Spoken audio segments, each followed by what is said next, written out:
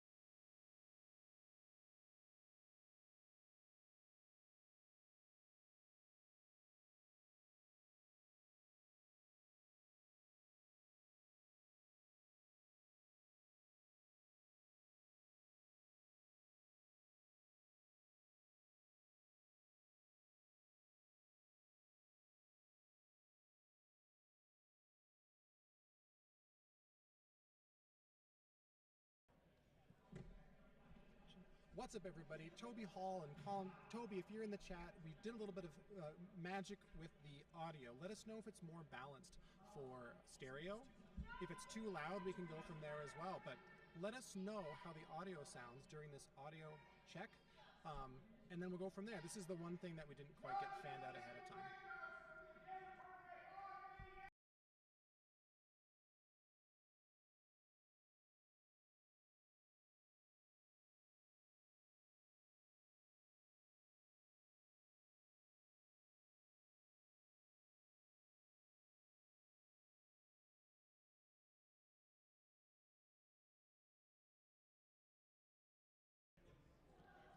Audio up a little bit more here. We can check our balance and get it a little bit higher. Okay, we'll mess with it a little bit more and we'll be right back. Let's see here. If I just turn these channels up on our mixer and mix here. Check this. How are we sounding if we run through this way? Much better. Awesome. All right, thank you so much for bearing with us and helping us out with the audio. Let's go. We got Aaron Carnuta here, down from the mountains. Hey, how's my mic feeling? I think we got these both monoed up, so we should be able to just mix them. Okay, sounds good. Thank you everybody for being here. So happy to be here. Welcome to the second year ever of the Mid-Continental HEMA Open. This year we've got a whole bunch of new stuff going on, also with the stream itself. One of the biggest things is multicam. We've got 4 rings and 4 bits of coverage, so we shouldn't get any downtime on the stream. We should be having a match going at all times. It's going to be a lot of cameras to juggle and to have things go our way, but we've got a whole lot of things there, and luckily we can just kind of hang out and chat. Yes. We won't have to get too next to mice. I think I could flip over there. I think that'd be, I could see the screens better. Oh yeah, if you want to flip it over. Yeah, we're changing our setup a bit. This is the fun part. And then we can just go like this. Perfect. Voila. Yeah, we'll just swap this one over. This is art. Welcome everybody, welcome, welcome, welcome. Mid-Continental, we got sponsors this year. We've got a few folks who are helping us out. Just a quick shout out. They're vendors here as well. We've got Castile Armory sponsoring some prizes for today, as well as Oxen Plow. We're gonna have some screens up later on where you can get to their websites with nice little QR codes here. Nice and easy. If you wanna check them out, big shouts out to Oxen Plow and Castile for sponsoring us here at Mid-Continental HEMA Open.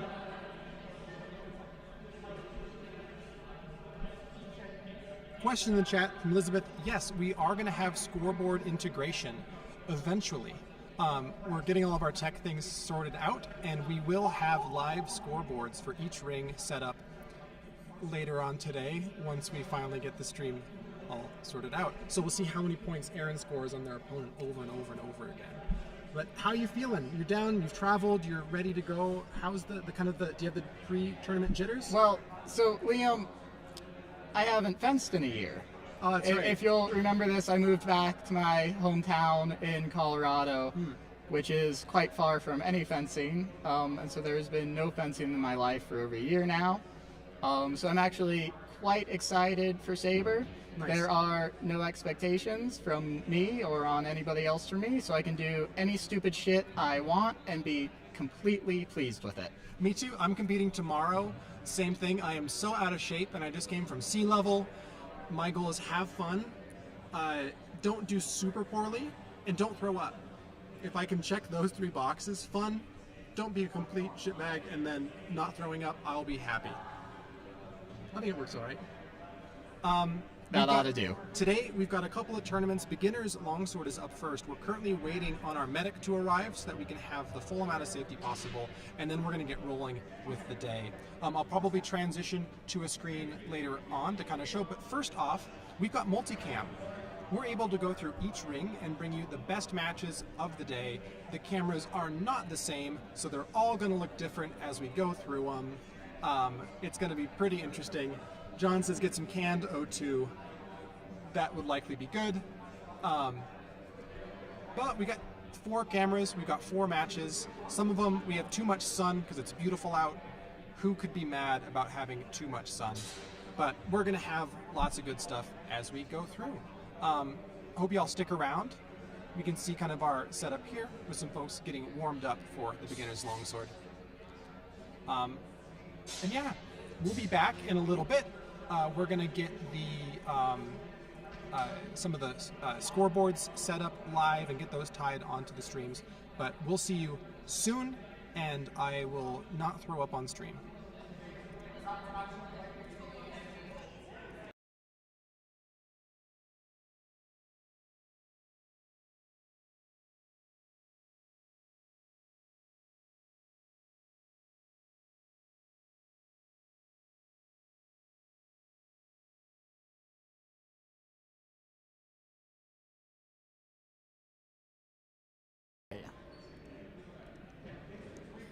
I cranked that one more time. So as far as the situation on the floor, I was just told we are only waiting for the medic to arrive, which is quite important. So once they appear, we will be ready to go.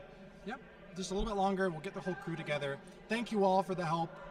We'll keep you all updated of what's going on. And yeah, well, I'm trying to figure out desktop audio too. For some reason, I can't pull my music stream. So we're going to figure out a couple of tech things while we wait for the medic to get here. And I'm going to drink some coffee. So we'll be right back. And thank you all for sticking around. Share the link with your friends. We'll see if we can beat our top viewer count. I think we already have beat our top concurrent viewer count with 40 from last year. So thank you everybody for being here. And we'll see you in just a couple minutes.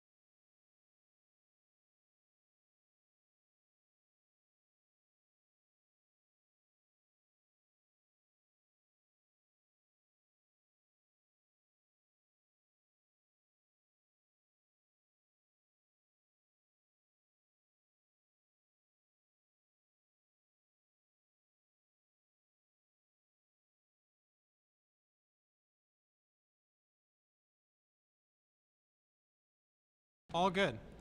Life is good. Welcome back to the stream. We've got a medic here. We're getting people into rings and on deck.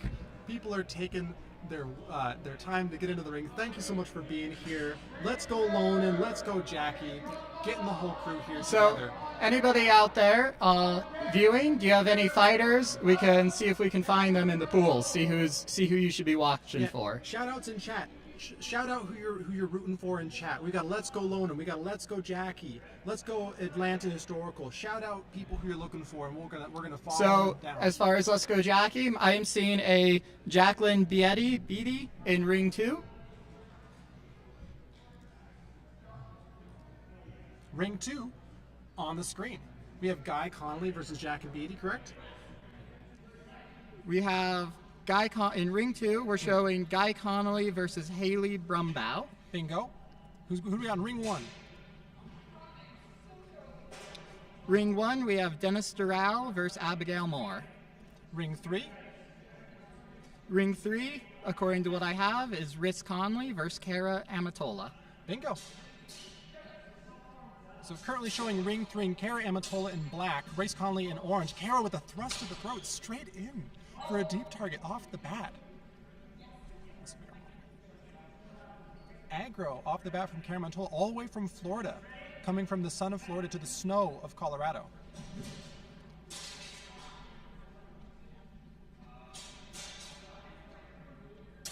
I'll probably make this camera view bigger. Yeah, I can't see anything. Yeah, we'll get a slightly bigger. We can also just watch over there if we can see, but I can just do this for us. Bingo.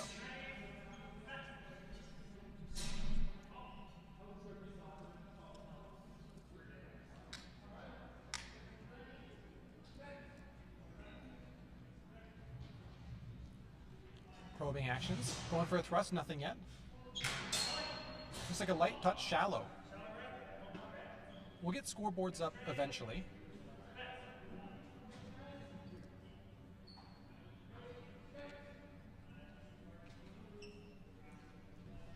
We're going to do a quick, during our next transition between matches, we'll do a quick TLDR of the rule set. We've got a screen set up for it and everything.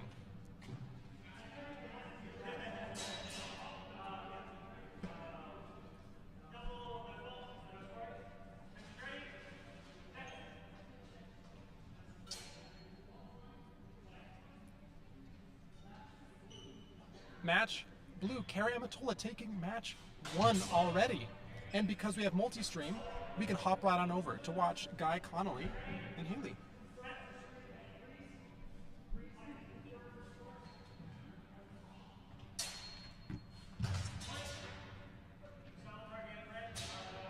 Seems as the directors there call light action to the hands.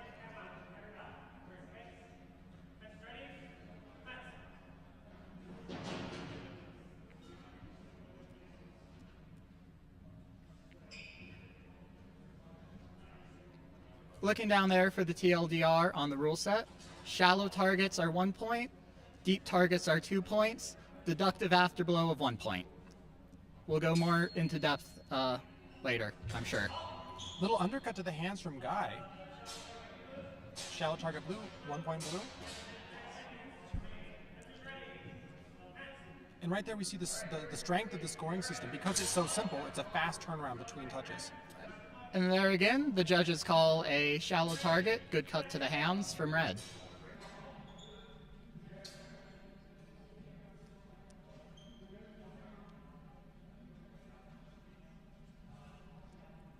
Little cagey. Oh, looks like shallow with an afterblow. We should get a cancel out here, zeros. Yep, that's a draw. Shallow target with an afterblow is just a hard 0. If you're hitting the hands, you should defend your hands back.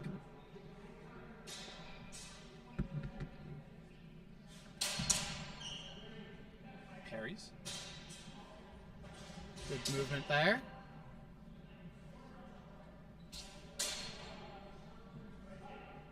Not capitalizing on the one-handed. Ooh, I like that. Let's see what the judges call for it.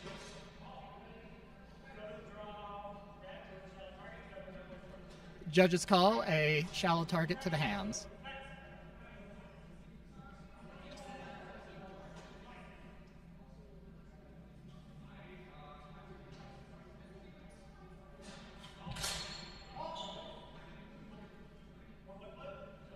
Shallow target blue.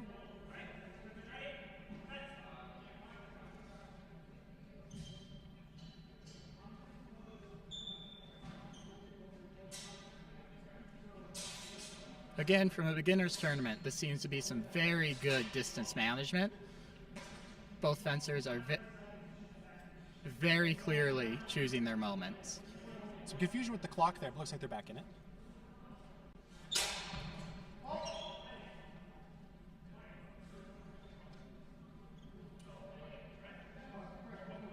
Shallow target, 1 point blue.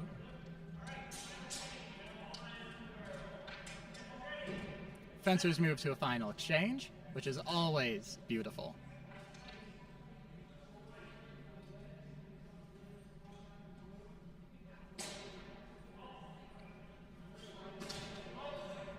Another short chat noted out here in the chat, you'll notice our judging system compared to others is very simple. We only have 2 people on the floor. Match red, guy falling in match number 1. One director is entirely in charge with calling actions and points. The second one is only there to confirm or not in situations where the main judge is not entirely sure. Our scoring system, here's our nice little how scoring works screen. The goals of this is simplicity, speed and turnaround, very simple scoring actions. And this is our TLDR. Deep targets, cuts or thrusts are 2 points. Shallow targets is 1 point. But halts aren't on the hit, halt is on a stopping action. We want to emphasize the abzug, leaving, keeping yourself safe. So if you want to get a halt called, you have to parry, leave, disarm, grapple, and if you get hit back, it's -1 across the board.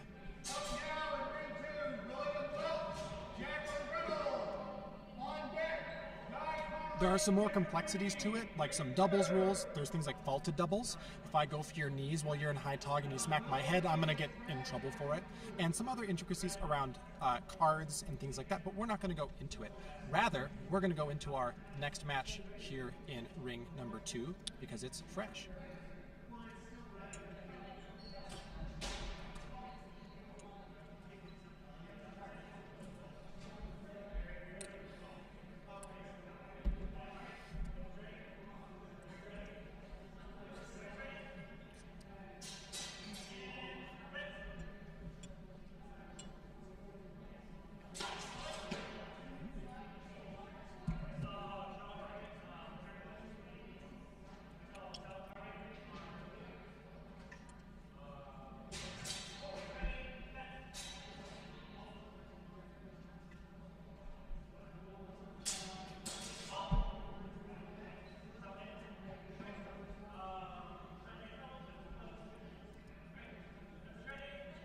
Another thing to note here about what's going on is our ring size and shape.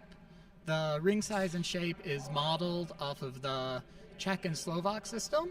Well, you notice there is plenty of room to move around linearly and just enough room to circle and switch sides at the very edge.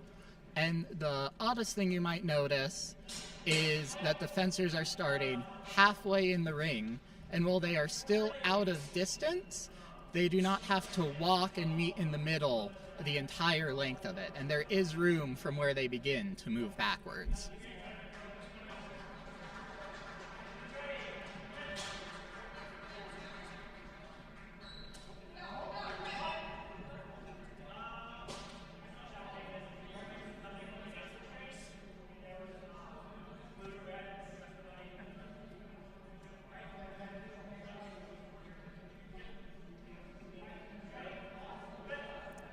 John in the chat calling out the thrust parry cut around. Love me a thrust parry cut around.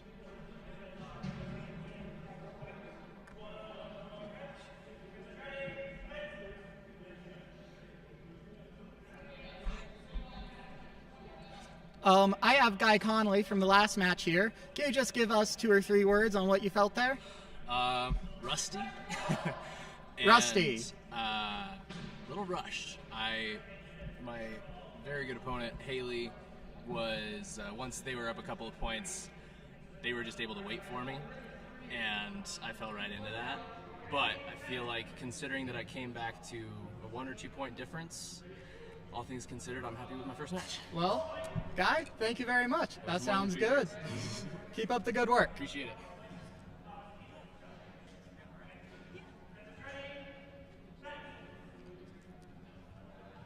After this match, we're going to swap over to a different ring, get a little bit, we're going to flex our muscles with our multi-cam setup.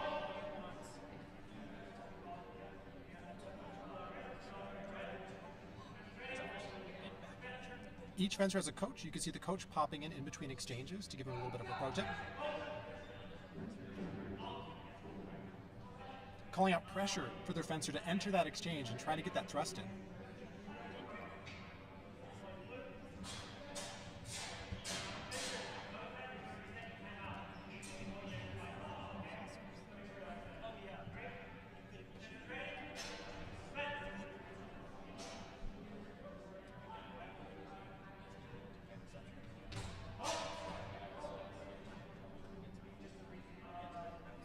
Big thrust.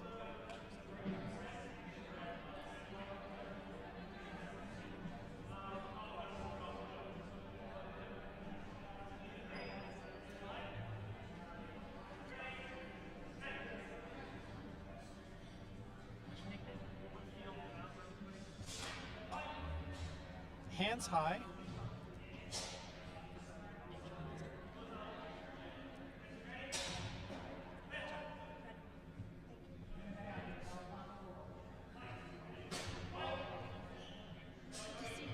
Welcome.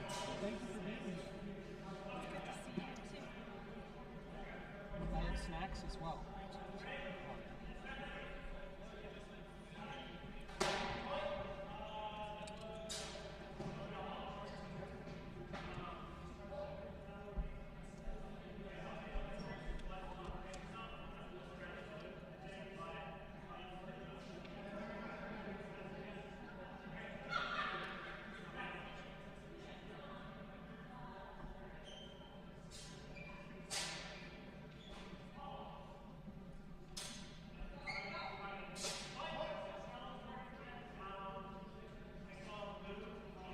So Liam, what have your thoughts been so far about this match going on in Ring 2?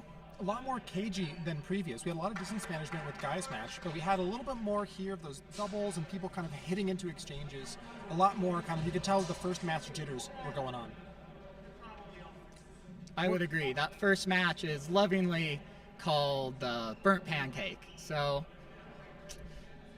there we go. Are we going to go ahead and move rings here? Over in Ring 3 now.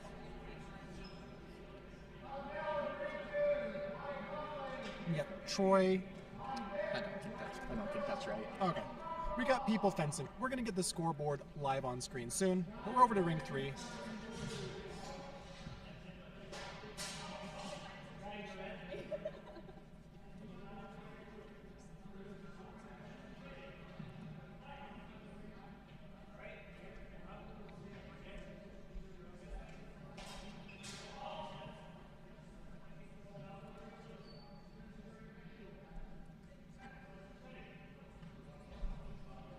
Looking for a low cut there.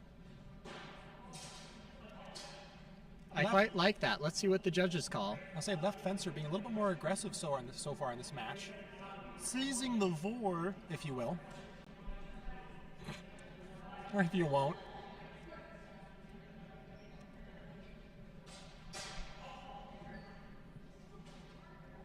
Some probing cuts. Now, I see some comments in the chat there about people in front of the cameras. Unfortunately, with the number of staff, fencers, and coaches we have on the floor, that will be inevitable at times. We can do our best to keep people away, but the priority here goes to the fencers and their coaches and the officials to be able to do what they need to do for their fencers.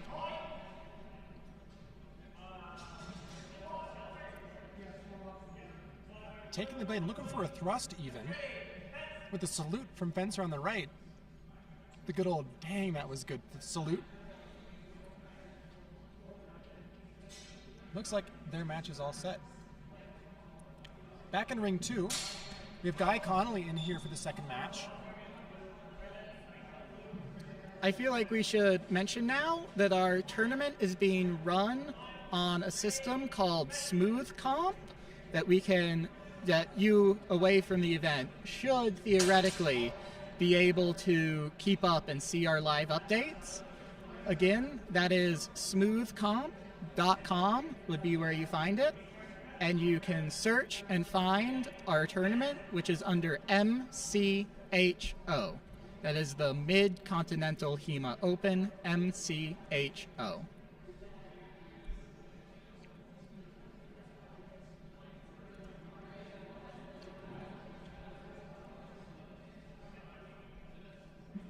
Again, we can see lots of distance management, a little bit of caginess, not wanting to give up that afterglow. Looking for the right opening, but actually taking a couple of shots.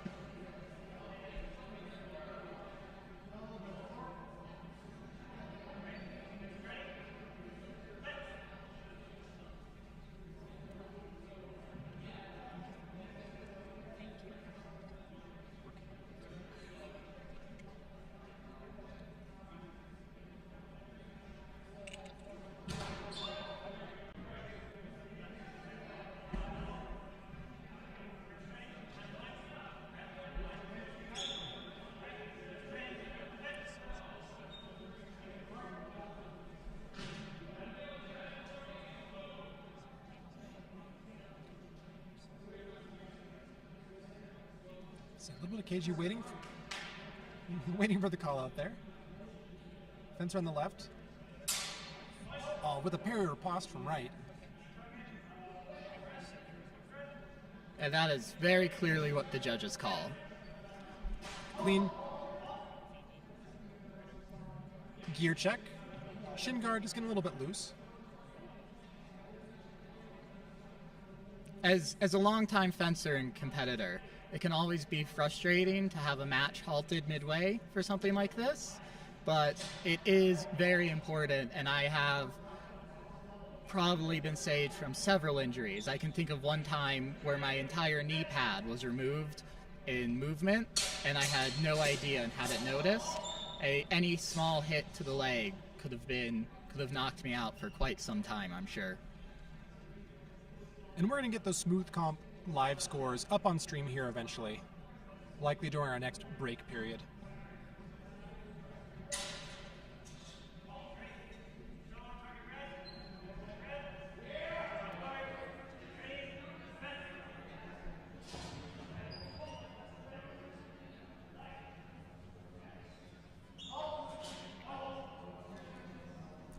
Shin guard's popping off again. Always better to be safe than sorry. We might do a little bit of tape.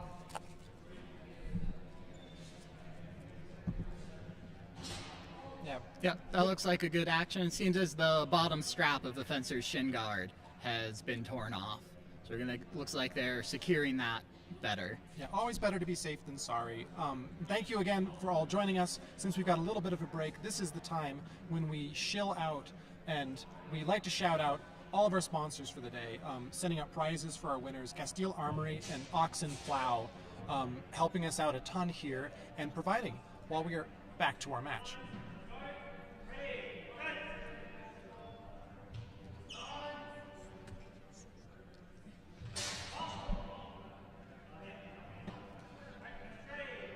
Open double, quick resets.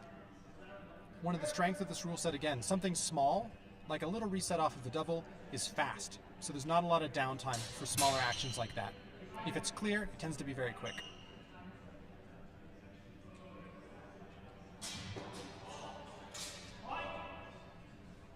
That was a very interesting action.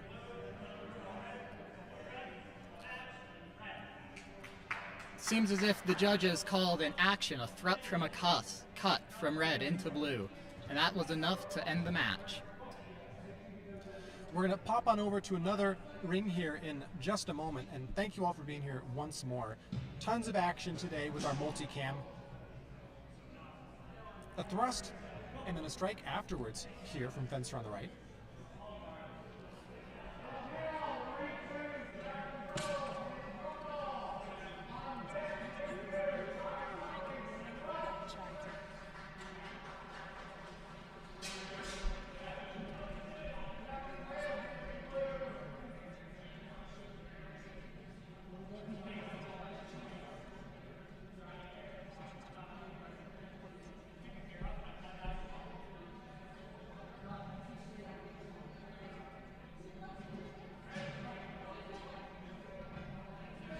John with a shout out in the chat for the Oxen Plow rash guards. That's right, Oxen Plow.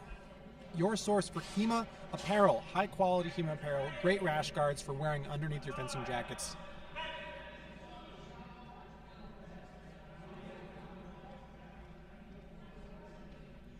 Shallow with an afterblow, so no points there. Quick reset and back in the action. Looking for the thrust with a parry.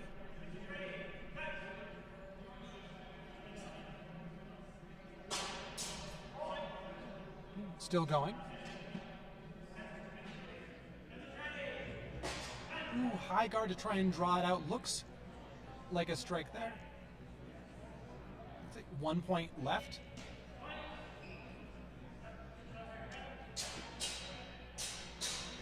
It's like match red.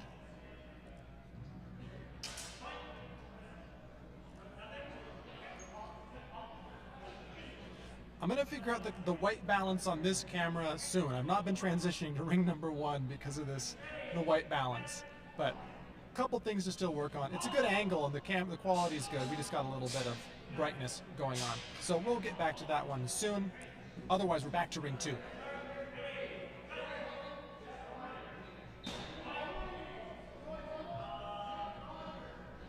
Very good question there, Liam. Are all these matches recorded elsewhere so they can be watched at a later time? We've got independent cameras on each ring that are being set up to record independently. So they're right next to our webcams, and they're set up to record each pool, and they'll be cut up and edited later on. So theoretically, we should have every match of the weekend uploaded on YouTube? Theoretically, barring technical difficulties, battery issues, and all the typical accoutrements that go with technical things. So theoretically and hopefully. Theoretically and hopefully in combination.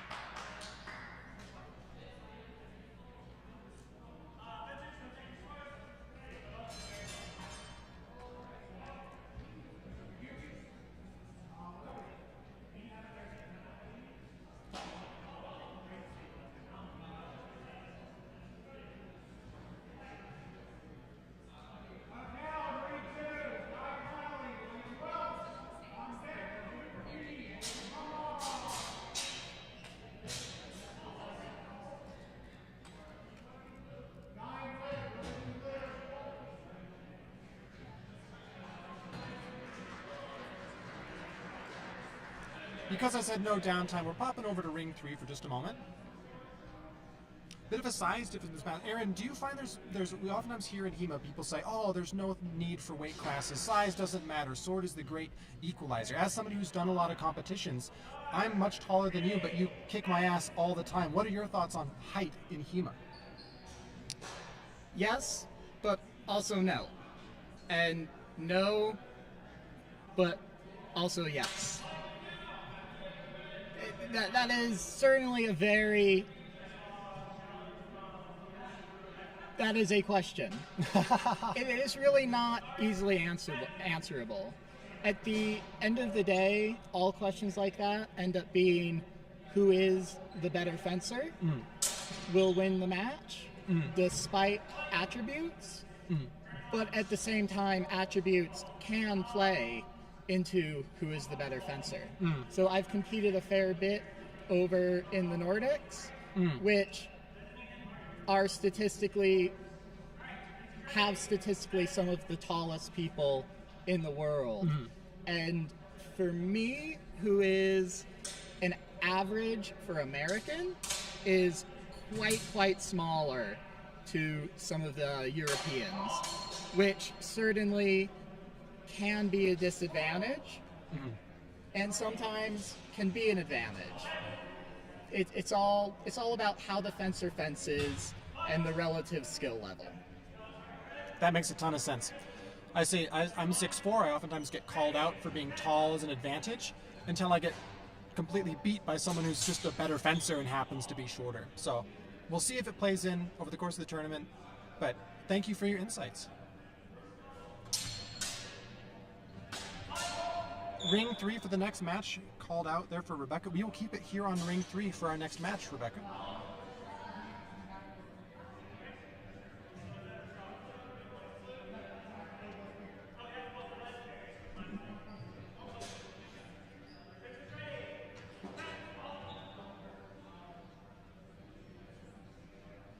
So we have a comment in the chat there saying reach is an advantage, and I certainly agree with that, but I agree with that in both directions. That the taller fencer has the longer reach and can keep the shorter fencer at a longer distance, which is good. But if the shorter fencer gets within that distance, the taller fencer with the longer reach has much less room to maneuver versus the fencer with the shorter reach. Exactly. Yeah, we're going to stay on on ring 3 for the next match for Rebecca to call out here. We're going to get the live scoreboards added to the screens soon. We have people still working on certain administrative things, and they're going to get us the URLs eventually, and it'll be very fast to add in. So we'll get a couple seconds, and then ring 3 will be back in just a little bit. And so thank you for calling these out in the chat. Do your shouts out. If you see people that you know, call them out, interact, upvote the link on Reddit, get people involved, share this link. Always happy to have the sword community here to kind of share in a big shared event like this. And so thank you all for being here. And because it's always good to do so, so I don't forget, shouts out to Castile Armory. If you have the URL and the QR code here, you can follow to the website. They're providing some prizes for the winners today. So big shouts out to Castile. Thank you so much for sponsoring and getting us some prizes for our fencers. Really, really cool. I did a review for the Castile Armory Economy Rapier, and it got like 1,000 views on YouTube, so I'm basically an influencer now. That's how that works. Yes. You hit 1K and now you're a HEMA influencer. That's the rule. Well, I've been using a Castile Saber for years and years now, and by all metrics, it should be well past its lifespan. Most swords, even after a year and a half, need to be retired. This sword has not even need to be retired. It shows almost no signs of structural integrity being compromised. Yes, we got ring 3 here. Here's some Caramantola. And they're getting going.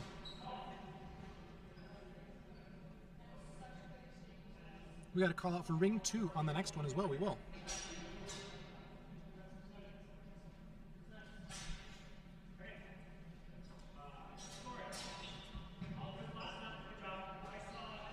Ooh, the big thrust coming out.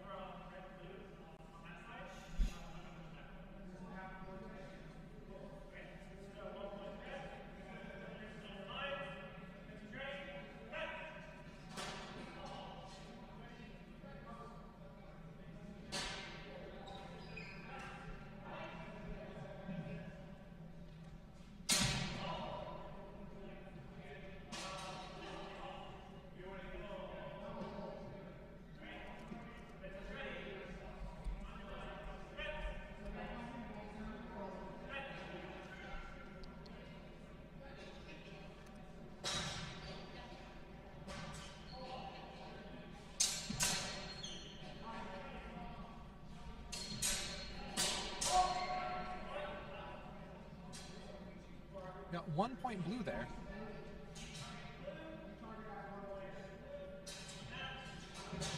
It's important, guys. Care looking for the thrust.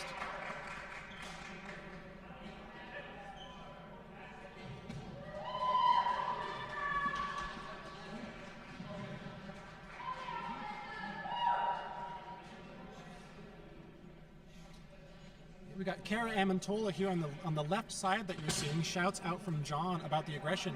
Kara is an extremely aggressive fencer. She's always trying to push the measure and get in and get out. You'll see a lot of bouncing around and coming in and out of measure from Kara.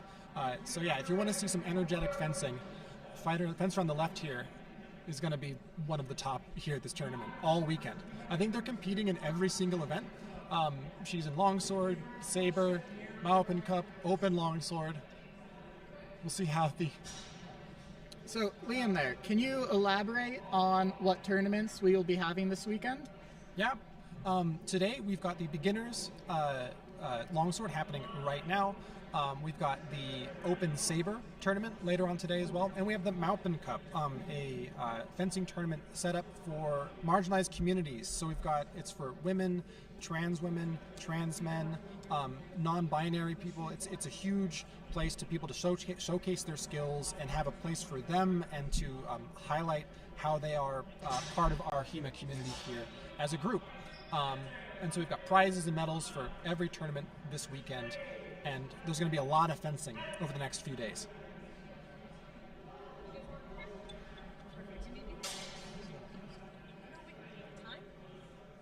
It's 10:19. I have a clue who's even on the fence right now. No, I'm sorry. I don't read hand gestures. You can also just talk. I'm quite asking one of our organizers here what time Saber is. I'll be competing in that today and want to make sure I have plenty of time to gear and warm up.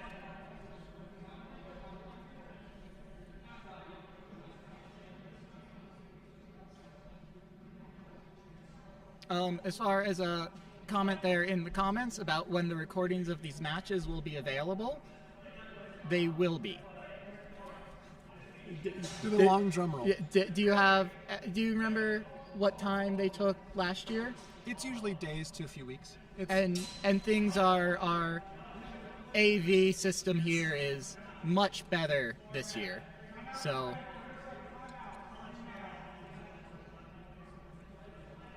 a little bit of point scoring. We're going to hop over to ring 2 as suggested right now. We've got a timeout going currently. Each fencer also gets one timeout per match. I think in the finals it's up to 2, so you get 2 timeouts. We can see coaches chatting with fencers and asking for clarification from judges as well. We got JD in the leather jacket. Shouts out for JD. JD's great. And so, Liam, more talking about the minute parts of the rules.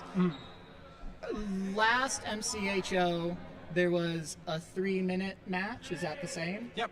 And so for that 3 minutes, we mean an entire 3 minutes. The clocks are stopped for judging calls. You get an entire 3 minutes of fight time. We see that the fights rarely go to that length, but with the speed that our judging works at, which has been commented on before, that is very similar ending up time-wise to the classic American 1 minute 30 seconds stopped or the more common Nordic 3 minutes running clock. Yeah, you get a lot of fencing in. People go, oh, it's so much, you get stop clock, you get to rest. You don't get arrested that much, and you end up having to fence for 3 minutes straight if you don't take it to points. Some probing cuts here. Again, lots of distance management. Shallow target, finding that cut from right. And so, while 3 minutes is a long time, what is the point cap this weekend, Liam? In these pool matches, they go to 6 points. In elims, it's up to 12 points, or 10 points. I should know this. And the finals is 2 rounds of 3 minutes each, so 6 minutes of fencing with a first to 15 points over those 6 minutes. So the finals are finals.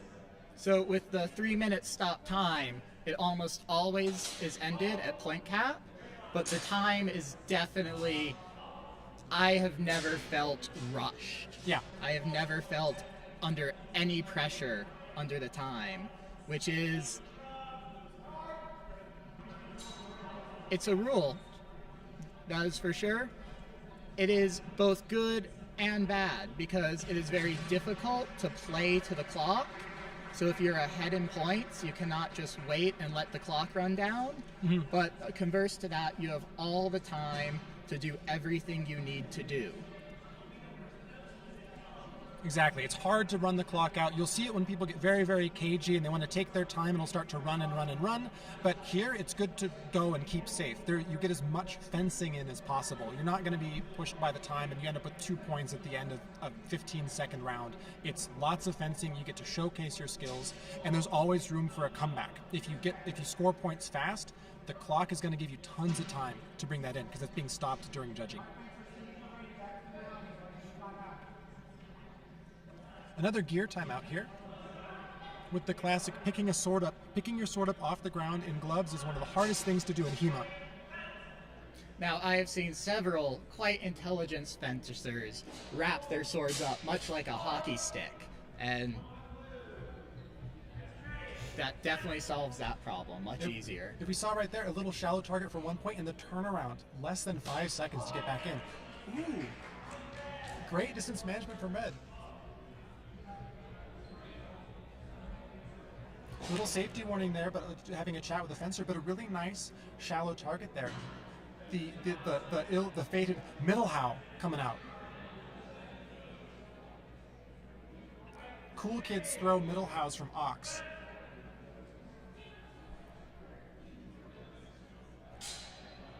Looking for the middle how again. More parries. Finding the target. To match blue. There on the left. So to jump back a little bit with the rule set, we often think of the rule set as just what scores and what doesn't score, but it is very much broader. It goes into the ring size, the clock, how the end scores are weighted. This is the simple, but there's always so much more to it to have to learn and function and get it working there. So our ring shape and size is based on more of an Eastern European style of fencing. What the game and the rule set they play in Slovakia and the Czech Republic and I believe in Poland has rings this shape and size, and the idea of starting in the center of them, though due to space requirements this weekend they're not quite as big. And same way the Eastern Europeans, we have adopted their two-judge system where only one judge is truly in control. The second is only there to confirm in exchanges that aren't entirely clear, and that is a very quick, speedy system. There are no judge football huddles. If it is unclear, it is just thrown out. Yeah. Let's keep it moving. Let's do as much fencing as possible. And a call out there from Toby saying, could you actually end it in 3 exchanges? Yes, in pools you can. If you get a clean thrust to the chest with control, with no afterblow, 3 times in a row, you will win that match.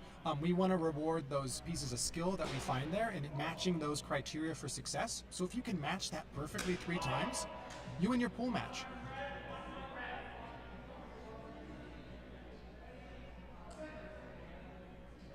We've got Isaac in the blue directing this match there on the right side of the screen. Isaac, great fencer, great member of the community. One thing that you may notice in these matches is there's not a whole lot of crashing in. Because you don't end an exchange off of the hit, it's off of getting out of measure. You'll see a lot of cagey fencing here. And let's see if we see that here. Look for the times that people do that kind of Zornhau crash in, and you'll see people move in and out and in and out. No contact, continuing fencing. Swibby up to a middle. No target, still more parries. Looking for a thrust to draw it out, but nothing happening. Coming in, looking for the thrust and actually getting it hidden. We'll see how the judges call it.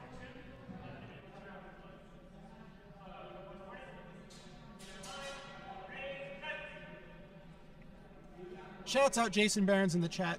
Jason, are you on an airplane right now, or are you in Munich still? If you're spectating from over the Atlantic Ocean, you might need like an extra badge or a prize for the first airplane viewer of a HEMA tournament. We're going to hop over to ring 2 here so we keep the action up on screen.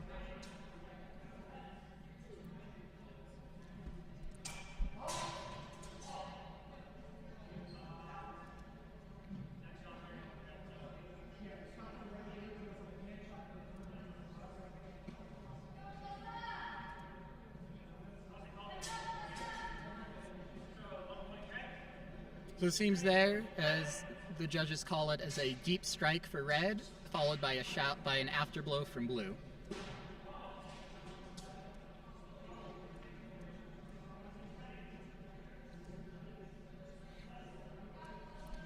It's the edge of the ring there. We haven't had that many fences actually get pushed back to the edge. Ooh, looking for a shallow target.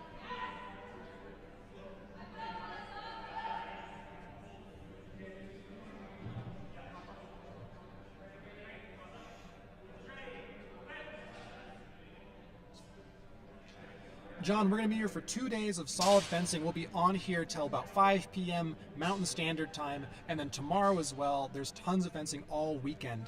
And so share this link. If you have folks who are interested, get the link out there. We want to get as many viewers as possible to highlight what we love to do here. We got a 30-second timeout. Some coaching happening in green corner. We've got some folks from Krieg School.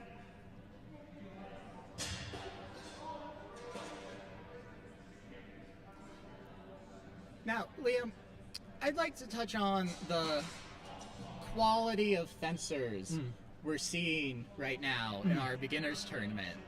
To put it simply, I have seen worse fencing in open and advanced. Yes. I think that speaks to, at least I've been fencing for quite a while now, I think that really speaks to the level of instruction and the level of knowledge that has come out in the HEMA community in the last couple years. I agree.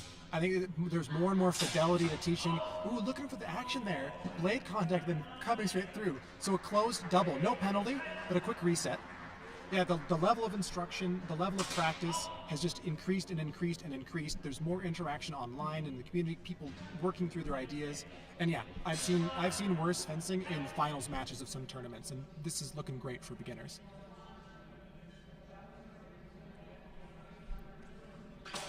Ooh, looking for the cut and then the thrust in. No exchange. Online. And the fast turnaround.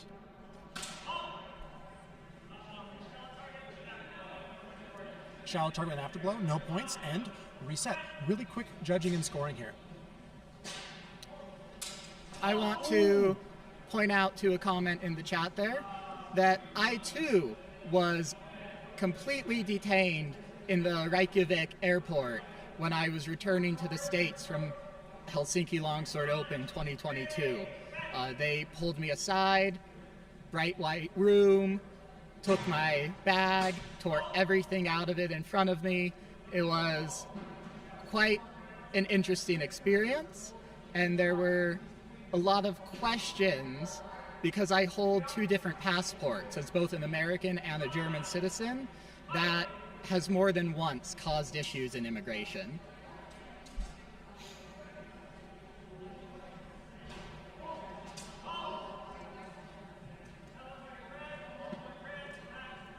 Match, red.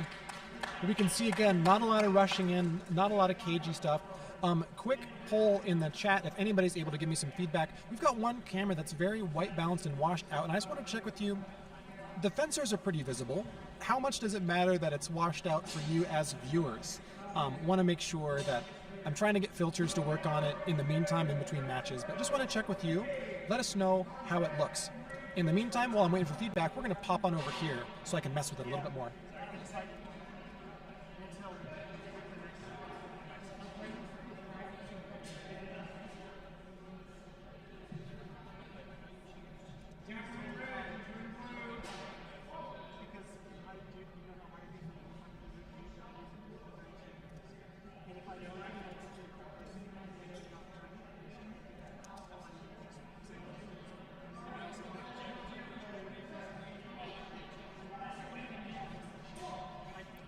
We got Kara Amatola again on the right. Toby was calling out the pressure and the athleticism from Kara earlier on. We'll see her there on the right side.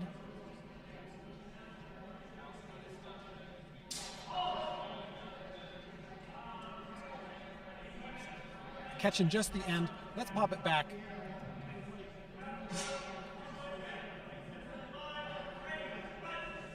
Cool.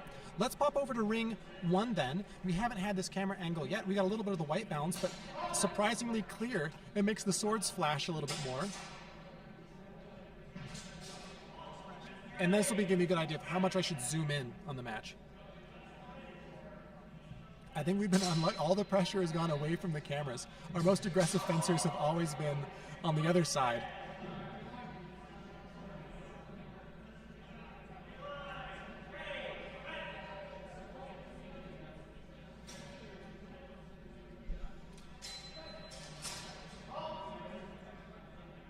Looking for the thrust, nothing yet. Still fighting.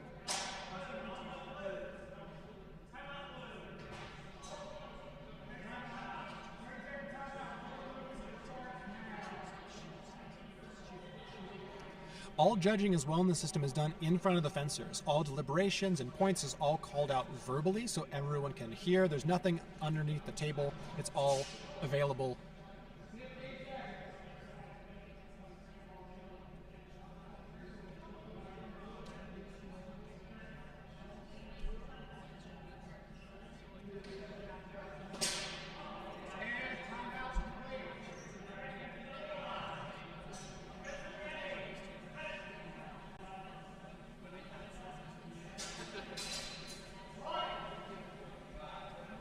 How long has it been on film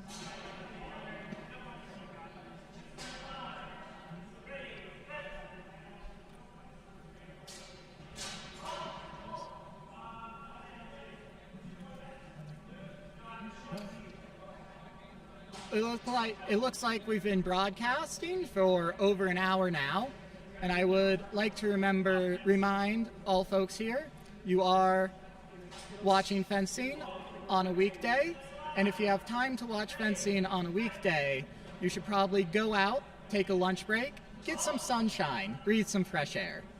And then watch more fencing on a weekday. If you have a Slack channel for your tech job where you're working from home, send the link for the stream in the Slack channel. Tell everyone it's the nerdy stuff you do. Get as many people on board as possible. And are you hiring?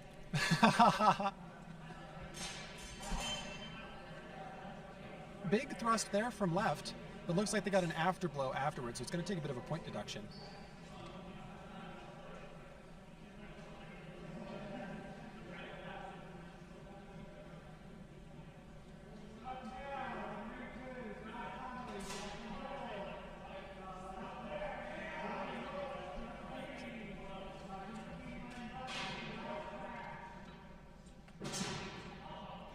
Looking for the old school Zornhau Ort there, taking the center line and thrusting, but it looked like the point went a little low, had a bit of an afterblow. So not quite the perfect Zornhau Ort for 2 points for the thrust. But still quick turnaround and back into the action.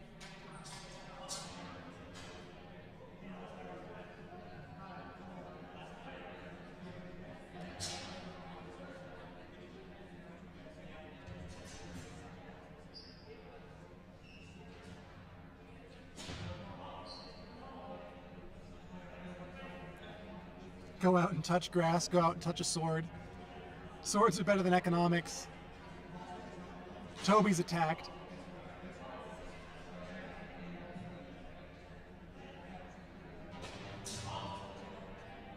Big rush in there for left.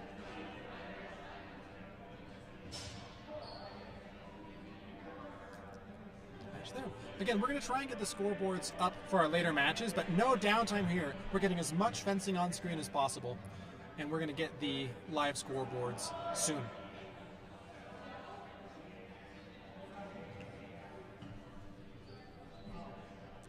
Quick timeout. We have coaches there at talking to them. Remember, you get one timeout per match. We have coaches on the side giving some pointers.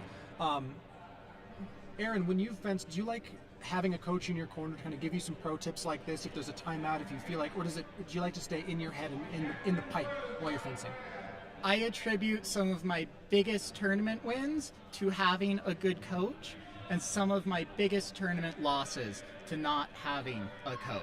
If you're going to have any pro tips for anybody watching, if you wanted to be a really, really good coach, what's the thing that always helped you, the spark, the type of feedback? You have to have a very strong relationship with the fencer. You can pull somebody that you know to hold your water bottle and gear as you rest. That is still very helpful, but having your training partner who knows your mind, who knows your tricks, who knows what you do and what you don't do is one of the, it is, to me, can be almost more important than the sword to keep you mentally balanced. If you'll remember, Wayne Gretzky, the great one, once said, hockey, and I take this to fencing too, is sports are 50% mental and 50% being mental. I like that. But we can see again lots of shallow targets, a lot of leaving measure here from our fencer. Fencer in black on the right. We'll see how they do. Coming point line, entering with a thrust, trying to get the Duplaren off. Shallow target, immediately leaving measure from right.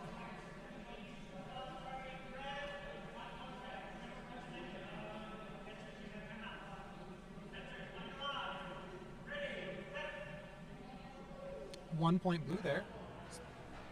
And they get the match. Let's pop over here to 2. We've got Guy in the open once more. I think I just like this one. It's my favorite camera angle that we've got. And a bit of athletic judging there for the gear check. Let's go, Thomas Pfeiffer. Woo!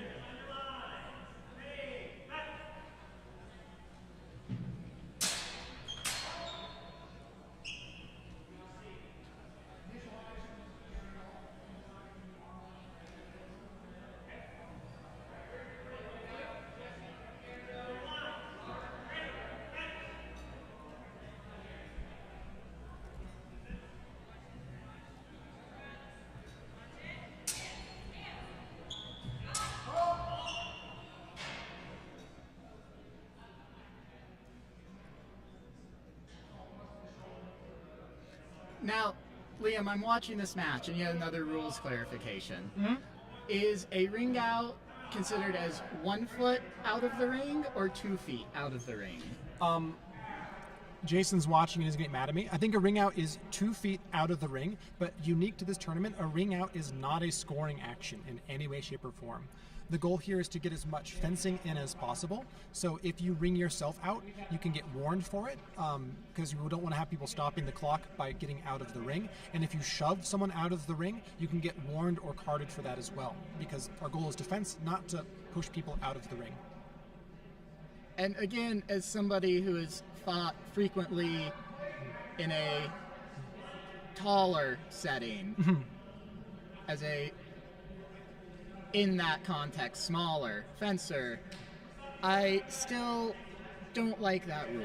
But that's a personal preference for me, because I think distance management and spatial awareness is very important.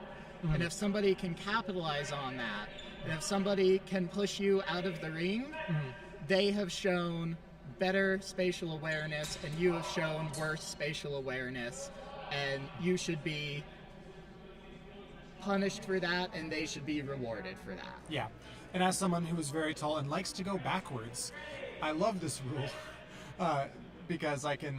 It keeps me honest a little bit, so I'm not running away for the whole time. Big cut around there from Guy, taking the blade and getting around to a left cut.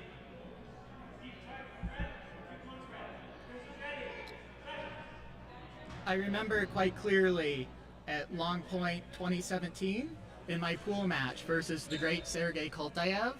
He pushed me out of the ring so perfectly, I fell straight back and planted my ass into one of the chairs that the fencers were waiting on.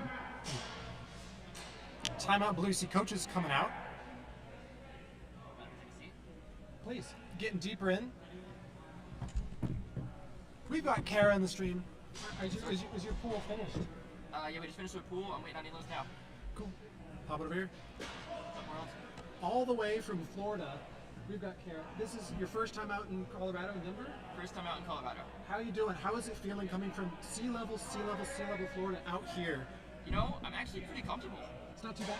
Not too bad. Nice. I was expecting to be worse, but honestly, I got a good 1.5 mile walking before I got here, so I'm just happy to be here now. Nice. Yeah. What do you think so far as we watch kind of these beginner matches for a beginners tournament? How do you think about like the quality of the fencing that's going on? I think there's some people that are just definitely are in the beginners group, and some people that are like, you're really good. Yeah. And I'm sitting here like thinking, maybe I'm on that high end of that pool, and then I just get my ass kicked. So who's to say? People are playing good all over the place, so hopefully even if it's Beginner's Cup, we'll see some spicy stuff.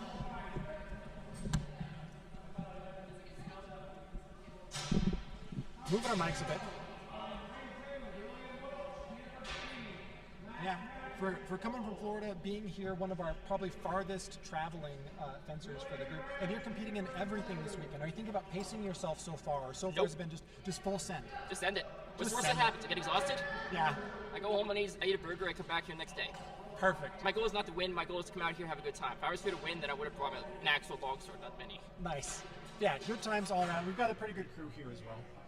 Speaking of, I'm fencing with the mini at next elims. Let's go.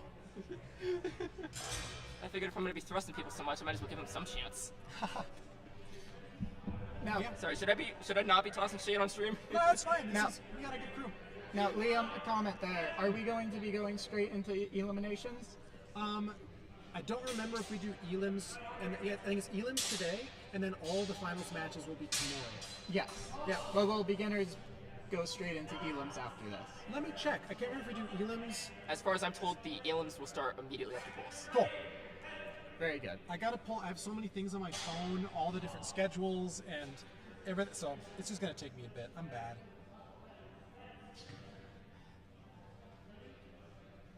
Have you seen ring one? Looking for a thrust to find the way through. Actually, look, a thrust to the hand on the way in. Always planned. The thrust to the hand is always something that you always plan for. 100% is a viable tactic that definitely doesn't just happen on accident. Sometimes people just need a boot. And the bigger the boot, the more points you get. Exactly. Which is why you gotta boot the snoot, not just boot the hand. We got to boop the snoot. Back to ring number 2. Get a good look at our lovely director and his stunning bow tie. It's a nice bow tie. You just walked right over my room too.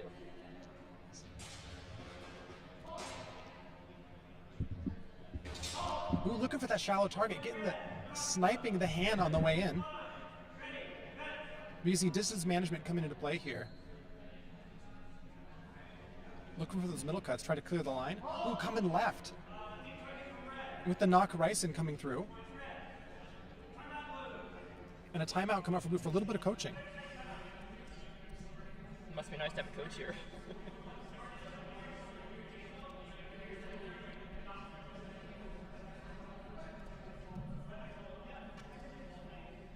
So what are you most excited for today? I'm most excited to have this stream work.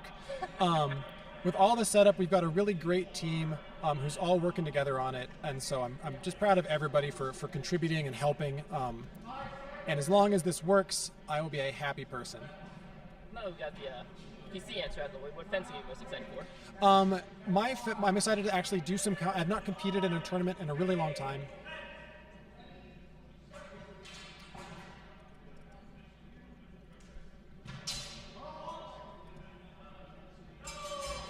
Shake my head, Liam. You getting numbers mixed up now and everything? Yeah, I'm on my screen. I'm adding ring names, and I'm spelling wrong. I can't count.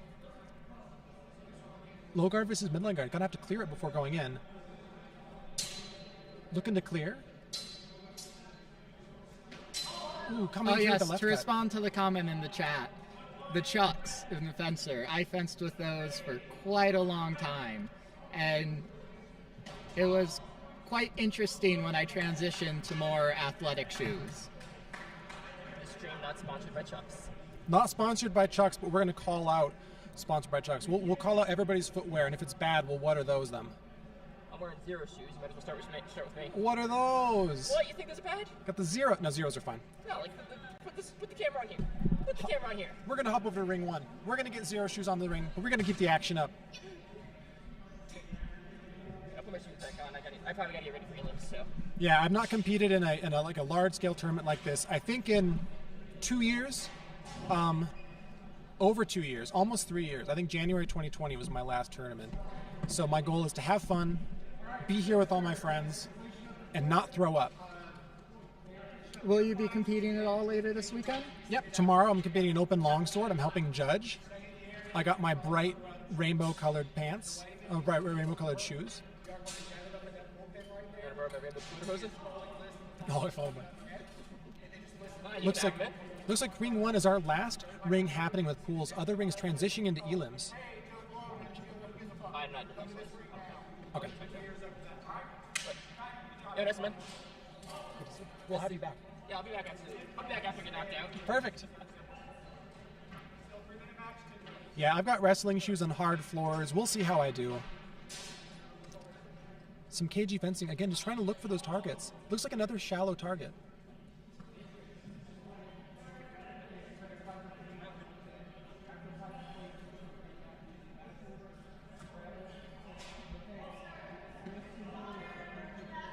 more shallow targets.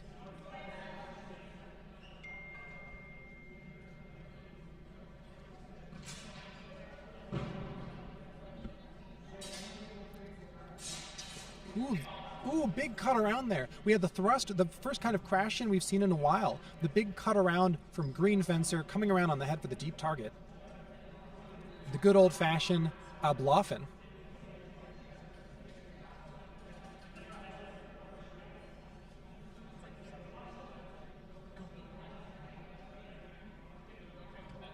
Yeah, the mask is kind of morphing. You see, I have spectators in the back. If you're here in Denver, Colorado, and you'd love to come and watch, we are here at CU at the Wellness Center. You are welcome to come on by and watch the spectators. We've got parents, we got family, we got kids in the audience watching. Looking to get the low cut, but actually coming down on the hands. Looks like left fencer getting a point.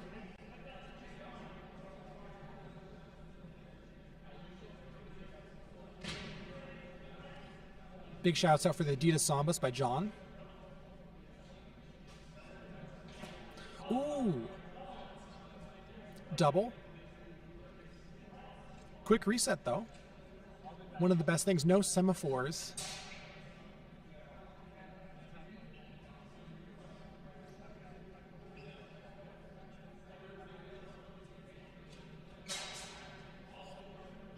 Lots of cage looking to enter safely.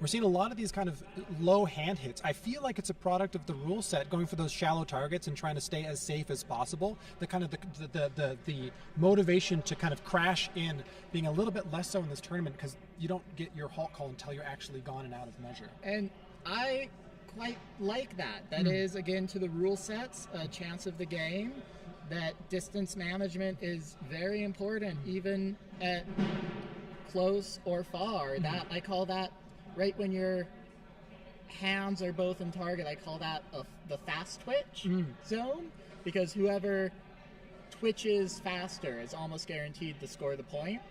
And it keeps the fencers on the toes. There are some people who very dislike hand hits, but to me it is a very important part of fencing. You can't fight without hands. Some of the old sources talk that the hand is the safest target to attack. Yeah, it's one of the things that keeps you honest. If you're going to have them, especially as the fencing day gets longer and longer and your hands get tireder and tireder and they get further and further out, it's something to always be careful of. So I think hand hits, and especially here where people are trying to maintain distance as much as possible, you might see it quite a lot as we go through. We're going to be transitioning into beginners elims soon. If you're following along on the scoring screen through the Smooth Comp online, go through there. As we're in transition, quick shout outs to our sponsors for the day once more. We've got Castile Armory and we have Oxen Plow. Castile, big manufacturer specializing in rapiers. You can get custom built, all those things there. Check them out online.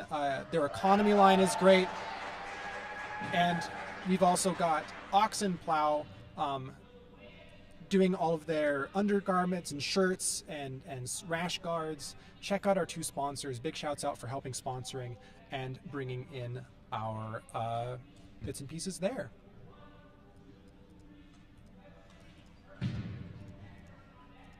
We're getting, you can almost see here in ring 3, we've got the whole crew. Everybody's gathering up. They're looking through the brackets for today and moving into elims. We don't have a live bracket for the stream here, but we'll be sure to kind of keep you updated as we go through. It'll be a little bit easier to kind of keep track, especially when we get down to our finals going through elims. I'm gonna be right back. We're gonna get the next match started in just a little bit, but this is a great time to fill up your water, go to the bathroom. There's so much fencing more to come, and we'll be back in just a couple minutes. Thank you very much. We'll see you soon.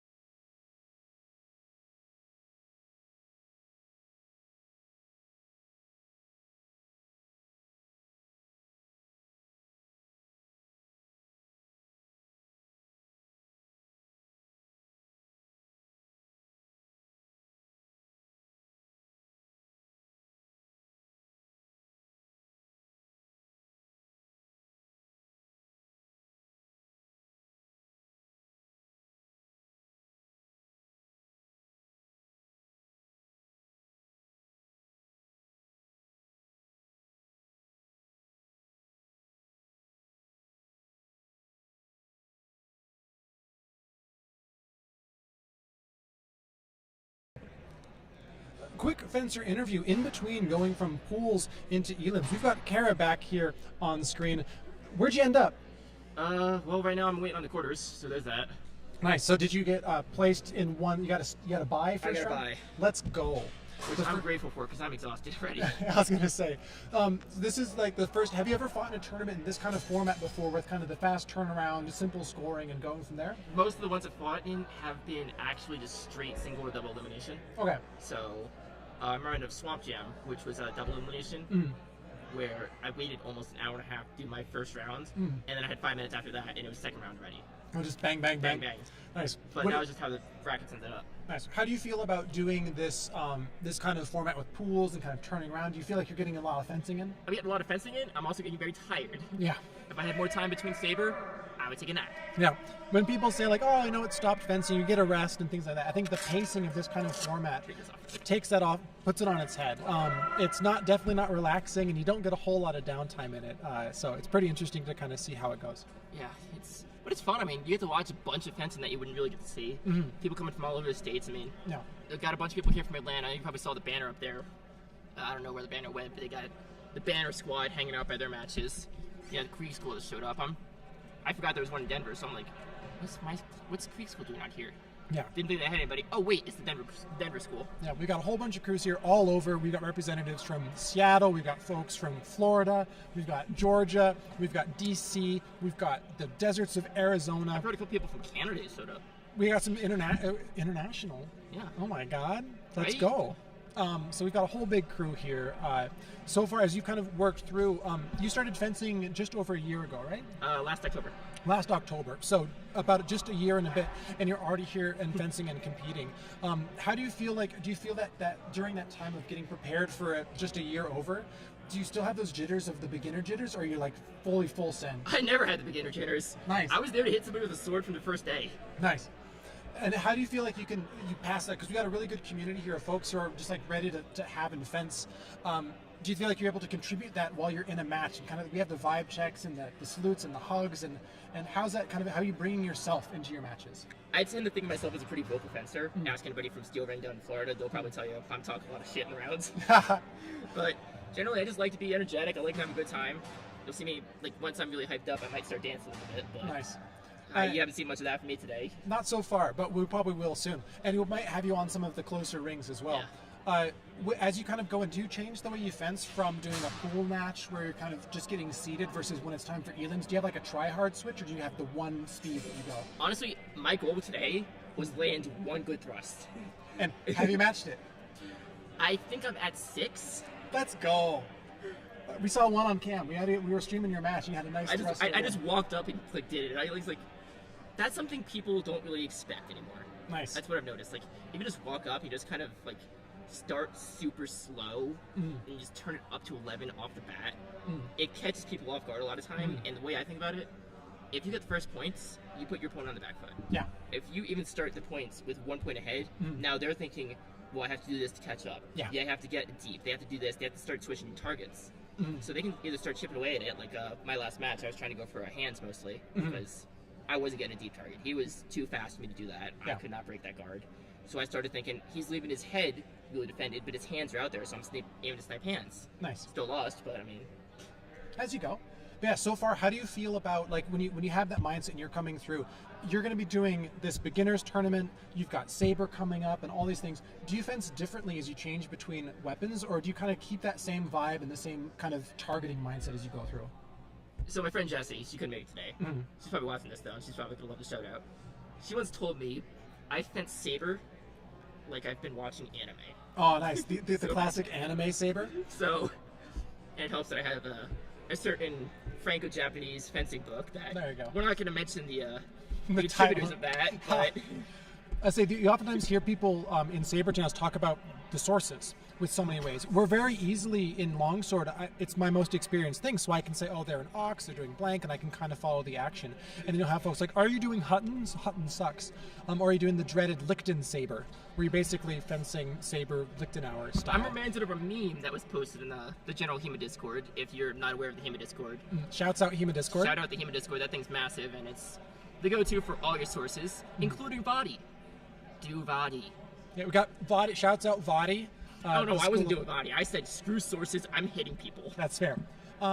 Yeah, I think for me, it's one of those things where it's so like fencing is fencing. The fencing tactics are fencing tactics, and I think I like the point that you bring up of kind of bringing that initial pressure into the match and just the go button. Yeah, go button. If you were going to talk to any of the beginners here, kind of as they go into elims, would you have any advice for beginners either watching the stream when you go from that pool match in that very first elim where now you might get kicked out of the bracket? Is there anything that you feel or that you'd like to give for advice for new fencers? Send it. Just What's send the it. worst that happens? You lose?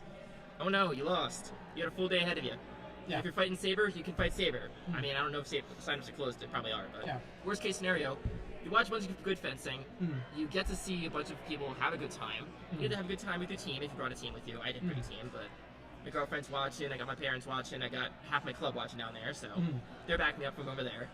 Shout out to Florida. Shouts out Florida. I remember the very first tournament that I ever fought in, I got a bronze medal, and I was like so excited, and I looked and all the pizza and beer had been eaten and drunk, and I was like, oh, I got the medal, but I didn't get the pizza and beer.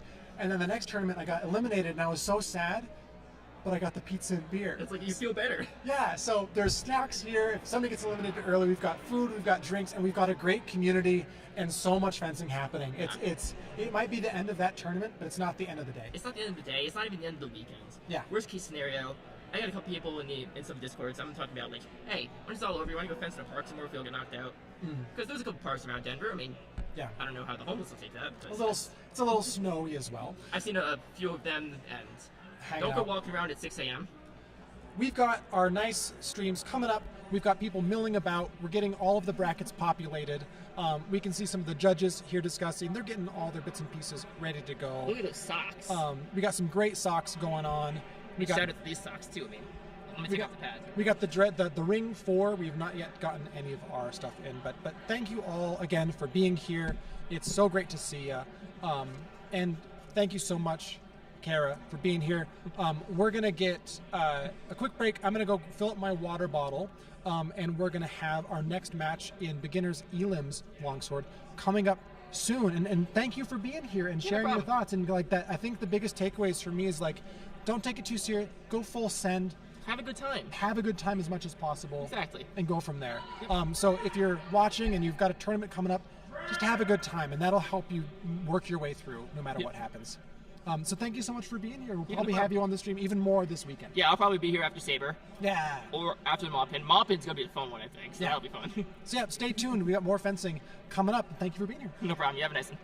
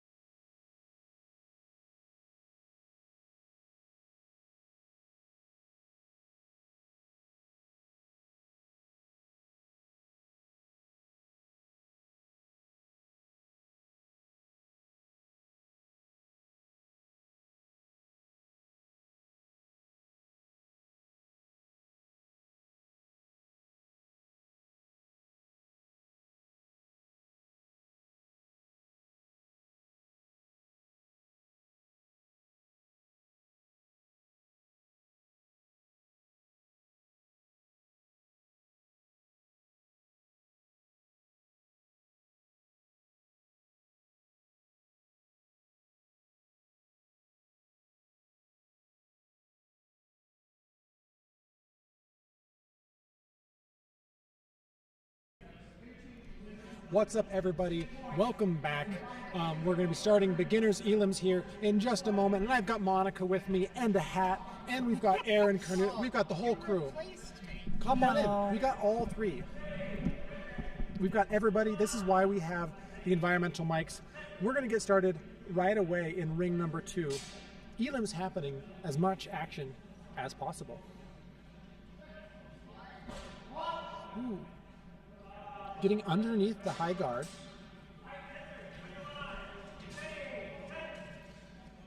So now, the one small difference between pools and elims, everything else has stayed the same except for the point cap, which has gone from 6 to 10, is what I've been told.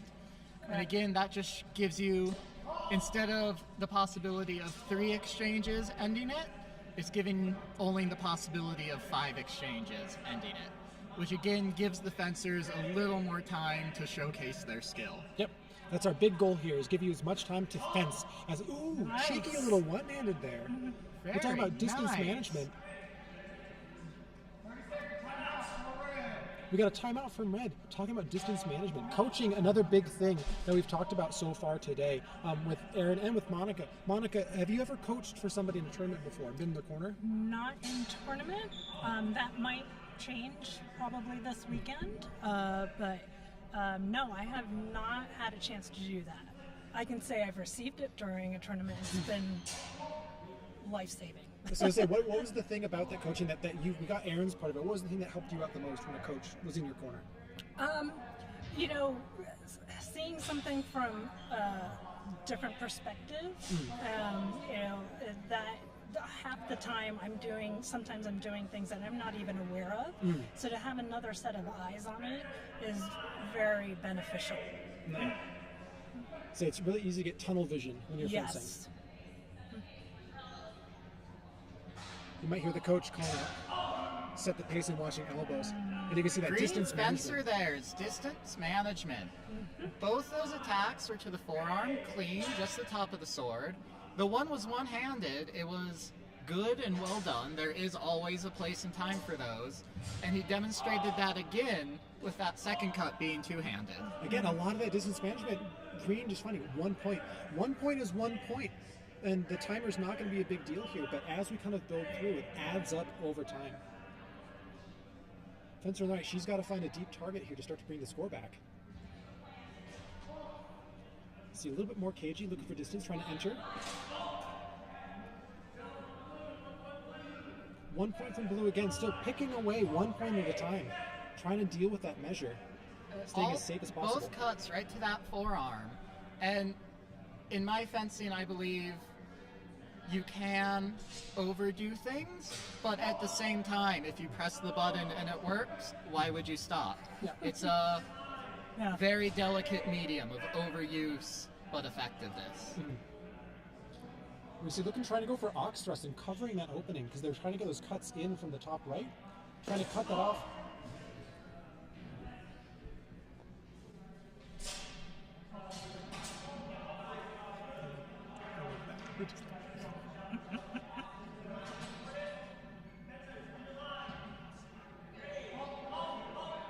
Quick gear check.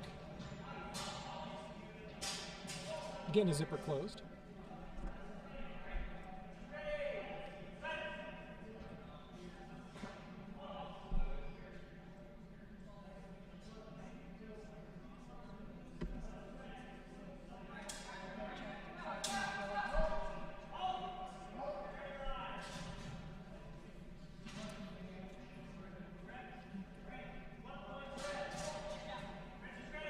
Red getting on the board there, cutting down the lead.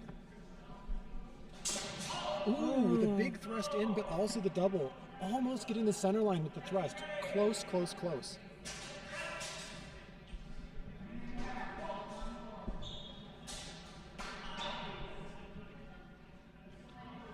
We've got Jackie on the right. Oh, with the missed cut there, trying to go for the outside.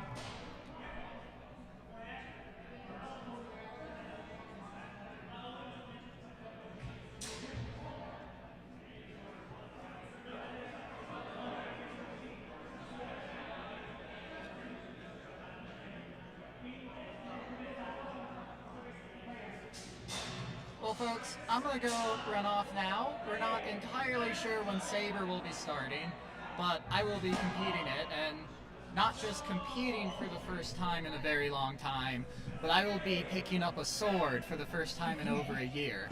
So, Liam, if you see me on the camera, I actually encourage you to show it, because it should be a good laugh for all of you people watching. You'll be fine, Aaron. You always are. Good luck.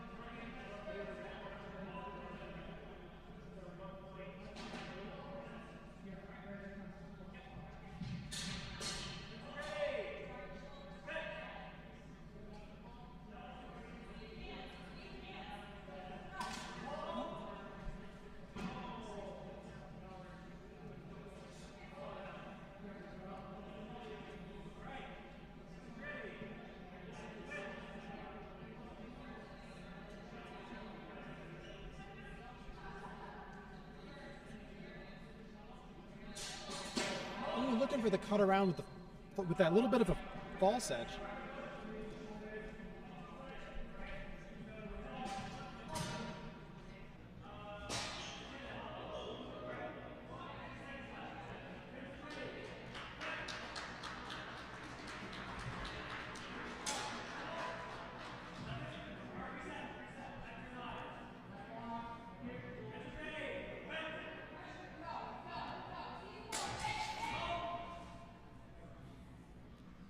Looking to be a little bit more aggressive there.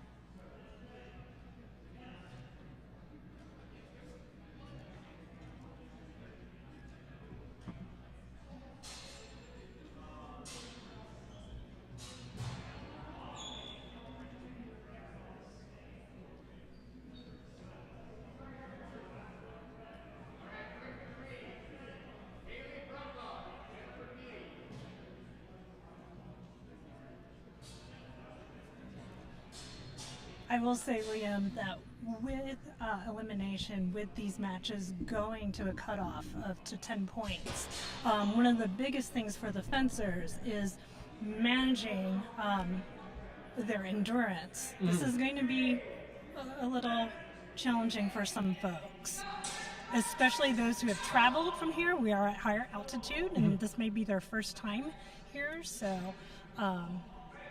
it definitely makes a difference between the preliminary matches versus elimination in terms of the duration of the matches. Yep. We saw a big parrier pass there, and actually getting a little bit of a timeout here now to kind of go through. Over in ring one, we've got Guy Conley and Kara, who we just had interviewed, doing their match over there during the timeout. We'll come back to ring number two in just a moment. But checking out ring one, Kara with the aggro, like she talked about, always going full send there on the right in black.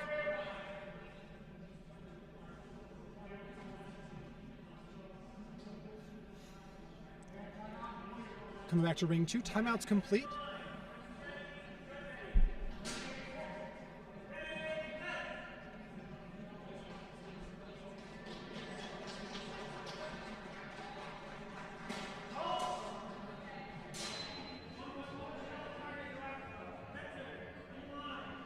You can see this is 3 minute stop time, and these are long matches. You get tons and tons and tons of fencing in.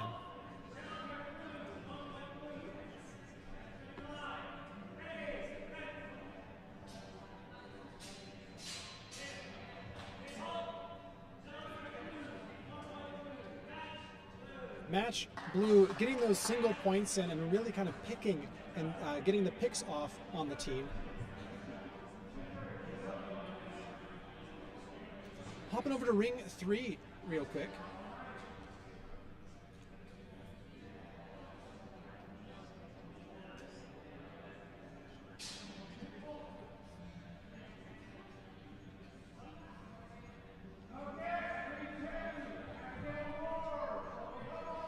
got Haley Brambaugh and Jennifer Beatty here, two DHFA students, duking it out here in elims.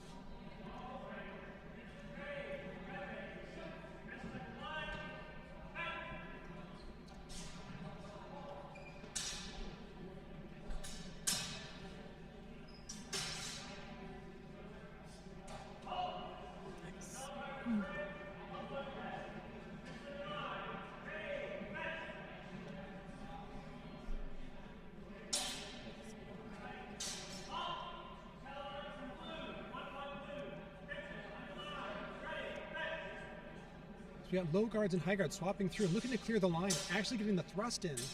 A couple of misses, but then actually finding the center line.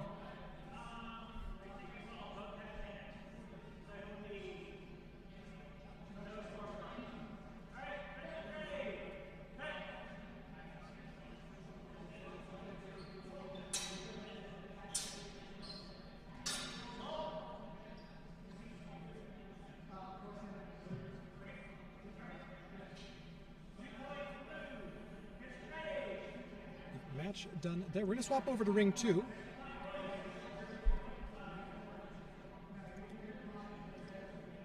We've got Abigail Moore and Troy Hubble here. Abigail is one of our newer fencers at Denver Historical Fencing Academy. I have had a chance to actually spar with her a few times. She's ruthless. She has like no fear. We tried to get it wrong. Ooh, trying to get the center line, then looking for the thrust and just keeping that distance. Again, not a lot of crashing in happening so far in this tournament. Lots of being very, very cagey, keeping distance.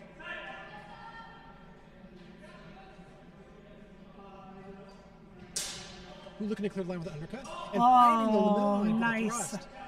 But just a little bit of a double. Almost getting control of the blade for the thrust. Finding that shallow target.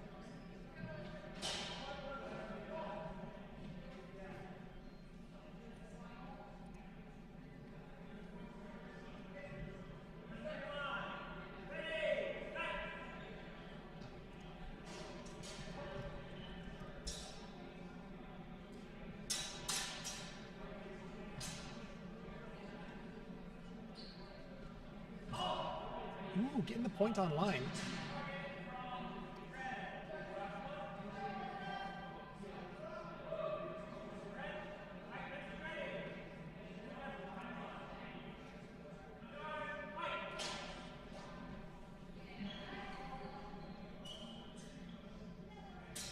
Both fencers circling right, looking for targets, nothing there. Trying to seize the center line. Ooh, trying to pick the shallow target, but nothing happening. Ooh, trying to enter, but gets picked on the way in. Always the danger. If you try to seek the sword, there's always the option that they'll just move the sword out of the way.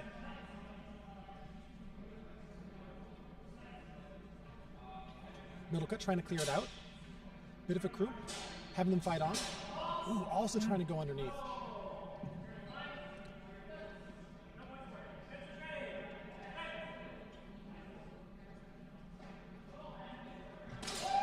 Ooh, getting that shallow target again.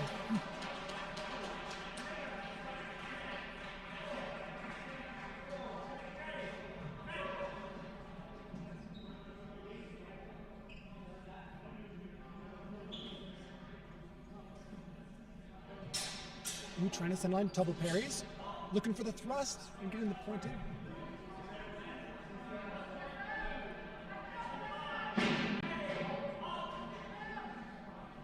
Big shout out from John in the chat there.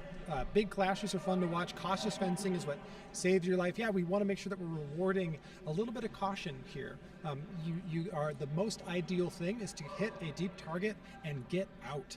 Hitting first doesn't matter as much if you get hit on the way through. So if you can hit a deep target and get out, that's the most ideal. You get the most points. But being safe is the best way that you can actually lock in your points in this tournament system.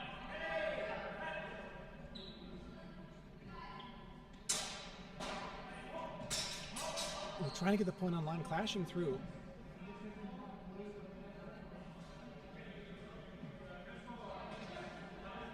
No score, a little bit of an exchange, 1 and 2 there.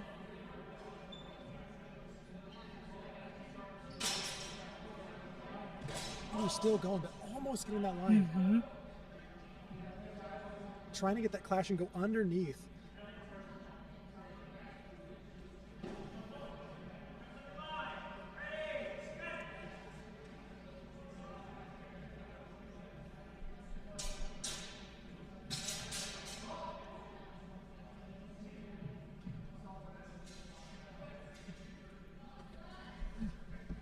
I can't hate that. Nice. Turning around at the last second. Nice. We've got Kara on the stream for some commentary. We're watching Ring 2 here. Well, Lots of trying to take the center line here. he was obnoxious. Like, he's Let's see. so Ooh, finding that little shallow target. Trying to find that undercut to try and clear the line, then going back into long point. You can see how fast the turnaround is on those really short scores. We're trying to pick the hands again. Almost getting through. Another double, getting the point in there, but not quite coming through. We got a timeout called. People always say with the stopped time, like, oh, it's stopped time, you get to rest so much. You can see how much fencing each one of these fencers is doing for every single match. It's so much more than people think it is. Yeah, it kind of adds up over time. How did it feel? We got Kara here on the stream. How did it feel kind of going from elims to pools? Oh, that was fun. That was probably the best match I've had all day. I mean, it was mostly... I couldn't get through him, so I just started playing for shallow targets. And in the end, there was just a little bit of confusion of the time clock that... honestly, if we left it there, I would have won, but he made a good cross at the end. Yeah, I'm not upset with that. That was a really clean play by him. And hey, if he hadn't made it then, he would have lost. So, power to you, guy. Hope he does good.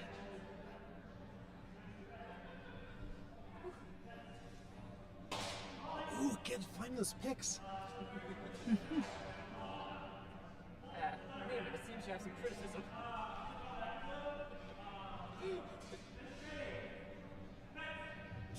It was the default one, Jason. I just hit the default text and I chucked it in there. That was a slight thing you have to put on Comic Sans. Yeah, we're gonna do webdings for the Saber tournament. I think one of the interesting things that I'm seeing here so far is that the flightiness that we're seeing across all these levels. I'm going to be interesting to see how it goes through into Saber. This distance management being so important here. And find the way through, trying to find the center line, trying to cut around, wow. not quite getting it. Ooh, getting cagey. We can see back and forth and back and forth. Nobody trying to clash in, always trying to leave. Oh. Leaving contact with the blade there and coming back around.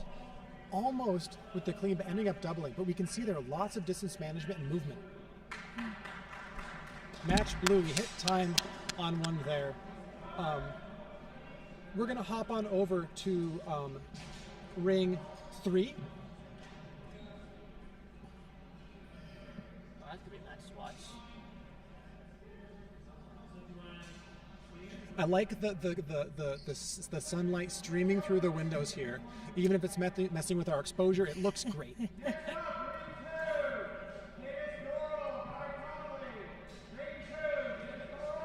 Looking for the thrust and hands coming high. I mean, Freak School is always interesting to watch. Whether it's if it's from Florida, if it's from Denver, they just keep putting out some consistently good fencers, and I love to watch it. Yeah, we've got some really good showings here. I think Aaron was on the stream earlier talking about beginners. Like this beginners fencing tournament looks like it could be an open. It's very hard pressed to look at a match and go, yeah, these are obviously beginners. We got some really good fencing happening, which I think is like we have got so many dedicated people that are coming here. It's really great to watch. Hey, look, it's Cobra Commander. Cobra. I gotta talk about my snacks sometimes. It's just all about the fun. I got snacks. I'm gonna grab some snacks soon. Ooh, what do you think? You have Well, pizza? ooh, getting the parry, hands high. That hands high parry. We haven't seen too many Kron parries and work from there. I'm going to be interested to see as we go through the tournament from beginners to saber, see the diversity of techniques kind of make their way through and see if fencing gets simpler or more complicated as we get through different pools and different sets of fencers who are actually competing. Maybe a drink or anything while I'm here? No, thank you. Right. Well, I'll be back in a minute.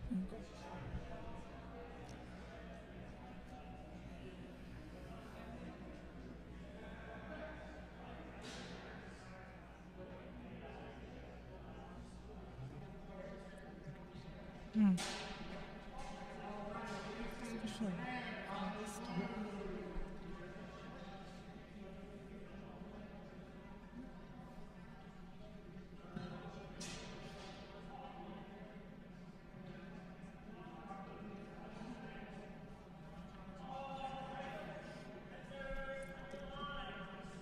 See, low guard and high guard here, trying to find their way in. Ooh, avoiding and going through, but keeping the point on line. We might get a double out of it. We'll see what the judges do.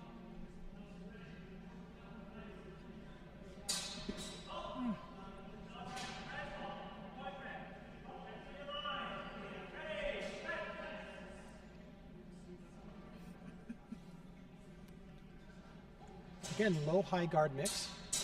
Oh, trying to keep the point on line, and instead of taking the blade, going underneath with the underhow to try and take it to hands. We're seeing very big differences of kind of blocking openings and trying to take other openings. A little bit risky with the point being on line and ox, but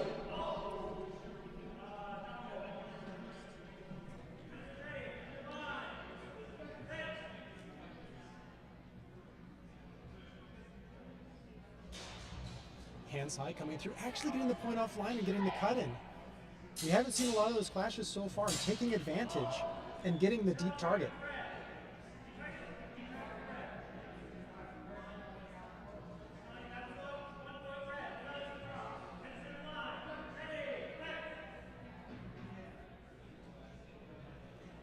Again, seeing that low high guard dynamic here. So far, very comfortable. Fencer on the left.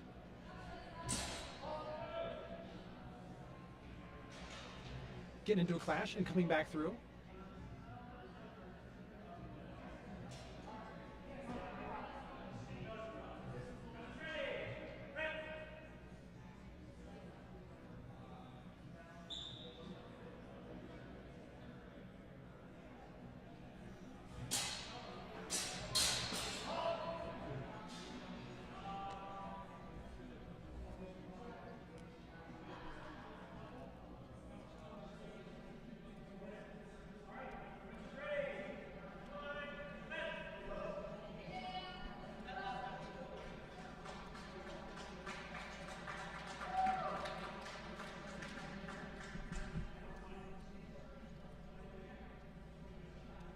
Transitioning back to ring 2, we got Guy Connolly back in maroon on the left. Ooh, getting the shallow target with the afterblow.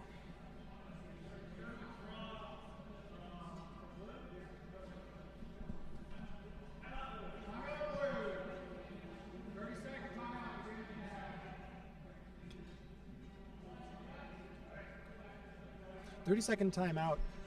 We've been getting a lot of good stuff so far. We've got a few folks actually coming through. I think we're pretty lucky so far in that we've got a big community. I wish one of our cameras was on it, but we've got the entirety of the contingent from Atlanta Historical Fencing. They've got a banner out. Yeah. They're all at the end of their fencer. They're cheering them on. We've got just a really big crew here, all there to kind of cheer everybody on. And it's really great to see that kind of thing. Back to the action. trying to block out the low guard there.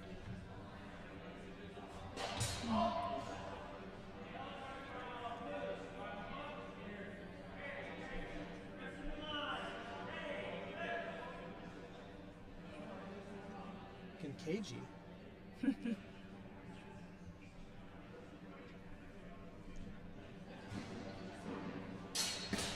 Ooh, trying to double up there. Trying to take the blade and then get back through. Some provoker taker hitter, but not quite getting fast enough to get these hit without being hit back.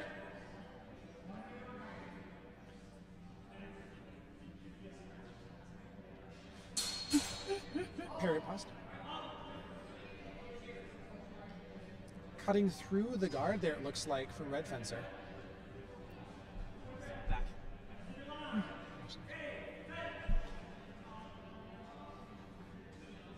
We've got this high-low, trying to steal some distance there on right. Looks like they're trying to get a little cut in. We'll see if they try to take advantage. Not quite. Oh. A little high-low combo there from Guy and Maroon.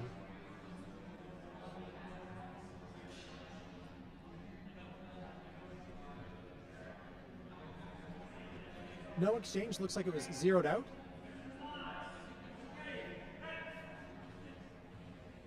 Guy's a lot quicker than you think he would be. Like, he will let you get to his range, but he's just so quick about it. See left guard trying to find some openings. Opposite guards and openings being covered. Trying to cover the blade there. Oh, getting through, but sneaking that left cut in. And stuff like that is why I'm not mad about losing to him. If you do that cleanly, I have nothing but respect. Ooh, look, right that one there. Trying to find the distance. A little bit of knock Rice in action with the big hop back and going for the shallow target. As a commentator, I have to use the academic language. Otherwise, I'm a nerd. Otherwise, you're a nerd, even if you, for using the Yeah, I gotta. Trying to steal distance. Ooh, again with that little low there. Shallow target with the 1 point. You see Black Fencer as a beginner. The distance management, again, that's coming out. You would never know this is the beginner's tournament. Both being very retracted in their guards. Bringing their hands through. So far, Fencer on the right is getting that little, like, that left middle cut through pretty often. Final exchange here. Guy trying to, lots of distance measure, looking to bait out the head cut. Oh! Shallow target blue. You're a John. Shallow target from blue. Got the last hit in, but couldn't quite make up the difference on points. So we've got Dennis on the right, taking the match. Two of the big helpers of the stream in that match, Dennis in black and Guy in red. Shouts out to them. They provided a lot of the hardware that we're using today and helped out in testing all of this ahead of time. So big shouts out to Dennis and Guy. Really great match. Really great match to watch. We're going to hop over to ring 1 and see how we're doing there.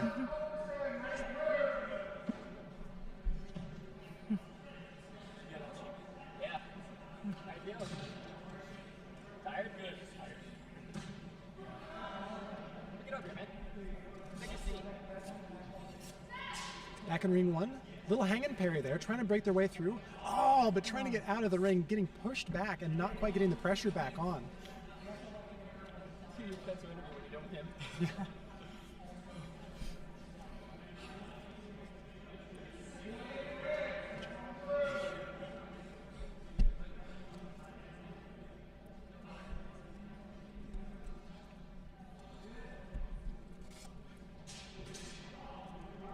Trying to work their way through again. Lots of things. You can see this distance management where people aren't clashing in. They're going back and forth like there's a string attached to each one, pulling each other around. Not that I call it the Zorn smash and grab is not happening as much here. Oh, trying to get that knock Ryson right in there, getting the target in. I've seen a couple of foot slips so far from Fencer on the left.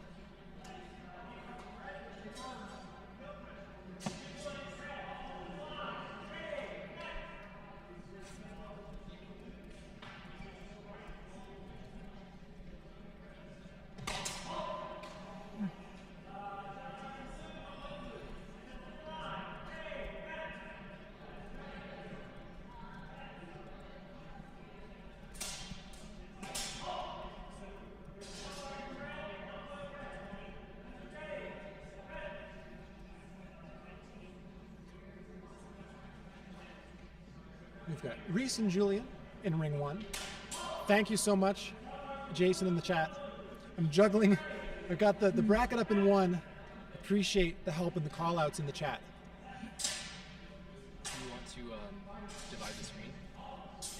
This is not up to, it doesn't update that fast. Fair. It is.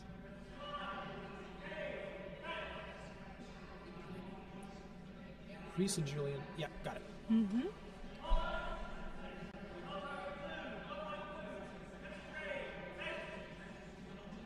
Online. We see the pressure coming back our way. So far, it's been Reese putting the pressure on. Ooh, and finding that thrust on the way in. Poking and prodding, but nothing quite yet. Still fencing on. Oh, finding a target there on the way back as they retreat. It's great to see the pressure just go from one to the other here. So much distance management happening.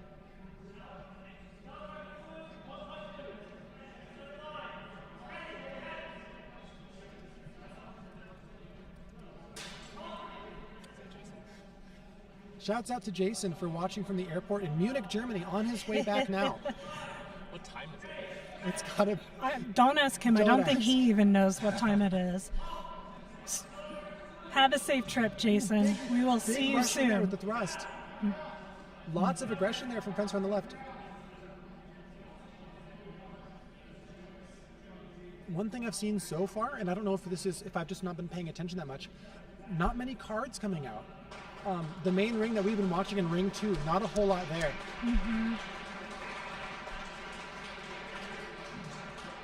I think that's one thing that's really nice to see is whenever we've got few cards coming out, we have lots of warnings that happen, but so far, not a lot of punitive action. So people are fencing safe. We've got a really good vibe happening. We've got to keep up that PMA when we're doing fencing.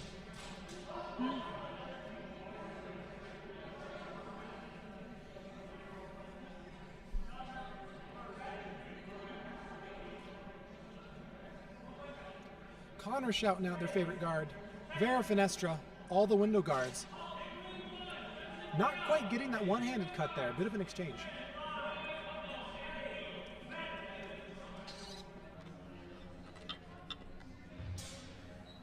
Ooh, almost with the point on line. Keeping people honest with the shallow.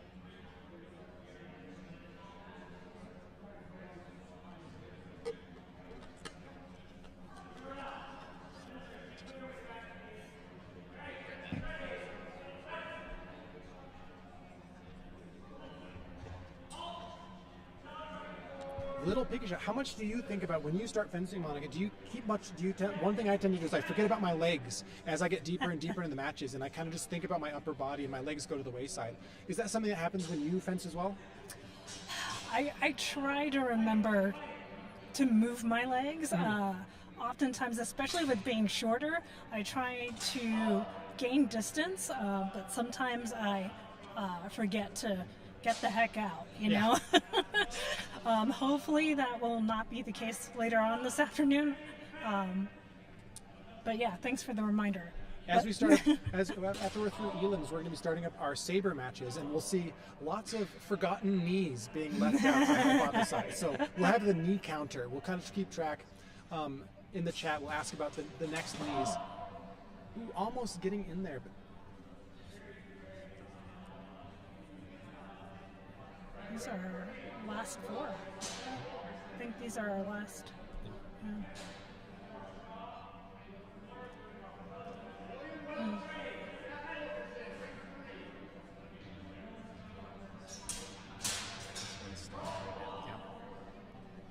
Ring 3 is drive William Welsh and Seth Fulkerson from Tucson and Creek School here in Denver. We'll have that up on screen soon.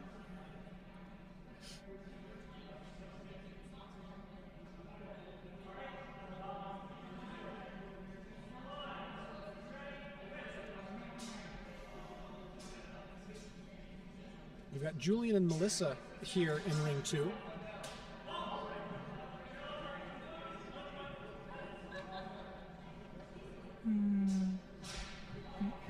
Or is this one Haley and Troy? Haley and Troy is ring 1.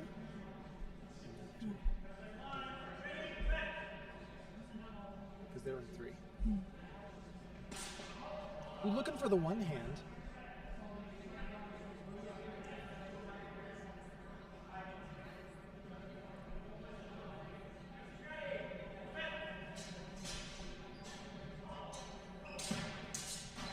Ooh, getting the target there, kind of the middle exchange.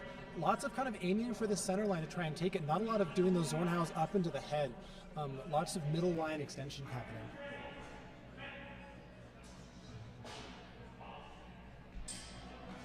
Ooh! The sweep into the shallow target, clean as all gets out. Looking to sweep. Coming through and underneath, but still parrying on the way out.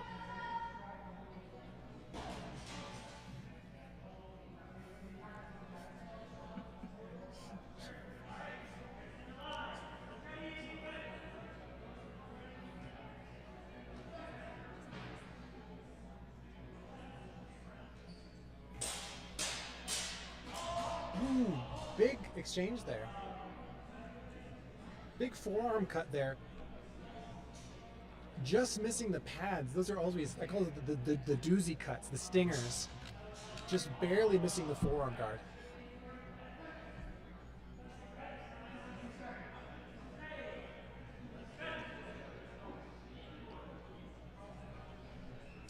Ooh, looking to get the one-handed thrust, almost getting the center line. Center line, trying to find that afterblow.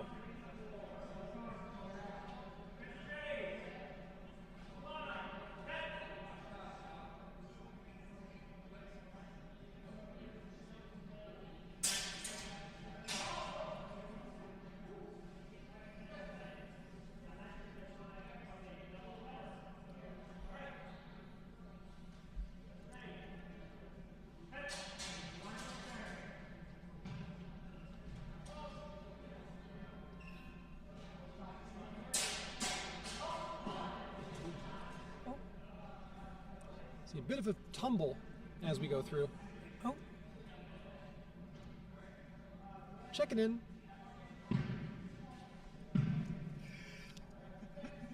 Checking their hands.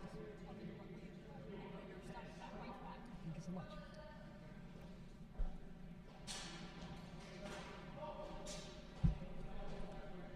Got a nice crew, always getting folks there to check in and see how they're doing. We've got timeouts available and getting the whole crew there. We've got Guy on the side of the camera. Almost. There we go. Hi. Working our way through. I'm also hogging this side of the desk. It's good shit. Get a little friendly. Yeah, we got a coach's timeout, see how things are going off of that one. We can see how long these matches go. Stopped time is a marathon. As much as you might think, oh, you get a rest in between, it's so much harder than you might think going through. We got a call out from Paul. Unicorn is number one. Checking.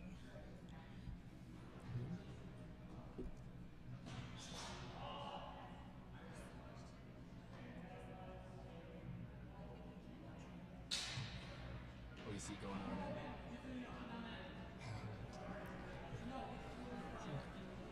To kind of go through, we got ring one. It's happening on the far side here. We got matches, our last little bit of elims happening here for beginners. And ring three, we've also got a match with the Atlanta crew out there cheering on their team. We've got Melissa and Julian here fencing. Julian in black, Melissa in purple on the left side of our screen.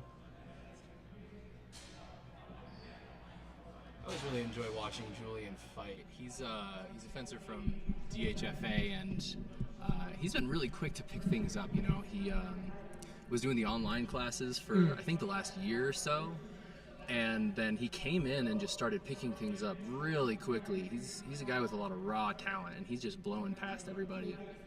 I'm really excited to watch him fence today. Shouts out to our viewers. We got Patrick. We got Stefan, we got Connor, we got Koss. Let's go. John, everybody here. Big shouts out. Always happy to have you.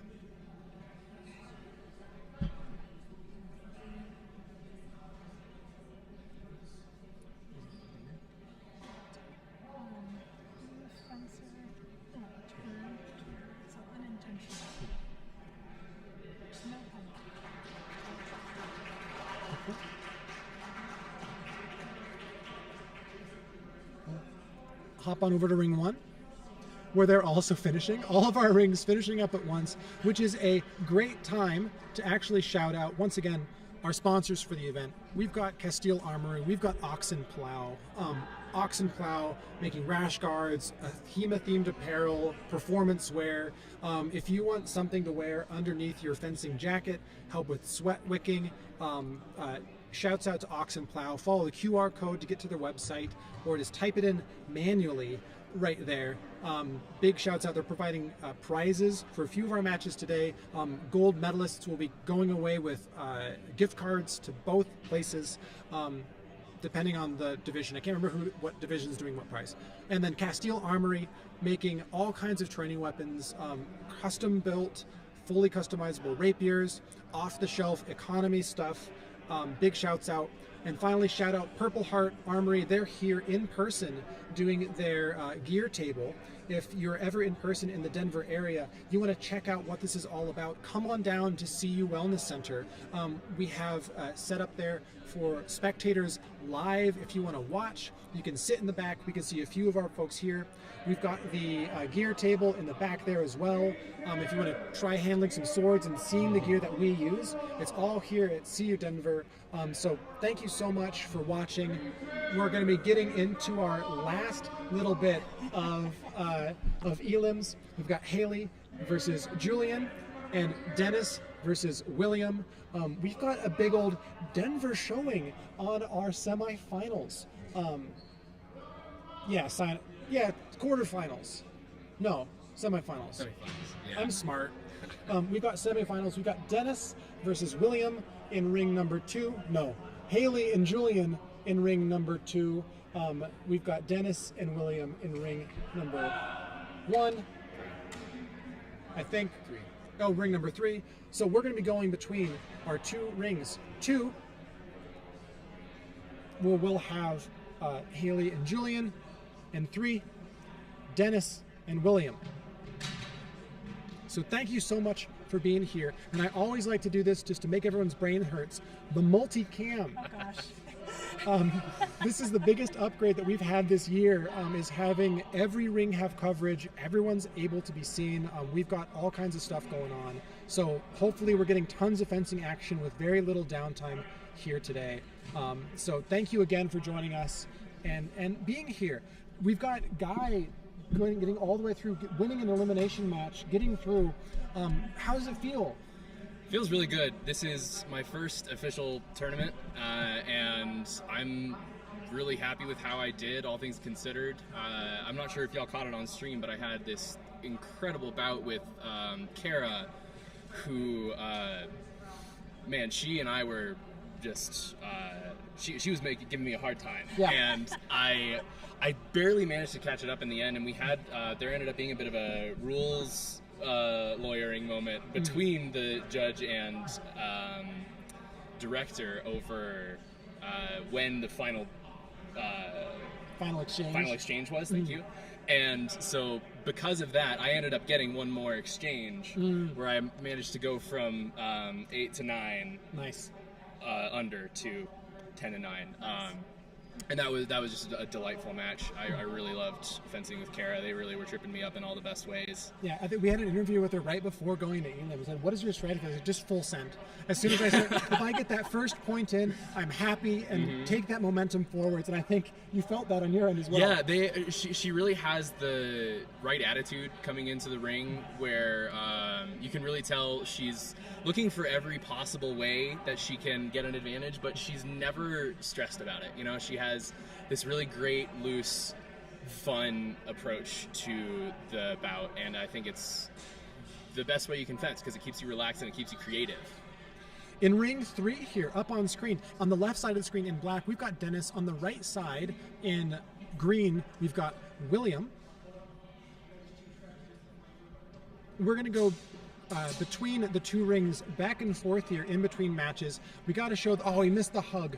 We had the little pre-match hug from crew, and we'll get online. Again, big Denver showing here in the semifinals. Gotta say, Dennis has really been impressing me today. He's one of our newer additions, and y'all saw on stream, he gave me a tough match, and he won it fair and square. I'm damn proud to see my friend doing so well. We've got Dennis on the left. We'll see him. We had the big call out when in your match that we broadcast. Oh, was trying to steal distance and still going. Again, I think that one of the big takeaways, especially seeing these semifinal matches, they don't look like a beginner's tournament. No. We got great Not at fencing all. happening. Yeah, I've been really impressed. I love seeing all the creative ways that people come in, especially I think, of course in the Open we're going to see a lot of really impressive advanced fencing, but there's a certain creativity I think in the way that newer folks will approach about where like you were saying, we weren't getting a lot of just cuts from the shoulder, and people are really trying to look for every possible way in.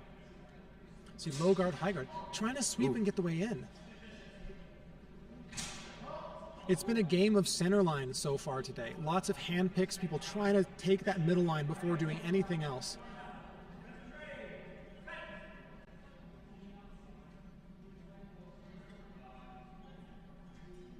We're going to transition over to ring number 2,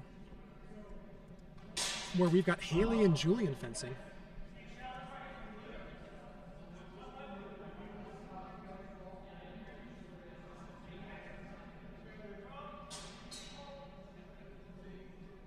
Sounds like we had a double in that last exchange.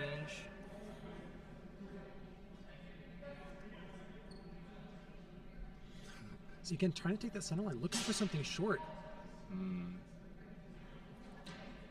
See, warning there for striking the floor. There are a few things we haven't talked about in the rule set. One is we've got lots of control rules. So swinging too hard. A big one that you'll see often is striking the floor. We don't want you to be swinging all the way down and messing up the nice floors here for CU because they're so kind to have us be able to fence here. Oh, getting the thrust in and then cutting around. Yeah, those floor strikes, they're tricky because it really forces you to be mindful about how well you control your blade. Yes. I ended up getting carded once or twice for it too. It's so easy to just swing a little too wide, Yep. And trying to keep people on a center line.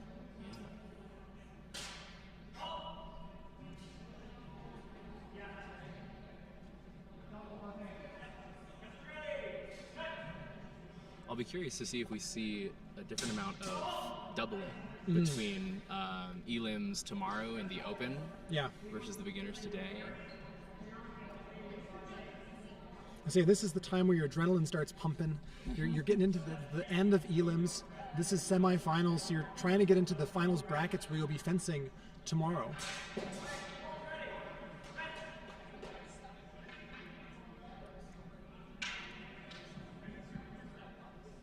Again, looking for distance.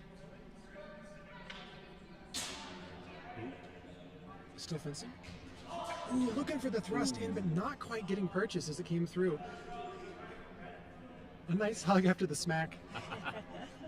Great way to let your fellow fencer know you're doing fine. Say one thing you'll see a lot here at this tournament is a lot of camaraderie. Somebody hits a little hard, it's a lot of, hey, you good? And you'll see people just really caring about one another as they work.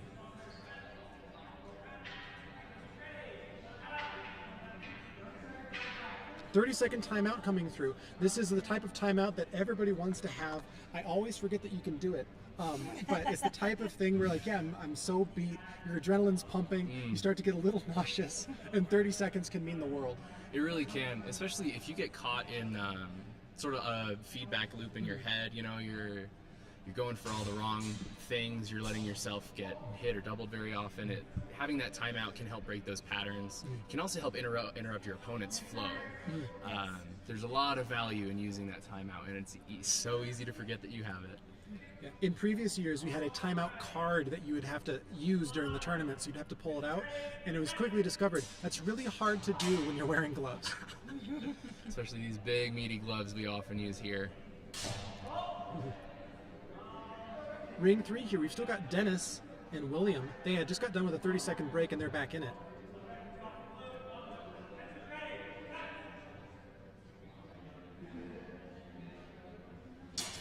Ooh, looking for the middle cut, not quite getting there. Commenting on the wrong match. I was about to say, wait. As I'm watching still. one ring. Ooh, trying to find that middle cut and trying to get the point on line. Looks like we might have had a No exchange. double. Yeah. No points there. Almost Oh. the exact same exchange there. I think it might have been a little bit cleaner. I think that was a pretty slick hit from Dennis, if I'm right.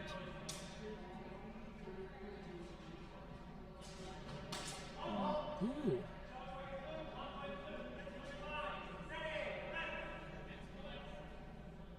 Looked like a strike to the thigh from William there.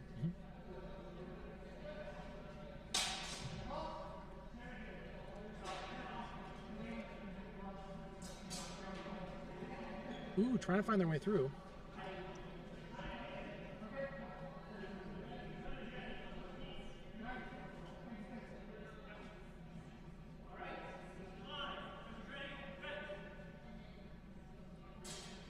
William has a very interesting way of approaching a bout where he'll step in slow and calm.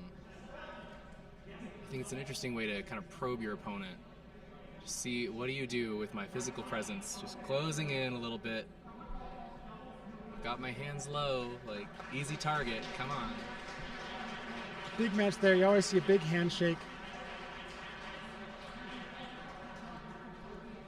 We're going to hop back over to ring 2.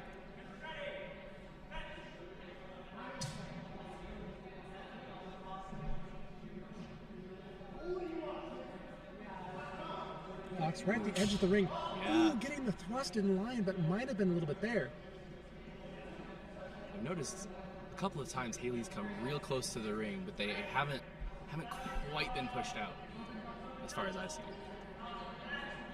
Match red, Haley taking it and working her way into the finals. That ox parry and the thrust looked great. It looks like we've got our finalists, Haley and Dennis in the finals, and then William and Julian going for bronze tomorrow. Yes, correct. I can read. We've got Dennis and Haley coming in tomorrow for the gold and silver medal match. We've got William and Julian going in for bronze tomorrow. How does it feel? I always feel like it feels better when you lose a match and then the person who beats you goes into the finals. Right. You know, because like, oh yeah, of course. The same way. Yeah. It does feel really good, especially Dennis is a good friend of mine, Yeah. and so it's been delightful to watch him grow as a fencer really quickly over the last year, and seeing him go to the finals tomorrow I'm more than excited. That's so cool. Couldn't even put words to it. And we've got really great,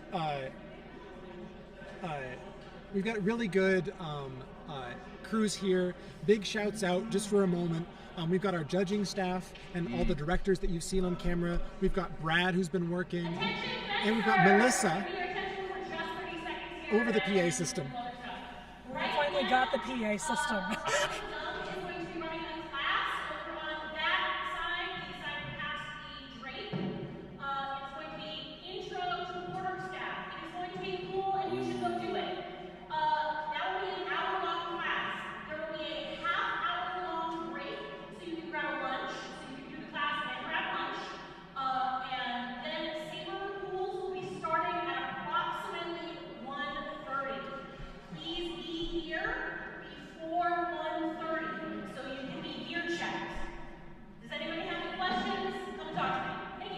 So coming up, we've got a seminar class being done on the other side of this wall, which we can't broadcast because we don't have, everything's gaffer taped. Woo! Big shouts out Melissa, making it happen today. She's been our saving grace and has been running everything in the back. She's the best. Flawlessly. And flawless and the best person in the entire world. We've got Melissa. You're all gross. Thank you so much. Yeah, Melissa here. Big shouts out, like straight up. Get in. Like, Get in here. We're all friends. I don't need a chair because I'm short. but thank you so much for being here. How has your experience been so far? How's the vibe? People happy to be here? And Yeah, everybody's very excited. Everyone's so helpful. It's really nice. We showed up this morning so freaking early, and Was it still everyone it was still dark. Yep. It hurt me. Daylight saving time is this weekend. So everybody be aware of that on Sunday. But yeah, I showed up this morning and everyone was like ready to help, making shit happen. Absolutely amazing. That makes it easier. Yeah. It doesn't make it easier; it makes it possible. Yeah. There you go. That's the Seriously. better word. Including everybody at this table, obviously. Yes. So thank you, Liam. Thank Oh, you, Guy. the whole crew. Thank you, Monica. Yeah. You're I wanna- welcome. We just got a shout out from Kevin. Woo! Oh, Melissa. hi, babe. Allie, hello. That is. Oh, we miss you. We miss She- you, Allie. She is a Wonderful human, yes. and I love her so Yes. much. one of my favorite We people miss on this you. planet. I would say favorite, but my parents might be upset if they're watching. She can be your favorite. She is currently watching us while she is working for Congress Oh, in Washington D.C. That's cool as hell. And important work. Boy, do I love that woman very much. And I want to take a second to voice appreciation for Liam, who even from all the way out, and you're out in Seattle these days, Yeah, right? I was in Seattle. I made the fancy graphics that I did not use MS Paint for. I tried so hard. I was like, I'm not going to use MS Paint. I'm going to use GIMP, and I did stuff. I figured out how to use the align tool so it's centered. Yeah. Graphic man. design is not my passion, but You I did hope well. They look I fantastic. graphic well. design is my passion, did and they well. look great. I'm very proud of you. I love the scoring screen with the weird little mannequin. I love him. That's He's my perfect. favorite That was one. perfect. And it Does keeps he with have the a color name? scheme. Is it just Bob? It's just Bob. Isn't Okay. Bob what we call the... The MMA dummy. Yeah, that dummy that we would hit Yeah. back at, what, 2 gyms ago? Yeah, 2 gyms. We still CrossFit have Lodo. him. CrossFit Lodo. We still have Bob? I think we still have Bob. Is he in the storage unit? This is club business. I'm so sorry. Hopefully. This is not interesting to watch. But the subject Jason, matter- if you're watching, do we Yeah. still have Bob? He's boarding a plane. Where is He's he? gonna- Yeah, where is Bob? Yeah, where is Hey, Bob Jason, that guy in a nowadays? while. Let's turn this into a club meeting. Where's Bob? I think a big shout out that I was going on is just the amount of crew that's been helping out today and all of our judges. We've seen Isaac judging, we've got Brad judging, Yes. we've got Thomas helping out. Like everyone's just Yeah. hopping in and just doing what they can.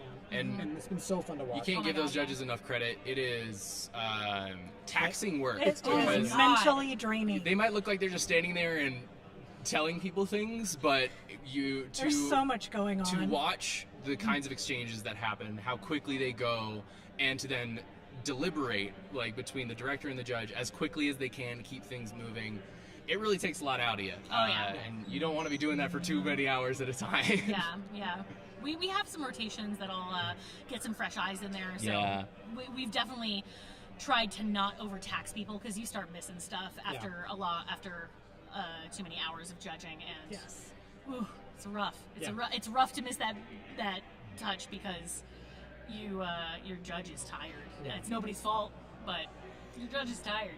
And coming up soon, we've got Sabre is our next tournament at about 1:30 Mountain Standard Time for gear check and pools beginning. Then after that, we've got the Maupin Cup after a short break. That'll be our final tournament of the day. And then tomorrow, we've got all of our finals matches for everything, and open longsword, kind of the largest pool of fencers throughout the day from all over the world. I think we have a couple Canadians here. I think so. So we're international. Ah, we are We now have international. Technically international. We have so many folks here Maybe from not all over the U.S. intercontinental. Yeah, it's going to be fun. Tune in about Details. an hour from now. We're going to have our next series of matches. We're going to have some interviews in the meantime. We're going to get some snacks and some water, and we're going to have a whole crew here together. So stay tuned for some of our interviews coming up. We're going to have different fencers who are going into the Sabre matches, people who've just judged matches talking about their experience there, and we will be back in just a little bit. Anything we want to add before our first little break? Hi, Mom. I'm That's important. my dad's watching. Dad. Hi, Liam's Hi, dad. Liam's dad. Yay! So thank you, everybody. We'll be Thank back you, everyone. You in made just good a little kids. bit. Thanks, everybody.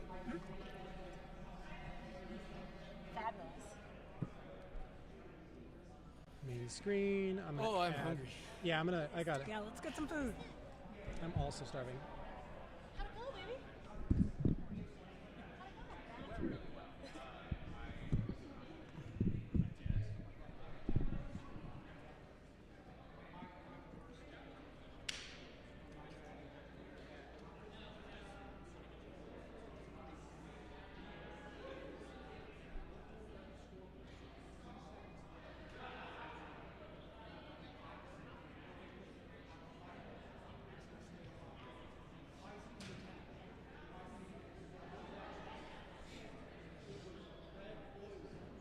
you still got the hot mic on this one? Did I not mute?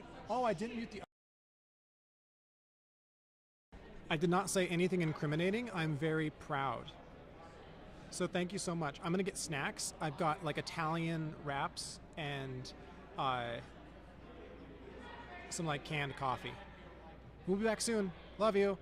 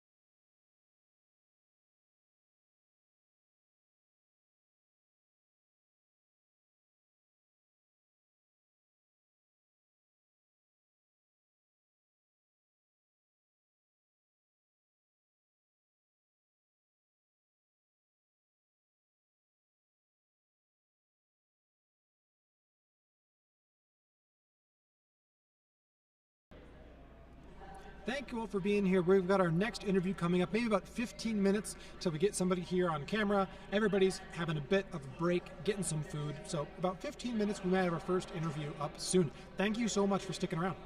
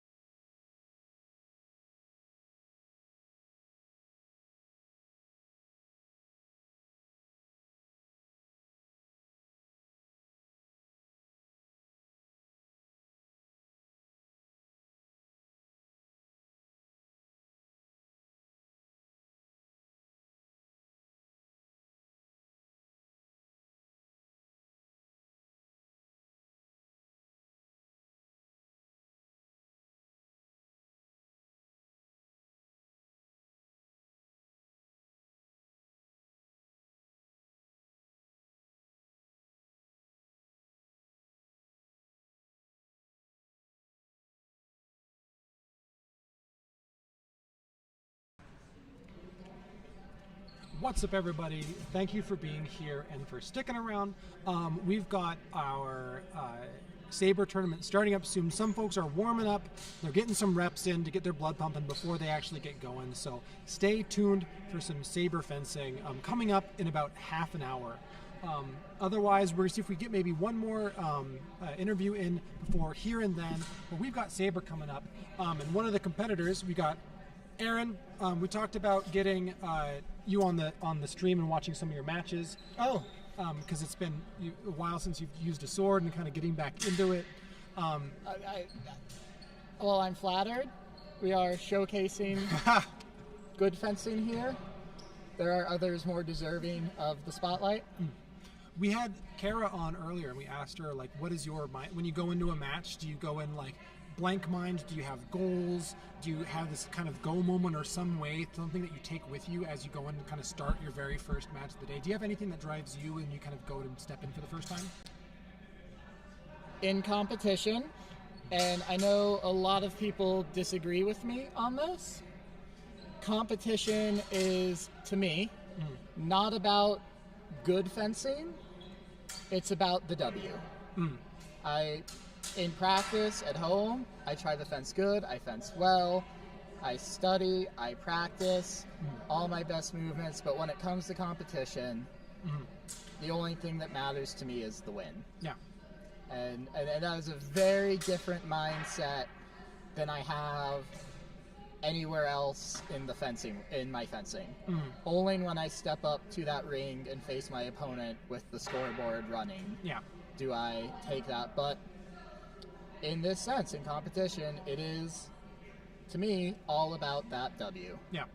Do you when you go in there, do you come in with just the mindset of just win and just kind of being very pinned and ready there for it? Or do you come in with goals of like, I want to get a thrust today? Do you have any material goals when you come in? So no, the goal is the W. Okay. I come in with no, I want to do this. If I do this technique, I'll be happy. Or it's the W. Yeah, I think that's I step into the ring and say, I will do what it takes to win. I think that's one of the things that's most difficult for me when I go into a tournament, is a lot of the time I want to achieve stuff. I want to like get a certain touch, or I want to get at least one direct Zornhau in, and I'm looking to achieve little check boxes throughout. And then as soon as I get a checkbox, I'm like, whatever, and I lose a little bit of the drive. And so when I say this, I know a lot of people disagree with it, or it comes off wrong coming out of my mouth, but John in the chat there, I think you put my thoughts very eloquently, that the competition's about the competition. Yeah. With full respect to your opponent, full respect to the rules, full respect to the game. Yeah. The competition today is a game. Yeah. We're not fencing today, we are playing a game today. And the goal of that game is to win. So John in the chat, I really like the way you said that, and that agrees very much with my mindset. And I think you said that much better than how I can articulate it myself. Yeah, and I think that's something that if you talk to a beginner fencer, and someone like, for me, I've not done that many tournaments overall. It's something I still really struggle with, because I'll come in, like, and if I try to get too tunnel visioned and try hard, I feel like, any touch becomes big, so I try to look at like, but if I get this one little touch and I'll be then happy, and I don't give myself room to try harder. If you had somebody who's coming in, they had that a little bit of like the as they step into the ring for the first time, is there anything, if you were coaching them, say, hey, like, what would you use to bring them back into the moment? They're nervous, or they're not quite there, or they're getting a little bit skittish, how would you bring them into the moment? A beginner? Yeah. Do not have the mindset I have. The mindset I have is for me. That is how I compete, what I want to do. That is not other people's. And we mentioned briefly before, I'm sure many of you might not have been there for this, one of the strongest tools you can have in your kit in competition is a good coach. A good coach you have a very good relationship with on all levels, and they know what goes on in your head, and they can help you go into the headspace that is best for you. Yeah, that makes sense. And I think that I think we're very different people how we approach fencing matches, and I think our coaching, like we've talked a lot about, one of the best things when I was sparring you many years ago that I always thought of is if I do something wrong, I laugh it off and I'll make jokes about it. And so I got hit in some dumb way, and I was like, oh yeah, and you went, hey, fence now, talk after. And I was like, okay. And it brought me back into it, and I just fenced. And then afterwards, I was like, oh, this thing, and I was able to break it down. But I think that little bit of coaching of like, oh yeah, I got too much into the floity-floity. Yes, so to keep you, and we have done that exactly, to work with you is to keep you in that moment. Yeah. Not about the win or the W or the technique. It's just to keep in the headspace. The match is still going. Yeah. After the match, we can reflect. Yeah, I think that would be, if I was having you as the coach, that's the thing I would say is like, hey, keep me in it. Because I'm very quick to kind of fall out of the reins, especially with something like Saber, where we've got a few more folks here kind of warming up in ring number 2 and getting ready to go. It's one of those things where I'm not as good at it. So if I get thrust in the neck, I'll go, whatever. And my mindset goes, boo. And I'm just like, I'm just here to have fun now. And I turn into just sparring fun mode and don't have that drive. Now, what's your, Liam's mindset for the entire, this is an interesting one I like to talk about. What's your mindset for the entire day? When you're not competing today, but if you were, or last time you did, what is going through your head? What emotion do you try to keep throughout the day? Yeah, I try to keep, I think for me, a lot of it is PMA, just being super positive. The thing that I feed off of the most whenever I do sports is if I mess up, it's not, oh damn, but it's like, hey, go again, and like keep going, man. Like keeping the PMA up. I once did a men's hardball league here in Denver, and my coaches were all on like the you strike out, we yell. You strike out, you're running, and I would just make me shut down.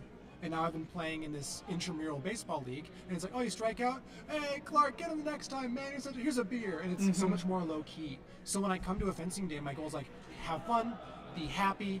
If I start winning, keep it up. Like keep winning and happy, and if you get hit, hey, just keep going and keep that nice vibe up. If I try to try hard and I get that kind of narrow focus, I tend to then fall into my own head. And on the absolute opposite side of the spectrum, I know some top tier fencers who their emotion all day is they would be in the corner over there, music in their head, shadow boxing for hours. Yeah. They're gonna keep themselves in that mood for hours and hours, because that is where that is the headspace they excel in. Yeah. Is hyper focus, hyper into it, no other distractions the entire day. Yeah, if I can chat with somebody, give a fist bump, and then go, oh, it's my turn, and get into a ring, like not think about it as much as possible. That's the thing that drives me. Matt in the comments. We got Matt in How the chat. are you? Oh, it's so good to Virtually read from you. It's going to be a good crew. Also, we're going to have a new set of judges, new sets of competitors. We're going to see so many different people on.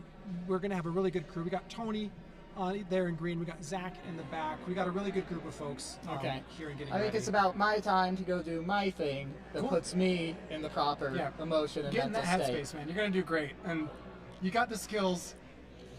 We'll see how well it keeps up. Thank you for being here.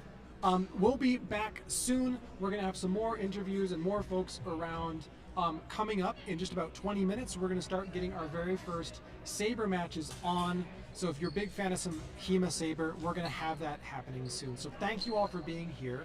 And we'll be back in just a little bit. Thanks, everybody.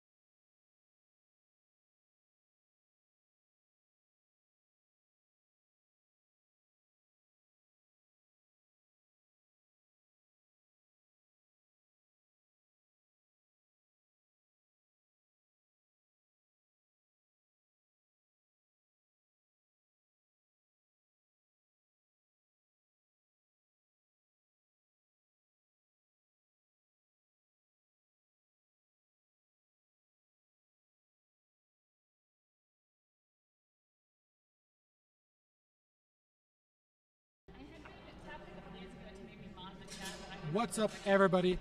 Thank you so much for being here. We're getting started in about 10 minutes with our Open Saber division. If you're not following yet on SmoothCon, you can follow along to all the brackets and rings in the chat. You can follow the event live as it goes on. Tomorrow we're going to try and get more of the live scoreboard working for us. Is a little bit of a gremlin today to get it to be properly functioning. So we're trying to get more of that going on. Again, thank you everyone for being here. We're going to get started with Saber in just a little bit. One of the things we wanted to talk about is just big claps and congratulations to all the beginners fencing today. The quality of fencing was so high, the camaraderie was there, people were happy. It's always great to see an event where people are coming out for maybe their very first tournament ever and competing at the level that we saw. So if beginners watching, anybody who's watching the stream who's thinking about going to a tournament, put yourself out there. It's a really great place and it's a really great opportunity to learn from people, meet people, and get that first tournament out of the way. So big shouts out for beginners. John in the chat, beginners are the future of the sport. It's so true. There's all the old heads and people who have been involved and they build clubs, but it's beginners that keep things going and they bring new ideas to the table and they challenge stuff that's been going on for a while. So if you know a beginner in HEMA, let them know that you're proud of them and that they're doing such good stuff for the community. Again, shouts out to everybody in the chat. We're going to be starting up soon with Saber. Saber for me is one of the events that I'm least comfortable in. I study DUSAC and things like that, but there is such high-level Saber competition here in the US that it gets very intimidating when I try to do some stuff here. So we're going to see a lot of good fencers. We've got Doug Bostic out of Tucson. We got Thomas Piper out of Atlanta. Shouts out Atlanta. We got Aaron Carnuta out of snowy Salida in the mountains of Colorado. If you have a fencer in the Saber division today, shout them out. We're going to have a whole bunch of folks who've been fighting in beginners, also fighting in Saber, which is huge. Getting multiple rings in a day, super, super challenging. Since we're here, we've got a couple minutes till we get started. I always like to shout out. We've got our main sponsors for the day. We've got Castile Armory. If you're interested in checking out some sabers, they make a ton of them. We are using Castile Armory saber blades for the tournament today. So if you are interested in saber and you like the fencing you see, check them out. They're actually bringing the swords out to the rings. Right now, we've got all loaner swords for the day. So we're getting them set out and people will be using all of their loaner swords. We also swapped some of our cameras up. So our ring 4 camera is here on ring 1. So it's no longer super washed out by sun. We've got a little bit more quality there as well. So we've got quality in the saber blades and we've got quality in the stream. Thank you so much, Castile Armory. Additionally, Oxen Plow. Big shouts out Oxen Plow. Check them out, oxenplow.com, or scan the QR code on the screen. HEMA apparel, rash guards, leggings, all the athletic wear that is in HEMA themed, providing some of the prizes for our tournament today. So big shouts out. Thank you so much for the sponsors. It's so cool to get sponsorship here. And last but not least, over on our gear table, we have Purple Heart Armory here in person at the back of the screen there, back behind everybody, with a gear table, lots of swords to try out. I got to handle for the very first time a Regenier Tulip, one of their newer models of fetters. And it looks really, really nice to the degree where I'm scared to fence with it because it's a little bit too nice looking. So big shouts out, Purple Heart Armory and everybody there. Big shouts out in the chat. Patrick calling out people who are starting off in the Saber tournament. Mike, Woody, Donovan, Tony. We got Creek School representing heavily in the tournament today. Check out the brackets and be excited. We've got lots of fencers and matches coming up soon. We'll hear the PA system starting off in just a moment. Doing Saber is one of those things that you get a lot of contention about. I talked with Aaron earlier. Some folks say, it must be by the source. Some folks just do licked-in Saber and things like this. So we're going to see a lot of styles today. If you know a certain style of Saber that you enjoy fencing, keep your peepers peeled and see if you can see the one that you're the biggest fan of in action today. The scoring system from longsword is preserved. So the exact same scoring system happens here. A strike, as in a cut or a thrust, to a deep target is 2 points. A shallow target is 1 point. And just like in longsword, you score on the stopping action. You need to parry afterwards, create space, and get away. You can disarm your opponent or control their arm so they can't strike you back. And if you get hit, it's -1. So again, fast, simple scoring. Easy for judges to keep the pace of play up. We've got a 3-minute stopped timer, so hopefully most people will be going to points rather than the timer dictating the match. Our goal is to get as much quality fencing as possible in those 3 minutes. One thing I'm going to be looking out for a lot more here with a single-handed weapon is a lot of what I call rowing fencing, of the cut and then the parry and the cut. Some really good rowing fencing going on. And my biggest thing that I mess up is I leave my knee out and available. So we'll see if leg shots come into play. We'll see how many thrusts we're getting from our experts here. We've got a lot of really highly skilled saber fencers coming up in just a few minutes. So I'm going to take a quick break. I'm going to grab my next partner on the stream. We're going to have the PA system happening soon. And stay tuned. We've got the next matches all coming up in just a little bit. Thank you so much.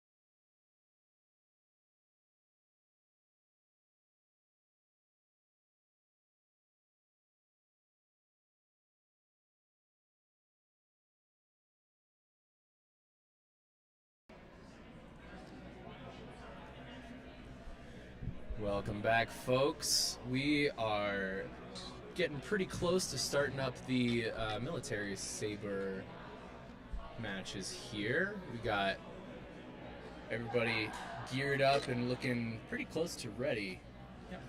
What can we expect? We got judges finishing the briefing over here. We've got competitors dropping sabers already. It's looking great. We got Dennis, finalist in beginners, competing in saber 2. If you have, what's your word of power for the saber tournament? The thing that's going to drive you. I get one word. One word. Only one. Jeez. For 2 tournaments in a row, It's worked out so far. So Yeah, how you feeling? Are you tired? I'm a little sweaty. Yeah. I should have invested in a second jacket, but you know, Yeah. Sweat is lucky. the sweat is lucky. That's a good way to look Keeps at it. you cool. Sweat's lucky. Yeah. Yeah. So good luck. Thank you very Have much. fun. Good luck. Keep up with PMA, and best of luck. Maybe you'll be in 2 medal matches. We'll see. Let's go. We'll see. Yeah. Thanks, guys. All right. Yeah, Thank we're you, using a lot of Dennis's stuff. Dennis has helped us out in the Yes. stream and make this whole thing work. Yeah, Dennis and Liam both contributed a lot to this stream, so anything that's going good about it, especially visually speaking, is all them. If the sound is bad, that's my fault. We also have at the desk, not in frame for camera, because our camera's too small. We can only fit 2 people on it. We got Emma on this side. She's here to help out with she's watching the chat and answering questions. She's our go-to from there. So we've got 3 folks at the desk. The more the merrier. Yeah, we got a rotating number. I got Nutri-Grain bars. I got Mountain Dew. Oh, are these our product placements? Oh yeah. Mountain No. Dew sponsor. I don't think We are not sponsored Mountain by Dew is paying PepsiCo. us. You have to hold it so you don't cover the logo. Right. When I fence saber, Can you give me my water? Thank you. when I'm tired after a match, I reach for a Nutri-Grain bar. The crumblies remind me of every state-sponsored exam we ever had in middle school. Yeah, you always get the Mountain Nutri-Grain Dew bars. bar. Later. Aaron's popping in. Aaron also, we talked about PMA. How have you been prepping? Feeling good? What? Feeling good? Yeah. Nice. I'm gonna have to do it all again though. Okay. I realized I started too early. Yeah, getting our last bit stretching. Judges are briefed. Imagine how many Club Albions you could get with a Pepsi sponsorship. Dude, Pepsi sponsorship. I'll tell you, what company would want to sponsor? Like Red Bull? I mean, Red Bull I've does tried actually. They sponsor a lot of like niche sports and stuff. Yeah. Like they sponsor a lot of parkour stuff. I feel like that would not be the hardest one to get if we're looking for big names. Yeah, get Red Bull in here. It's harder than you think. I've been working on that. Trying to get somebody in. I know some people on the inside, and it's a struggle. I mean, $1 million. We're working on it. Yeah. If anybody out there has a connection, and we can double prong with Aaron on one side, you on the other, Red Bull, Club Albions, and going from there. I definitely want a sparkly water supporter. So that way everyone's just burping throughout the tournament, chugging sparkling water. It'd be incredible. I guess Inca Cola! Inca Cola! Inca Cola. Who remembers that? Who remembers Inca Cola? Inca Let's Cola. see it in the chat. Who remembers Inca Cola? Who remembers Inca Cola? We're watching. We're waiting for you. Yeah, we gotta get Inca Cola. Vault. I have no idea what. No, Inca Cola. Oh my Is god. Inca Cola? It's the best. We're trying to. We're waiting. We're just like we know there's a delay in the stream. We're waiting for someone to call out Inca Cola. That's all we care about. Hey, Genevieve. Let's Genevieve go. Loves knows what Inca Inca Cola Yeah, is. somebody gets the reference here. Somebody knows what I'm talking about. John with the Vault. When I was in high school, I would get off my job at the movie theater, get a bottle of Vault and Red Vines, and drink sugary ass caffeinates through a Red Vine, and just stay up till 4 a.m. Felix Phoenix. This tournament brought to you by whiskey. Yeah. No specific brand. Do you think Just whiskey. just whiskey? Homemade. Kirkland whiskey. Old Crow. Old Crow. If we got Kirkland sponsorship, Yeah, Can- Can we Kirkland. get sued for ironic sponsorship? I don't think so. They're all positive. We like all of them. We're doing You it know? for humor. Yeah. We're not going to be Is talking that trash protected about under it. parody law? Yeah.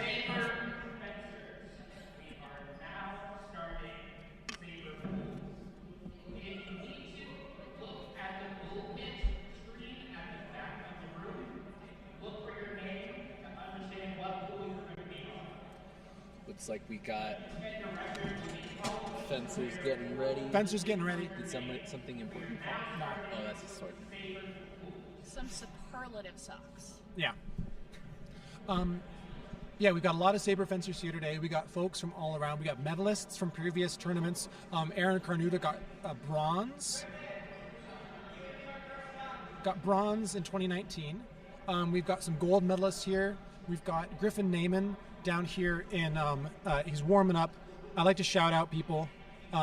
We've got Griffin in the black here in the back of Ring 2, just finished sweeping a tournament in a classical fencing tournament. So really looking forward to seeing him fence here today. Really skilled saber fencer. And we have a lot of beginners also doing this. I keep wanting to shout out the beginners. They're going like, oh, I'm going to do a tournament and then another tournament in 2 different weapons. It's like, hell yeah. On the same day. On the same day. It's so cool to see. I did not have that level of bravery. It's so much fun. Of course, I'm happy to be helping on the stream. Needed to spare some time for this. Yeah, it's good to see Griffin back. He moved. Where did he move to? Phoenix. We also have a couple folks from Phoenix here. We have a pretty good Arizona showing. We've got Tucson and Phoenix being represented here at the tournament. So, yeah, from one desert to another.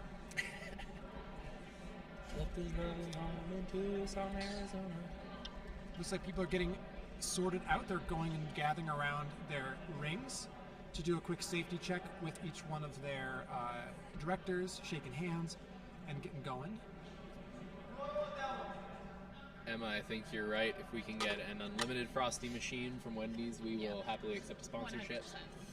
If anybody at Wendy's is watching, give us a call. Whoever's negotiating that contract.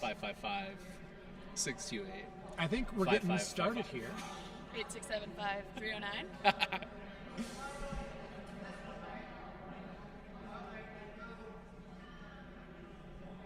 Nice. We got a member of Denver Historical Fencing Academy. We got Trevor here on the left.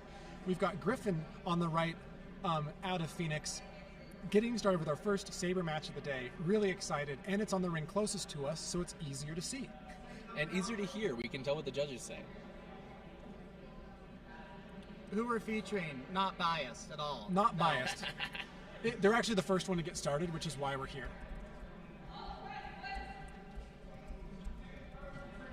We got Veronica. Veronica Young here as director. Shouts out Veronica. Also just did a seminar session on beginner quarterstaff. Yeah, which was really fun. I took part in that, and that was delightful. Finding out the little differences between spear and quarterstaff, even when you're focusing on Meyer's manuscripts both ways. Here we go, getting started. Middle guards, low stances from both fencers. Little probing. Testing out the space, seeing what he can get away with. Trying to find a wrist.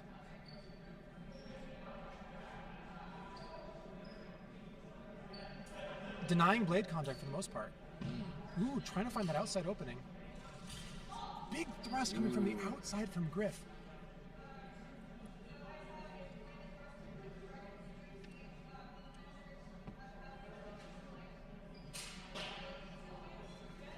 Remember, all deliberations are done loudly and in front of the fencers. There's no secret judging here. Griff, point on line, slightly outside guard. Ooh, looking for the head. He's got Trevor loving that cut coming through. You couldn't hear, but Trevor was laughing after he took that. Again, big sign of how the tournament's going. Lots of fun.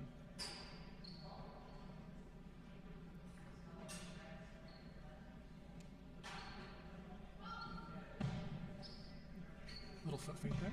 Big smile on Trevor's face here on the left. He's having a blast. Oh, yeah. That's one of them. Oh, so close. Ooh. It's one of the many things I respect about Trevor as a fencer. He is always making sure he's in the right mood for it. Trevor on the board. Got 1 point taken away from the afterblow, but on the board here against Griff. Ooh. Slightly late cut there. Let's see if he gets a word on.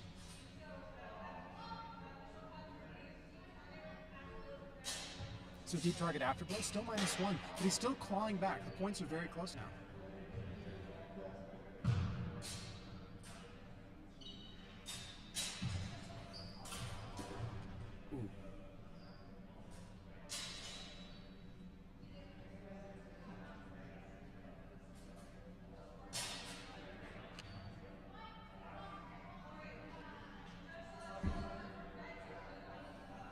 shallow target red, 1 point red, no afterglow. Again, such good distance management. Oh, trying to find them there. Ooh. A little bit of interrupted timing there. Hard to tell if Trevor landed that hit.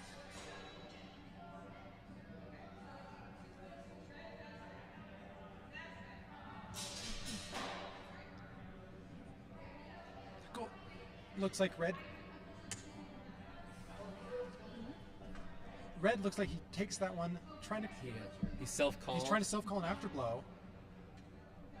Looks like they're going to end the match anyway. So yeah, still minus a point, but they made that one there. They're going to come and verify the scores. Great first match to see here.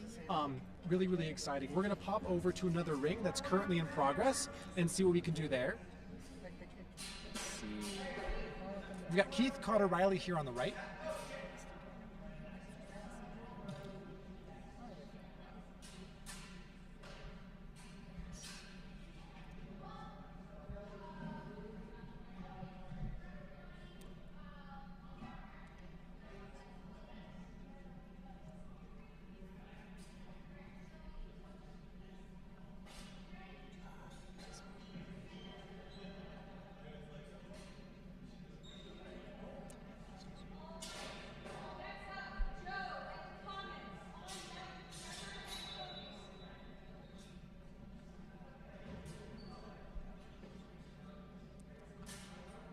Little feints here. Looks like Keith Cotter Riley might have got a dark, deep target there, but a lot of feints, hand stuff there. We'll see what the judges say.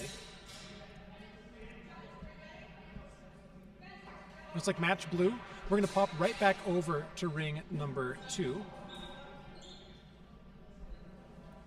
We've got Atlanta versus Denver here. We've got Thomas Pfeiffer on the left from Atlanta in the red, and Joe Dawes on the right. The winner of the 2019 Beginners Longsword Tournament here in green. He's not letting us forget that either. He will remind you. Yes. It's good to see Joe back in the game. Yes. It was great to have him.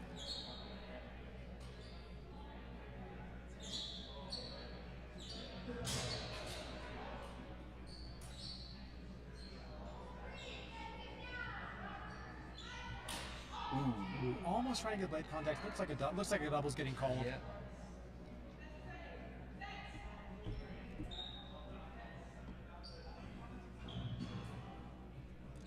So if I remember correctly, there's a certain degree of tolerance with doubles, right? Where if fencers keep getting doubles, Yeah. they start getting penalized for it, right? Yep. We've got a couple different ways of doing doubles. We have an open double, where I hit you in the head, you hit me in the hand, just redo. Closed doubles, where we've already hit, but we just tend to both swing around afterwards. And then faulted, which is the most one to care about. Ooh, big, nice little lunge there, getting the cut in. Another leg cut. Faulted doubles are there mainly for safety.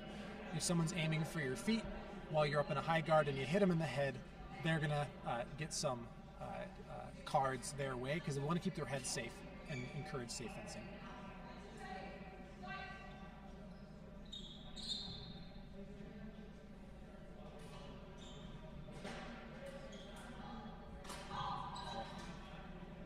Another double there.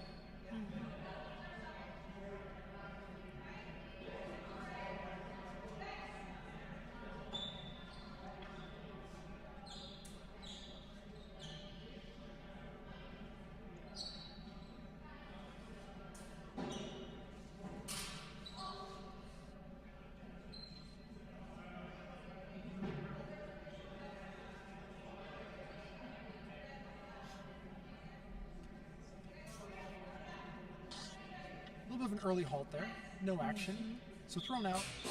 Because the timer gets stopped, there's not a huge penalty.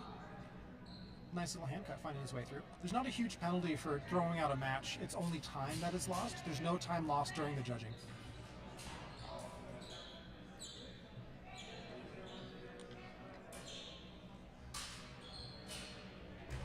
Ooh, looks like one might have got a pass out to the left.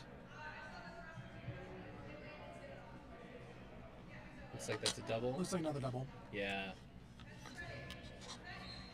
You got a really clear bend from Joe in green. His Big barrier pause. Ooh.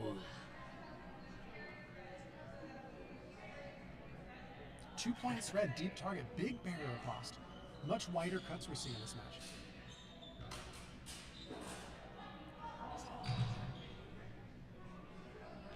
Shouts out to my sister in the chat. Let's go. Yeah, also we got Stefan in the chat shouting out. We got the banner holder. We talk about the PMA and the community here. It's so great to see folks like cheering each other on, even with having these big old banners in the back. Why don't we have a banner? Why don't we have I want a banner. I started weaving one like 2.5 years ago, and then I got bored. Probably takes a while. Ooh, barrier riposte, but not quite getting their hands up. Might have blue fencer wearing red might have gotten an afterblow on there. I'm seeing a lot of the same pattern repeat itself here. Ooh, liking to get through. Yeah, wider cuts, cuts after contact.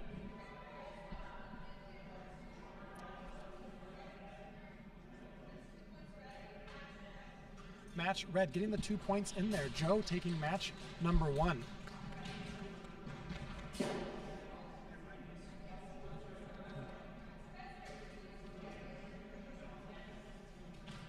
Over to ring 1 real quick with our new camera up. A little bit harder to see even while having it be more blown out.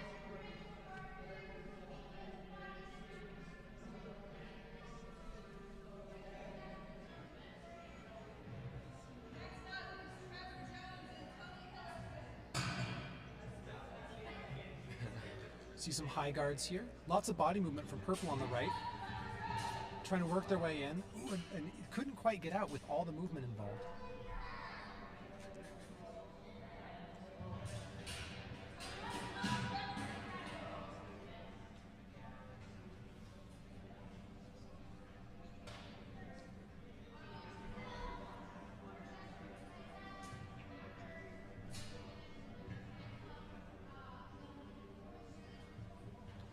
Ooh, almost getting the high cut.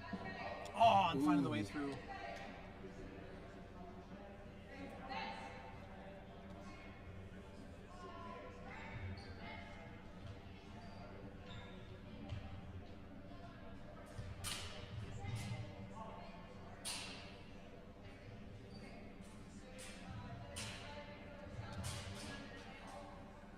Looks like that might have been an afterblow from purple.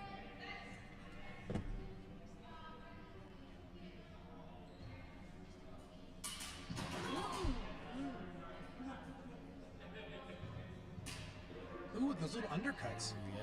Nice to see those trying to pick the wrist from below. Trying to exploit that hanging guard with the exposed top of the wrist.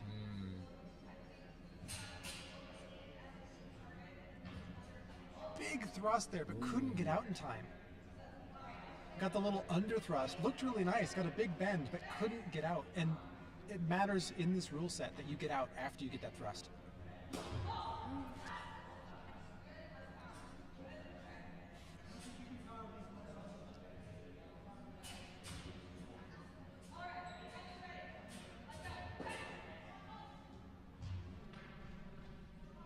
Looks like we got a timeout. Timeout in that ring there. We're going to go back to ring 2 during the timeout so we can keep the action up. We've got Tony Hillerson and Trevor. Ooh, big turn.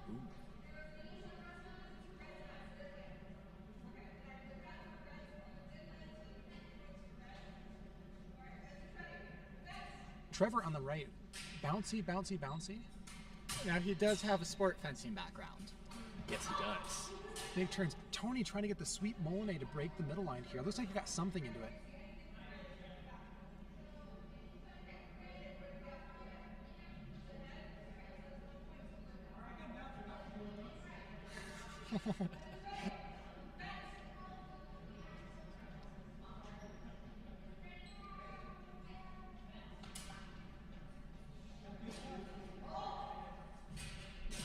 We're going to hop back to ring 1, keep it up with the match we were watching from the start here. Actually, they just finished. We're going to go back to ring number 2. Perfect timing.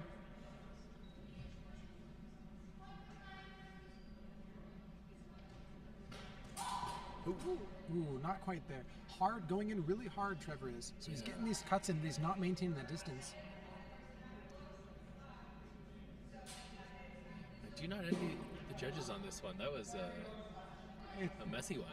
It's hard to see. But you can see, continuing forward's not always the best strategy. Got the forearm cut, but didn't secure the point because they couldn't get that distance afterwards in parry.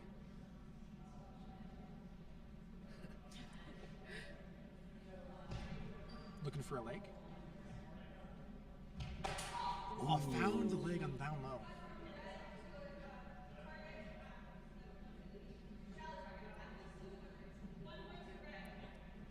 One point there with the red.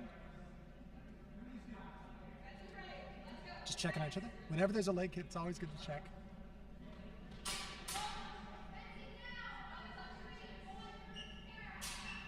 Looks like that came out to another double. I gotta say, I find Duplier on the outside.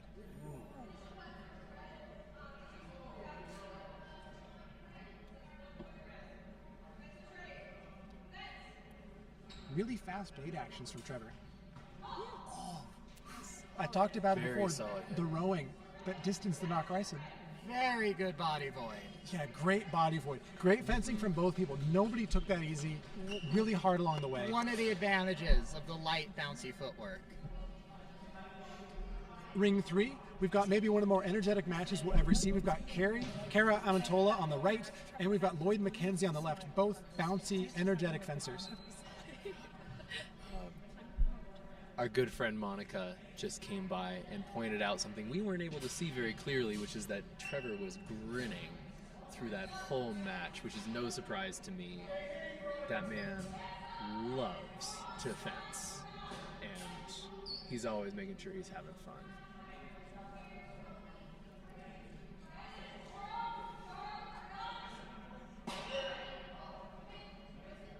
Looks like we got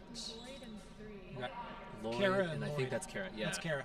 We're going to see lots of energy, lots of body voids, lots of movement.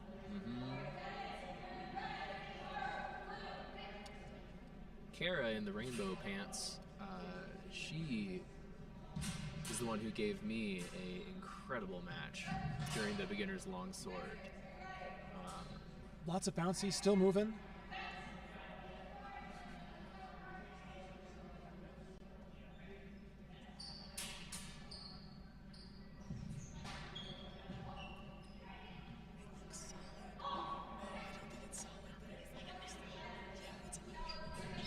Looking for the thrust, couldn't quite get it. Ooh, entering low and cutting over the top.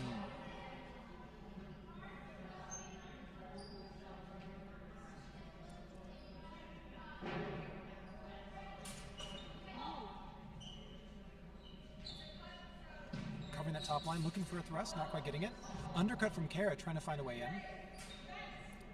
Looking to pick at the rest, but not quite getting there, and actually getting the low cut in at all. And it looks like she managed to nick his thigh. Yeah, got the little knee cut off the top bind there.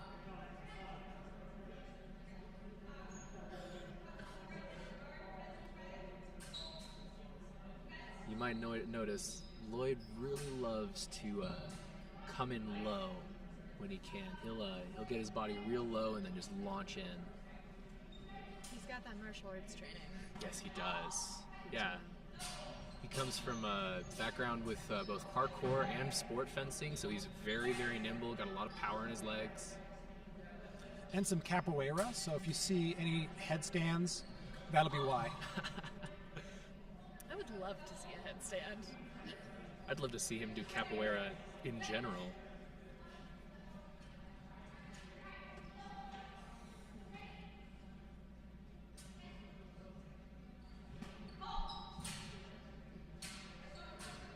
Probing.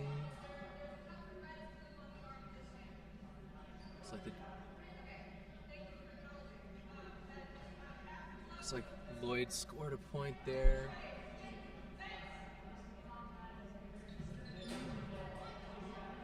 Oh wow. Shot in the point, nice and clean right there. Good one from Kara.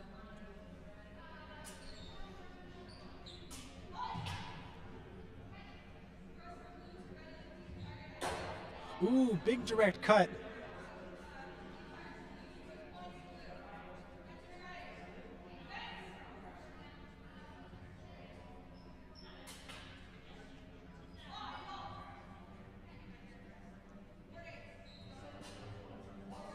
Looks like our camera might have skipped a few frames during the last exchange, but we're running smooth now. Mostly.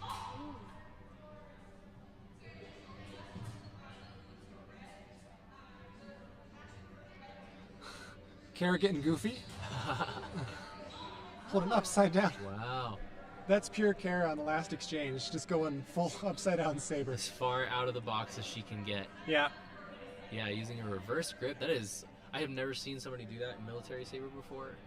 Not typical advisable, but they're having fun. Yeah.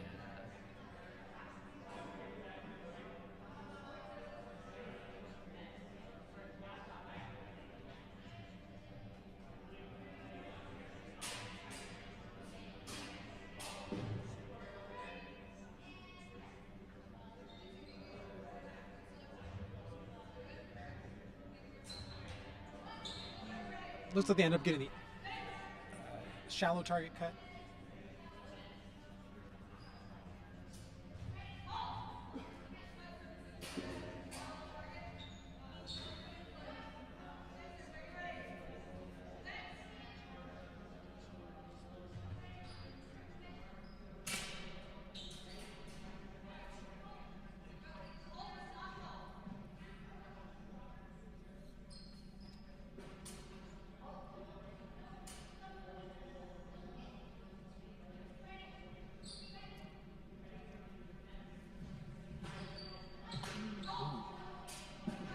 What was that, a hit to the hands from Kara?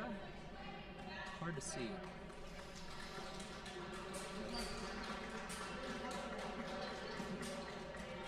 Low target there, actually snuck it out and was able to pick the low target.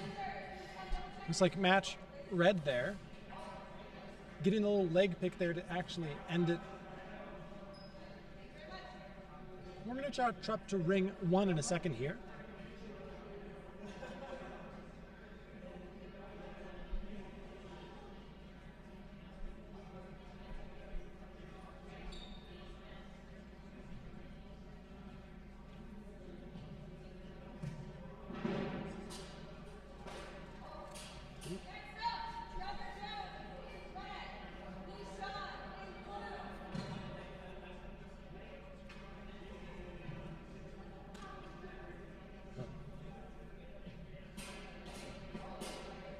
Playing a little bit of mind games, starting with that very, very, very high guard.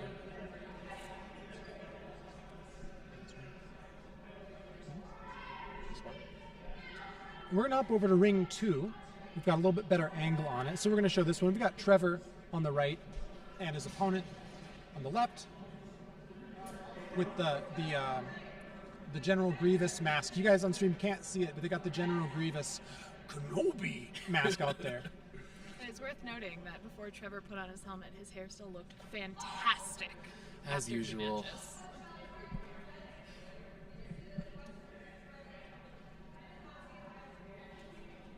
I wish y'all could Little see self it, call there, calling out the self target. One of the rules that we haven't talked about is self calls. You are able to self call in your you can self call an afterblow. You can self call a target, but only if it's higher value. So if somebody calls a hand hit when you're actually hit on the head, you can self call and say, no, that got me in the head to increase the value. You cannot self call for lower value targets. Yeah. A self call is all about honorably saying what actually happened to make sure your opponent gets the point they deserved, not about negotiating down from what the judge has called.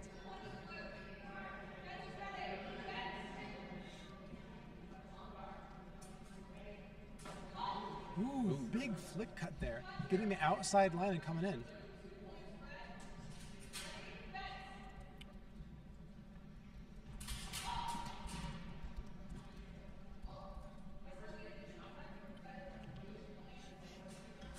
Shout out to Emma, who is maintaining our chat presence. Thank you, Emma.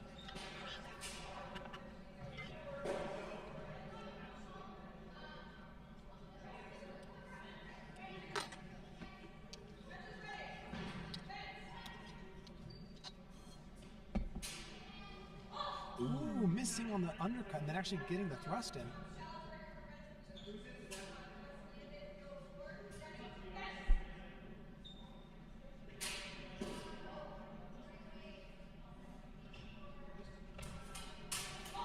Ooh, great exchange.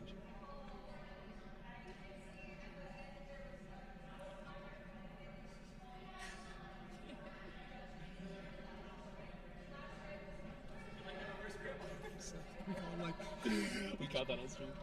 I was fighting Lloyd. What? Fighting Lloyd. He's like, The fact that I kept up with him for that long, like I dragged that shit out. Next, I gotta fight Doug. oh, nice. He's fun. Yeah, I mean, he's probably in better shape than I am. Doug's a beater. Doug's a what? A beater.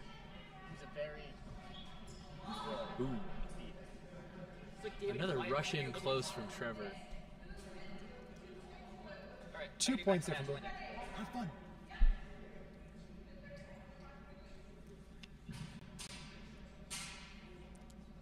What was the pawn that those bastards tried to cheat me? 30-second break. Getting some coaching here.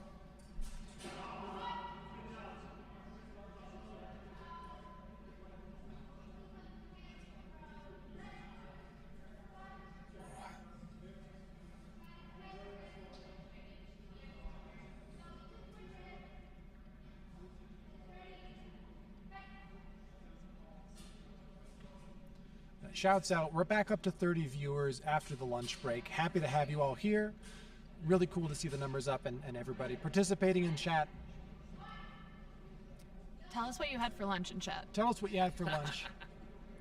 Everybody knows because I hot mic'd what I had for lunch. If you're in another time zone, then whatever is your most recent meal, we want to hear about it. Fourth meal. 11sies.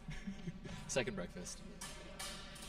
Ooh, missing the thrust early and keeping going on the line of the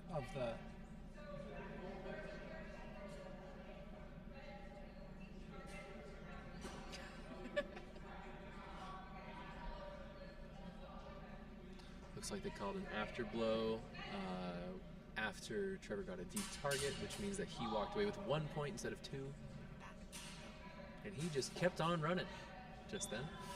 the kind of over the back of the head thrust there from Trevor, which was kind of nuts.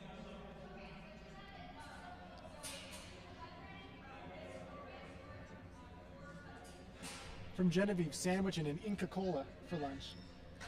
Inca Cola!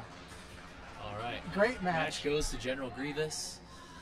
Really loving watching this ring 2 so far. It's been really good matches so far. We're going to pop on over and do some quick bounces through rings 1 and 3. We may end up back on ring 2 because that's where we've got the best camera quality.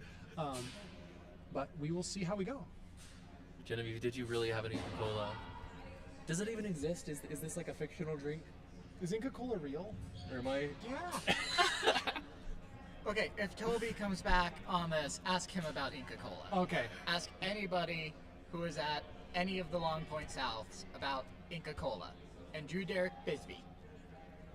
The man, the myth, the legend, Drew Derek Bisbee. Shoot, Eric Bisbee and Tony. Soup and pork dumplings, rice and green beans. That sounds like a tasty, nutritious meal. I'm glad I ate before I got on stream, otherwise I would be very hungry from this conversation. We've got I don't mean to interrupt, we've got a great match coming up Please in Ring interrupt 2. me. We've got Griffin Naiman and Tony Hillerson squaring off. Denver folks, but now in Phoenix, we've got Tony Hillerson on the right in green out of Krieg School, and we've got Griffin Naiman on the left out of Phoenix. I just want to give a shout out. Oh, sorry, go ahead. Is Krieg located here in Denver? Yes. I just want to give a shout out into the comments there. See my buddy, CKC. How you doing?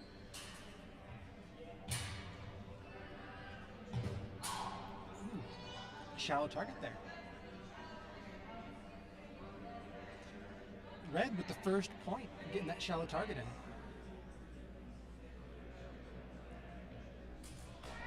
Ooh, great parry riposte there from Griff. Deflecting the thrust and right back into shallow target, even 1-1.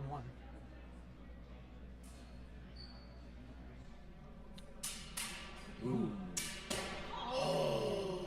That was a good one. Yes, yes it is, Connor. Ooh.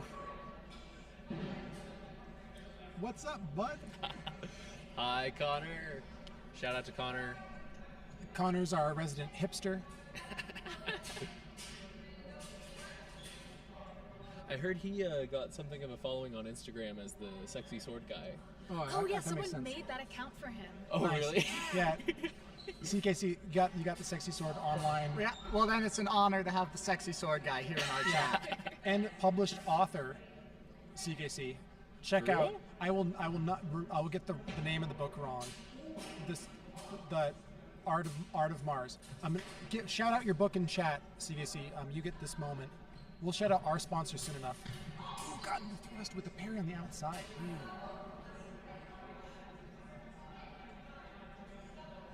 Looks like that was just called as a double. Connor saying, "What the fuck? About what? I'm not supposed to curse on the stream." Yeah, that was your one allotted swear for All the right. next hour. This is PG-13. I got one F-bomb. Almost getting the thrust. God damn it, guy. Keep it PG. Fascinating with a riposte left. Looks like it was deep. Wielding the light of Mars. That's it. Wielding the light of Mars. Thank you for calling That it out. sounds badass. What is that? It's all about That was body. your second swear. Does that really count? With a beat? Oh, trying to touch the wrist. Tony Self calling the call there. Looking for the wrist call.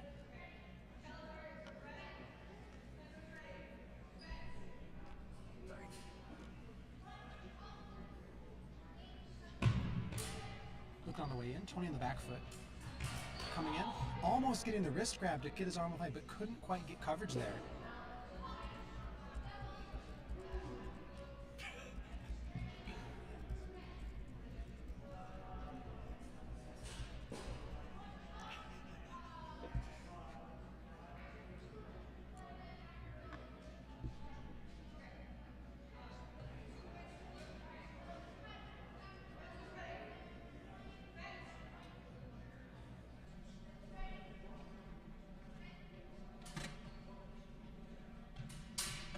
Oh, trying to get the Molinet off, but a big parry riposte there from Blue. Match Blue. Great match. Lots of point control. Huge parry ripostes. Really great to see across the way. We're going to pop on over to Ring 3. Unless someone's standing in the way of the camera, then I'm not going to transition there. I'm previewing right now. There's somebody right in the middle of it. Shame. Shame. But we've got Isaac Gary, Keith Cotter Riley over there. We'll come back there in just a little bit. But for now, we'll go over to Ring 1 while we're on the in-between. Two men in a truck. The gray shirt with the blue stuff.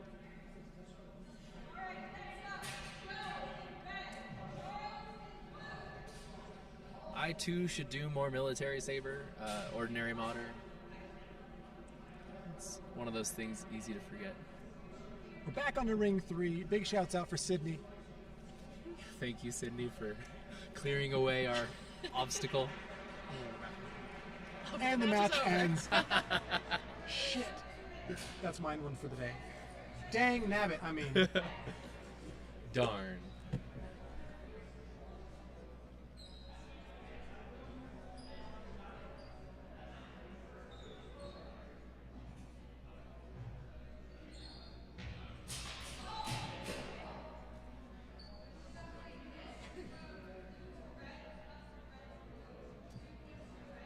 If anybody's curious about that book of Connor's, he's just given a brief description down in the chat. I would be very curious to check that out myself.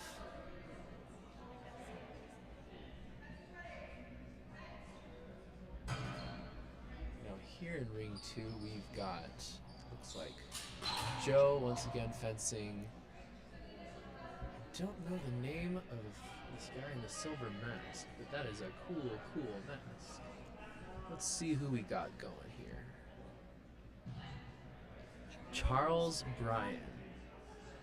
And in our system, he's showing as no team affiliation, temporary. He might be between gyms, not sure, but we're happy to have him here, especially with that extremely cool mask.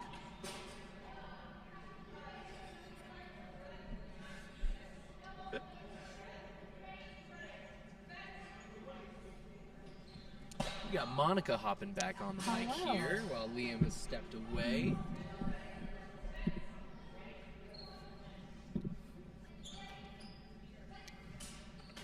Ooh, looks like Joe might have, shot one in on the forearm there.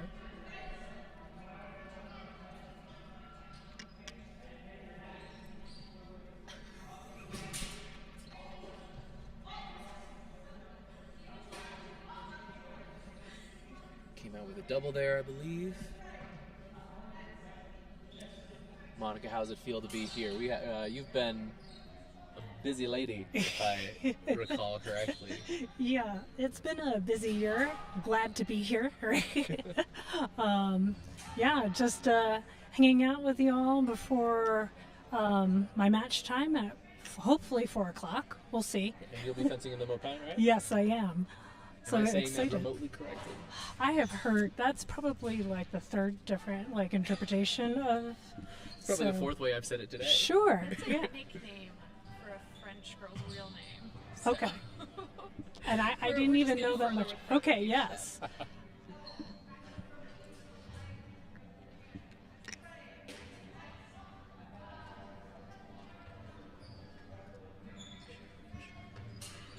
Oh.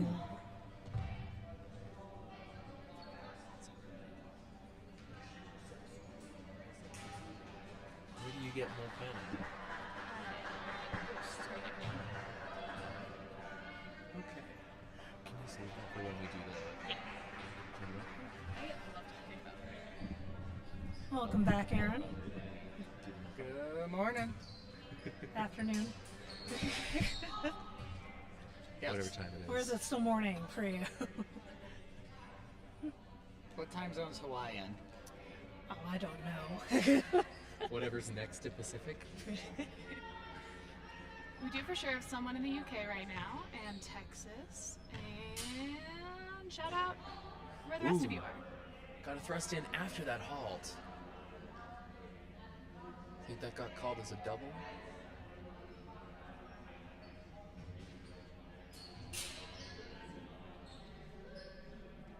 no dice yet, but they are trying. Another rejected strike, and looks like Joe got a cut into the side.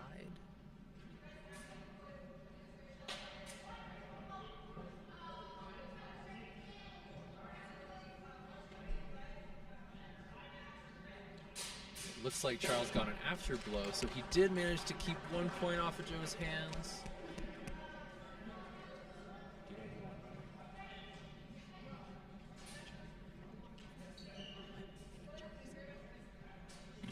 Looks like Charles walked away from that one, the victor. We can check that result in our system here. Can we? Well, we are going to move over to ring 3, where we've got a match going between Isaac and Haley. And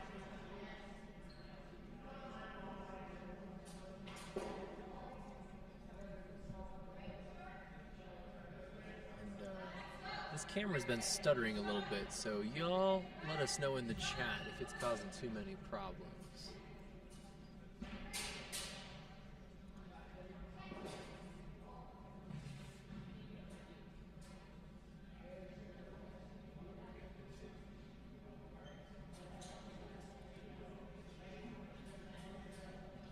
Haley Broombow on the left, Isaac Gary on the right.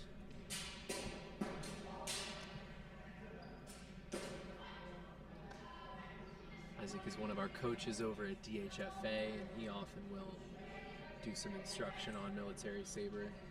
Happy to see him competing today. Ooh. He has also had my tart pan for 4 months.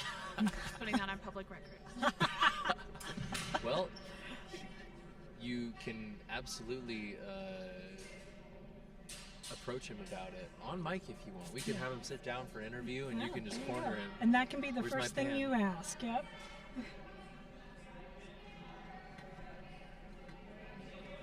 No.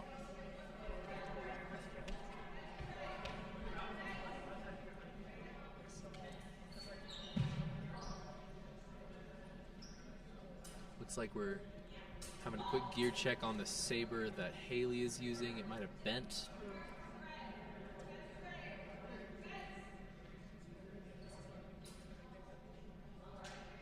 And if I recall correctly, all the sabers we're using today are provided for the fencers.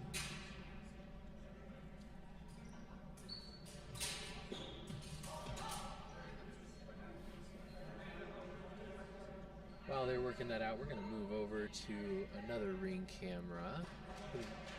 Go back to ring 2.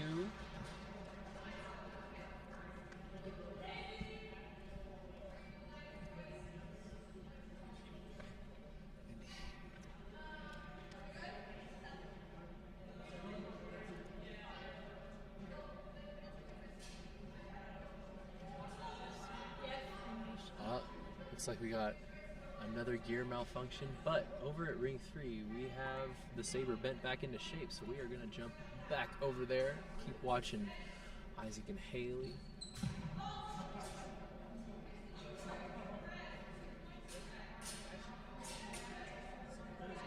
Got these nice long exchanges between these two. Looks like Haley managed to get a quick shot in there.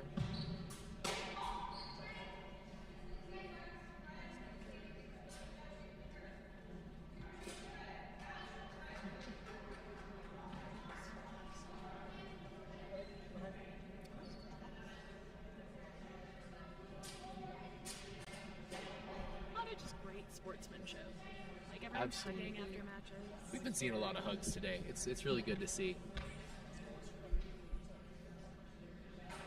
Ooh, looks like we got a cut across the chest. So that was a deep target from Isaac with an afterblow from Haley. So Isaac walked away there with 1 point. Ooh, I heard that hit from across the gym. So but did I'm not I. sure what happened. Yeah. Because I blinked. I believe that was a deep strike from Isaac.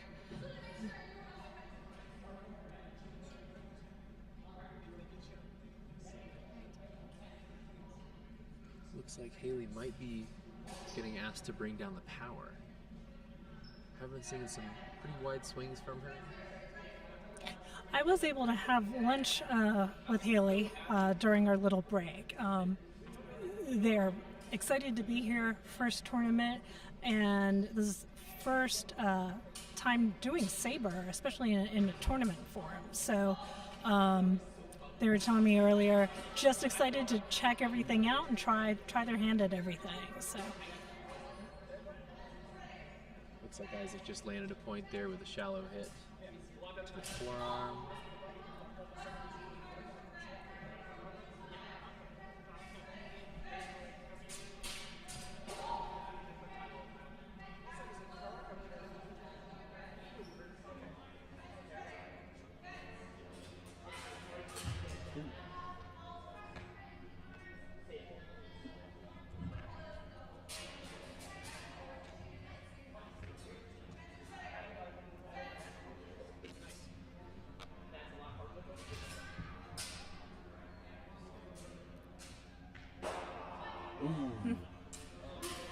Right there, Haley was putting a lot of attention on Isaac's blade, but then Isaac just found the right opening to get it in, and I think Isaac just walked away with that one.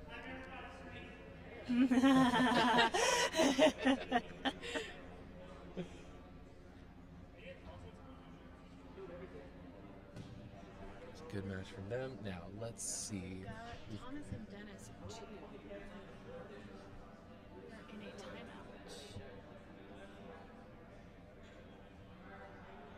Let's see, over on ring 1 here, we've got a couple of fencers going. Let's look at our schedule and find out who we are watching currently. Oh, it looks like they're already done, folks. We're going to keep on moving. Jumping over to ring 2. And they are also finished. Our fencers are so efficient. We can't switch the cameras fast enough.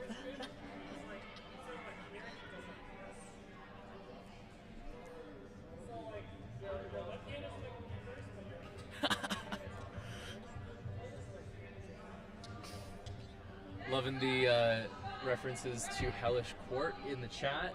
For anybody who doesn't know, that is an indie game mostly made by one guy, meant to simulate historical fencing as accurately as possible. It's a really fun thing to play. It's only like $10 or $20 on Steam if you have a PC. We are not sponsored by them, but I will happily plug it because I love that game. And Devolve 76 asks if matches are currently going on, but the brackets are not updating. On our end, they do appear to be updating. They do have a bit of a delay. Although, actually, brackets currently are not going on. We are doing open pools at this moment. So once pools are finished, we will have a brief break to seed the brackets for elims.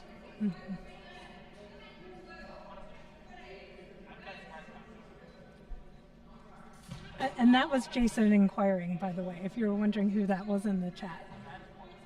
Oh, that was Jason? Yes, it is.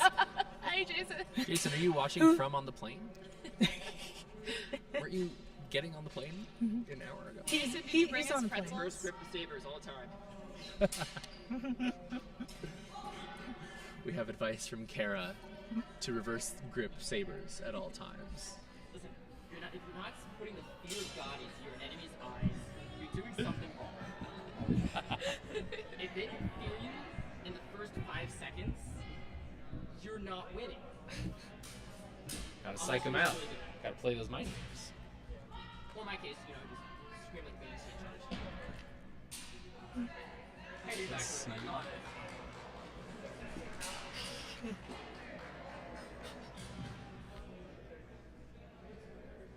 Alright. Looks like this match on ring 2 is done. We are gonna jump over to ring 3. Can we jump fast enough before it ends? Yeah, the pace of the last few matches has been... Yeah, they've been a little too synced up. Yeah.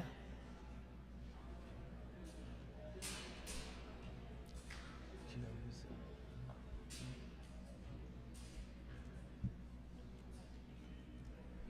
I just need to have all 3 pages open.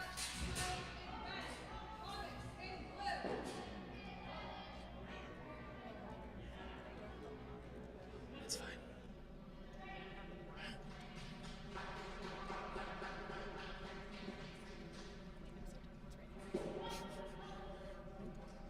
Ring 3. All right. On ring 3 currently we have Robert Kusever. I am sorry if I am pronouncing that name incorrectly, and Keith Cotter Riley. Robert is coming from Ironwood Historical Swordsmanship. Keith coming from Atlanta Historical Fencing Academy.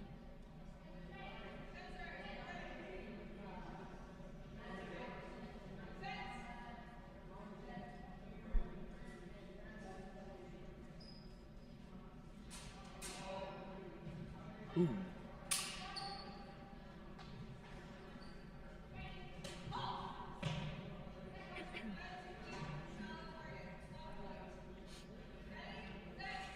Noticing that Red Fencer, the one in the white and black, really likes that slow press, coming in very early, closing that distance, forcing their opponent to act. Looks like we might be pausing to check some gear.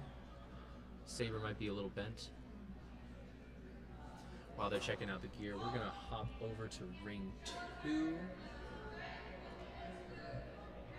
Over on ring 2, we have Charles Bryan and Thomas Pfeiffer. Charles is in the orange boofy pants with a very cool silver mask. Thomas in the red. Thomas was judging and directing, actually. No, judging. During the beginner's longsword. And I think he was doing a fine job.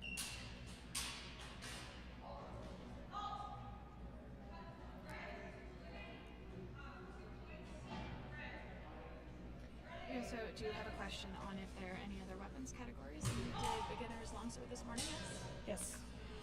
Yes. Yeah, we did beginner's longsword this morning. Tomorrow, we have open longsword. And then on Sunday, we're going to get a little bit more creative. Oh, we got a dropped weapon from Thomas Pfeiffer.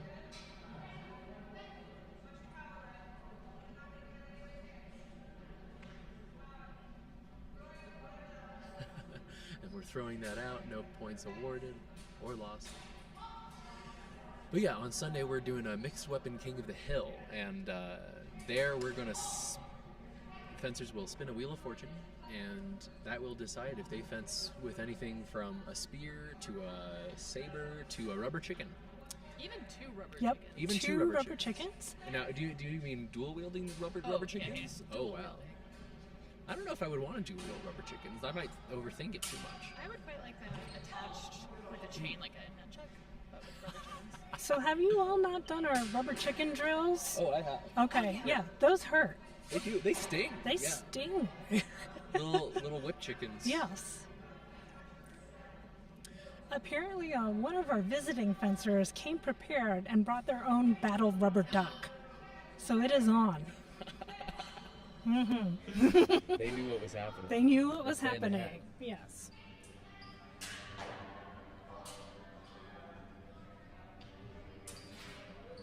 And a moment ago, I might have. Ooh. Never mind.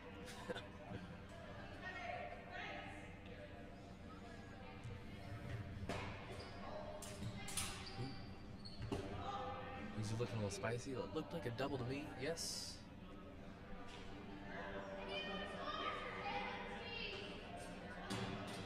Oh.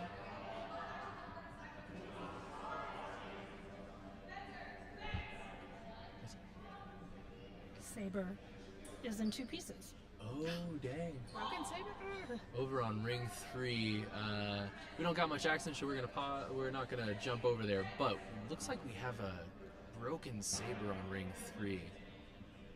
And They I are looking for the pieces.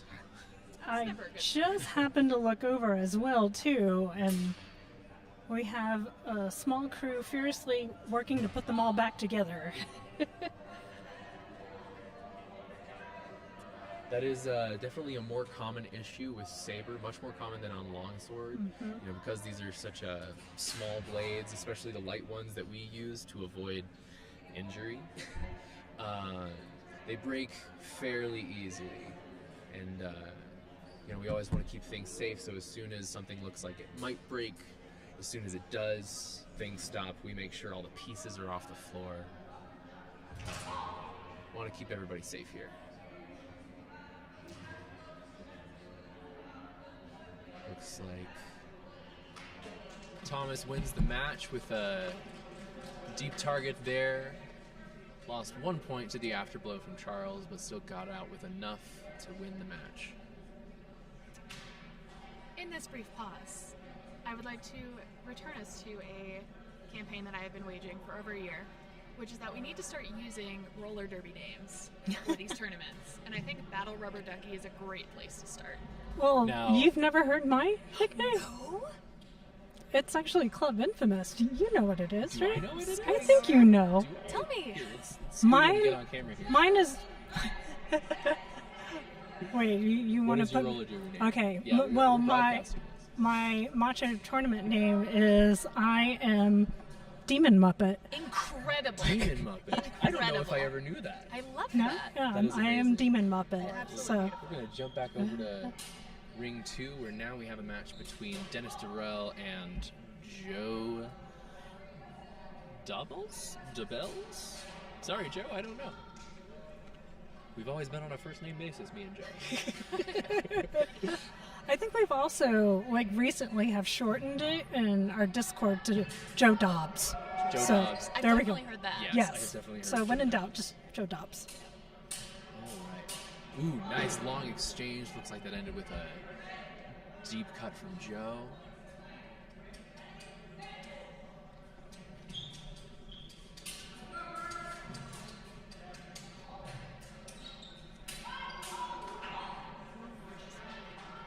Another deep cut from Joe. Very nice. Really gotta love the longer exchanges with Saber. There's something very fluid and whippy about everything you get to see there.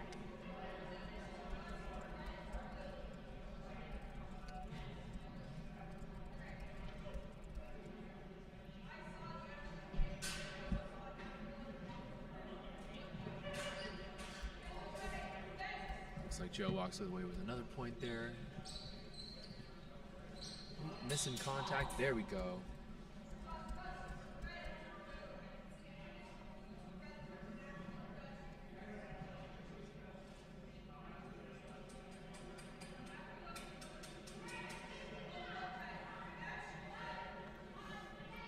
right, match goes to Joe. Very well fought on both sides. Monica, we do have a point of clarification. Is it Demon Muppet or Danger Muppet? Depending on the hour. Depends on the time of day.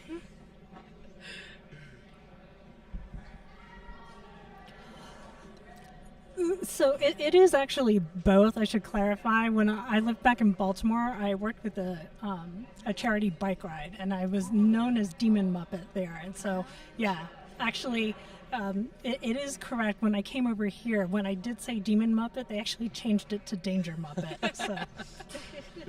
I do feel like all Muppets have an inherent aura of danger. Yes. So it kind of Yeah. So.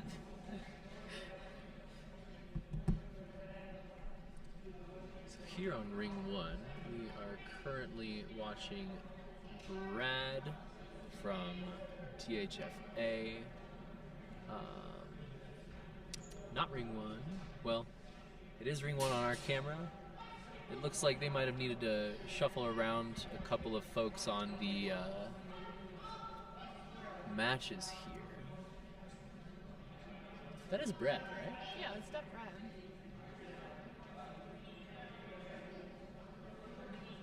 This person in purple. Maybe I need to reload the page. There was something there a second ago that said Brad and Abraham. Yeah, Abraham Madrid and Brad Smith. There we go. And Thank Abraham you is for clarifying. from Phoenix. Okay.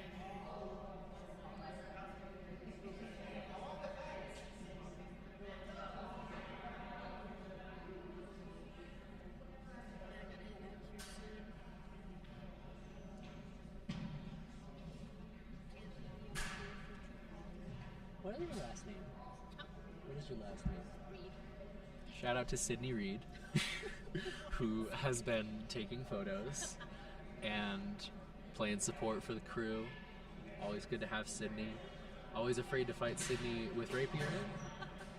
Because, God, And I would even love- more dangerous is when Sydney breaks out the rapier skills during longsword. I always bring this up because I may have fallen victim many a times to it, so I'm not bitter. Do we see near just the ring? Joe, right now we're just looking at the ring. Yes. Hi, everyone listening. It's the ASMR stream. Yes. The ASMR of Sydney's voice. But no.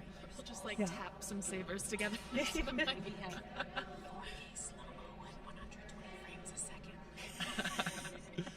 We don't have 4K or slow-mo, and I don't think 120 frames a second either. Definitely not, actually. Thank you to the man in blue for moving out of the way of the camera. We haven't had too many of those Yeah, so far, as I know, that's Yeah. only the second offender. yes. So far. That might change tomorrow. We'll see.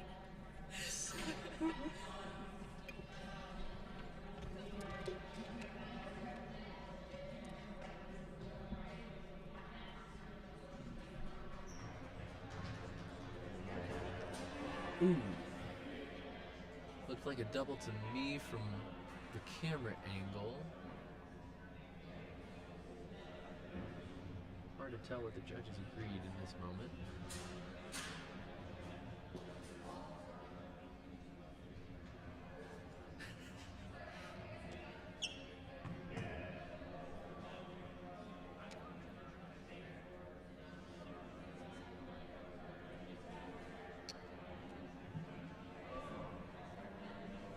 All right.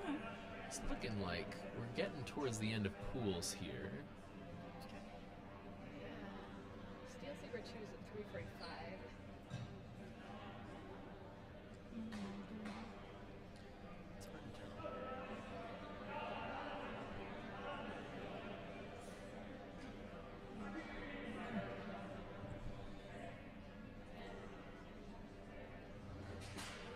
Ooh. Another quick exchange, looks like a double.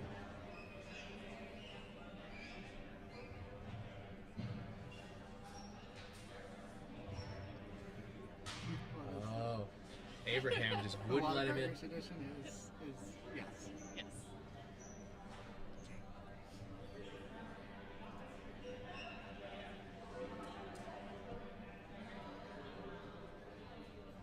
have many traditions, and Whataburger is among one of my favorites, most dearest to my heart. Can you explain the Whataburger tradition? Don't worry about it.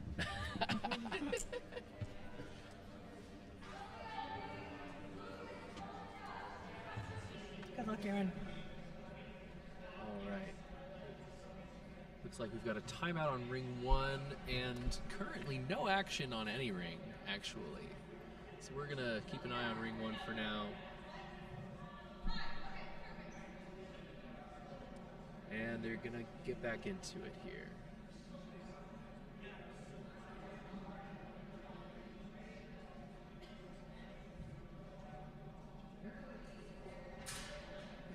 Oh wow. Oh, they both went in for the thrust together. I'm noticing Abraham's really ready to get into some grappling when he needs to. Things getting close, he feels confident.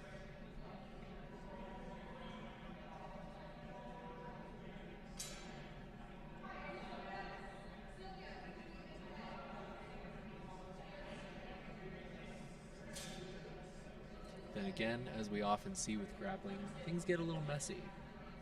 And there's only so much time we can spend in that close quarters until the judge calls halt, just to keep us safe and Keep the fencing clean, and to make it so that they can actually call clear hits.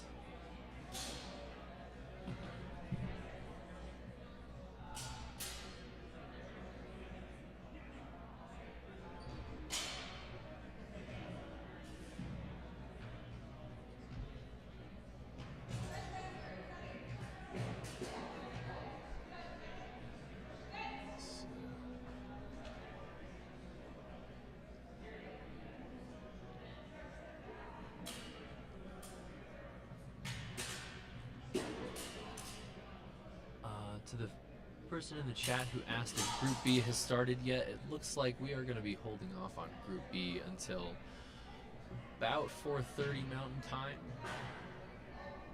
Oh wait, no, that is, I'm looking at the Mopan Cup there. I don't see Group B on our website at all.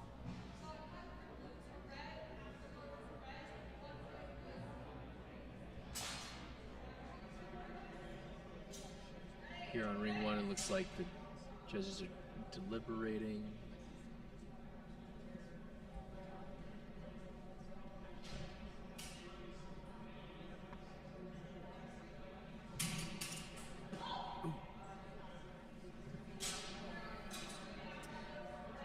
Kevin, it looks like Group B is set to start at 4:07.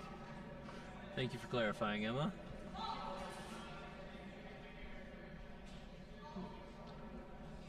Alright, well, things are quiet on ring 1. I think I'm going to move us over to ring 2, where things are also quiet because somebody has a bent saber. A very bent saber. Oh my. Yeah. Yeah, very That's bent. That's like a 30-degree angle or Wow. something. So for now, we're going to stay on ring 2, or ring 1, because we have a quiet moment. I like how my husband has become the impromptu saber repairman because he brought tools. Adventures Media, can you elaborate on the mic sounding a little boxy?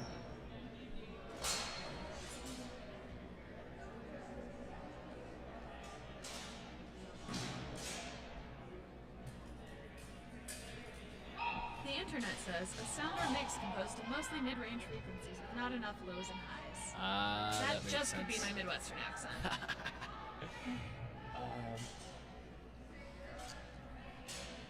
This makes me want to bring my analog mixer from home, but that thing overheats so fast. And it is not made to go for as many hours as we need this to run.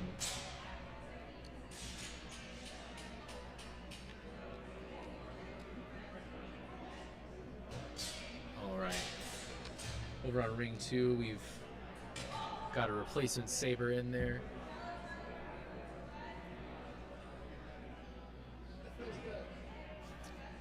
Electrical hum while talking. Let me know if that's any better from the electrical hum. could be a little bit of interference from other gear we've got on the table. I was moving this microphone around a little bit, so I don't know if that had anything to do with it. So I apologize. Yeah, we've got so many electronics all crammed together here. It's likely that the shielding on these mic cables of mine is not protecting us from that hum. All right, Marlene says that's better. I just sneak in here because I was not quiet about it. I mean, the camera's not on us, so you're a silent presence. You've got Aaron Carnita just hovering.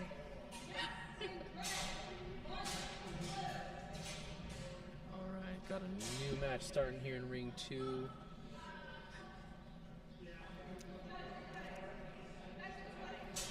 This is not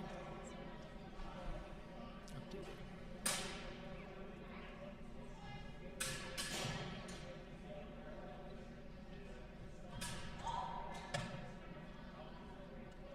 I'm wondering if we might be having a network issue with the smooth phone.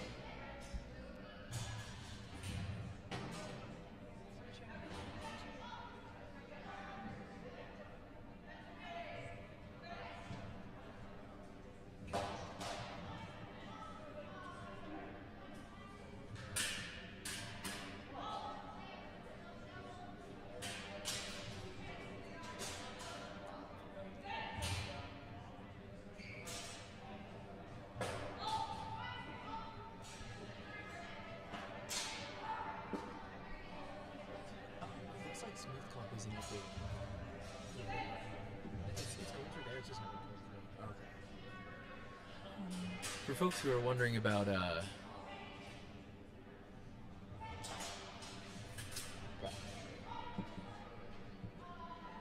smooth comp with the updating with the matches, looks like there might be some kind of desync issue, but we are working on it and we'll have it back up soon.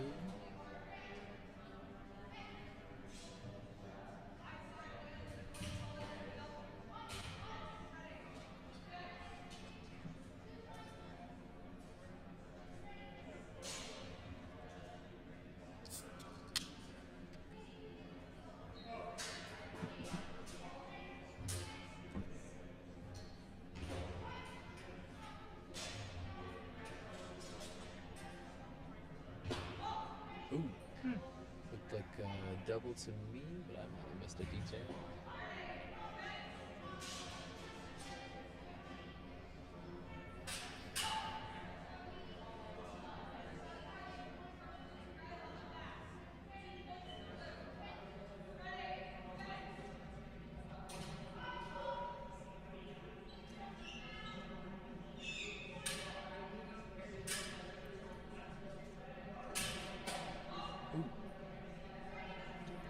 I know, I Decisive looked down and I stretch of heard that. Yeah. Fence around the right is self-calling a hit to the knee, but it looks like Judge is not acknowledging it because she did not see it.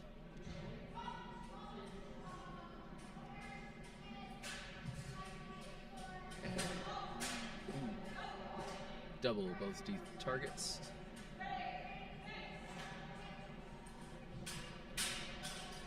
Ooh. Oh! Messy exchange.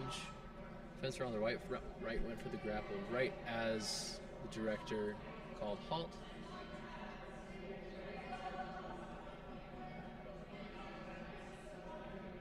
Veronica is asking for a 30-second pause, not officially a timeout because she's requesting it, not the fencers. She wants them to take a breather, try to avoid too many doubles. Looking out to keep everybody safe here.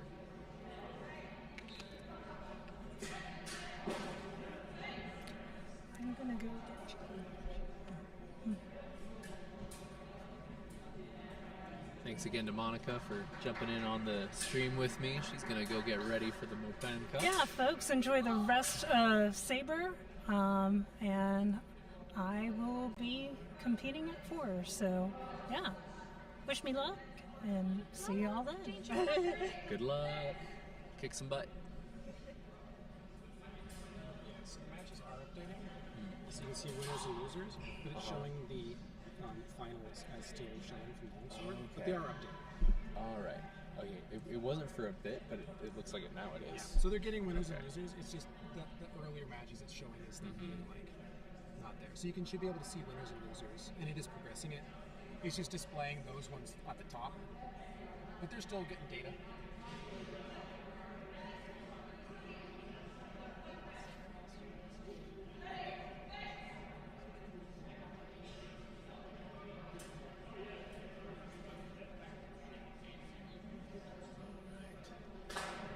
Ooh, looked like another double to me. Yep. Confirmed by Veronica.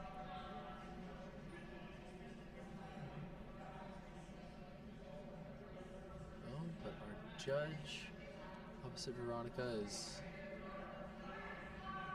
Nope, sticking to the double.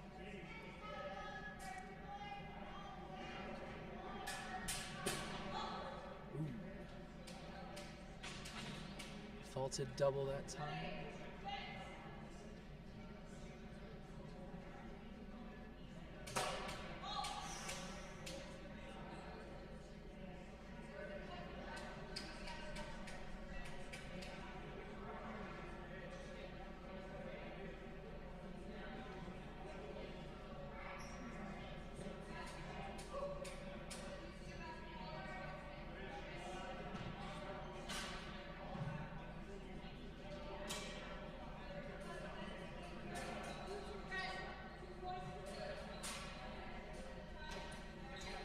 Fencer on the left was just awarded 2 points for a deep target after a moment of deliberation between the judges.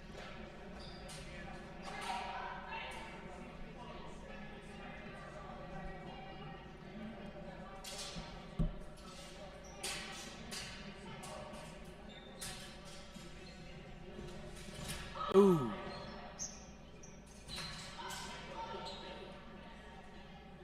Things got a little messy there. I'm not sure what happened. It's the tough thing about grapples is as soon as people get in that close, it gets a lot harder to track.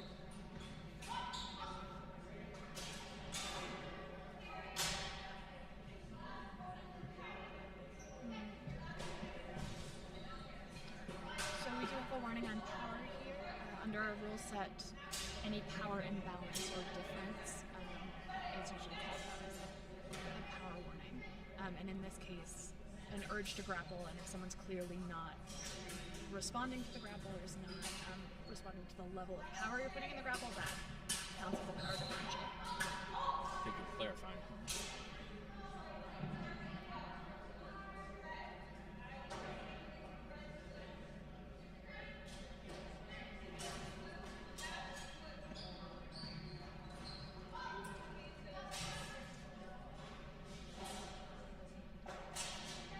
Alright, fences are confirming the score. Let's jump on over to ring 1. Brad and who? Brad and Hoopst? Who is it? Over on ring 1. Who's that? Michael Vinci, the Gentlemen's Dueling Society. Gentlemen's Dueling Society. I didn't know we had gentlemen here. Dueling Society?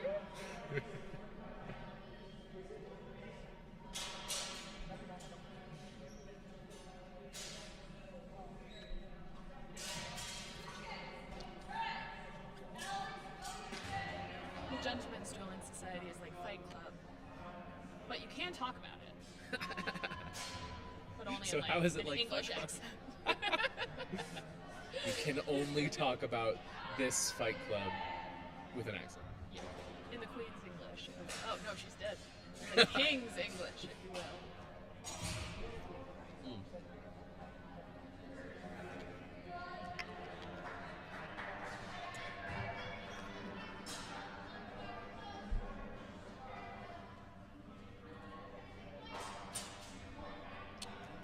It's like a end to that match on ring 1. We are going to jump over to ring 3, which we have not been given much love right now. We got Doug Bostic and the one, the only. Lloyd. I was trying to pass. Yeah, we got Lloyd. I was not ready for that cue. I was trying to make it all like queued up. What is Lloyd's last name? Mackenzie. Lloyd McKenzie. I knew that. And we got a hug. Perfect timing. Over to ring 1. Got a match starting over here at ring 1. I believe that is Abraham on the left. And Lucas Malone. That's this match. What's this match? Well, let's see.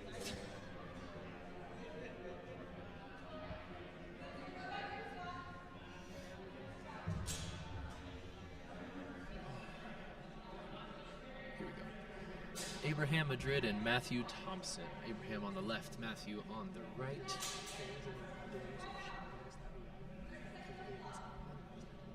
Oh, looks like we might have another gear malfunction. You should be starting soon.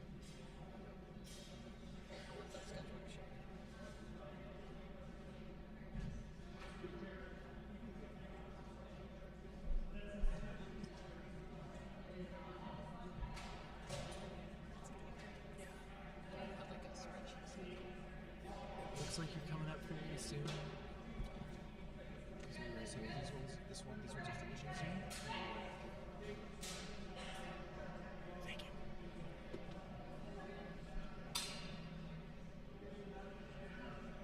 All right, gear is back in check. That's Lloyd passing by the camera right there.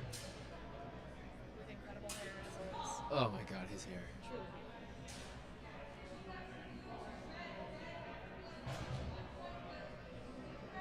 Lloyd is one of those people who can fence his ass off and then walk away from the ring looking just as good as he came in. Lloyd and Trevor. Yeah, Lloyd and Trevor both. They have incredible hair that refuses to be ruined by the mask.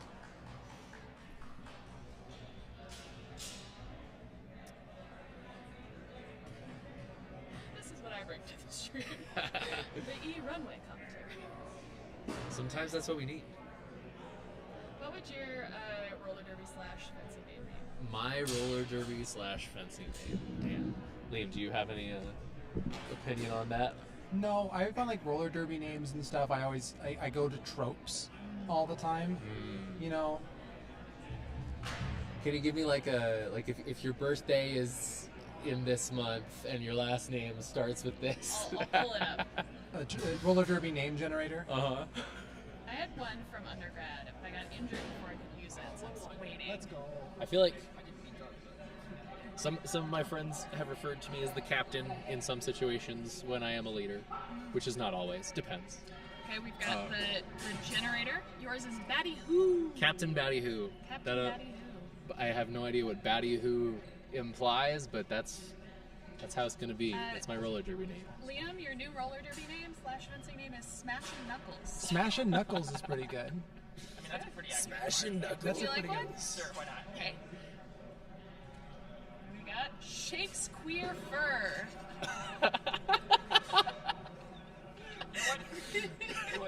We're doing Red Fair, and before the demonstrations, we're doing like Shakespearean insults. So, yeah, maybe not sure. That's more like a porn star thing. Yeah, that's there true. you With the 2 R's especially. Like porn star stripper. It's also Push a very back into good the corner. album by Blitz and Trapper. I think I'd actually read that. I've never heard of that, so. They're good. Like a folk. Backed into the corner there, purple. Trying to get out. Remind us the rules on stepping out of bounds. Yeah, if you self ring out, it is a warning. If you force someone out of the ring, it's a warning towards the forcer. The goal is to get fencing out of it. If you self ring out a couple times, your opponent will start getting, or I can't remember if it's U- or your opponent gets stepped out, but the goal here is to stay within the box, and it's largely penalized on if you go out of the box, rather than we don't want to encourage people to get into grapples and shove is the main thing we're trying to avoid with our ring out rules. Yeah, ring outs aren't rewarded, but if you can apply some pressure just with your physical presence that causes somebody to step back, then that is on them. Yeah, gotta overpower them with vibes. I cracked open a Mountain Dew because I thought I was feeling sleepy, and it's not good. It's been a while, and the level of corns, I think I gotta dump it out. I feel like I'm getting the jitters after 2 sips. I think it has like the highest sugar content out of any mainstream soft drink. Yeah, I'm gonna have a hangover tomorrow from just this. You know, it started out as a mixer for moonshine. Is that true? I believe so. I would love somebody to fact check me on that in chat if you can, but I remember hearing that recently. Pressure coming out from left fencer. Again, purple getting backed up pretty often. For some reason, with our luck, the matches seem to be putting. We get the most aggressive fencers on our side of the camera, so it's pushing people away. We're trying to get in there. Looks like a double hit. And you know, this might just be coming from Matt's got somebody cheering for him in the comments. Lumberjack Sandwiches, which stellar username, by the way. I'm gonna go pour this out and recycle it. Connor says it is a whiskey mixer. Whiskey. Thank you, Connor.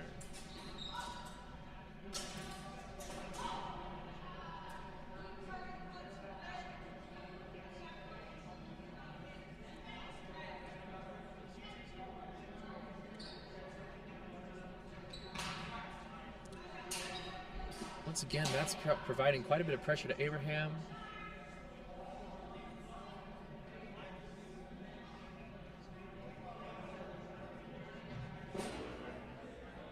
Ooh.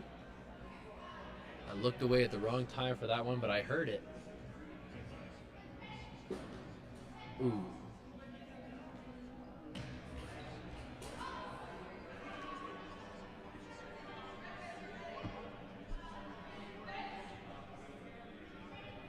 Judge is deliberating that one.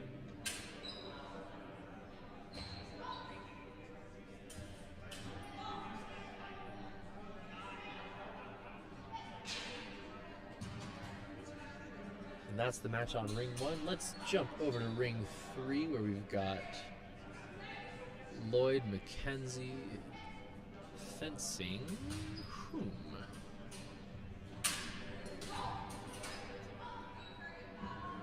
Looks like this is Lloyd up against Doug Bostock.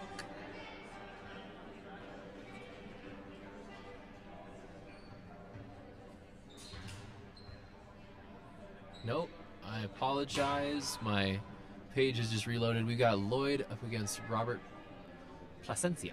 From the Ironwood Historical Swordsmanship. Ironwood Historical Swordsmanship. Hey Liam, where is Ironwood Historical Swordsmanship located? Ironwood Historical Swordsmanship rolling out of Arizona. Nice. This great state of Arizona. I don't know what they call themselves. Grand Canyon State. The Grand Canyon State. Thank you. I did not know that. Ironwood out of Arizona.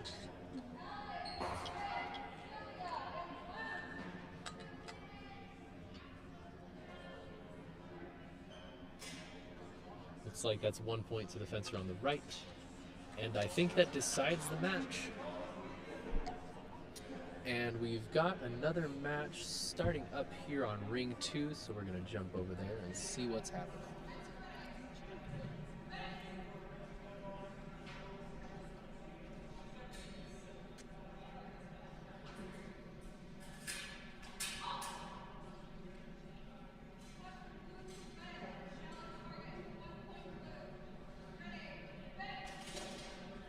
Got 1 point for the fencer on the left. Shallow target from fencer on the right. I think we are at 1-1. Fencer on the right's really coming in point first, wanting to present that threat.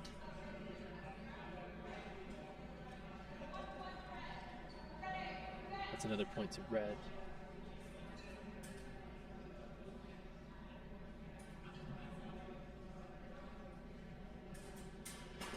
Ooh.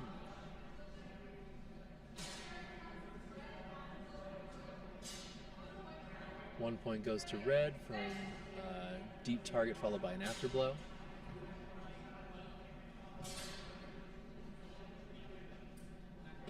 Ooh, very clever little hand snipe from fencer on the right.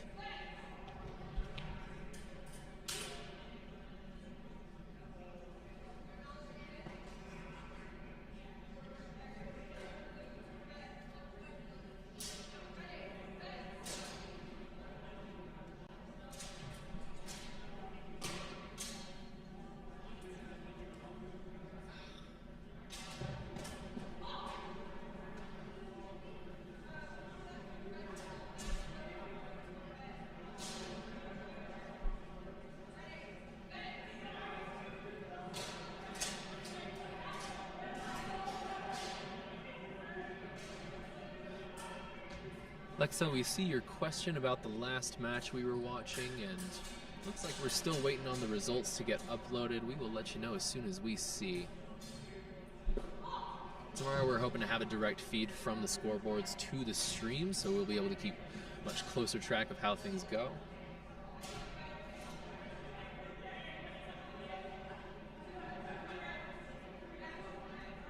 Match goes to fencer on the right. Very well fought on both sides. I'm sure I've seen somebody fight in a full skirt before, but it is working for them.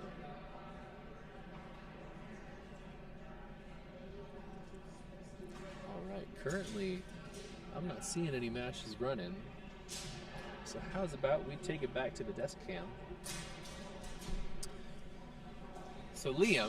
Hi everybody. How does it feel to be back from Seattle after so long? You've been gone for what, 1-2 years? A year now, just over a year. It's good. It's good being back. It's nice to contribute and kind of have this place where I can like help out with something and help run the stream. Yeah.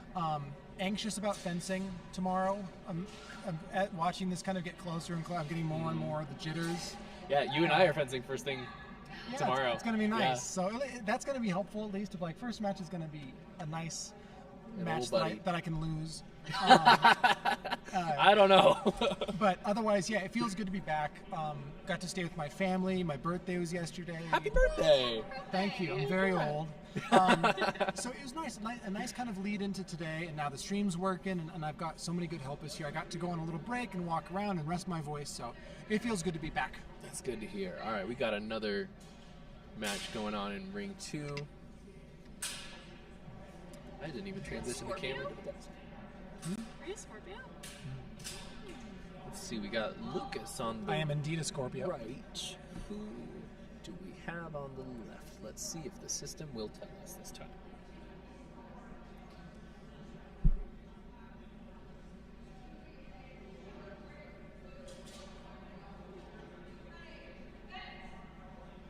One point to the fencer on the left.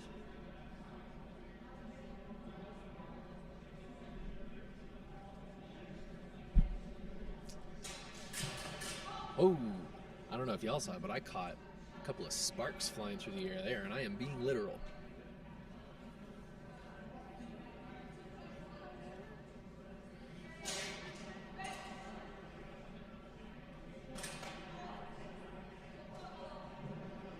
Got a double.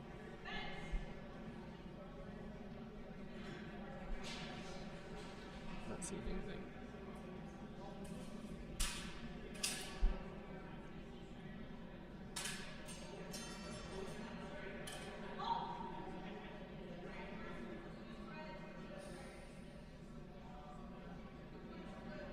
Two points to fencer on the left. Gotta say, it is much easier to tell y'all what is happening with the ring closest to us, because I can hear the judge. Alright, got an update from Liam. Thank you, Liam. We are watching Lucas Molina and Max Ciruta. Lucas is a fencer over here at DHFA, and where is Mac fighting from? Central Iowa Historical Fencing, and I think they just took the match. Very nice.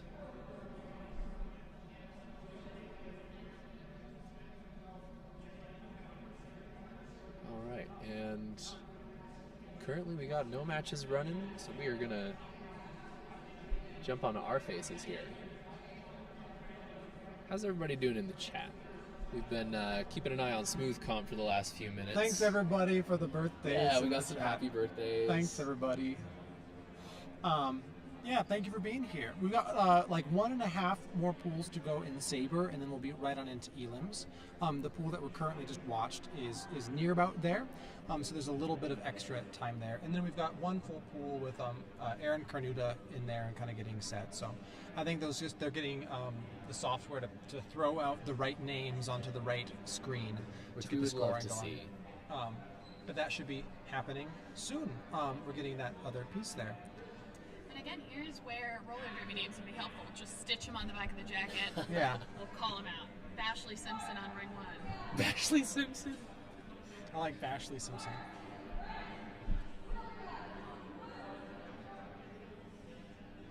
We've got Mark and Sylvia coming up next here in ring number 2. Mark in gray, Sylvia in the black and skirt.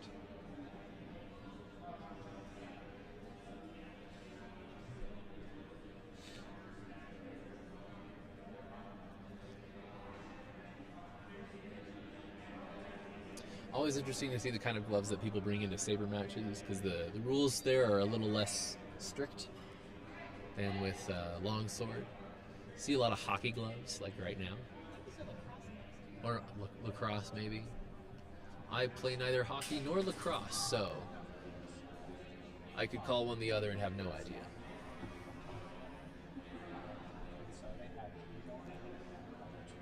Got some deliberation between the judges.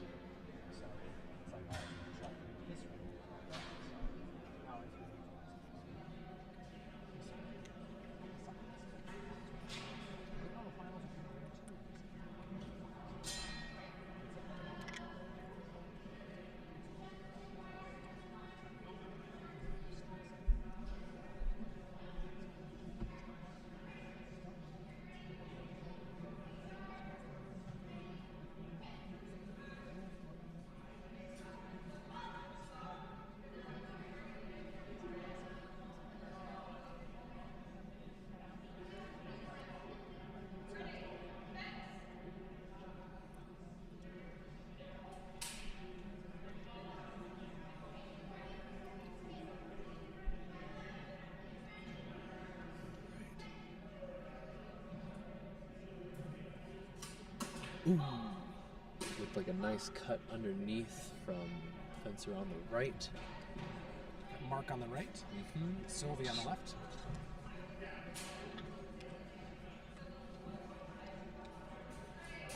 Yep, that was 1 point to Mark.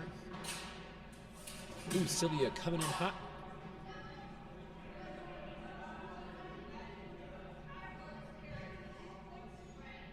Two points go to Red after he parried the afterblow.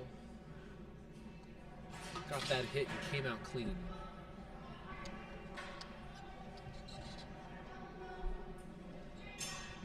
No contact yet. A little probing going on. Sylvia's coming near the edge of the ring.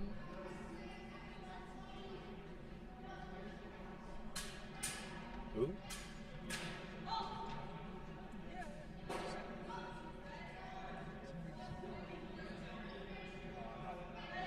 One point went to Sylvia there. Shallow target, I believe.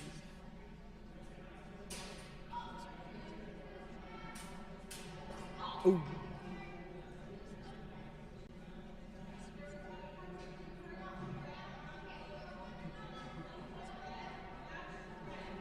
All right, match goes to Mark Smead. Very well done from both fencers. We are now going to go take a look at ring 3. Let's see who we're watching right now.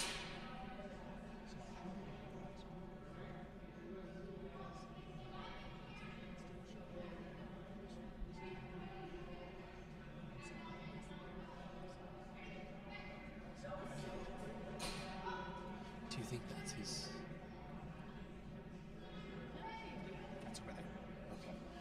So here on Ring 3, we are watching Alex Williamson from the Forge Western Martial Arts and Max Ruta from Central Iowa Historical Fencing Guild.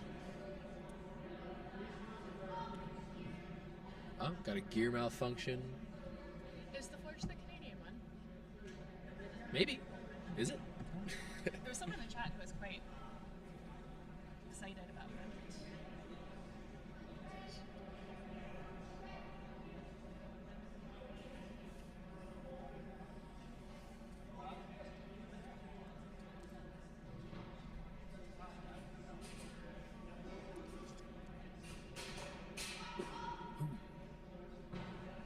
Jason, Pool A has not started yet.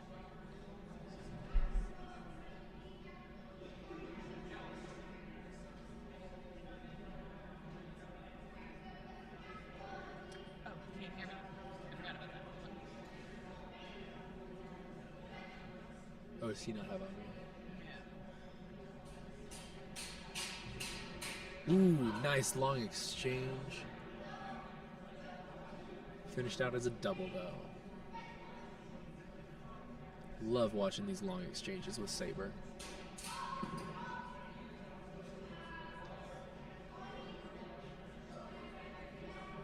Really gotta appreciate these judges. They're blowing out their vocal cords today.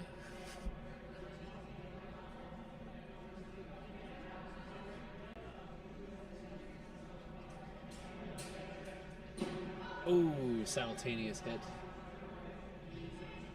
Both fencers had the same idea.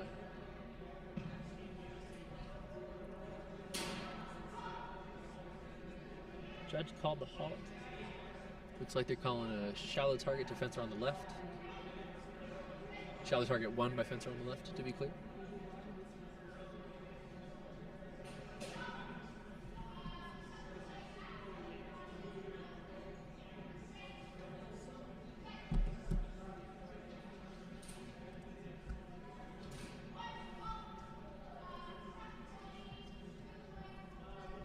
Alexa, thank you for clarifying that the Forge is the Canadian school.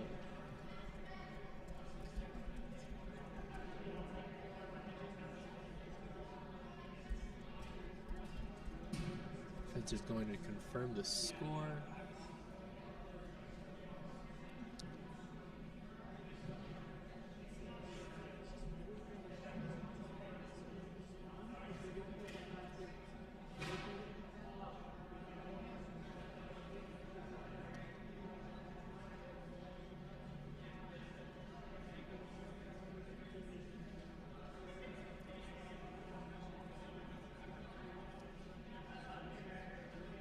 Currently, we've got no matches running. Jason is trying to problem solve from the air.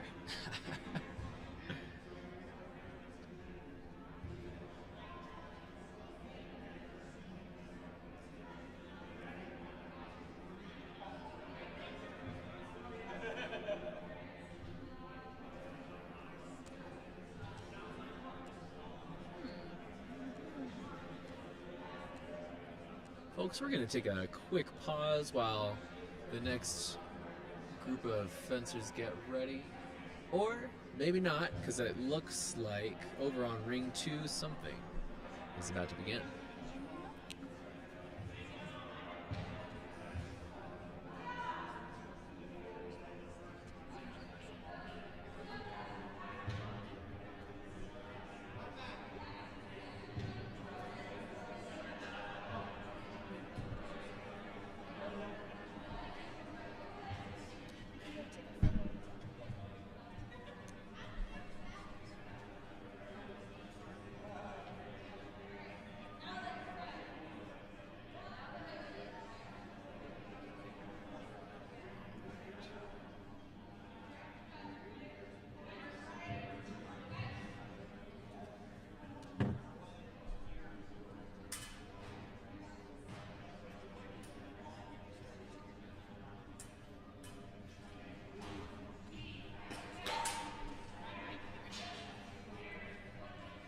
Here in ring 2, we've got Alex Williamson and Mark Smead.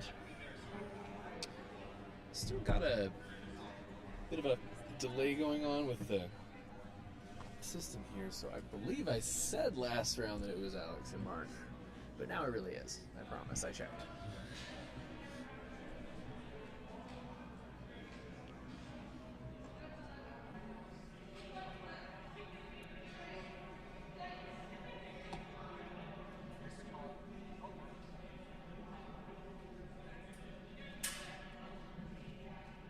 starting off, testing out with the blade.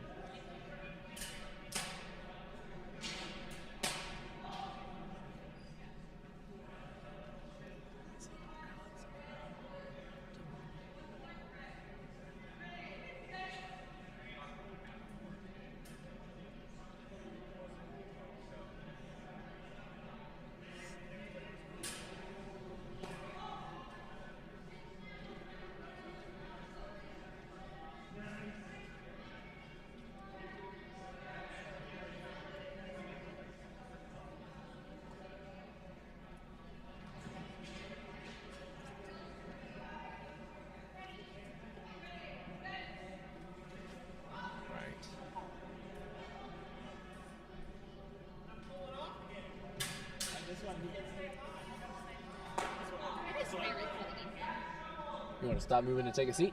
Do what? You want to stop moving and take a seat? Yeah, I do. I wanted to check up on this. Well, right now we are watching Ring 2 with Alex Williamson and Mark Sneed. Okay. Alex on the right, Mark on the left. Are we, Yes. okay. Folks, sitting down with us, we have Dennis Durrell, who... You pronounced it right, too. Damn right I did. I appreciate that. How are you feeling so far with Fence and Saber today? Saber is... So I'm pretty new to Saber, but I'm not going to... You know, I've had some practice. I've had some fun sparring sessions at DHFA. It is a whole different beast than Longsword. I think that much is obvious. No one's going to be shocked by that. That's why I have procrastinated on practicing it forever. I completely understand. It is... it's a tricky weapon. There's lots of sneakiness that you can do. Yeah. But it's been a lot of fun. It was very interesting actually getting an opportunity to... Oh, what's going on here? 1 point goes to blue. Goes to blue. Oh yeah.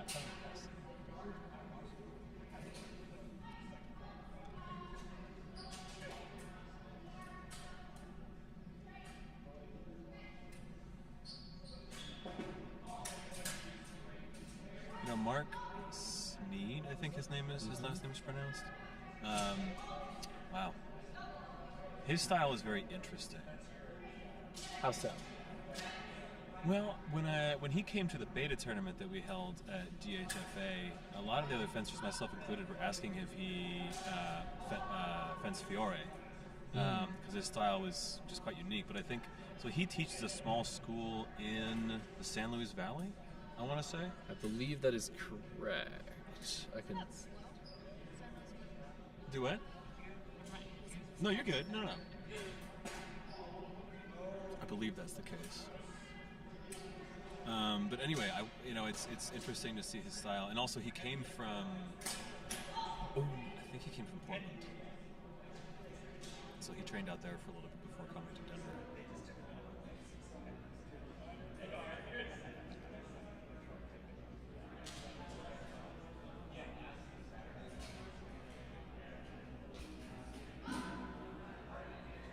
You were right about Mark Smead coming from San Luis Valley. San Luis Valley. Yeah.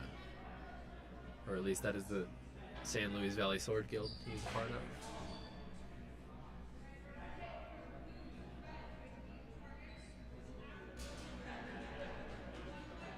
One point goes to blue for a deep target followed by an afterblow.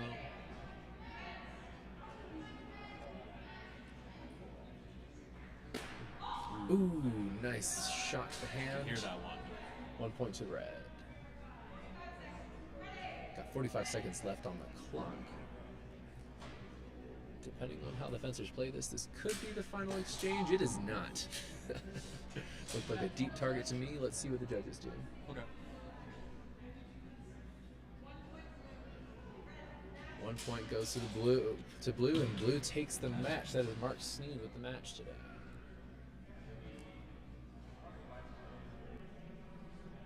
Really gotta love the good sportsmanship. We got the fencers shaking hands and shaking hands and discussing what went down. yeah, which I always appreciate. I do too. I love a reflection. All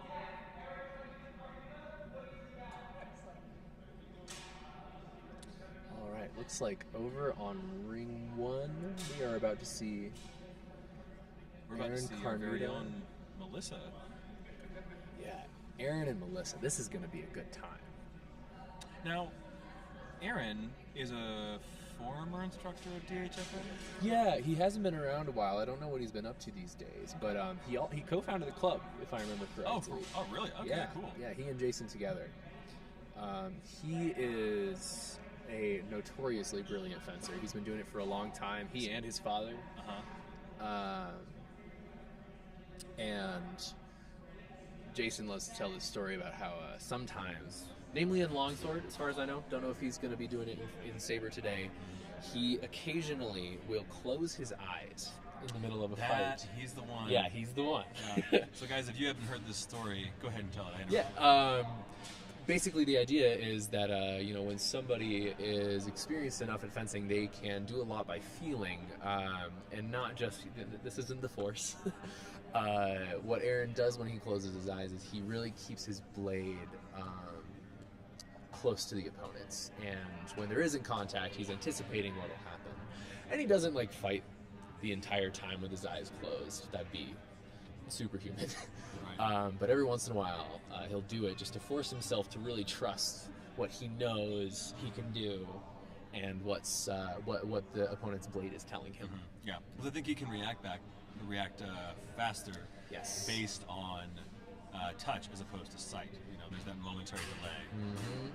Wow. Yeah, and then got to put a highlight on Melissa. She is one of the real lead saber fencers at DHFA. She does, I think, the bulk of the instruction, really. She and Isaac. I know it's her favorite weapon. I'm pretty sure, because I know she strongly prefers it over longswords. She's still good with the longsword. She is still good with the longsword. She excels it. She excels at saber. Yeah. She talked me into joining this DHFA saber cult. Looks like we got a timeout for the fencers here. And while we've got this timeout, I think we are going to jump over to ring 3, where we have a match beginning. But don't worry, we're going to jump back over to Melissa and Aaron in a minute. Ooh, interesting. Fencer on the left rushed in pretty fast. And we're going to see if we can find out who's fencing. I will go take a look. Thank you. Dennis, our man on the ground, running over to look at the scoreboard. You might see him on camera. And you can actually see Liam is helping judge this match. Ooh, nice long exchange there. No contact yet. Or contact on the blades, no contact on the body. Well, now there is. These fights go faster than I can talk. And if I tried to talk that fast, y'all might have trouble understanding.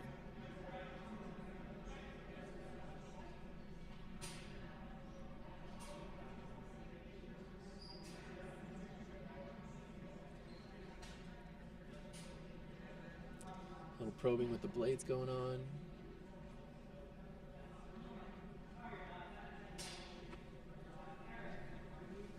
All right, folks, I am back with the skinny. The red is Zach Showalter, and the blue is Woody Rial of Krieg School.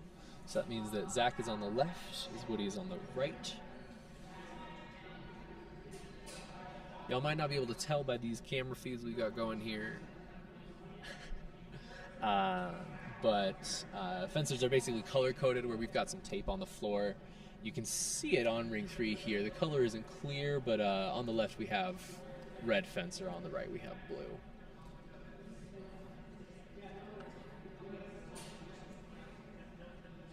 And it looks like that match between Aaron and Melissa actually Is over. That was a quick one. That was a very quick one. I couldn't even keep track. We were too busy talking about how great they are. I don't know that did it resume? I don't think it did. I don't think it did. I think we misread a timeout when it was actually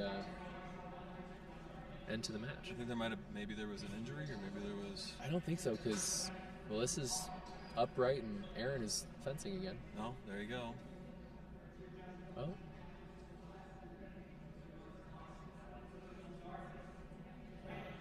Looks like we got a gear malfunction on ring 3.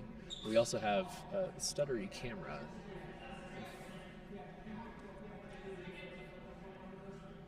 We're going to see if we can get that fixed before tomorrow's open.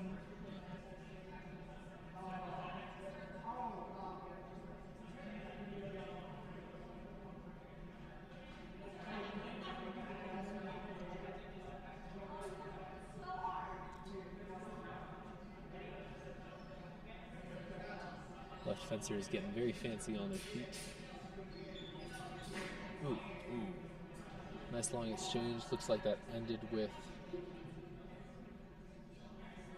I'm guessing, a shallow target for left fencer, but Ooh. it's hard to Hear tell. that. I don't know if you guys could pick that up on our audio feed. That was loud.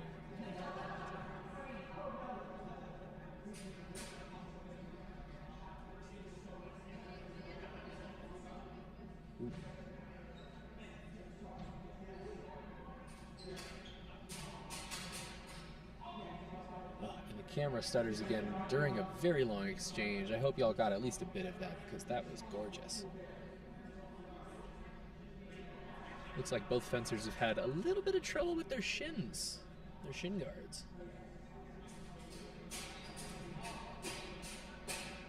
That was a great exchange. Ooh, yes.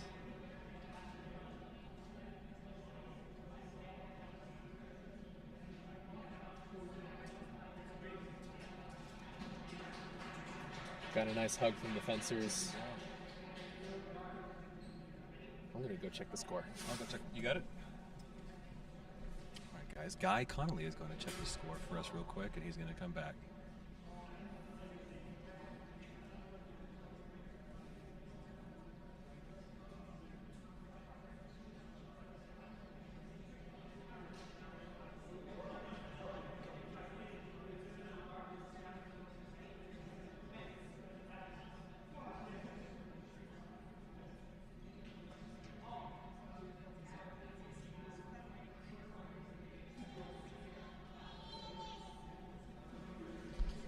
While we're waiting for that score, let's go ahead and see what's happening in our other ring here.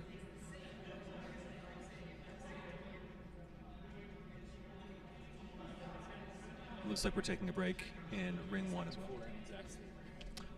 And for the last match you guys just saw, 7-4 in Zach Showalter's favor.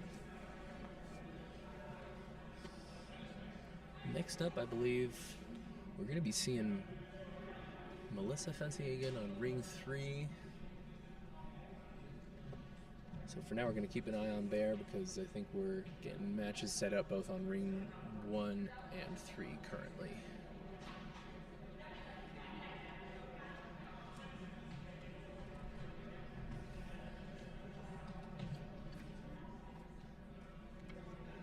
Or maybe we will look over at ring 1 because ring 3's camera is I know. not doing us any favors.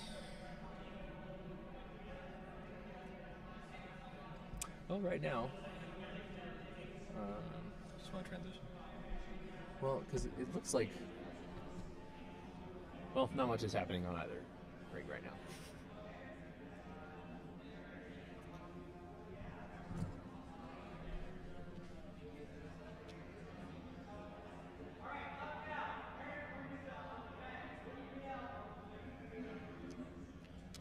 I'm going to jump us over to ring 1 where we've got Aaron Carnuda fencing against, let's see if we can Woody find- Riel. Woody Riel. Woody Riel. Thank you. And hopefully they give him a little bit of a break because he just finished that bout in ring 3. I think that might be why we had that quiet period Oh, good. for a minute. Cause, Oh, yeah, there he goes. wanted to give Woody a minute to breathe. This will be an interesting match.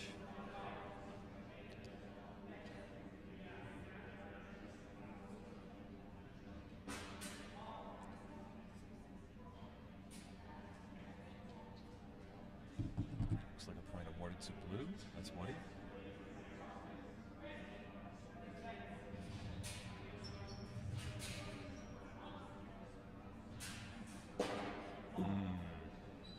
Looks like Aaron got a hit on the leg, but I'm not Did he sure get if he afterblow? got hit with an afterblow.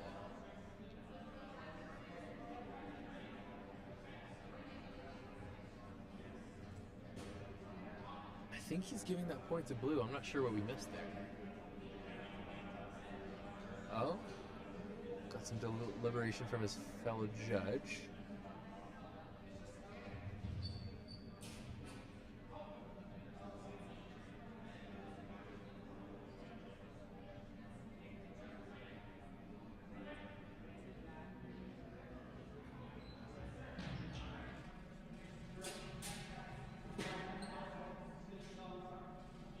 He might have thrown that one out. I think so. Ooh. Ooh. Got a clear, clean hit to the shin from Aaron. And it does look like Woody's having trouble with that shin guard again. Yeah, that's the second time I think it's been slipping for him. But his coach is ready to jump was a in and deep fix cut. it. Deep cut to the thigh, I believe.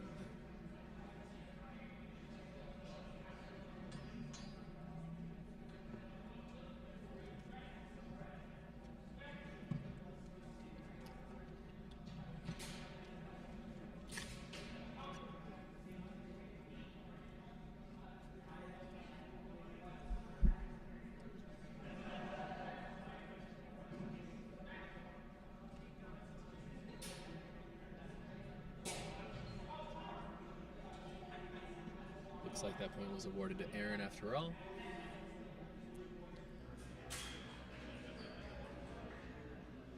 There's something very distinct to me about Aaron's footwork. He keeps pretty low. He's very rarely ever still. He keeps low, but it's also if he is moving, I feel like his weight doesn't fully commit to the ground, if you know what I mean. Like his feet tend to come up very quickly, like a runner would. You know, Yeah. in running they train you to take your feet off the ground quicker.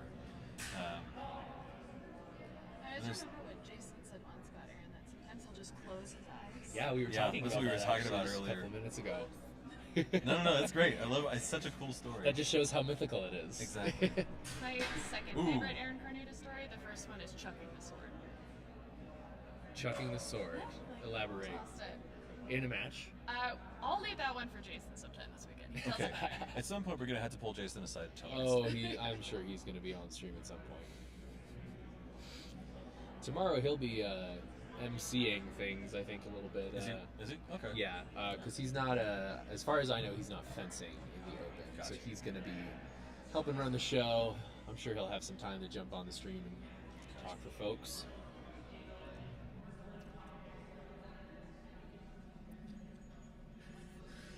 Connor, you're absolutely right.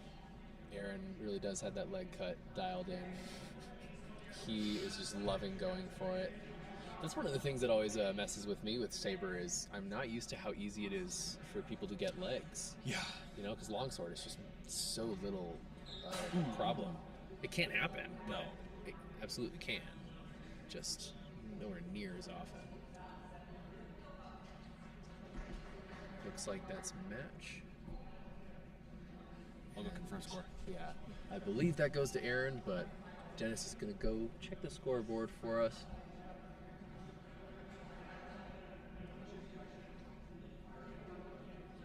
His hair looks great too. What is it with everyone? Dennis? Oh, Dennis has fantastic hair. Helmet hair.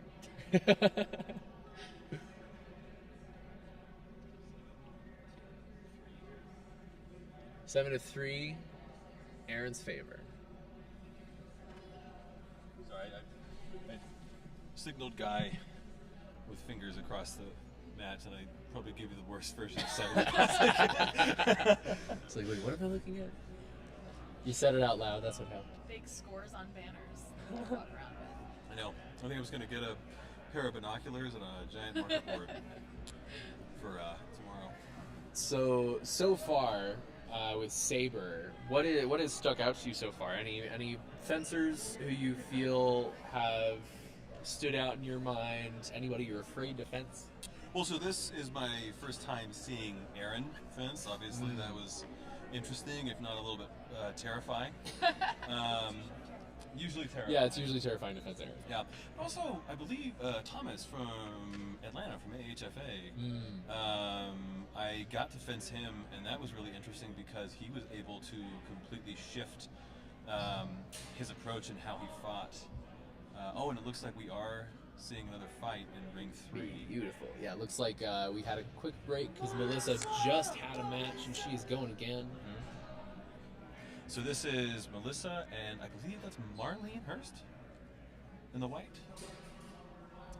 I would die for Melissa. Also, just putting that on public record.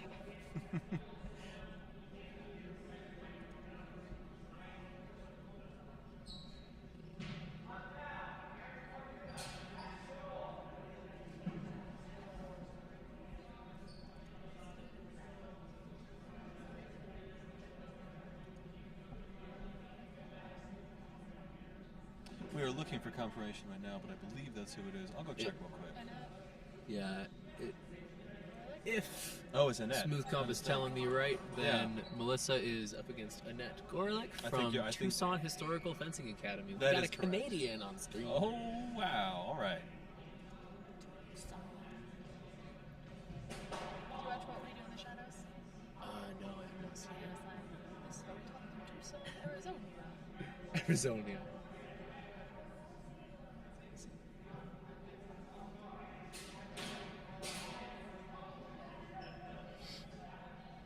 No, I love how Melissa fences because there is a great deal of control Absolutely. over the saber, and I really appreciate that. And that only makes sense. I think she's one of the most vocal people about controlling power in fencing, no matter what weapon you're using. She's a strong proponent of pulling those cards really fast if somebody's going too hard, making sure that fencers are keeping each other safe. We might be hitting each other with steel, but we're not actually trying to kill each other here. Right. Shockingly. No, we do that in the parking lot later. That's when we settle the grudge matches. There you go.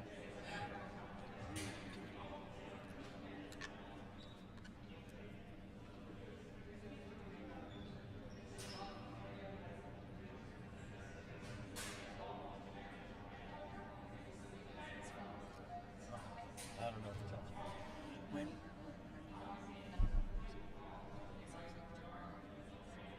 Just we'll take a look at it. I appreciate that. I think that's because of just Yeah.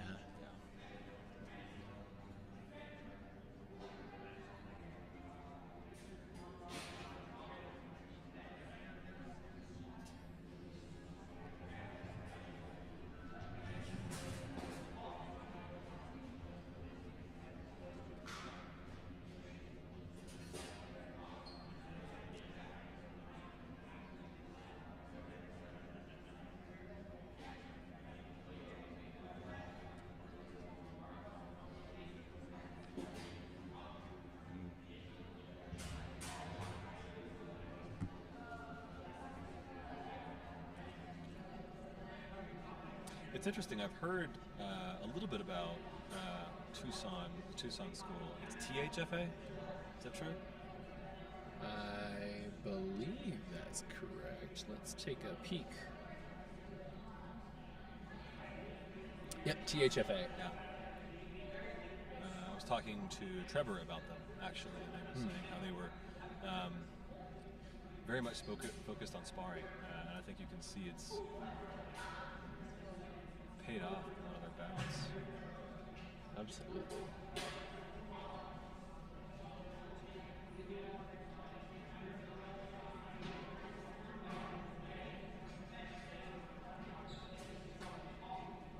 So we got Melissa pressing in. Oh, Annette is not having it. It's quite the exchange. Looks like 2 points to Melissa. I think she's walking away with that match. Let me go confirm. Dennis is going to go check for us.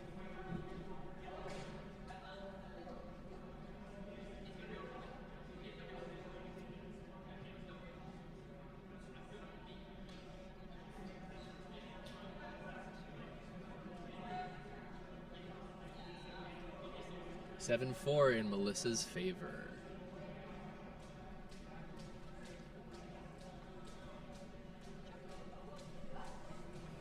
We've got another quiet moment here.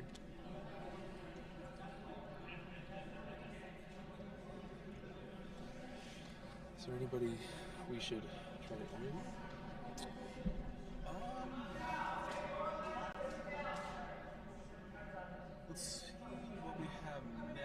love to speak with Veronica a little bit. Yeah.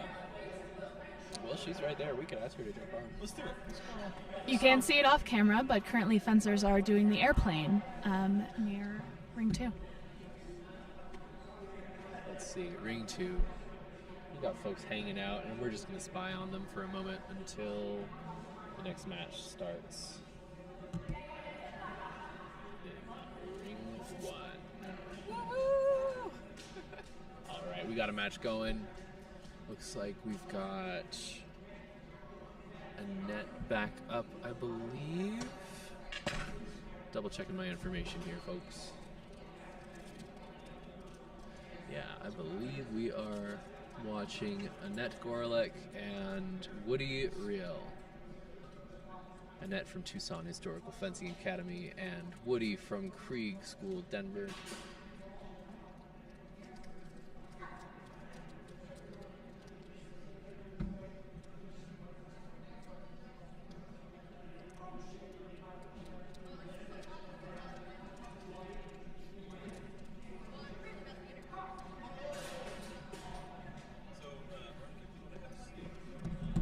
Am I doing it? I can do it. I can pop in. Cool. Come on in. Okay.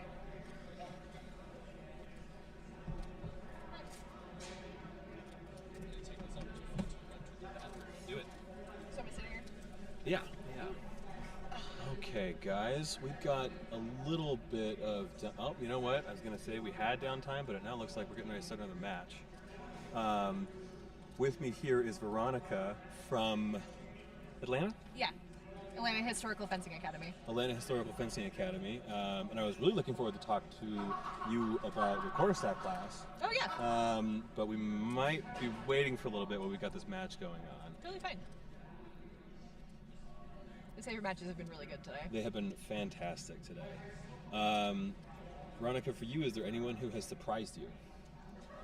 I mean, I have only been around saber every so often, so just kind of everybody and the different techniques they're using has done really awesome.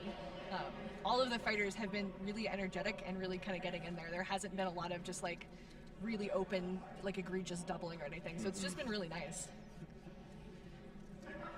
No, it's really interesting to see. And I always love to see how popular it gets too. Yeah, absolutely. I mean, how many fighters did we have in this? It was 3 pools. No, it was a lot of pools. So 6 pools, I think. 6 pools of. 6 pools and 3 rings. Oh, jeez. Yeah, that's a lot of people. And it's good saber fencing too. It's not I don't know. There's a lot of good saber techniques.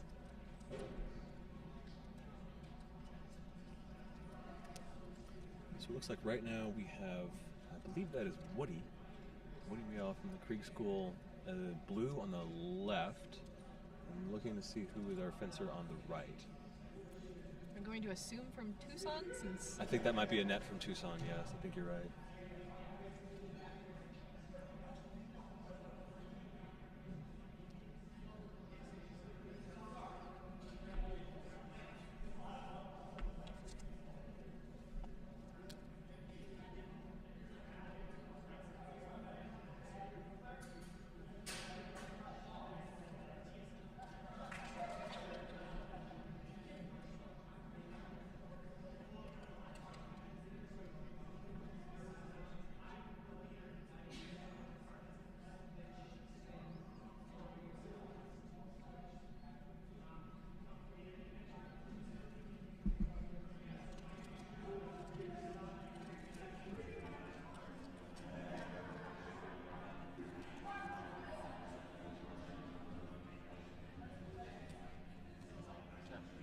Go your seat back there, center left. Did you see the score? Woody and Annette. Thanks, guy. Guys, check on the score for us because we're very far away across this gymnasium.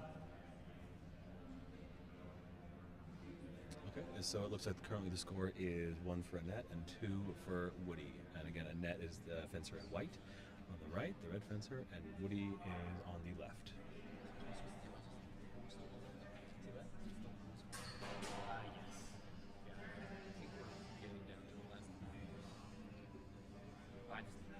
I fight Doug Elims, so.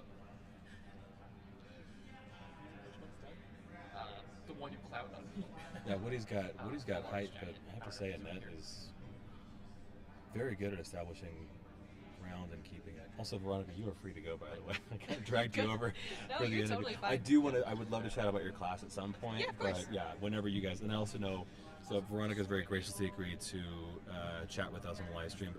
She's also directing. Yes. And teaching a class. And then, are you competing in any tournaments? Yeah, I'm competing in the mop-in. Oh, so I shouldn't. So we don't even have to do it today. You got the mop-in to worry about. Yeah, because I directed Steel Saber. We've still got to direct the elims. Right, and right, then, right. did the workshop earlier today, and then I've got the mop-in later today. Gotcha. Yeah, of course. So yeah, whenever you're ready. I try not to stress anyone out, Totally but you're fine. also welcome to just chill here and watch. I'm probably gonna go lay back out on the floor again. Honestly? Since I believe that's the last match. So I'm. Before elims? Yeah. Oh yeah, go rest. Yeah. But open longsword will be tomorrow, so I'll be in that too. But Okay. that also means that we'll have a lot of time, a lot of downtime. You can find Perfect. me then. Yeah, that sounds great. All right, Now, guys. I take over her place. That's right. Kara is taking over Veronica's place. Even though I'm about to go get clowned down by Doug, I'm gonna go switch the microphones real quick. Okay. Yeah, go over on this side. So I'll be gone for all of 5 minutes. So who are we watching right now? Right now, we are watching this last bout between. We have got Woody, our fencer, on the left, and we've got Annette, our fencer, on the right. Woody is from the Krieg School, and Annette is from THFA, Tucson Historical Fencing. Well, if she's even half as good as Doug, she's probably got this. They're Not- both quite adept. Yeah, they're both kind of. I feel like Annette's being a little more aggressive, just from what I've seen. I think she has to. I mean, she's looking, because Woody has great presence, but I think she's taking that into consideration, and she's not giving him much room to move in. If she gives him the room to get in there, he's much larger than her. Mm-hmm. Like he's probably got about a foot of reach on her. Mhm. At least it looks like from this angle. Yeah. So if he can use that longer reach, it's over for her. She has to get in there. She Yeah. has to be aggressive. Otherwise, he's just gonna shut her out the entire day.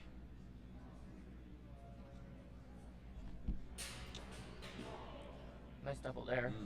You got the sword back in position just in time.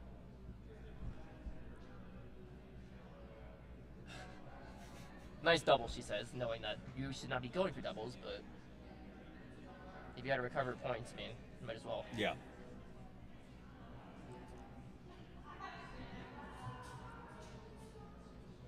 I'm not going to give any fencing hot takes since Liam's not here. Ooh. That one went Annette. Yeah. Looks like it was a shallow cut. I think people are kind of underestimating how useful those shallow cuts can be. Mm-hmm. Especially for Saber. Especially for Saber. Like, I see so many people going for the head and all that stuff. But if you miss the head, you are pretty far out there. You can recover short, but if just a quick cut to the hands is much safer. So cut to the hands as an opener. If you hit, that's great. And if you don't, then you would get your blade in there. Just real quick, we're just going to transition to see... Oh, never mind. I was going to try to show our own Brad trying to fence with his foot.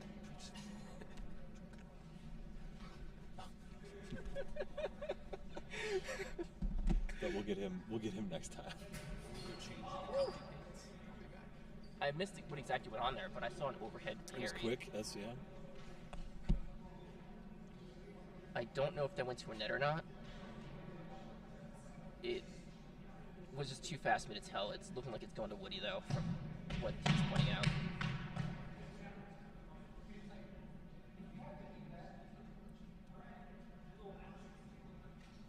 Alright, let me go check on score real quick. Yep, I'll be here and see the crowd. Never mind, match's over. Well, he's just walked off and I have the full microphone to myself. So hi, I'm Kara. I'll give you some nice ASMR to listen to while you're waiting for the next round.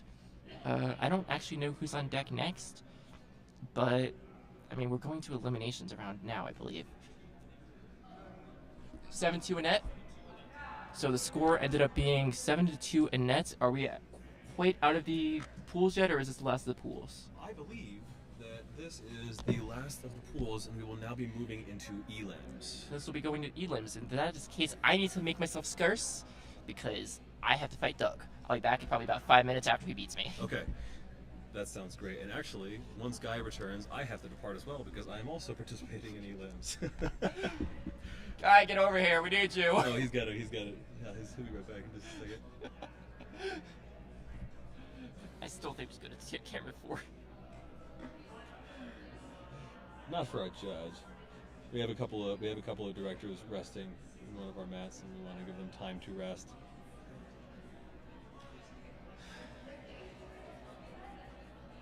Do you have the bracket up by chance? I do. Let's see who's the next couple rounds match in the elims. Oh, it looks like we do have a couple. Oh, what's going on here? I thought we were done with pools. I thought we were done with pools too, but apparently we still have Melissa from DHFA, and then Woody again. Oh, he's going back to back.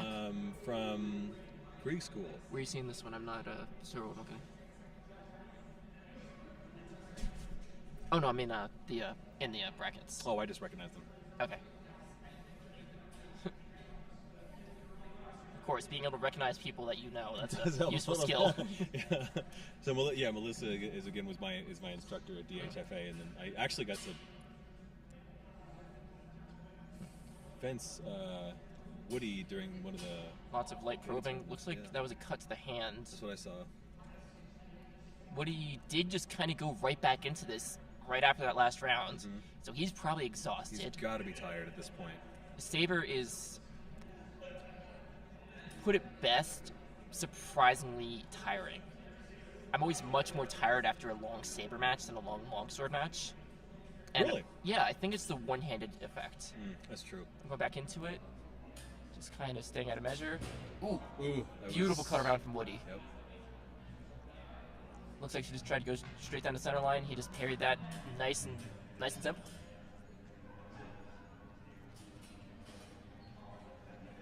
And then another cut to the hands.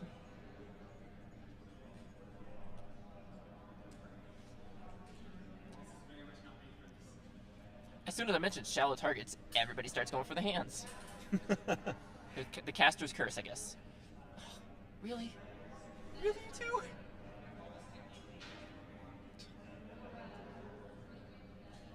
They're using my one. They're all making fun of me now. What is that? Your technique? That was what I did in pools. Oh. So for the people that can't see the screen, in ring 2, we've got some of the Atlanta guys messing around, and they're currently replicating my reverse saber techniques. I'm not going to say I'm not disappointed I'm not allowed to do that, but we're back into the match in ring 1, so let's turn our attention back to that real quick.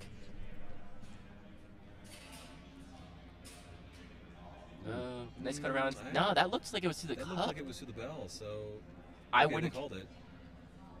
I wouldn't call that. Maybe there was a riposte somewhere in there that I missed. But maybe, yeah. I mean, we are much farther away than they are. And welcome back, Guy. Guy has returned. Hi, Guy. Thank you. I am now in comfy pants. There you go. Man, you still gotta wear the puffy pants, though.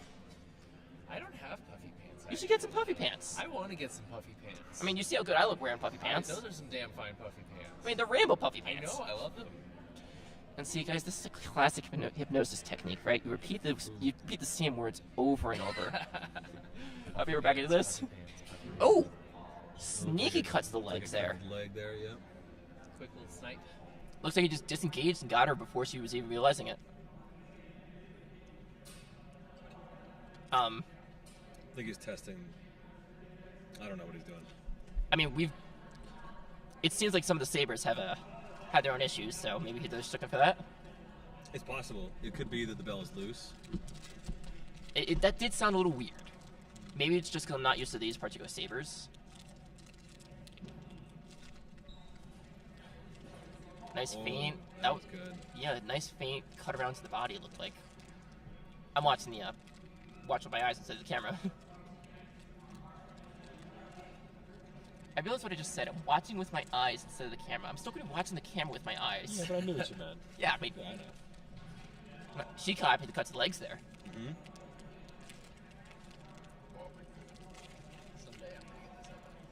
I mean, I'm honestly impressed with how many people are going for the legs. Yeah, we've been seeing a lot of cuts to the legs. Like, there was a report from what was it? Was it Swordfish a couple years back?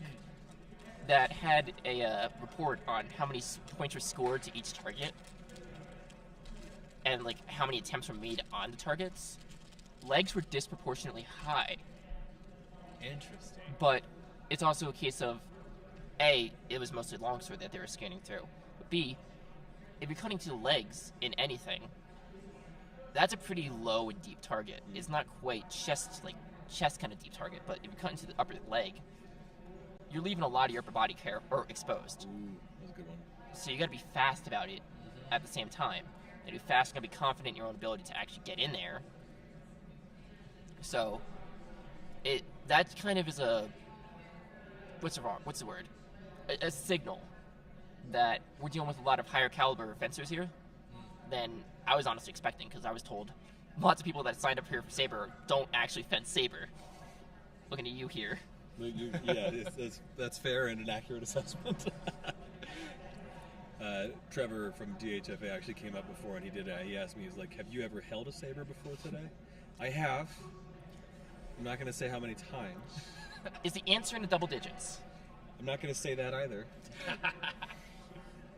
Now, see, in court, you're not allowed to really, at least in criminal court, you're not allowed to take denial or refusal to testify. I plead the fifth.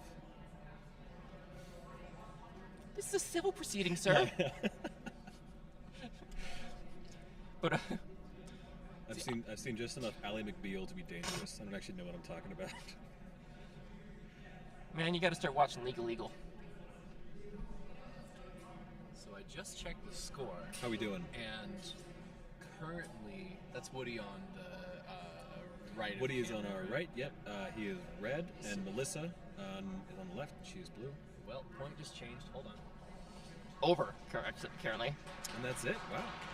She looks exhausted. Like, that was... So Woody just took that match 6-4. 6-4. 6-4. Yeah, okay. it was pretty close. They were, That's a long bout. Like, That was a very long bout. Oh, elims are going to be to 10 again, aren't they? They will indeed. Oh, boy. Ooh, that's going to be fun. Yeah. I'm barely making it through 6. I'm just going to, like, walk up to Doug and be like, okay, just hit me twice and just, let's get it over with. Yeah, pretty good.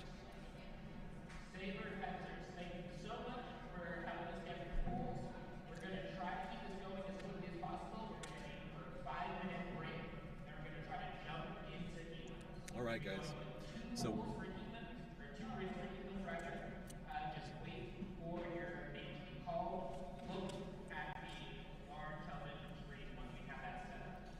So that means I'll be having to leave in about 5 minutes because I'm in the first round of elims. Same here, guys. So we have about 5. Oh, he's interrupting me again. Hey, look, it's Liam. There we go. Okay. So sounds like in just a few minutes here, we're going to be jumping into elims, and those are going to be centered on rings 1 and 2, which means we won't have to deal with our glitchy camera for the rest of Saber. Oh, is 3 glitching again? Yeah, it's just been stuttering every once in a while. I turned that to get guy in the camera. Come on. Hello. No, dude, just put your arm around him. No, we'll like rest like this, guys. Come on. Go. How you doing? How you guys doing? We're inclusive here. We're just gonna, hug. I mean, even in the era of COVID, where none of us wear masks. COVID's. We're breathing in the same air. We're vaxxed. We're good. It's fine. I mean, well, this place is definitely ventilated, right? I mean, I hope so. I hope so. It's a gymnasium. How long would it take in a room this big to run out of oxygen? Probably a few days. It'd take a while. I mean, if you're talking like completely sealed. Yeah. That's what I'm imagining. Completely sealed. I mean, my guess, I'd probably say a few weeks. If anybody for a single person or for everybody here. Ooh, that would really change it. How quickly are we turning it into carbon dioxide? Because like everybody here, I'd give it no more than a day or 2. Yeah. But for everybody here, like 70-ish people here right now. There's more than that. I count at least 100. Because there's people over there hanging out. There's people out and about. Yeah. There's probably like 10 people out of that taco place right down the way. By the way, people that are watching the stream back here, go get some tacos. Those tacos actually kind of slap. Nice. Like, good to know. Yeah, like we had to do tacos here. We're not the best, but I feel like Denver makes some pretty decent tacos. You're talking to somebody who's fencing from Florida. You don't got a chance. I didn't know Florida had. I wasn't aware. Yeah, I wasn't aware that Florida had taco bragging rights. We're from the South. We do fish tacos. Oh, I'm out. Yeah, no, fish man, I'm taco. talking. No. Oh, so you're probably the sort that don't like pizza or pineapple on pizza either, huh? Yeah, 100%. I'm willing to take a bite. I'm never gonna pay for it. It is delightful. Pineapple on See, pizza? see, you agree. Pineapple belongs to pizza. Emma is weighing in no. on the. See, pineapple, bacon, a little bit of cheese. Yeah, you put the cheese, you put a little bit of chicken on there, and you do it with a white sauce. White sauce? A white sauce. I'm out 5K. No way. No? Oh, that. way. Domino's red sauce, cheddar and pineapple, nothing else. Whoa. No, you gotta have some meat with it. We even have contentious opinions inside of the pineapple on pizza club. That's why it's a problem fruit and stays the hell off of my pizza. Ah, shit. I gotta bounce. We're gonna be All right. leaving Guy for about 5 minutes, and then we'll come back to claim our seats. I think I got to dip too, it looks like. Nice seeing you, man. All right. We're back a little bit. Okay. Good fencing. Thank you guys. Thanks for all of you to turn in. Now let's see what on. We're getting a bunch of people talking about pineapple on pizza in the Good, I keynote. want votes on this. because Yeah, can we do like a I think poll? you guys are wrong. Like I could like, yeah, like we could do like a straw poll. Can we do that? Pineapple on pizza is an affront to God. I completely and totally agree. Yeah. No, we gotta do pineapple on Can we make a pizza. poll? Okay, All well, right, guys, we're we're gonna gonna- send out a poll here. You think Yeah. the omniscient God draws the line at pineapple on pizza? Yes, absolutely.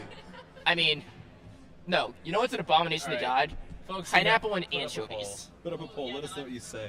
I'm gonna go. All right, we're gonna go fence. We'll see what the results are when we get back, people. We've had so much fun with that whole function. I'm gonna hijack stream for a minute. Thank you for joining, Kara. Well, I'll be back in a little bit. I'm fencing Doug. Hell yeah. Good luck fencing, Doug. Connor agrees on pineapple on pizza, which is why Connor is my favorite. Ooh, which Connor is it? Or Connor. Ah. DHFA Connor. I was like, if it's Connor Kemp Cowell, he's the only person whose opinions I will respect on this matter because he does body. They probably heard nothing. Oh, he's coughing. He's got the Rona. No, I just ate a Cliff Bar and it scratches my throat. Emma, you are on camera, unless you don't want to be on camera. I'm reading what I missed. Who do we want to harass and make join us on camera? We could ask JD. JD's just chilling. Could also. Or Melissa. I think Melissa might be on break. Oh yeah. But she's also been running around and I forgot. All right. So far on the poll, we have a 50-50 split, but 8 votes, and One of those is definitely me. well, I'm not gonna count myself because although I would not pay for pineapple on pizza, I would try it because it's been a long time. The conversation has now migrated pineapple on pizza to Ring 2. I can hear them talking about it. It's moved over. It's radiated out onto Ring 2. What's another one of those weird ones? Like, is a hot dog a sandwich or is coffee a soup? Yeah, like if all foods are a soup, salad, or sandwich. Yeah. Wait, what constitutes a salad? Like if it's not liquid but it's all mixed together and stuff, you know, but it still has distinct parts. Okay. Yeah, so like Is it chutney a salad? The texture doesn't fit. Coffee being a soup or chutney being a salad? or there was another one my friends and I would do, which cake was an option, I think. Ooh. Where so like lasagna counts as a cake because Does it's layered. deep dish pizza count as a cake? I think it did. Monica, we're debating foods right now. I don't know if I should be listening to this because I'm actually really hungry right now. What are your thoughts on pineapple on pizza? No. That is another vote against No. pineapple on pizza. No, and I should lay this claim. I am very adventurous with food. That is, that's just one combo. I'm sorry, I just can't give. Weigh in. Well, because here's my thing.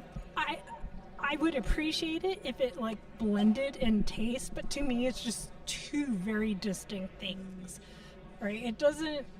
But like the cooked pineapple. Do you know Pizza Ranch? Pizza Ranch? Yeah, it's like a Midwestern chain. They do No, the I don't. best I'm crust. from the East Coast, so Okay, we then don't have it. definitely Yeah. They do this like skillet pizza pizza that has. Get in here. Yeah, join the family. Wouldn't cake be a sandwich, or is handheld a pre-ride?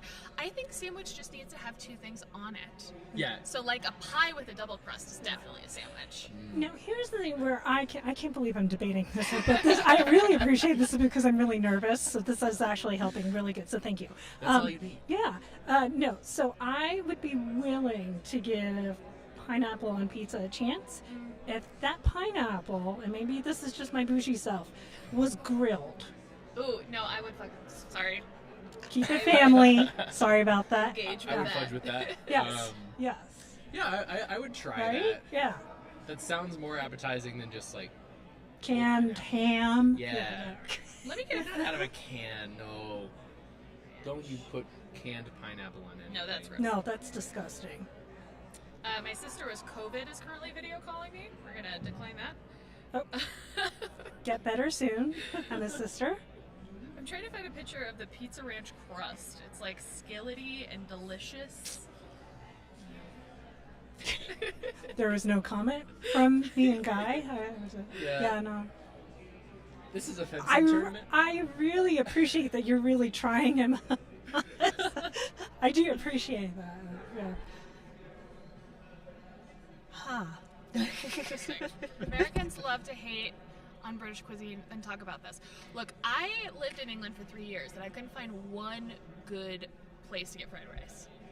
And that is my biggest beef. I mean, I could see that would be a problem because that. Well, there's a whole quote-unquote Chinatown. But it's all Oh, like it's in touristy. quotes. Oh, Yeah. okay. Gotcha. Yeah.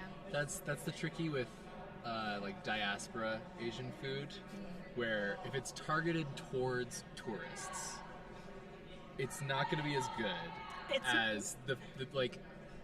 I recently heard this rule of thumb of like the best Chinese places you're going to find in America are the ones with like a 3.5 stars on Yelp. Assuming that the like low ratings are about customer service, because if the people making the food don't care about you, they're doing it right. What is good British cuisine? What is good I British like cuisine? an eaten mess. Bread pudding. That's British, right? It's pretty good. There's a really good Indian restaurant called Dishoom in London. That is fantastic. It's Irish, but and definitely not British. But Cole Cannon is delicious. It's totally Irish. How does that even come Wait, is into that this the conversation? Scottish- It's part of the Isles. Isle. Half of Ireland is in Great Britain. I mean, I'm Filipino, and I know. Oh, here we go. Here we go.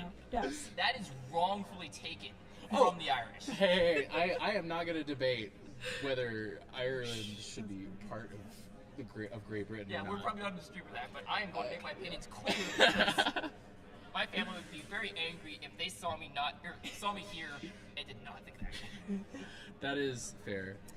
I am moving us over to Ring 2, where Thank we've you. got our first bout of the next round. Y'all are trying to get matches done. They just started. Yeah, they just started. Well, that's fun. I'll come back and still see it when I'm done. I'm apparently still waiting. I'm supposed to be fighting Doug, and I'm not fighting Doug. I don't know what's going on. Things keep changing, I guess. Inevitable. Yes. What are you looking for? Oh, my water bottle. Thank you. What am I going to take? Take that. Let's see. No.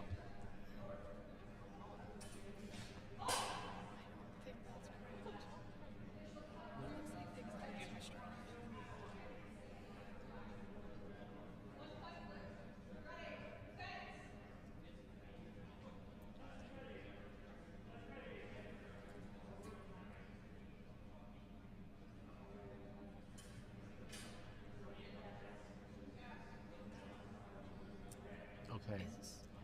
Right now, on Ring 2, we have Sylvia Lee and Woody Riel. Oh, wow. Really powerful.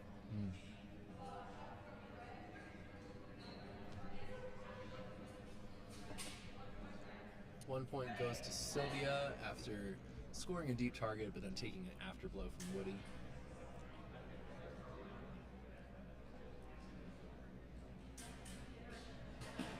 Ooh. I'm guessing we're looking at a double of some kind.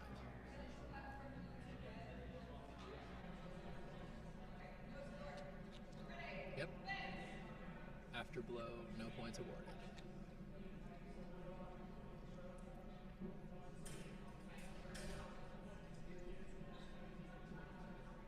We're probing.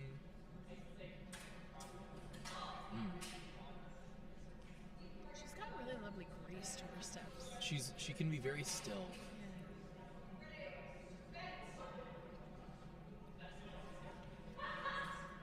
Monica, as somebody who is used to fighting people taller than you, Yes. uh, Thanks for the reminder. it is something I admire about you. You Oh, are thanks. very thoughtful about the way that you approach height.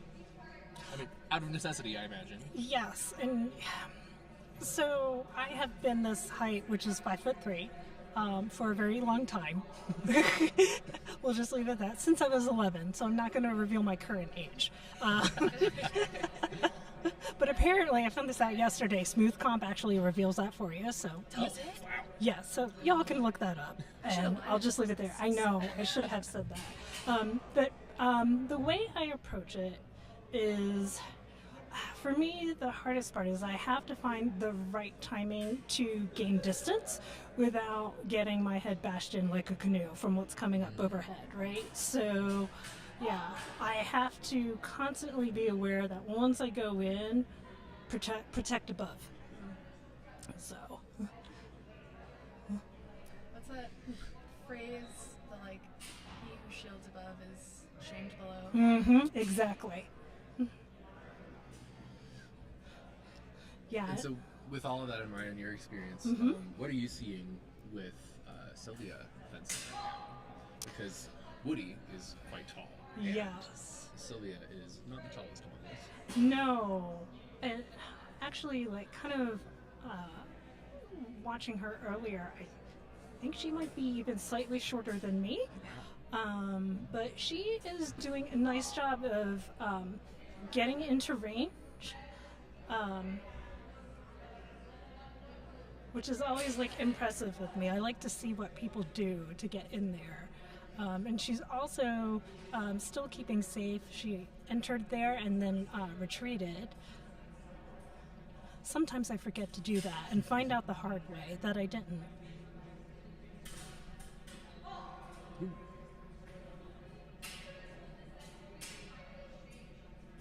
Final exchange called. I'm going to check the score real fast.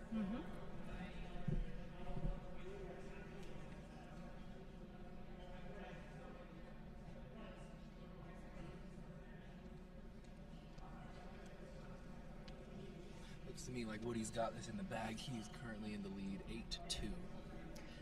We've been periodically getting climbers from the gym next door who are just coming in, checking things Poking out. him. Yeah.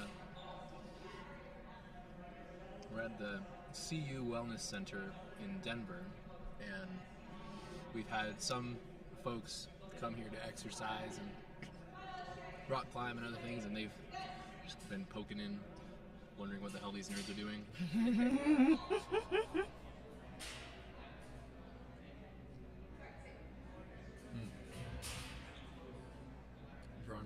Veronica looking out for safety, checking Sylvia's mask. Oh. Looks like the back of the head protector fell a little too far back. Good eye, Veronica.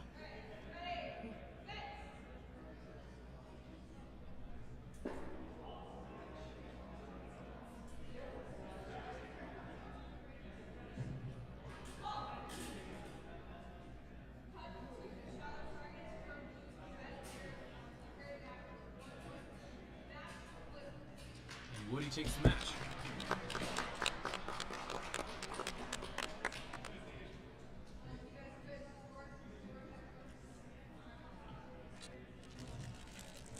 Looks like we've got something going on one. Thank you, Emma. Looks like over on ring one, we've got a match starting up.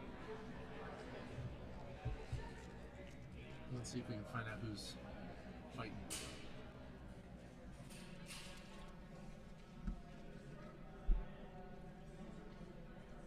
No, that's not it.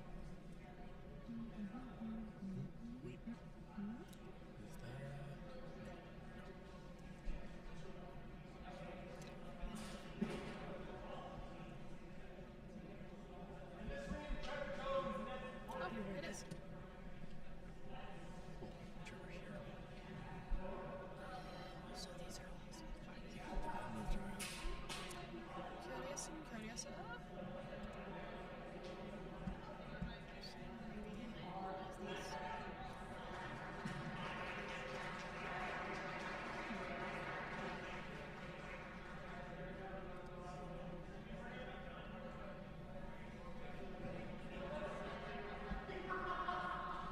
actually. We can just look at the actual bracket.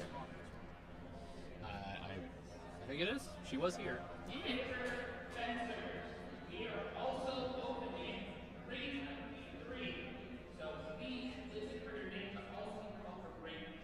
Okay, we're opening up ring 3.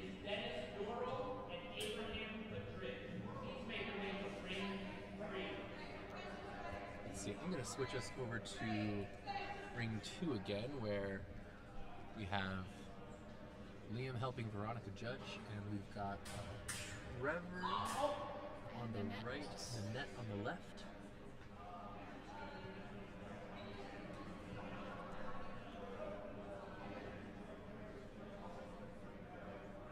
So Trevor is from DHFA, Annette is from Tucson.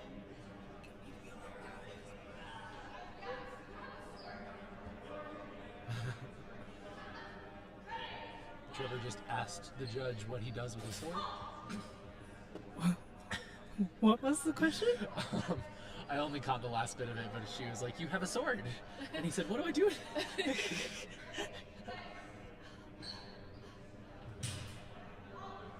Oh, all right there.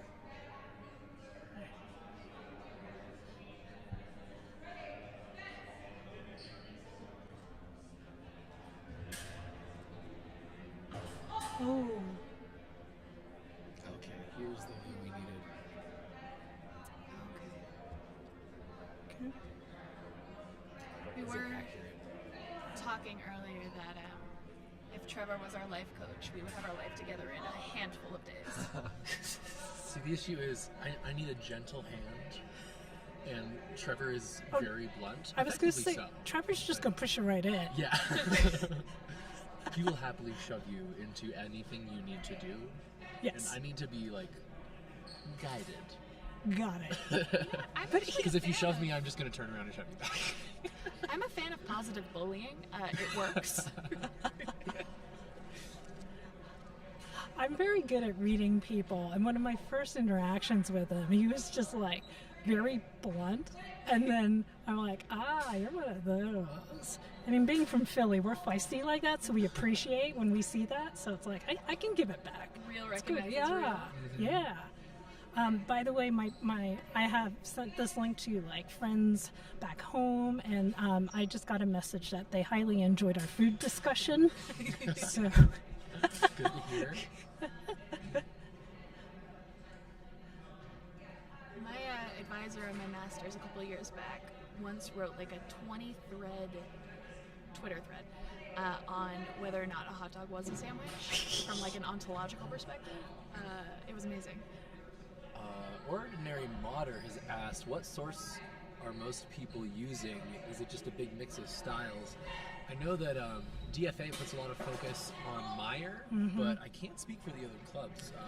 Monica, have you noticed anything, heard anything about what people practice? that is a really good question. I believe Atlanta also does Meyer, if I'm not mistaken. But I am not sure. Now, I will say, if you tune in tomorrow during our open longsword, you are going to see different variations. There is a few members of a club in Albuquerque who do Fiore. And if you have not seen Fiore type fencing, it's very different than ours. What would you say are like the main differences? More grappling. That'll trip people up. Yeah, That'll trip me up. more grappling that I have experienced, and then also too, their guards tend to be a little lower. So when we encounter like a Denver fencer who loves to zwerk, it kind of throws them off guard a little. Right? So because they don't really see those high cuts very often.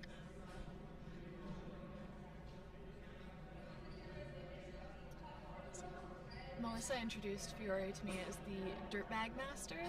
Very effective. He is the guy who said, kick him in the knees. Yeah.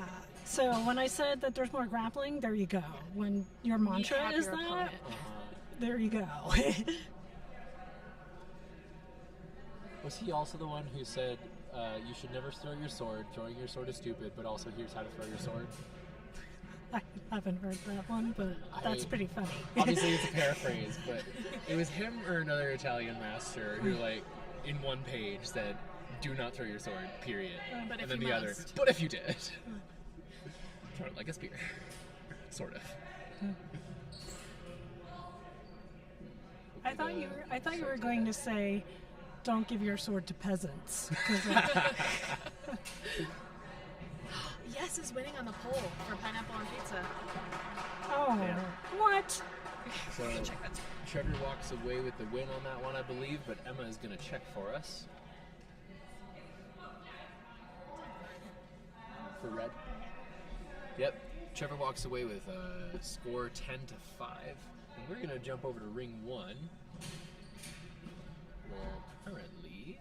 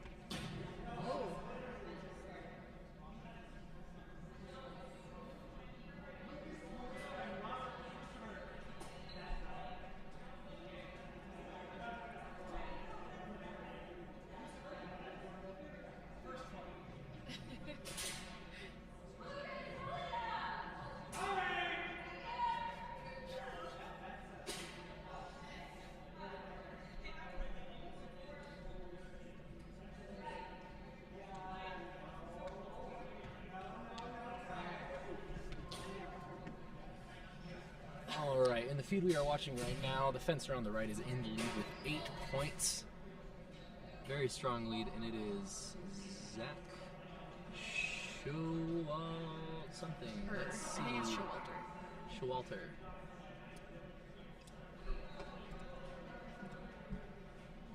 Looks like Zach walks away with that match. Let's jump over to ring 3, where we've got another match moving. I believe this is Dennis Terrell against Abraham Madrid.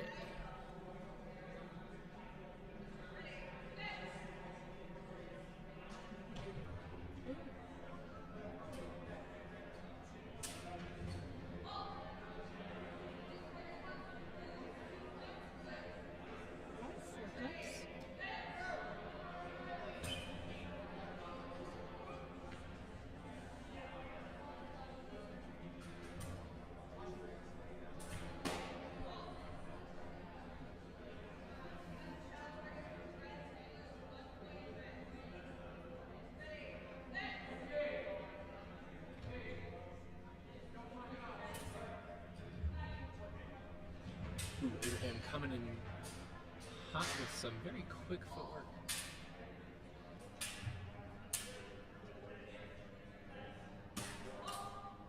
Looks like a point's going to Abraham.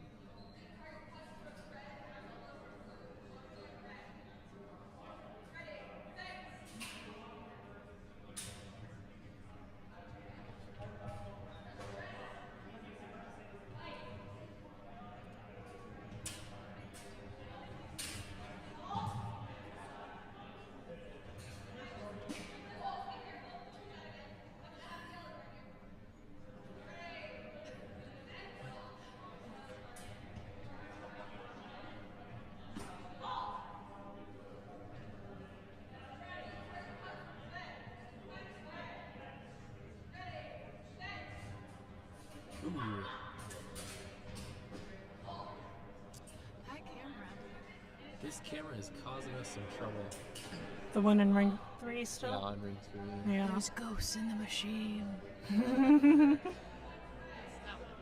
I wish it was that simple.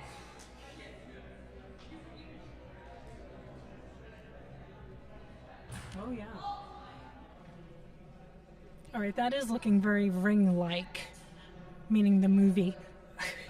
I never saw the ring. What? That was like a key moment of youth to be terrified by that. I was young enough that my parents wouldn't let me watch it, and I didn't have friends who had access to it.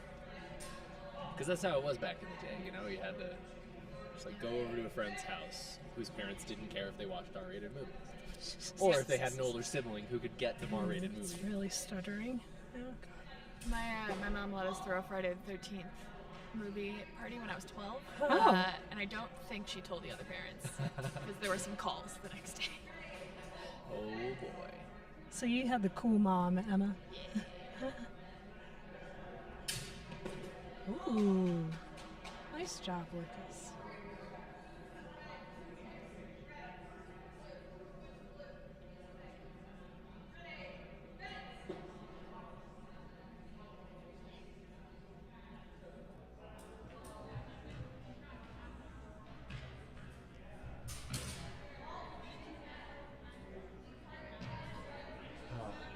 This camera keeps giving us trouble, folks. I think.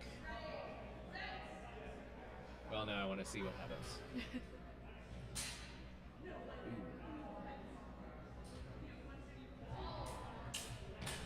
Trying to fault call.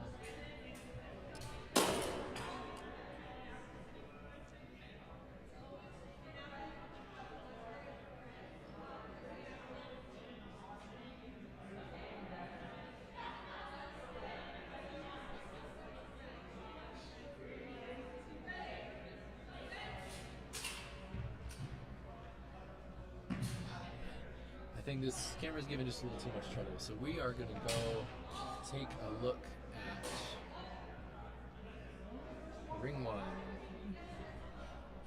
ring 2. I misspelled.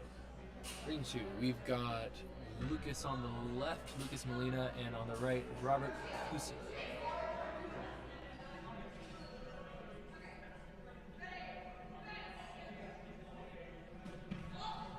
Ooh, that looked like a very solid,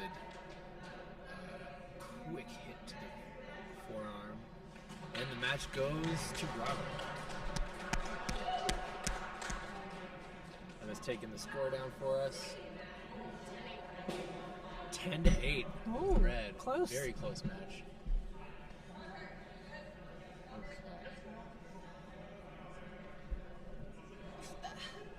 Swinging over to ring 1. Who do we have? Let's see.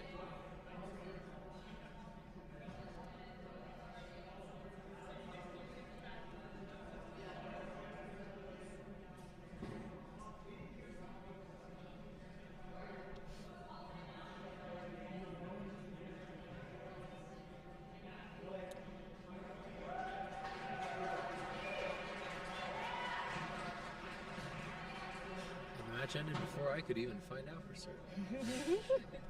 Things are moving quick around here, y'all.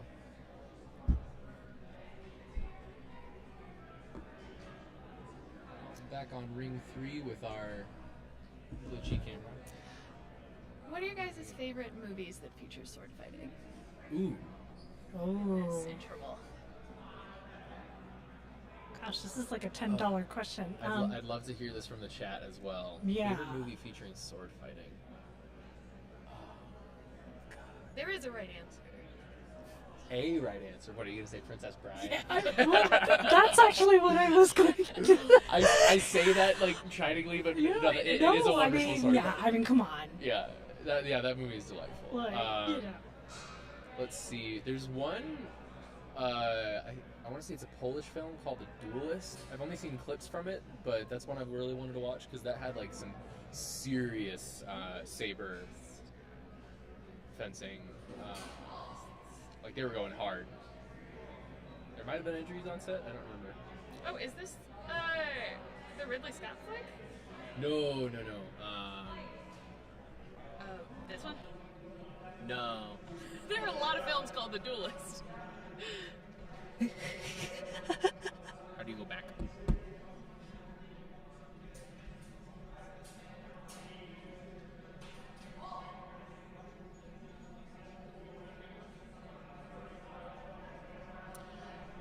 I think lightsabers count.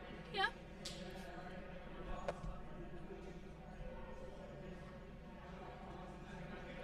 Yes, I'm going to say that they do. Okay, yeah. The Duelist, made in 1970. It's a French Napoleon film. Polish is something else. Thank you, Just Calm, for clearing that up for us. Do lightsabers count? I do think they count.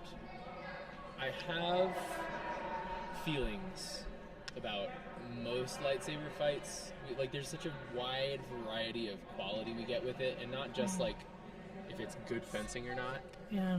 Um, We apologize But for if it's- watching Ring 3. It's very dizzying, I know. We are going to jump over to ring 2 when the match starts. Oh, I think the Polish thing is because it's based on Joseph Conrad's story of the duel, and he is part Polish. Yeah, that might be where I got it from.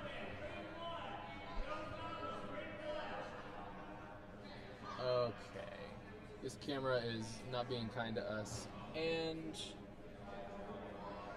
that matches up anyway. So we're going to jump over to ring 2. We've got Lloyd McKenzie on the left, and who is with him? Is that this one?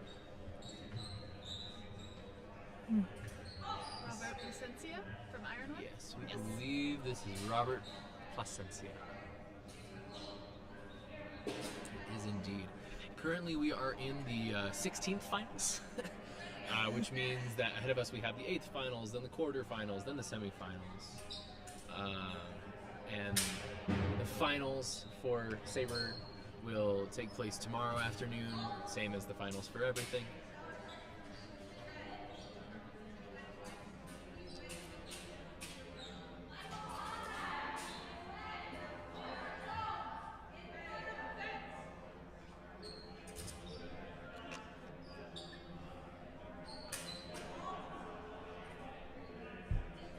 I'm gonna go check and see if like there's just a loose cable or something over there.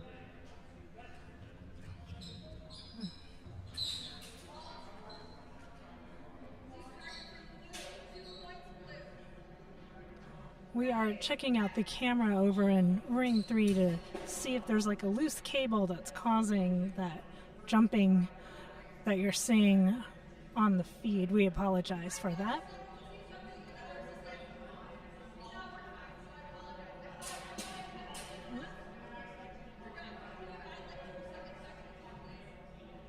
All right, we are adding a little bit more time to the clock in Ring 2. Ooh.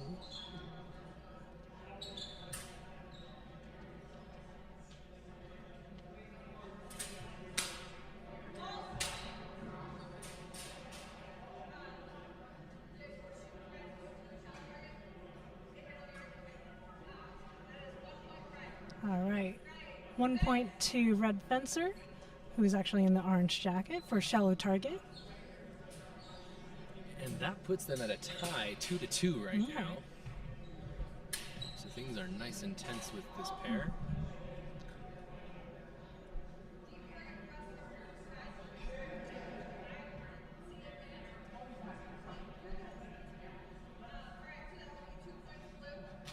So I believe this is Lloyd's first tournament doing Saber. Is that? I think that's right. Okay, yeah. I know it's not his focus. No, as a it's not weapon. at all. I mostly see He's him m- do longsword. He's mostly longsword, so I think this is his first one. But he does have a background in sport fencing as well, so Yes. I imagine there's something a bit familiar about it, although obviously there's a lot more cuts that you have in Saber than sport fencing. And also, Lloyd is just very athletic. I mean, he has a background in gymnastics. I mean, he does capoeira. He's also well known in our club because he will do this. We haven't seen it quite yet. Sometimes he will drop to one knee and he's still fencing. It just kind of floors everybody.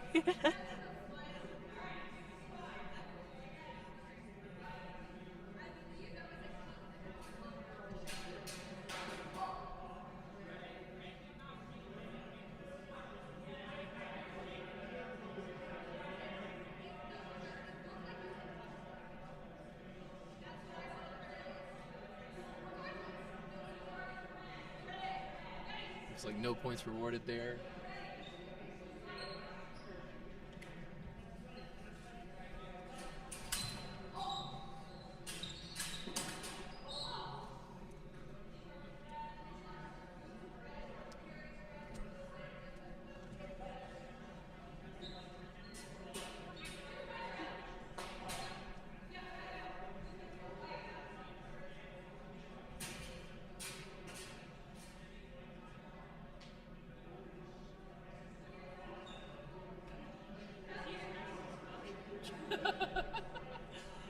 I missed that. What was that comment?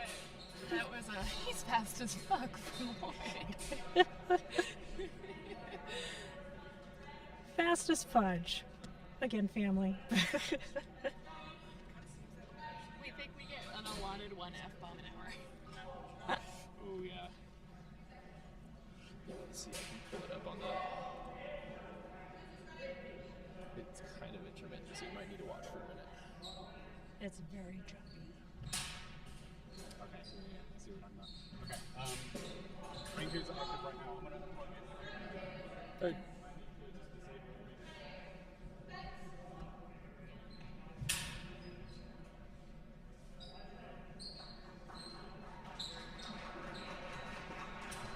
Ooh. Things got real close in there.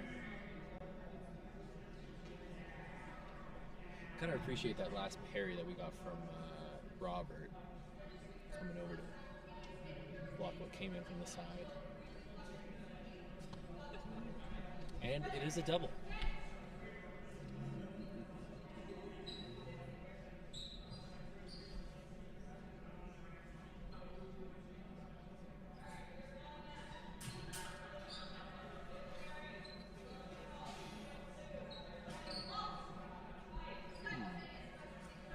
Yet another double. 2 thrusts to deep targets. Yeah, it's still doing it. Wow.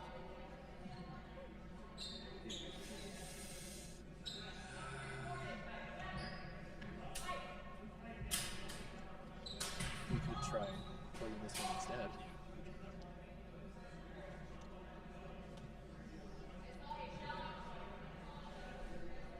A little bit of deliberation between the judges.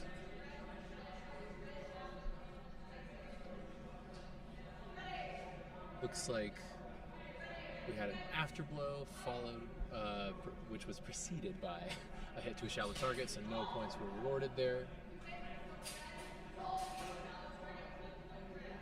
Shallow target for red. This is probably final exchange. There's 13 seconds on the clock. Gonna take one more peek at the score.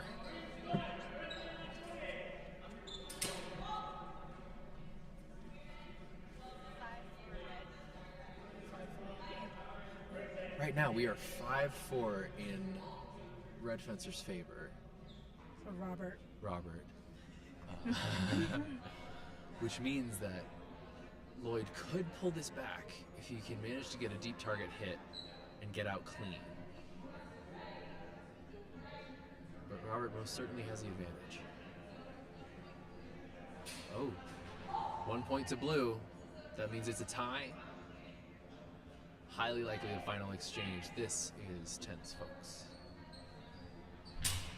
Ooh, they're whipping at each other, but no contact yet. Oh. Judge called a halt. What did she see? Yep.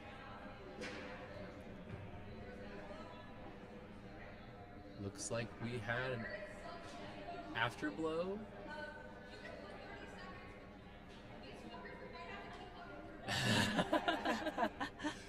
It's a good thing we don't have the judges mic'd, because Yes. we're getting some F-bombs. Veronica added dropped. 30 seconds to the clock.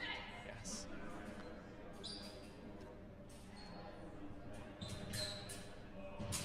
Ooh. These guys are neck and neck, folks. Oh. Ooh.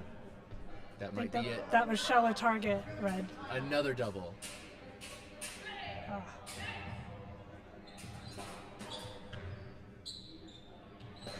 Ooh.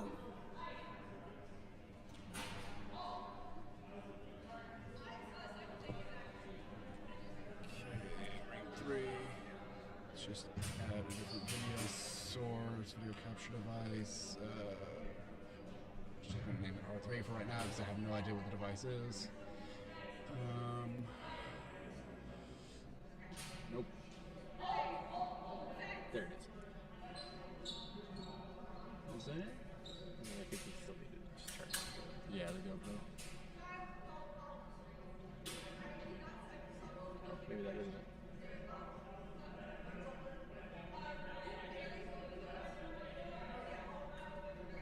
Wait. Oh. Okay. I don't see a motion. Yeah, it's Yeah, frozen. it's. Wait.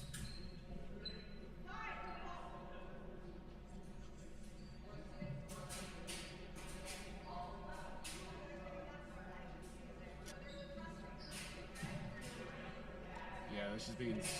It's Thrust coming from through, but Lloyd. it's so loud Match right now. goes to Lloyd. Oh, folks, that was a tense one. Oh my god.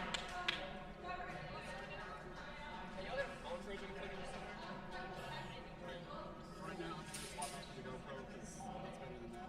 I hope somebody does. My phone's at 10%. I don't know how to get back to my hotel. What kind of charger do you need? iPhone? Oh yeah. I don't. Android. Maybe someone will put a gear checker. Actually, maybe just ask the front desk. So that was 7-5. Lloyd's favor. 7-5, Lloyd's favorite. Yeah, that was a That was intense. close match. Oh my Yeah, god. that was a good one. Let's see who is fencing now.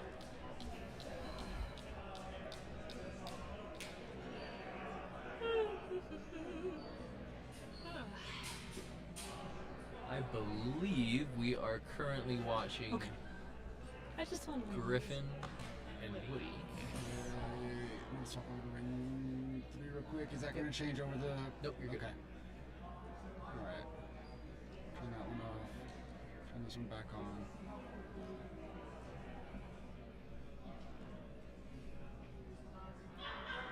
Did we change it? Okay, yeah, we did. I heard a cackle from across the room. I do believe that was Melissa.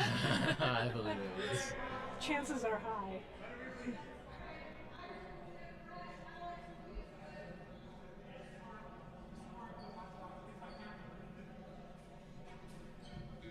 Can you right click that? Need control. Yeah, they don't have that set up. I don't think. Oh, they do. Okay, cool. Let's just. Okay.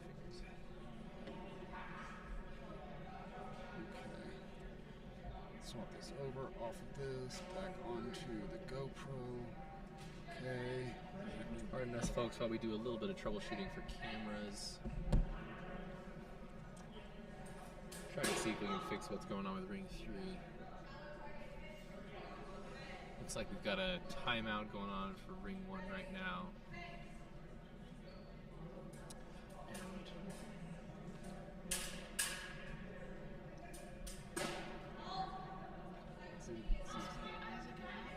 Okay, we did do that glitch event. I don't know what's causing it. It might just be there's so much data going over a single USB 2.0 line. Yeah, that might be.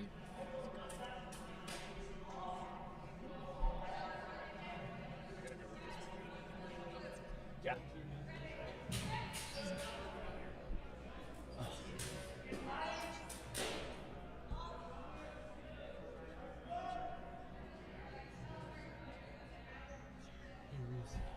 Want to do me a solid? Can you check the score for what's going on in Ring 1? I do believe we should mic up Veronica or another one of the judges at some point, just for spice.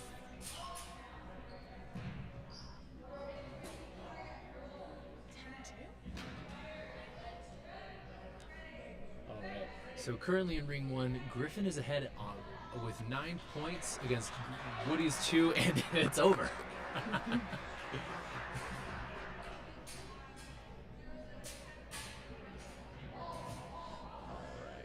We're going to jump back over to Ring 2 right now.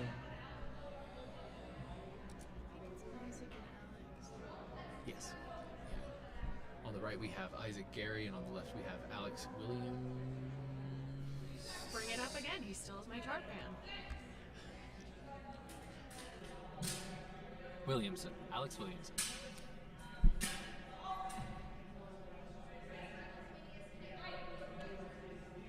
double. Doubles on doubles. Doubles all day. Possibly. Ooh. Another double. Both deep targets. Emma is checking the score for us.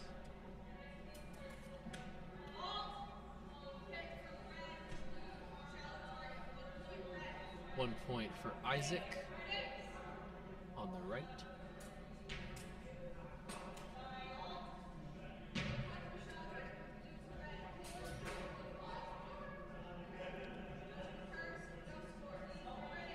No points awarded.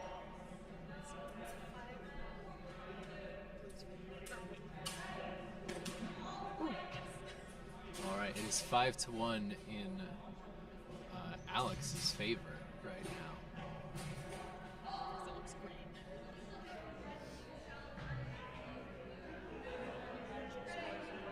Nah, you're good. You want to sit down?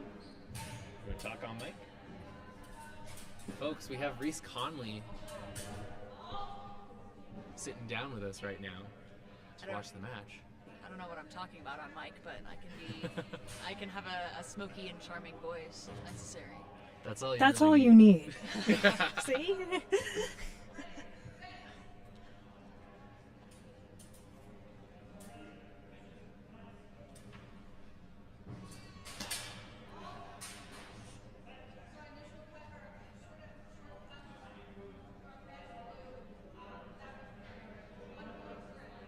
One point goes to Isaac.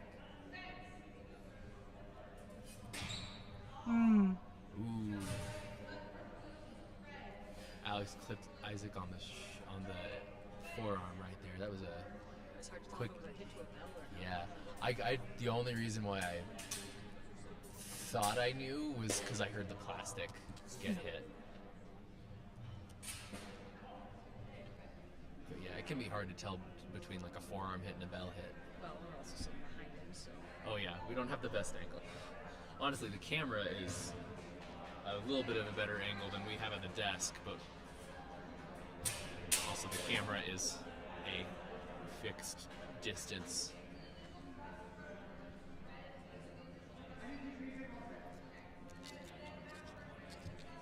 So Reese, are you going to be fencing in the Mopine tournament? Yes, I am. Although I am definitely hoping that it starts at some point in the near future. Are you on a time limit or something? No. Just want to get it over with? I'm right there with you. Yeah. I told you this earlier. I'm like, oh my God, it's going to be at 4, and it is now 5 o'clock. Well, it's one of those things where this morning you show up at 7, you're like, I'm ready to go, and then by the time beginner starts at 10, it's like, I have had adrenaline running through my system for 3 straight hours. Yes. And I am a mental and physical wreck. Mm-hmm. It's the same deal. So you were able to rejoin us for the Mopping Cup. then. Yeah. Right. I originally dropped it, then asked to re-enter, and Melissa told me she was going to put my head on a pike. No, a halberd, sorry. Oh. Which I took as meaning that, yes, she could put me back in the Okay. I was like, oh, my. All right. I was like, hey, Melissa, can you do this? She's like, yeah, I'm going to put your head on a pike. I'm like, cool, that means I'm back in. Well, I'm glad you'll be joining. Loving this exchange right now. Oh. That looks like a double. Let's see what Veronica says. Yep, they're throwing it out. I think that's a good call right there. All right, that makes it 8-4, Alex's favor. Alex on the left, of course.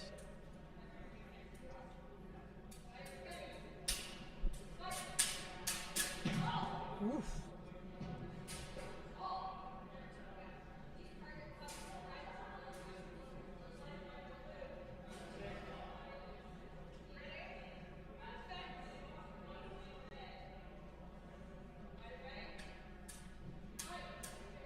Teasing of the blades.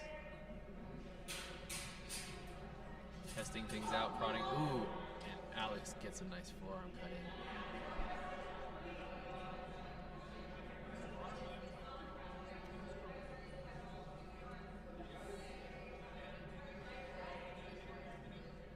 calling that a deep target. That is match for Alex. Very good fencing from Alex and Isaac.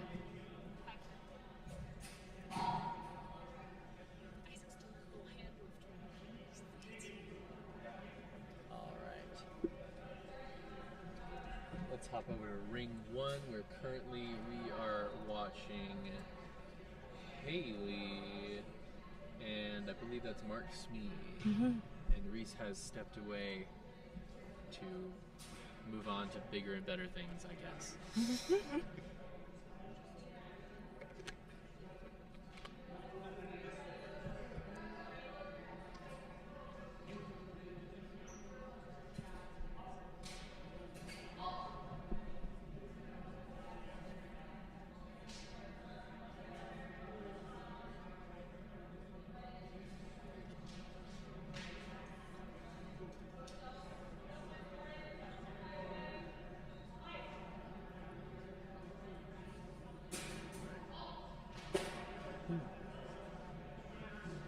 That looked like a double to me. Let's see if we can tell what the judges have to say. Folks, I'm going to go check our score.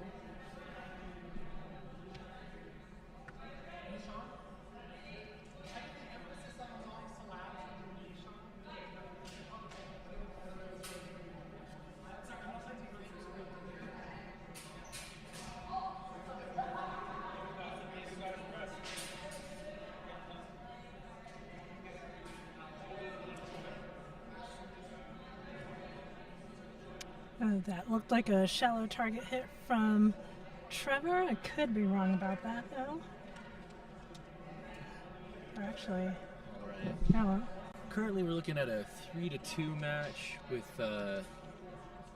Mark Yeah, in the it's lead. actually Mark. Sorry. I said it was Trevor at first, but no, it's Mark. Similar jacket. Yes.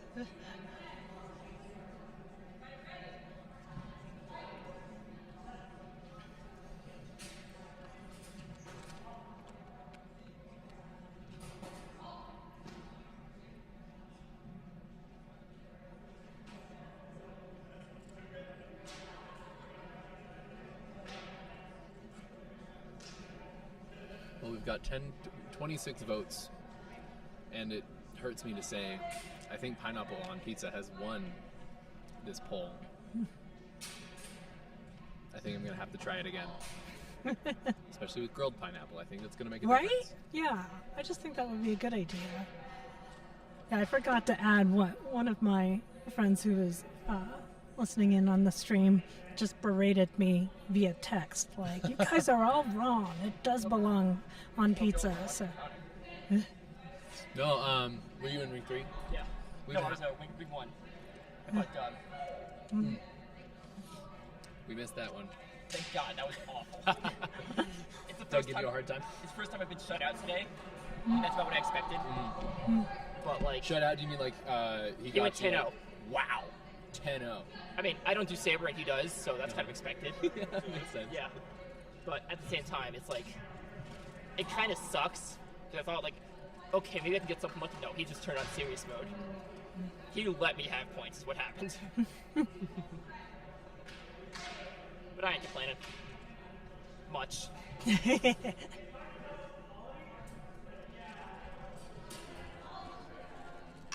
Well, welcome to Saber Eliminations, guys. Yeah. Yep. I mean, we've been doing this for a little bit, but welcome anyways. No. Okay, we gotta jump over to ring 3 for a second. They just finished. Did they just finish? Sorry, folks. Oh, that would have been a great Yeah, it one. was a That was skill issue. Thomas and On ring 3, we had Brad and Thomas. That would have been fun. Fencing with reverse grip. Oh, so Likely they're allowed to inspired do it. by, They're allowed to do it, but as soon as I do it, I get yelled at. I get it. Did you get yelled at? They told me I can't do that anymore. Oh, okay. Not. Listen. If I'm having a good time, everybody's having a good time. Melissa. Oh, look at this David and Goliath too. Melissa is on ring 2, I believe. Let's take a look at ring 2 where Melissa is up against. He's wearing the General Grievous mask, which yet again y'all cannot see, and I'm so sorry about that. Nishan Jayasinghe, I'm going to That sounds venture right. a guess. And if it's wrong, then somebody please correct us in chat because Please. Good luck correcting us clearly in text, but I think you just do it please do phonetically. it. Yeah. I mean, if the Wikipedia editors can do it. True. Use all those fancy symbols you see in the dictionary. Oh, you got more people joining us. It was still jumpy. It's still stuttering a lot. Yeah. Have you hit it with a hammer? Percussive maintenance is a thing. I have another HUD that we can try for tomorrow. Okay. To run in parallel so that we're not trying to push so much over a single direction. That's probably smart.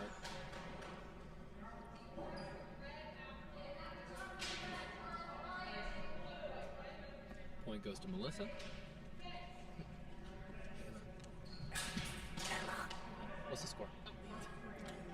And this is why I can't be a color caster, because I get distracted by stuff like food and I forgot what I was talking about.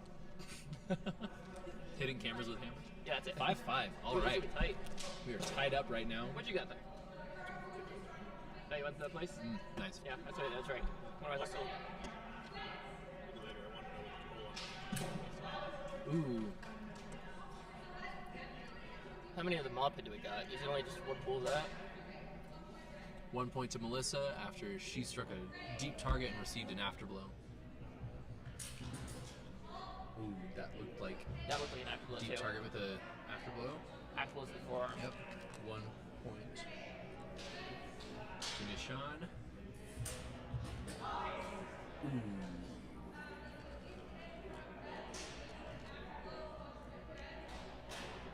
You know, that's one Yet thing. again, I 1 point to Melissa. That's one thing that I like wonder about. What if you weighted afterblows similar related to like where you hit? It's like if you got hit in the head as an afterblow. And then you do like the point difference? Yeah, you do the point difference. That'd be interesting. That would definitely have some different outcomes. Like if it's just everybody doing afterblows. Eventually. That looked like a double to me. That was absolutely double. Oh great, I get to fight Melissa in the mob pit. Oh. I'm finally getting clowned on again. Right, Scarlet, I fight Melissa, fighting all the good people. 2 points, Melissa.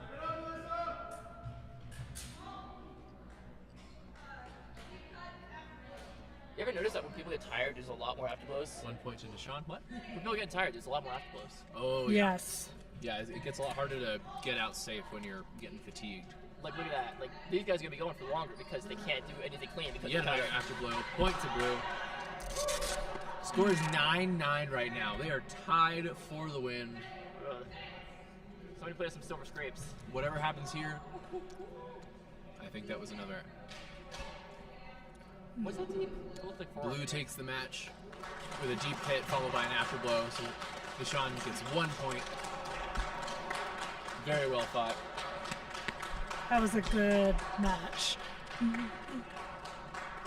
All right, folks, let's jump over to ring 1, where currently we have Abraham on the left, and who is he fencing? We're not going to have time for nothing, are we? We got to be out of this. Yeah, but we're like, is it? We're going to be out of here by 6 now? Right? I thought it was 6 originally. What? I thought it was 6 with the adjustment. I'd have to ask. Zach Showalter and Abraham Oh, Madrid. my boy Zach. And we've got somebody. Hey, Emma. Emma. Can you tell the guy in the blue hoodie to move on camera 1, corner closest to you? Yeah, we should really mark out. Like tomorrow, we got to have the coach corners marked out. I think. Yeah.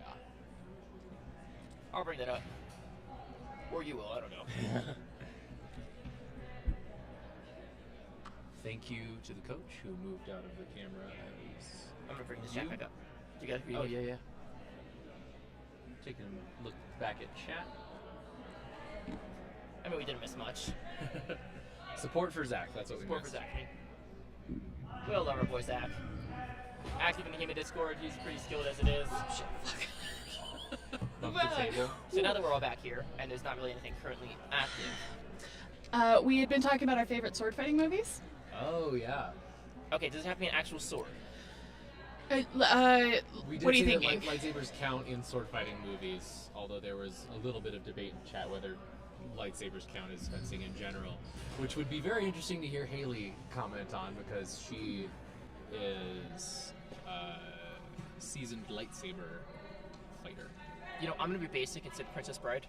That's what I said. That's what Emma said. And too. he made fun of me for it. Only a little bit. And that's what he said. It honestly. Okay, hear me out. Do we count Deadpool with his katanas as a fencer? I mean, he's usually not up against people using swords. Yeah, though. also What is swords. fencing? Like if we're doing mixed weapons, we're gonna be fighting. When you wrap a perimeter in wire. Could be wood. Could be or wood. stoned. Could be stoned. Okay, so but like legitimately, for mixed weapons, you're gonna see.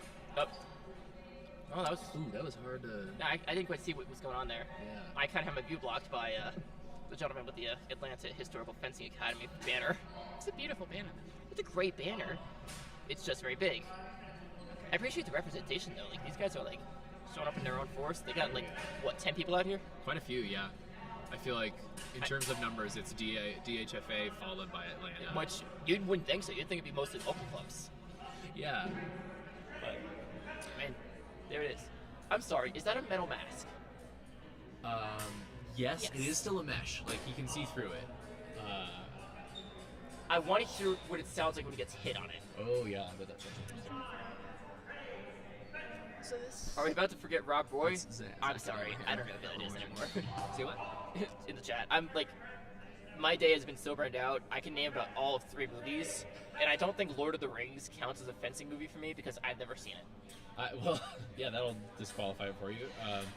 I don't think the combat in Lord of the Rings is like all that good, like on a technical level. It's very entertaining and effective on a dramatic level. But like, you know, that's one of those movies where you have arrows punching through steel breastplates like it's nothing. I'm gonna change my answer here. A Knight's Vow. I have not seen I don't that think I've seen that. Really? Yeah. Ooh, another. Or not Knight's Vow, A Knight's Tale. That's it. Wait. Oh yeah. Oh, Knight's nice. Tale. Listen, my day has been so long, and I still got another tournament. Is there much fencing in that? I thought it was Seven mostly Samurais. jousting. Pretty It was mostly jousting, classic. but there was harness effect in one of the scenes. Ah. And honestly, I'm gonna say that like, yeah, like nobody in that movie has the right to be as hot as they are. True. That's how I felt about the. Oh my god, why can't I remember what it's called? Bullet Train. It just came out. It was not a very good movie, but everyone in it was the prettiest they've ever been. Kara's checking the score for us over on Ring 1. I'm having trouble thinking of like movie sword fights that I've really loved, you know? Yeah.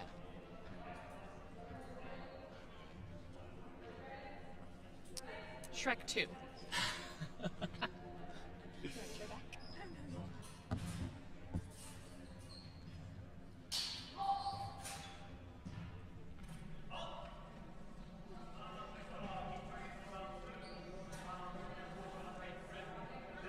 All right.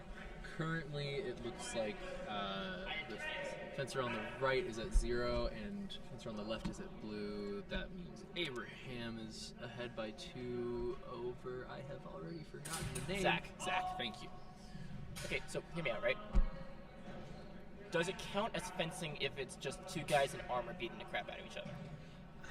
Because that's just all over at this point. Isn't that just brawling? Yeah. Yeah. Well, I mean, also in film, it's usually like real combat. Well, real big quotes, but like, you know, they're fighting to the death, oftentimes in movies. Not a movie, but Our Flag Means Death has Ooh, some love that wonderful. show. I'm told I need to saber watch it scenes. because it's just gay as hell. It is extremely It is gay. It is extremely. delightfully gay. It's wonderfully gay. And they actually have a non-binary character played by a non-binary actor, which makes my heart sing. John Wick did it first. Oh, that's fair. Oh yeah. Yeah. The what was the name? I can't remember. Like the Arbiter or something. No, that's Halo. they never got a title. It was just the The something. The something. It was like, or they never got a name. It was just a something. They were like the one, like the punishments. They had the 7 cuts on the on the one guy that was in the Matrix, so his name I can't remember. I'm awful with actor names. If you tell me the name of the person, I'll never remember. If you tell me the name of the character, I'm like, oh yeah. I think they briefly held swords in Bill and Ted's Excellent Adventure. John Wick had fencing in it. They had the katana. Was that in John Wick 3? 2. It's been a while since I saw it. Yeah, 3's not out yet. Is it? I don't remember. We're getting to the point where there's enough of them. Oh, we need to switch to Ring 2, I think. These are like the instructors going out here. Oh, wow. That was a messy one. Lots of flailing about. Love a flail. I think we are going to jump. Oh, never mind. Oh. Never mind. Like, I know, what's his name in the blue over there is one of the instructors. I don't know about the guy in the white, but he pretty much stomped on his pools too. Tell me about the last journey. I think it's safe to say that I probably did the worst out of everybody here so far. You think so? I've won a total of 1 saber bout. Oh, damn. Well, I mean, hey, because since you used a little saber, I feel like you should still feel good about that. Listen, I feel good about being here. Good. Because, and this is going to sound shallow, I don't have to deal with mosquitoes. Honestly, yeah, that's like 1/3 of the reason to be in Colorado is fewer mosquitoes. We still have them in the summer, but... Want to go to Ring 3, or are they done? What's going on in 3? It looks like they're doing a short technical pause there. Yeah. Or explaining what happens. I don't know. That round's almost over. Zach's round is almost over too, I think. Highly likely.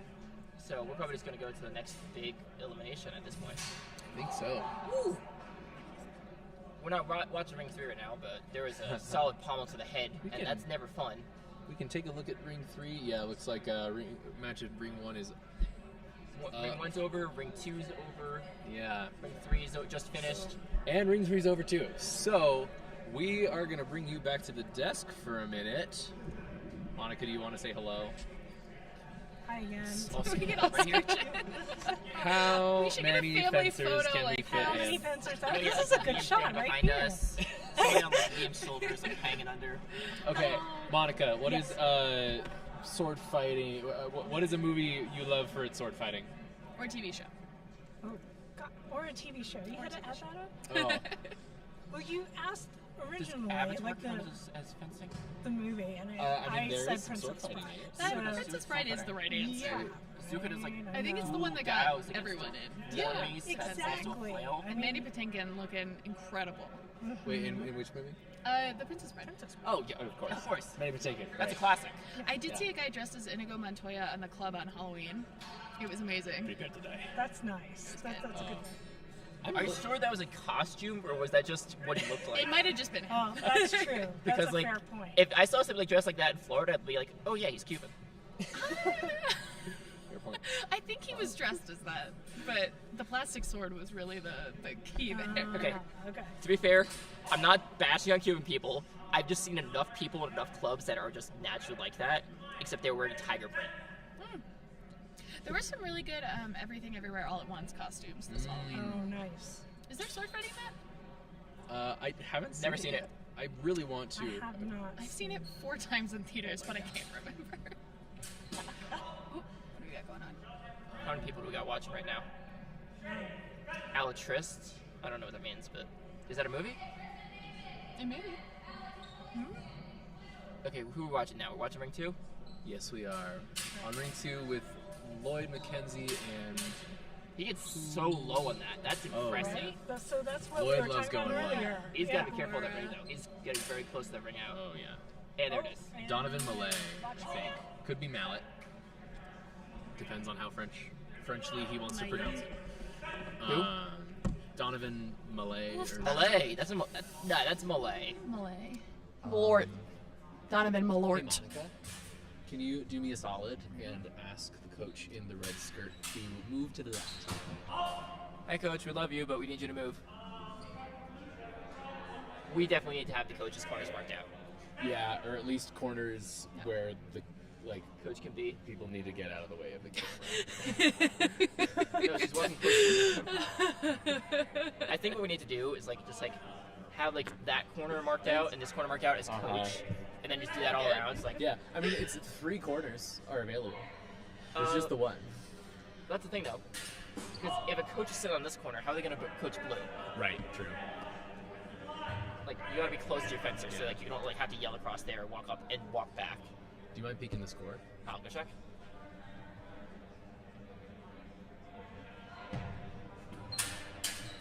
Red. Oh, wow. So, Lloyd's.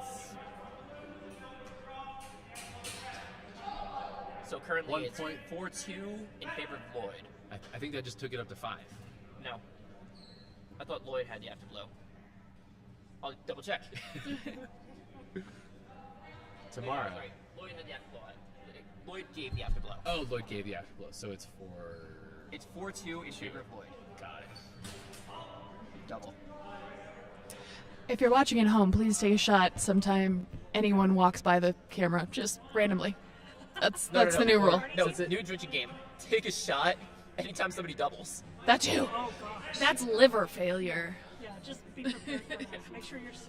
I'll just bring tomorrow a tiny shot glass of my sparkling water and do a Y'all hydration. talking about this movie A la Triste Oh, so are that's making me Spanish. very curious. Give it a look. Look it up real quick. We got a second. I just want to give a 2000 shout out to my there you go. friend Gabby, who just sent us this screenshot of us giggling and having a great time. Thank you, Gabby. Thank you, Gabby. Also, hi Rebecca. My phone's dead, so I can't talk to Oh you my right now. gosh. I'm here. That is so precious. On a Tuesday, starring Viggo Mortensen. Oh, The no. second most expensive a Spanish Tuesday. language film ever made in Spain. Isn't that the guy that played Aragorn what? in Lord of the Rings. He was also the dad in Captain Fantastic. I was thinking of the guy in Solo with the fantastic mustache. Oh, it's been too long since I saw that. I don't think Viggo In which Mortensen one? was in that. I In swear he Solo? was. Like the Star Wars movie? Oh. We gotta look that up. Or somebody in chat. Somebody in chat tell us if. Do our research for us. Oh, no, Rebecca's got a point. Kill Bill. We cannot have forgotten Kill Bill. Kill That's a Bill good one, is yeah. very, very fun. I don't think it was Yeah. good in terms of fencing, but it's a classic in what it did. Yeah, Yes. that's where you have to judge fight scenes based not just on technicality, but how well do they do things dramatically, pacing, and everything. There's a lot more to fight scenes in film than just does this look like how real fencers fight. They Did he get through that? Scream. I don't know if he got through that.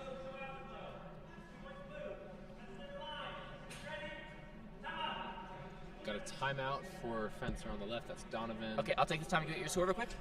I haven't seen the last duel, but I imagine there's probably fencing in Yeah, that. I've been curious about that one. Right now it is 6-7 in favor of blue.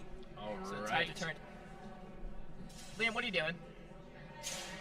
Oh, Liam is hitting the dab. Liam is doing outdated dances. No, if you're gonna do that, get on camera and show the entire world. Incredible. See, Y'all, things you y'all might have missed. out on that one. Things you might have missed.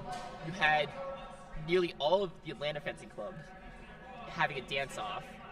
Wait, when was this?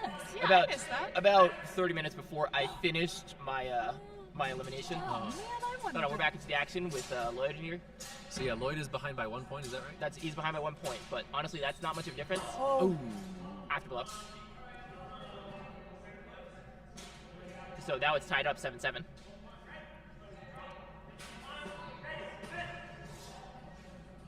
This is gonna be pretty close, I think. If we get down to 9-9, just gotta start playing some Silver Scrapes.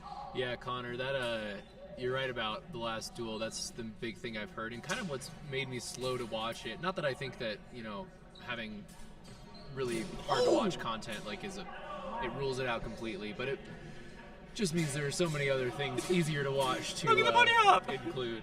Look at the bunny hop! Wait just a second. Somebody put in Crouching Tiger before they deleted their message, but Crouching Tiger Hidden Dragon is a fantastic fighting movie. Not a whole lot of sword fighting. There's some, but just an incredible martial arts movie. You missed the bunny hop. So Lloyd got in there, bunny hopped into the cut, and then got afterloads through. It was Whoa, such a sounds good accurate. exchange. I wish, like, when you all see it, you're gonna love it. Oh. Okay, that was last exchange. Double. That was last exchange. So Next. now we're in sudden death. Yeah. I agree. Dune was fantastic. Okay, he just needs to go for something shallow here. He just needs to get a hit on the wrist or something. That's gonna be the safest play. If he goes for deep, he's gonna be in trouble. Mask of There it Zorro. is. That is a classic. Yeah. Deep target from red. That's Lloyd. That's match. Match goes to Lloyd. Match goes to Lloyd. Woo woo! Alright, What I'm gonna ask about- you to check okay. the brackets real quick so I have time to. Right away, how long I do to. See what? Can you check the brackets real quick just so I can see how much time I have to get before I have to prepare? Actually, this one might. It's a loose definition of fencing, but what about the Romeo and Juliet Which one? remake? The one Baz where they have Luhrmann guns one. instead of swords? Yes. Oh, the Because one from, like, they're still 98? staged. Yeah, they're still staged like fencing. But Honestly, listen, I've been trying to get my girlfriend to watch that movie. And It's so good. She says it brings her pain. Oh. That's not ideal. As I remember, exact words were, "That's a movie you need to be drunk to enjoy." But honestly, I kind of agree with young Leo DiCaprio. Look, hear me out. The only time I see him young is I'm reminded of. So no, I got 343. There. Yeah, that's where I'm going. John Leguizamo in or Romeo and 348. Juliet, See, I that's think, probably coming up pretty was the soon. first crush I ever had. I don't know how long the brackets go. And I'm not ashamed Let's about have that. A little bit of room. He was beautiful. Right, I'm gonna post in this chat That again. was a killer soundtrack. Yeah, so good. Oh man, I'm gonna have to listen to that one tonight on the ride home. Do you know what else is a killer soundtrack? The Lizzie McGuire movie. I was listening to that the other day. People walking by. Wasn't expecting that, but okay. It Alright. slaps. Okay, now hear me out now. Right, question. Best soundtrack movie you've heard? Akira. Akira? Baby Driver. No, I'm. Oh, Baby Driver does have it. Okay. Okay, okay, If if we're we're talking doing, like just- score versus soundtrack, Yeah, I was Yeah, gonna but say, like have Baby a Driver, score. best soundtrack. Best we're doing- score, Akira. No, if we're doing best score, I have to say Interstellar. Oh, Ooh, interesting. that is a good one. Classic. We're gonna jump over to Ring 3 because we missed the end of that match. Because I'm gonna be a little bit of a nerd and say that Interstellar, when you play it, was Elite Dangerous in VR. Oh man. Don't you still have to use a full keyboard for Elite Dangerous? No, I use keypad, or I use a gamepad. Oh wait, I'm thinking of EVE Online. I think. Yes, Yeah. but Okay. honestly, you could also use a HOTAS. What do you got? Pride and Prejudice, Dario Marianelli. That soundtrack, or I guess it's a score, but that score is perfection. You don't know. I'll give you one better on the soundtrack. So good. Unironically, Shrek. That's true. That is a classic. Oh, it's so good. Unironically, Shrek.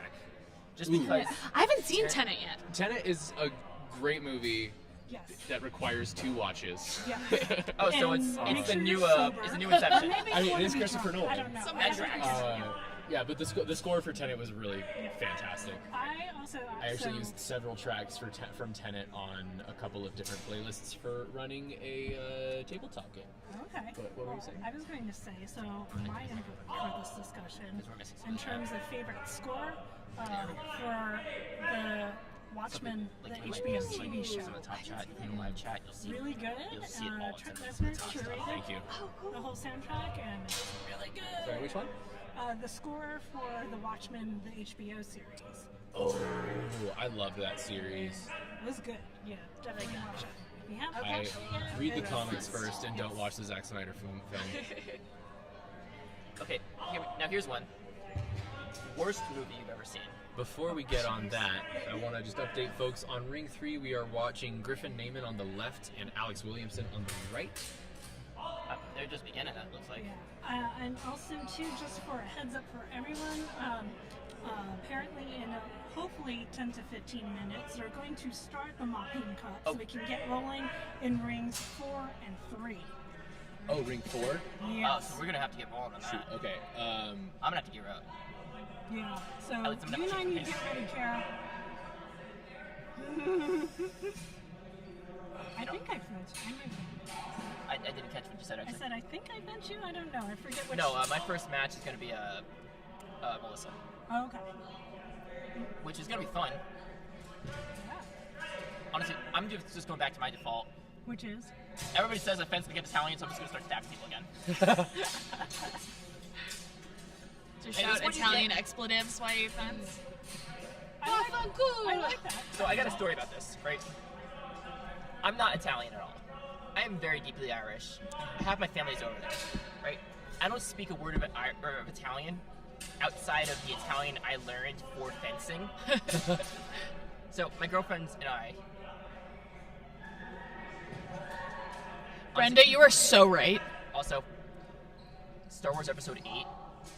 I'm pretty sure the soundtrack to all of the sequels wanted you just to cash in on nostalgia, and it just was not a good movie. And the soundtrack, why would you play the Force theme when the bad guy's doing something? That's not how that works. Anyways, so my girlfriend takes me to this Italian restaurant, and I'm sitting here. I don't speak a word of Italian, and I'm sitting here trying to pronounce it. I'm getting not frustrated, but like we're messing around, and I'm sitting here. I do the hand thing without realizing it. I don't speak a word of Italian. She looks at me and looks at the hand, and then looks at me, and it just looks at it like, well, I'm a moron now. I only know enough Italian to swear at bad drivers. I'm going to check the score on Ring 3. So, while we're here, ladies and gentlemen, we're getting, for those of you that did not hear the announcement earlier, we've got about 10 to 15 minutes. Please be ready to begin fencing. We are going to begin on rules presently. Again, if you are fencing, I gotta change my hands. You can explain. please come in the elements to be ready to be slotted into a pool. If you are still in saber and belonging, please throw away so I know about it. Thank you. All right. Love you all. See you in a little bit. We love you, Monica. Kick butt.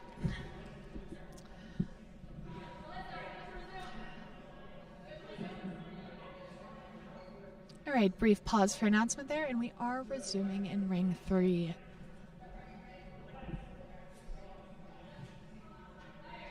Everyone has abandoned the streaming table except for me, Emma.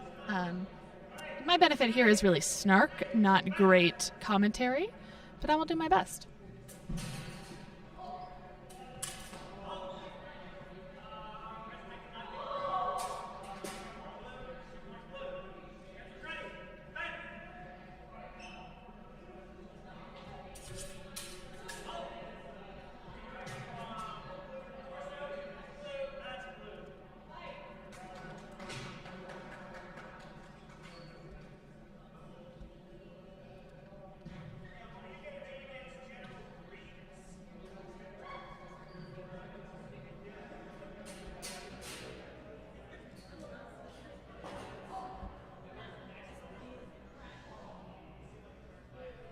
All right, for those just joining us, we have Griffin and Alex in Ring 3. And you may be able to spot Guy on camera as he walks by.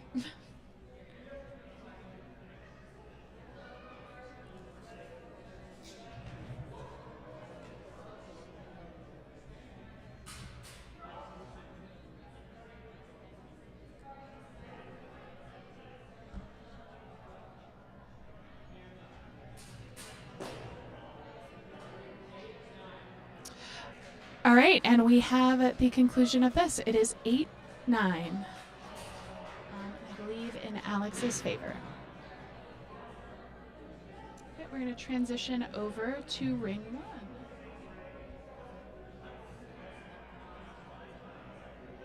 1. All right, let's see. Ring 1, where are we? Is this... And...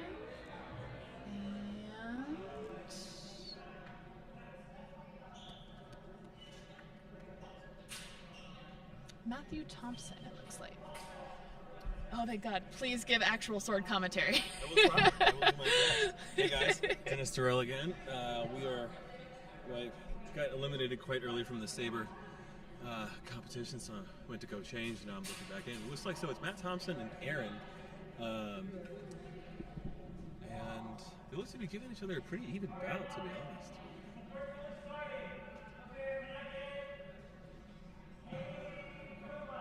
And also,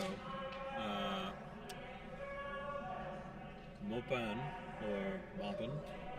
Depends on how French you want to be. No one, yeah, I feel like being very French. So Mopan. Mopan. Our next competition is going to be starting. I believe it's going to be starting in Ring 2 here pretty shortly. But let's keep our eye on this final bout for Saber real quick. That was good contact.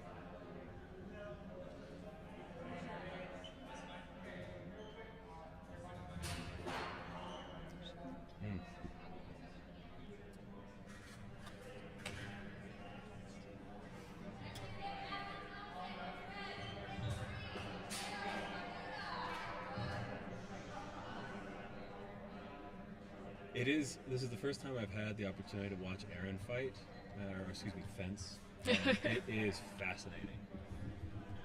I just got a ran off. Did I leave my drink? You gotta. You good? I did leave my chapstick. I'm gonna grab that.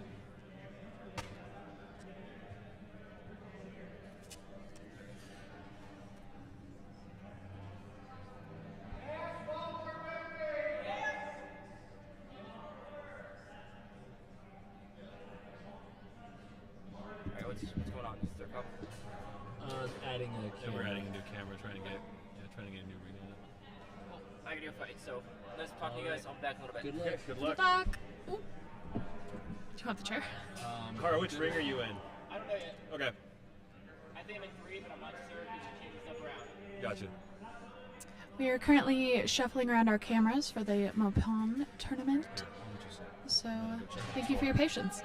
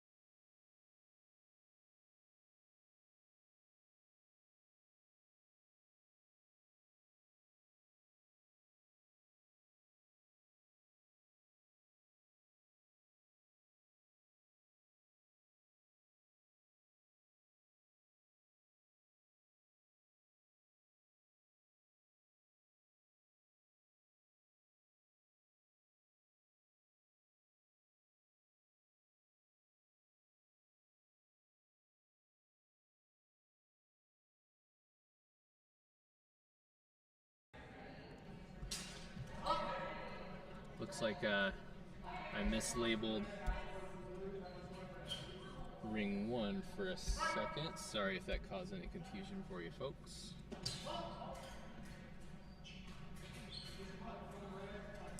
To answer your question, Ordinary Modder, we are nearing the end of today. Yeah, pretty much just the Mopon Cup, and then we are done for today. And so that is beginning in Ring 2. Yeah, we're going to jump over to Ring 2 right now, actually. Right now, we are looking at Monica and Haley. Monica on the left, Haley on the right. Now, Emma, how about you tell us a little bit about the woman that the Mopon tournament is named after? I would love to. So her name was actually Julie Deamier. When she married, she took the name Mopon, and that was like her professional name. But she was kind of a badass. She was born in late 17th century France. She was trained by her father as a page. He trained all like palace and court pages, so he taught her how to fence, horseback ride, all the things that male pages would do. And she frequently got in fights with other pages and won.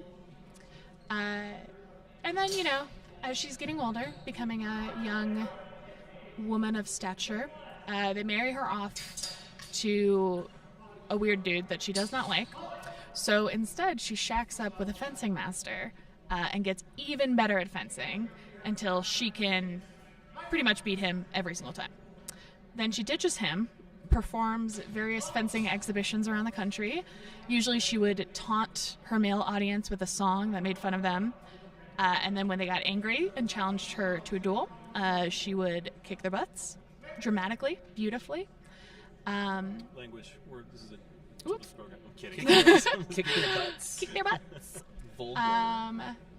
Yeah, and while she was doing these fencing exhibitions, one of my favorite stories was that she actually fell in love with a merchant's daughter. 1 point goes to Monica. All right, so merchant's daughter, in love with Julie, who dresses in traditionally male clothing in a time when that was not really a thing. And the merchants were like, no. We can't let our daughter do this. We're going to put our daughter in a nunnery. So they do that. Julie breaks into the nunnery, sets it on fire, puts a dead nun's body in the bed of her lover to make it look like her lover died in the fire, and they ran off together. They lived very happily for like 6 weeks till the daughter went back. And then Julie became an opera singer in Paris, just kind of for kicks. So that's the short version. I love it.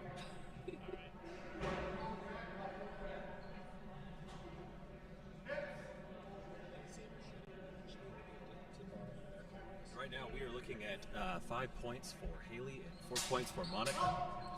Ooh.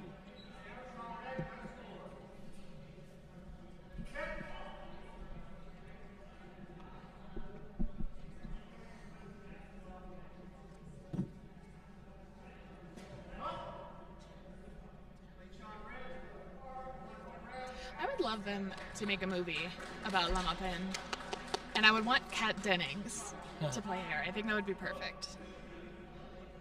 Who finished that? Did that go in Haley's favor? That went to Haley. All right, victory to Haley.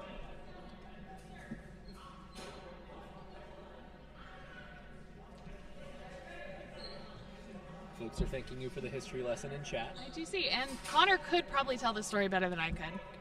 But Connor, where are you? Where on this planet are you, Connor? Why are you not here? Yeah. I mean, probably be here tomorrow.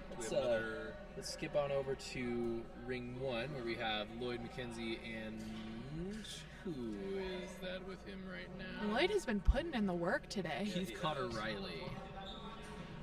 And we are in the quarterfinals now, so coming in close to the end of the Saber elims. Looks like we also have in Ring 3 Trevor Jones, and who is his opponent? I can't see. I've got all black. Let's take a peek over at Ring 3 really quick. That's Trevor Jones and Zach Showalter. It's been very impressive to watch today. Yeah.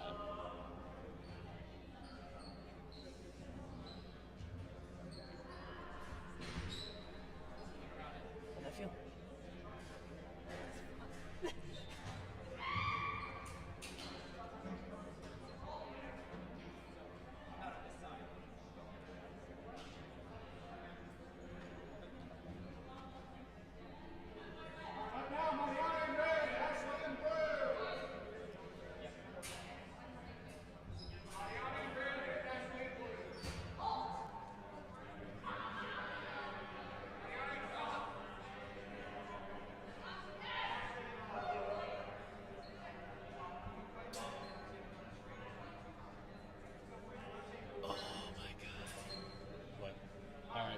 Y'all wouldn't be able to see it even if I put the camera on it, but over in Ring 2 as part of the MoPon tournament, we have Ashley from Atlanta, from MCHO. Yeah, and she has San from Princess Mononoke. Her mask is painted on Ashley's mask.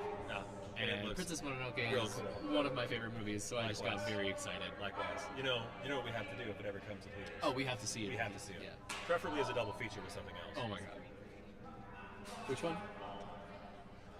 Right now in Ring 3, it is tied 3-3 between Trevor and Zach. Trevor on the left, Zach on the right. Trevor continuing to go in strong. He's really willing to dive in on these. He is all about that presence. Connor says he's in Dallas teaching a weekend-long seminar. I guess that's a pretty good reason.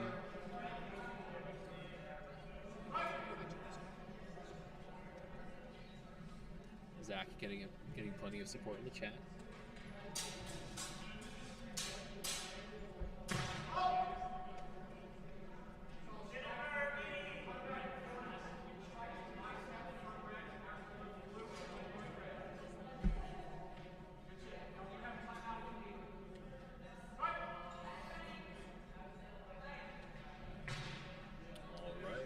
Zach back at it.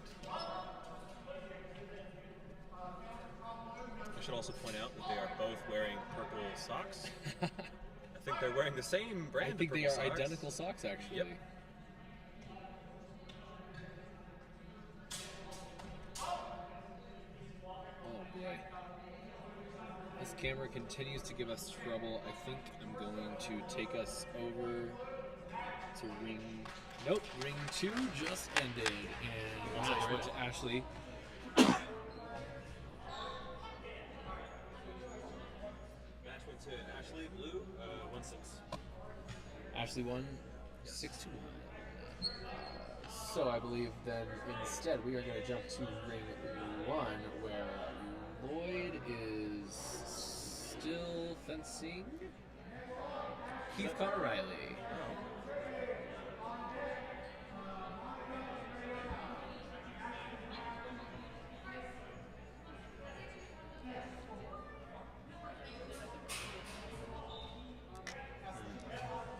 Here, I'm leaving this here. You can sit on it if you need to. Sure.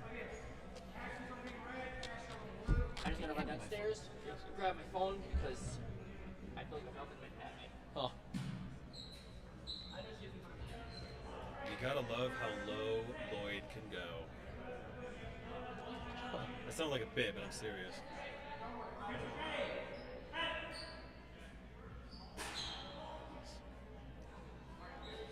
I want to fence you a lot. I want to fence you a lot more. We Because can talk about this. Yeah. We'll talk about this when other people aren't fencing. I'm delighted about our match, and I'm happy you won, but also I'm so mad and I need to beat you. I welcome it.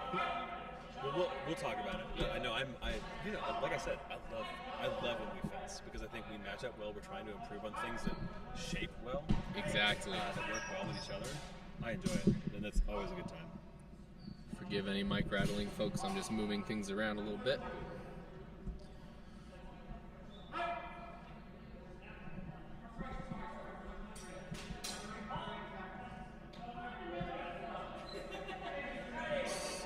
Good. Gosh, Lloyd.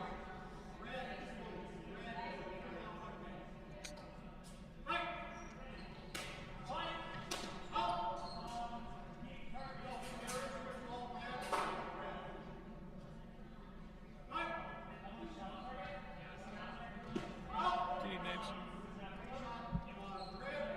Right now I'm good.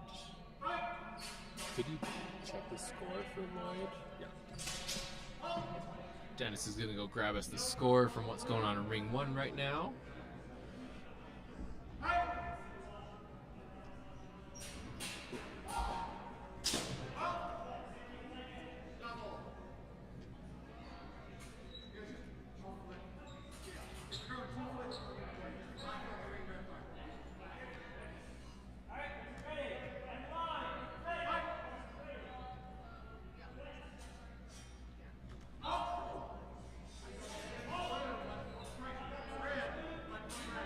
Ooh, tight exchange there.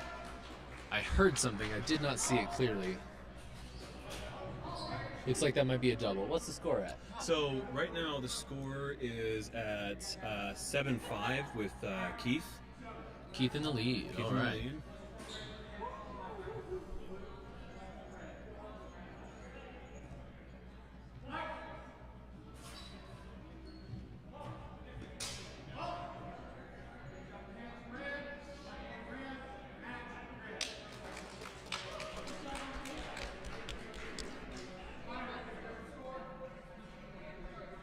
Richard, I hope you got to see a good amount of that match. It looks to me then like Keith just took that. That's what it appeared. Let me double check. Dennis is going to give us the final score on ring 1 before we move away. 11-5 for Keith. Yeah, that finished out at 11-5. All right. Good going with Keith. We're going to go swing over to ring 2, where it looks like Monica on the right is fencing. Mariana, I believe. Mariana. Always loved that name, Mariana. Honestly, I'm just gonna. I was really. Ooh. See, they. See, they. Good control. This is not telling me what I need to know.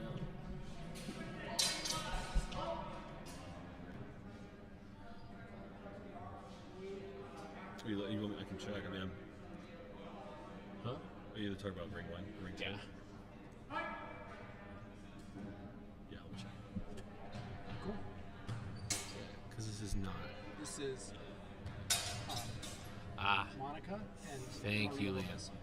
Yeah, Mariana Lopez. Yes. Confirmed. Did you see the score? Mariana is up by 1. It is 1-0 right now. 1-0.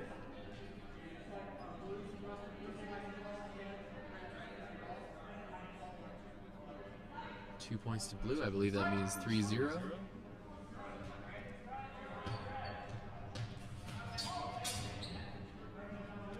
Mariana's footwork is very interesting. I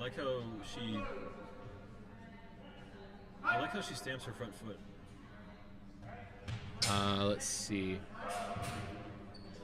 Marlene McGraw, you're asking what the final score was on ring 3. I believe that match is still going between Trevor and Zach. I will check right now. But Dennis is going to go get us an update on the score for you.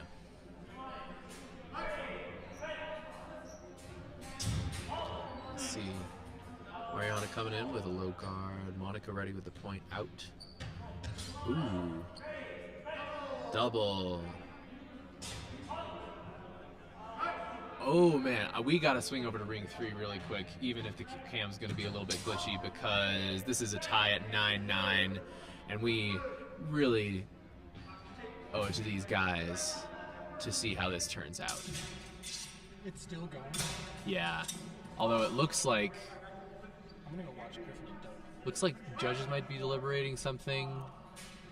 We got folks looking up the rules. Yeah, judges are deliberating on ring 3 yeah, right now, but it looks like the score is 9-9, and they're coming to a decision about something. We're gonna keep an eye on ring 3, but for now I'm gonna swing back to ring 2 so we can watch. Never mind, Mariana just took that match.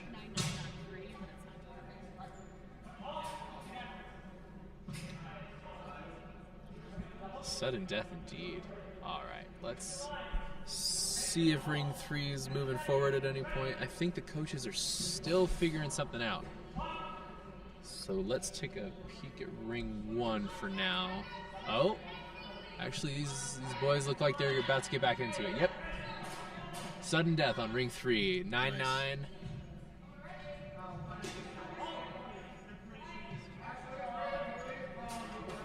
Ooh, I think that was a solid hit. Yes, Zach takes that match with a deep target. Very clean hit on Trevor. Solid fencing from both of those guys.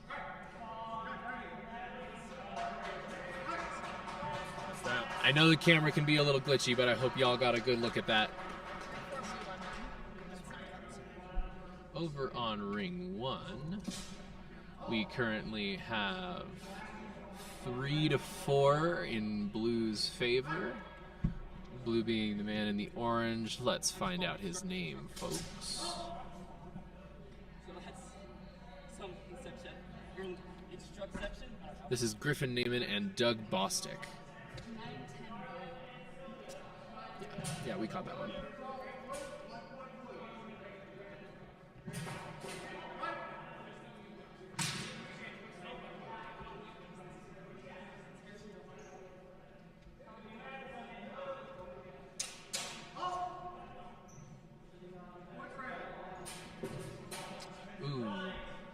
Looks like Griffin might have got a strike to the head there. Let's see if we can tell what the judges decide. No, not clear on our end. Ooh.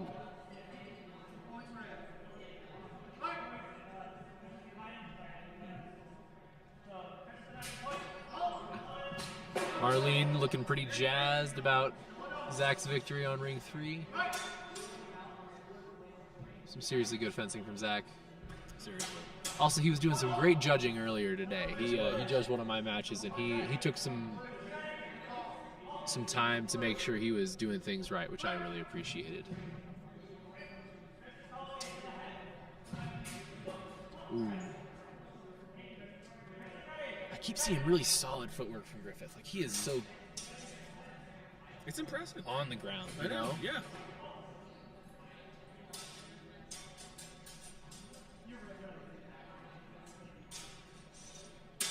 I'm gonna go peek the score. Okay.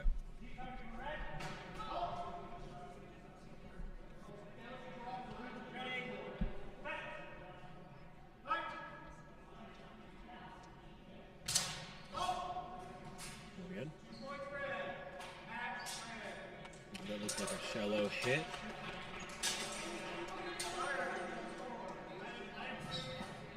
Ooh.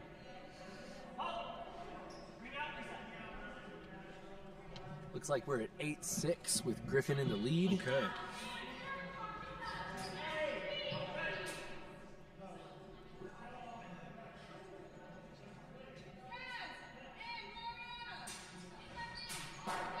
Ooh. I was looking at the wrong angle there, not on the camera, when the camera has the better view. So I missed the action.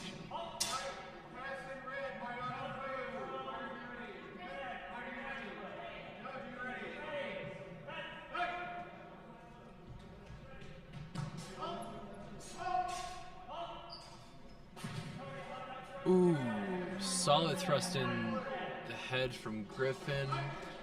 Not sure if that was a double.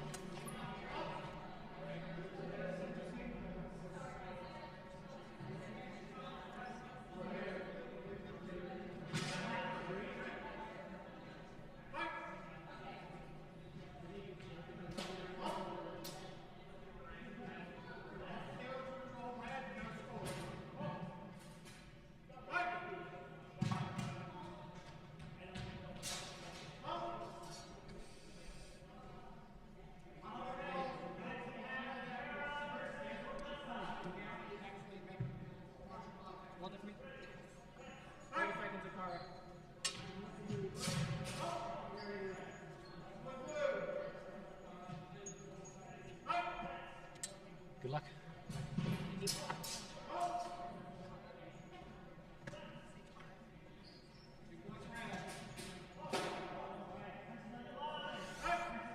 you mind looking at the scoring?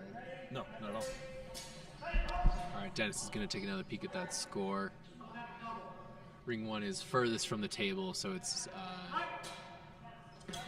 tricky for us to tell everything the judges are deciding. All right, Griffin is still in the lead, 9-7.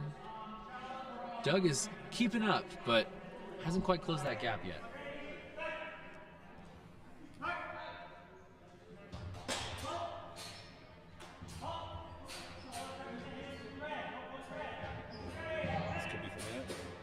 Ooh, looks like their bells met there. Yeah.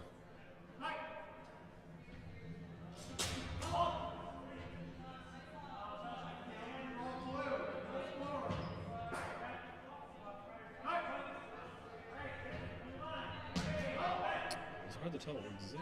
Yeah. No point. They're still going. Oh, that like. I can't tell. I know Griffin got a thrust in there, but I'm not sure if Doug doubled. I think that was a double. Shallow target to red. Yep, Griffin takes it. Griffin takes it. Some good fencing. Okay. Since we are closing in on the end of these, actually, What do you think, Dennis? Do we want to go back to our glitchy cam to watch a bit more Saber, or do we want to take a peek at the Bump-In Cup going on? You know, the Griffin. We got a final update on that score. Griffin took that win just 9-10. So very neck and neck, which very, I'm sure very you guys close. saw. I think Doug took it. Doug wait, took Doug took the win? Oh, wow. Wow, okay. Wow, a surprise. I apologize for misreading that call, folks. Yeah, guys, Doug did indeed close that loop, and the last bout that you saw between Doug and Griffin went to Doug. And for a bit at least, we're going to take a look at our glitchy cam. We'll see how it does. We do still have Saber elimination going on here. It currently looks like it is Aaron. Yeah, it's Aaron Carnuta and Nishan Jayasinge. I hope I am pronouncing that remotely correctly. We're very sorry if we did not get pronunciation beforehand. I am an American. Yeah, General Grievous. His mask is General Grievous. We keep having the misfortune of having Nishan facing away from the camera. I know. So y'all have not been able to see his General Grievous painting on his mask. It's really good. Oh, we got some requests to switch to Moped. I think we should. Let's hop over. Camera isn't glitchy there anyway. Yep. So we've got Monica on the right, and who do we have? Cass?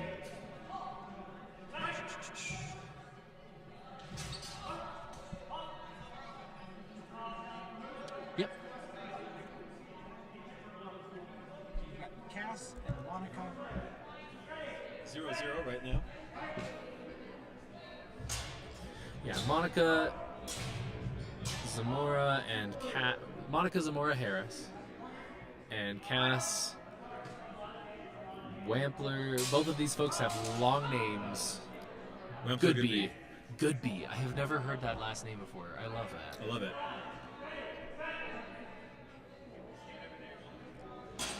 Also, I'm a very big fan of Cass's Plunderhosen. Yeah, those are some the orange and the blue. It's really nice. I wonder if Cass is a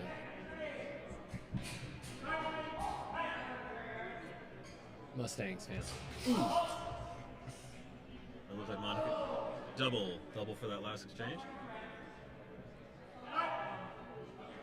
Hey, Emma. Emma. Thank you. Doubles again. Ooh, Cass coming in decisive there, Yeah, but that's Monica doubles. Monica didn't let her get away with it. Looks like they're getting warned about doubles. Yep. Judge is asking them to shake it out, loosen up, try to get out safe. That was the most obnoxious event I did. Literally every point was a hand hit. Oh my god. Did you walk away with it? Yeah. Nice. I had like 6 points too. All right, 2 points to Monica.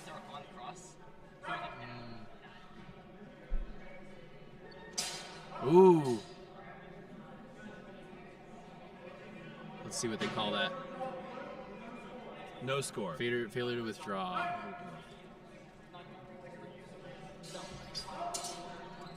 I'm noticing Cass is really liking going in for these thrusts. I'm seeing that as up well. into Ox. Yep.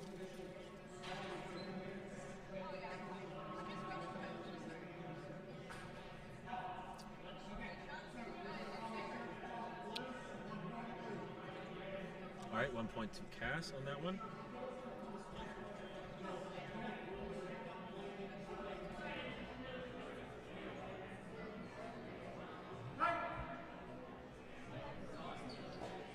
Oh, wow. Simple and effective. Cass in for the thrust.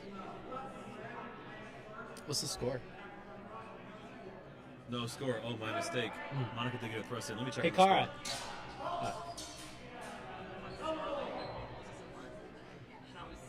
Looks like another double. 4-1 in Monica's favor. I think Monica's fencing pretty smart here. She's really letting Cass come in, make a first action, and then Monica responds. Being a very patient fencer right now. Again with that thrust into Ox. Yeah, it seems to be.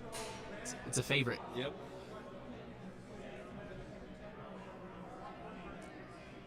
Okay, so now it's 5-2. 5-2, Monaco's still in Monica's ahead. favor.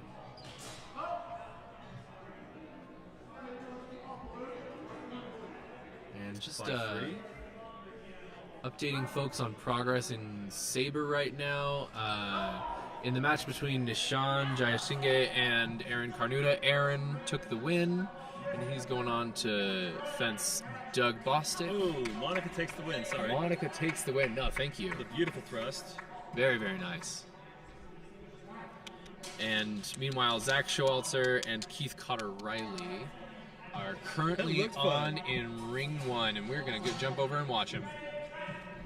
We got Zach in black on the right and Keith in gray and blue on the left. And Liam is back at the table with It's us. your boy, Big Lily. The Streamer Supreme. Liam's back. I was judging a bit. I got really stressed out. I'm feeling better now. How was judging? Stressful. Stressful. Clearly. Yeah, judging is stressful. It is. You got to be like so vigilant, you know. And there's a lot of pressure to get stuff right. And especially when you're the judge and not the director, then you're like arguing with the director. Yeah.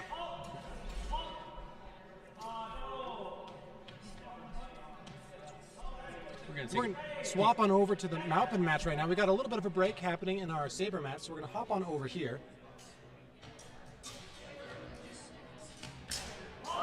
Currently we have Mariana on the right and Haley on the left.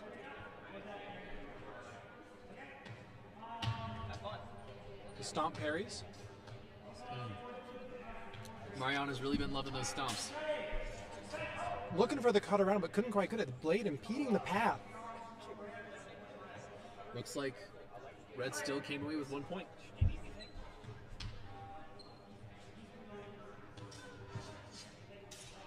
Looking for the thrust.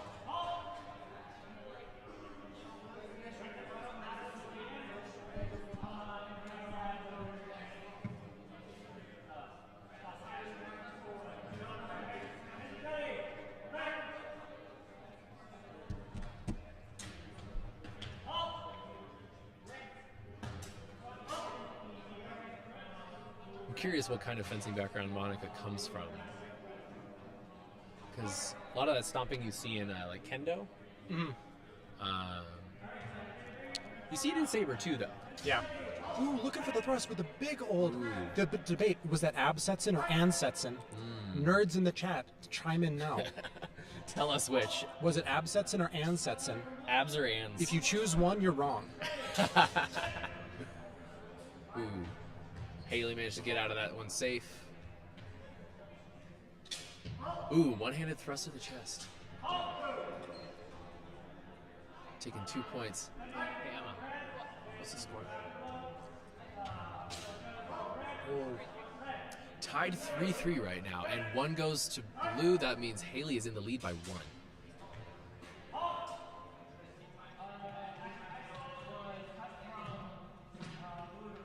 Ooh, the another Gavat, thrust. the Dersh Laufen into the thrust. But couldn't quite get the blade control on the way through. I missed that. Was that a hit to the hands? Deep thrust with an afterblow. There's a little shallow cut. Yeah, sniping those hands. Some folks think it's cheap, but if you leave them out there, they're gonna get hit. Have you done a sponsor call? I haven't. But the next one totally forgot about it. I also don't know much about our sponsors. Just guess do this one also. Sure.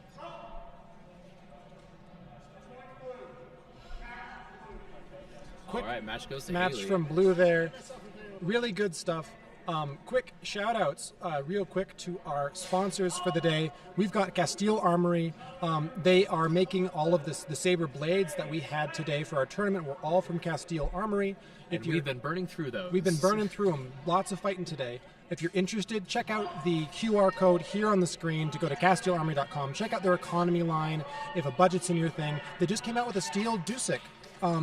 And I've never used a steel Dusik before. It's very minimalist, kind of cool. And also for Oxen Plow, they make contemporary designs, meets historical fencing. They make HEMA-themed apparel, things like rash guards and stuff like that. Check them out, scan the QR code, and see how you're doing. We're going to be hopping back into some Maupin Cup.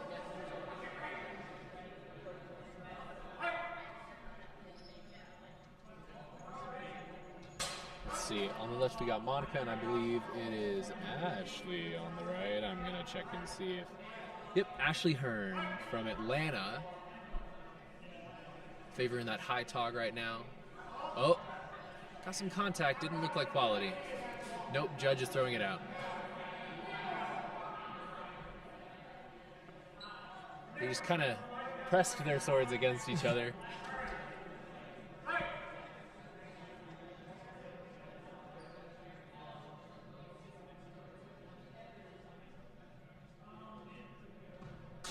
Ooh. Ashley back in Ox. Monica favoring Flug as she often does. It's a good old reliable guard. Oh, looking for the thrust, but misses the point on line.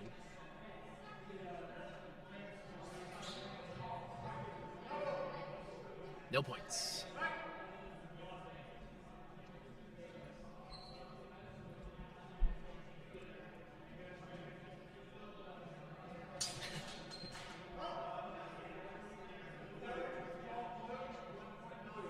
One point to blue.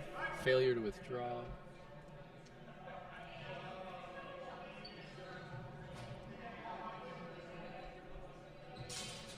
Ooh, looks like Ashley got a solid thrust in there.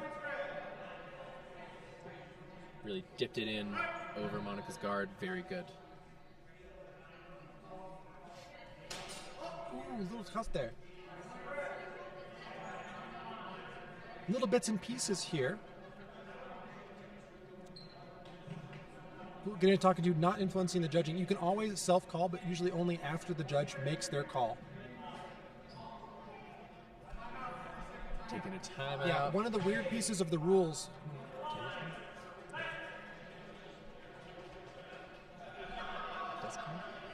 And then we'll come back from the break. Yeah, one of the odd pieces of the rules, you can self-call, but only for a lower value target, and only after a judge makes their judgment. If you, Only for a lower value. Only for a lower value. If you get, didn't know that. Sorry, opposite. Only for a higher value. So if they call 1 point and you got hit in the head, you can always self-call for higher. And if you're trying to confirm a point, you have to wait till after the judges deliberate. And we're back to the action. Ooh.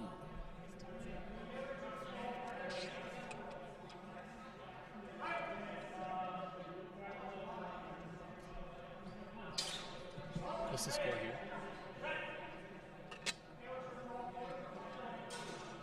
1 point goes to Monica. All right, it is 4-2 right now in Ashley's favor. That looked like a double to me. Yep.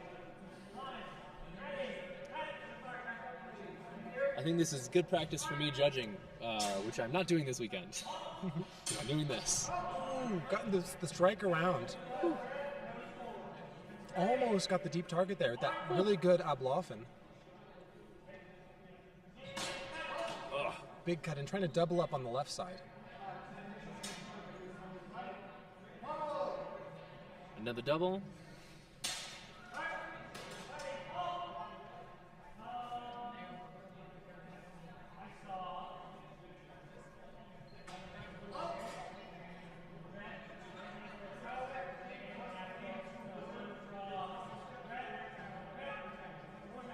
One point to Monica.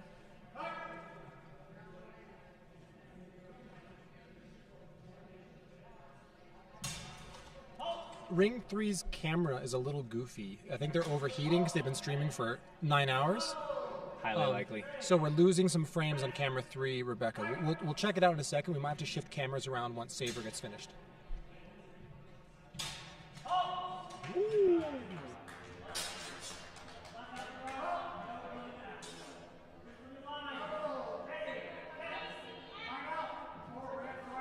Ashley's called for her timeout.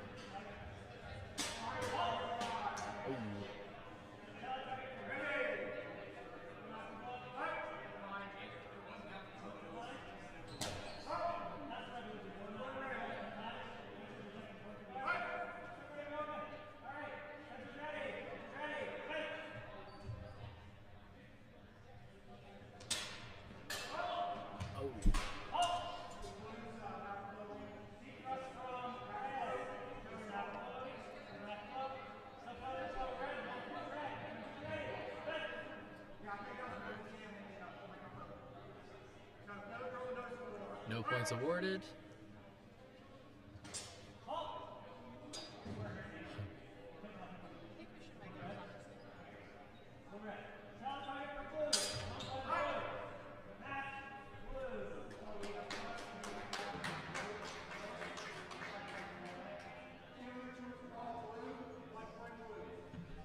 One point goes to Monica.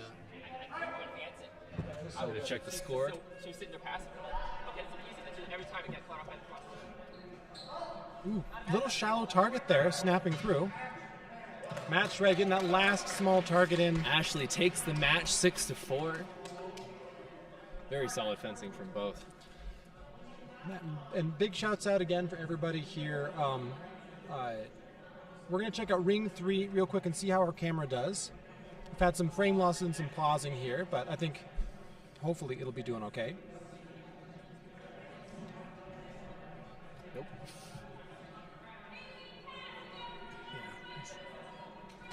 We'll see. We've got a little bit some errors on the Ring 3 camera. I think it's just a little hot. We'll see how it goes. We'll get some footage out, but we have other matches to swap to in case it starts to freeze too bad on us.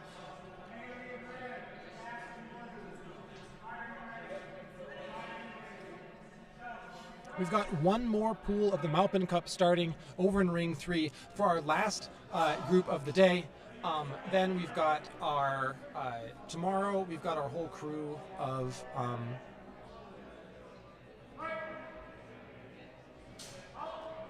open longsword.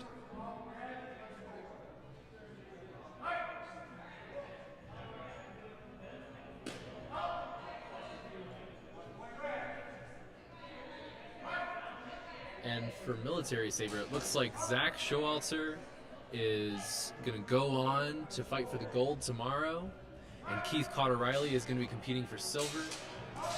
And we are still looking for the results from Doug Bostic and Aaron Carnuta's bout, which is coming up on Ring 1.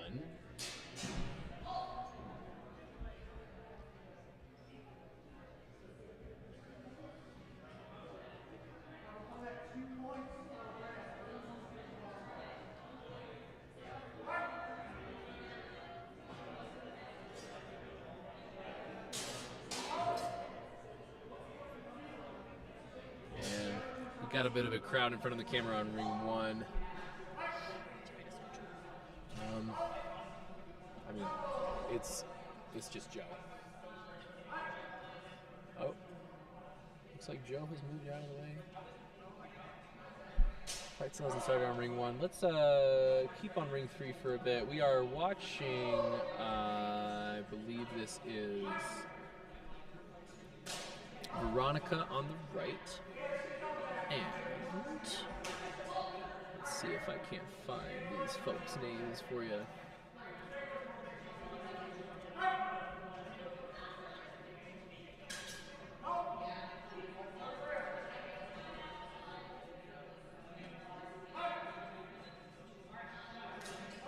Looks like Veronica took a hit to the hands, might have gotten her thumb mashed a little bit, but yeah, she's doing that classic shaking out the hand, like nicked in the finger or something. Yeah. Veronica Nishan, that is the individual opposite her. 6'2". And for a moment, let's take a peek at the Maupin Cup, where you can see Haley walking off as well as Cass, and Haley just took the match 6-2. Is that right, Emma? 6-3. That's all right. Haley took that match. We are gonna go and take a peek at Ring 1. I think we got stuff moving over there with Aaron Carnuta and I believe that's Doug Bostic. Yes, Doug Bostic. Aaron on the left, Doug on the right.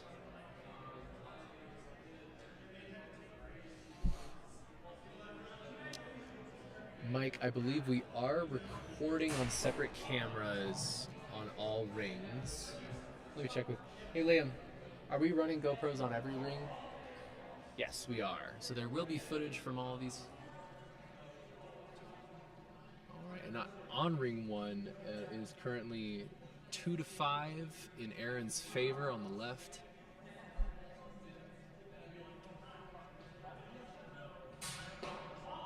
Ooh.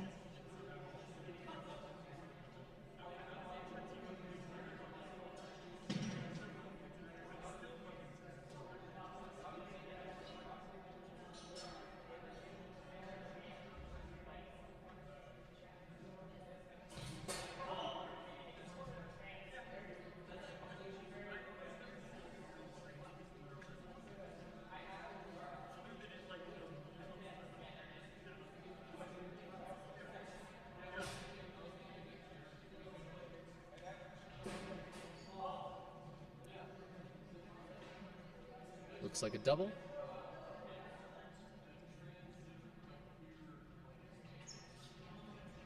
There's something cathartic about watching somebody who can manage to double Aaron, because I struggle to hit him at all.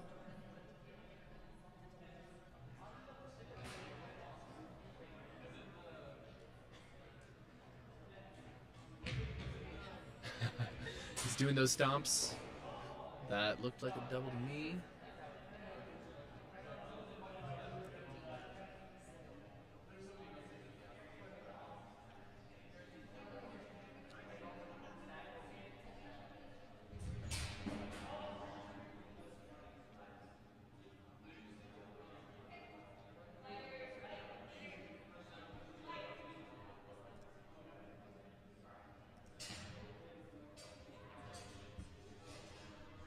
Checking in on the Mopang Cup. I think we have finished out pools. Yes, that is correct, which means that the actual elimination brackets for the Mopang Cup are going to be coming up pretty soon here. I think we're going to finish out Sabre first, so that way we can have every ring dedicated to it.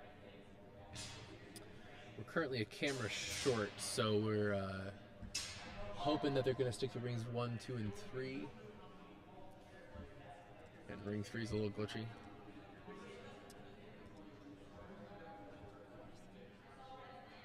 Four, 7. Aaron's favor. Aaron is currently in the lead with 7 points. Doug with 4.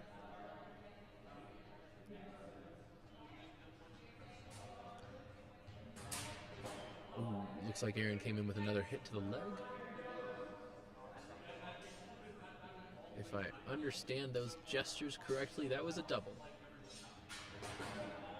Ooh, that looked like another double to me. Yep. And the director, Trevor, is looking a little frustrated by all these doubles.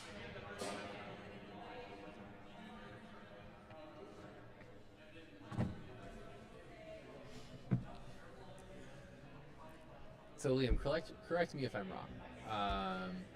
Right now, we've had one victory from the semifinals in Sabre. So Zach Showalter's into the gold medal match for tomorrow. Which means Keith lost that match, but that gives him still a chance to go on for the silver. Correct. No, for bronze or for bronze. Right. Bronze and 4th place. This is another match that's going on right now to decide if you're going to be in the upper winners or the lower winners. Right. So it's one match for silver and gold, one match for bronze and 4th. Bingo. Got it. I misspoke. Sorry, Richard, for the confusion there. Ooh. You are too kind.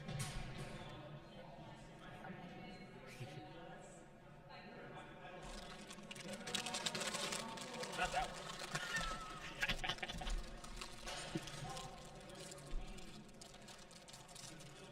Forgive the sound of rappers for a moment while we open our Cliff Bars. Gotta have Cliff Bars. We just passed the 9-hour mark on the stream as well. Thank you so much for being here. We've had so many viewers today. We've had over 650 views today as well. For a day one, that's only day one. So super looking forward to tomorrow as well and getting that next set.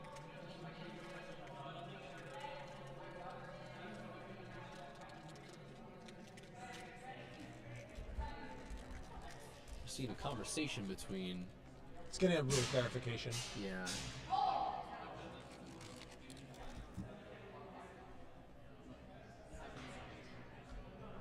7-7. We got a 7-7 tie right now between Aaron and Doug.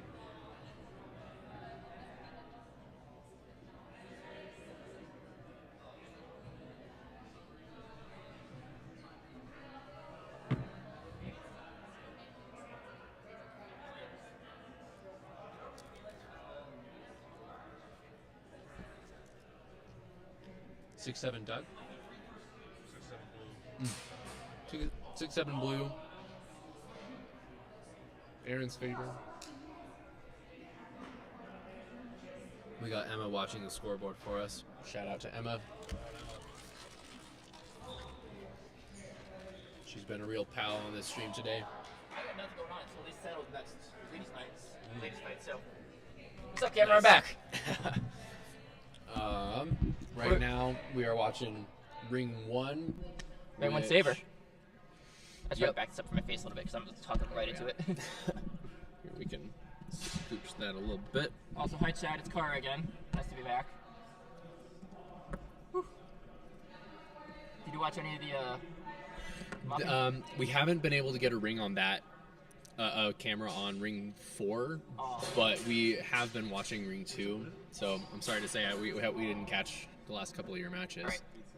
Fighter to watch in the Mopping Cup. Definitely give it Scarlet. Quick update. Ooh, it looks like she swept pretty much the entire thing. I don't think she lost a single point. Yeah, Scarlet, I have seen, is she's a beast. Impressive fencer. Have you ever seen Scarlet fences? Scarlet now? Not at the moment, no. But she's the tall lady with rainbow socks. In the blue jacket back there by the. Okay, yeah. Cool. And also, just a quick update. It looks like it is flipped, so it is now 8-7, and Doug is leading. Shout out to in the Saber match. And we got another double. Wow. Look at that. We've been going for 9 hours. Yeah. Off and on. Marlene, thank you for your appreciation. Thank you, Marlene. Your appreciation is appreciated. Thank you to everybody who's been watching. Yeah, we've been going for a long time. I've only been here for like what, probably an hour and change out of the entire stream. You guys have been doing this all day. Yeah, as soon as I was done with beginner's longsword. Doubles again? Doubles again. No, yeah, thank you for keeping us on the match. So I don't know. Have you heard if we're doing the finals for the mopping? Because it looks like we're pretty short on time. I don't know if we're doing that tonight. I don't know. I know we've been given more time by the university because they didn't send a medic I was told in time. an hour. Yeah. So we're out here at 6. It's 6:30 now. Yeah. So we might have to say the eliminations for Mopan tomorrow. I'm not sure. I'm not going to say yes or no. What? We don't know yet. We don't know yet. It's really that. I don't know. We're short on time, so if something happens, you know where we're going. But honestly, the worst that means is that, hey, you all get some more great fencing tomorrow because half these ladies here are head and shoulders above a lot of people that we've seen all over the place today. Yeah, some really great fencing from the folks in the Mopan. It's weird. Like, I thought, like, I'm sitting here like, oh, wow, the Bears tournament. Oh. Hit to a deep target. It looks... Okay, so he's sending after blue. I wonder how... Is Doug holding up? Do we know the points on that? Back to 8-8? Tied 8-8. Doug was ahead, and now it's 8-8. This is a contentious one. Who? 8-10 Aaron. Oh, that means Aaron takes it. Aaron takes it. Doug gets knocked out. Wow, that's not what I was expecting. That was a great match. It was interesting. Different styles.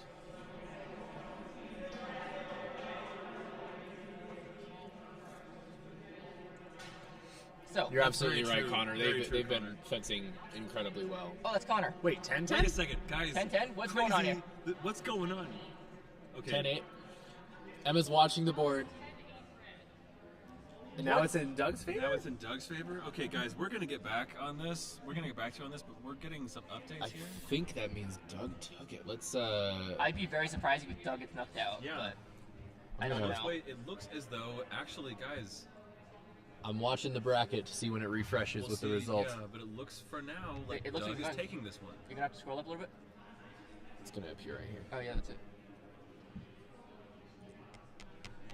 So what, does that mean Doug's going to be going for the finals? Yep. Yes. Doug won it? Yeah. Wow. Doug and Zach tomorrow are going to be competing for gold.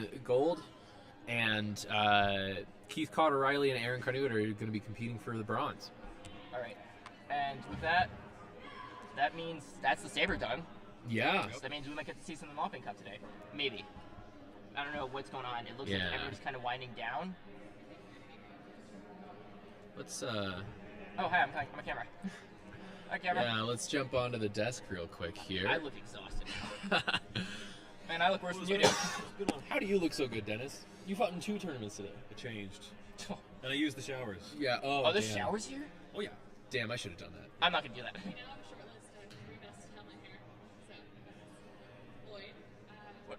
No, me. I'm on that list. I'm like 4th on the list because my hair, like when it gets sweaty, it actually kind of gets like that like anime look where it's like. I know that's not much to say. Oh man. Did we I'm gonna turn it back to the. Did we settle the pineapple discussion, by the way? Pineapple won the Pineapple poll. won. Oh, guys. I am Pineapple on pizza won the poll. disdain, disappointment. I'm not happy about it. Do y'all just want to go get some pizza somewhere? Not with you pineapple lovers. No, like there's gotta be a pizza Only if there's place. pineapple on half. Oh my god. There's gotta be a No, it's the juices. Oh yeah, So the like, juices. how's this? We get 2 different pizzas. We get 2 mediums, 1 pineapple, 1 not. We get the entire cast and crew. Only 2 medium pizzas with everybody. Hold on, I gotta go check. I'm not sure if I'm being called up or not. I feel like I am. Yeah, let's see what's going on with the Mopan. Yeah, looks like we're going into elims. We're going into elims. Yeah, Okay. so we're going to keep on running with this, folks. I'm going to move us over to ring 3. Apologies again for this camera stuttering. Oh, we're still in pools? Yeah. I thought pools were done. If this is elims, I'd have to own it. It looks like it's pools right now, unless I'm reading something very wrong. But like, all the people in tournament in ring 1, we finished our matches.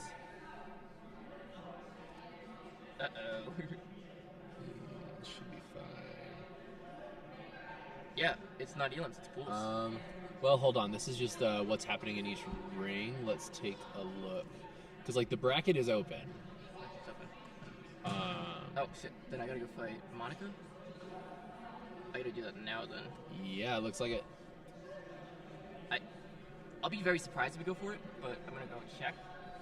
Let's see. Right now, I'm seeing Reese Conley, and I'm not sure who is opposite them.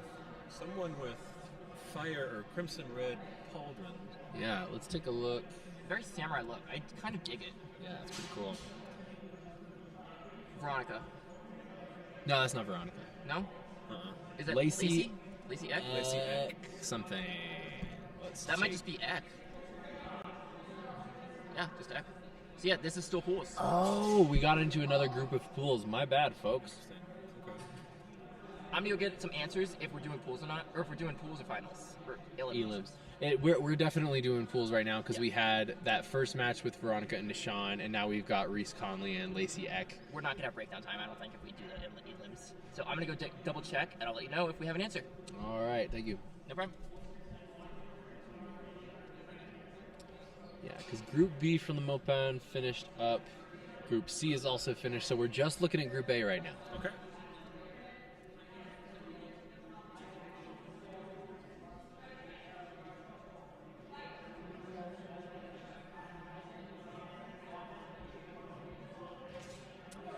I'm really excited to see Reese out there today. I know. They're a relatively new fencer, and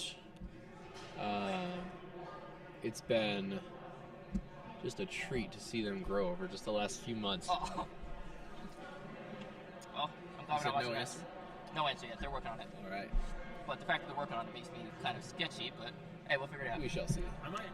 If you guys are, y'all are good for a second, I might go stand in Reese's corner. I think Tyler's in her corner. Were they calling Wouldn't for hurt ring to 2? check. I'll check. I'm gonna check real quick and see. Who were they calling the ring 2? I don't. That might be speedrunning pools. Because if that's what they're doing, they'll probably. Let me go check. Let me go check something again, because if they're gonna have. Yeah, somebody's for Mopan going up in ring 2.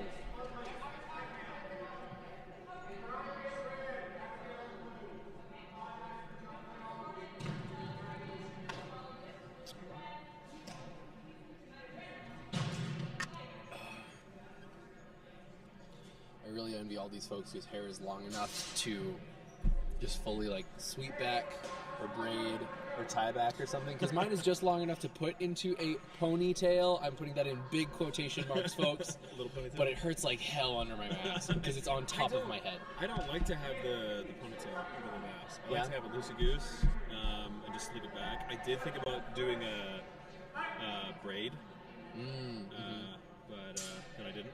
So I've got an answer, and the answer is that we don't know. Well, for now, we'll sit. we got pools running. We're under a bit of a time crunch, but right now what's going on is that they're going to split the pools in two and fight across each one. So pretty much they're going to double up on the pool. That's going now, I think. All right.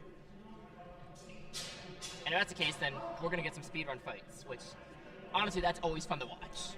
And I think, let's see, if Ring 3 gets glitchy, I might swap it out for one of the cameras we're not using right now. Ring 4? Or is Ring 4 still rusty?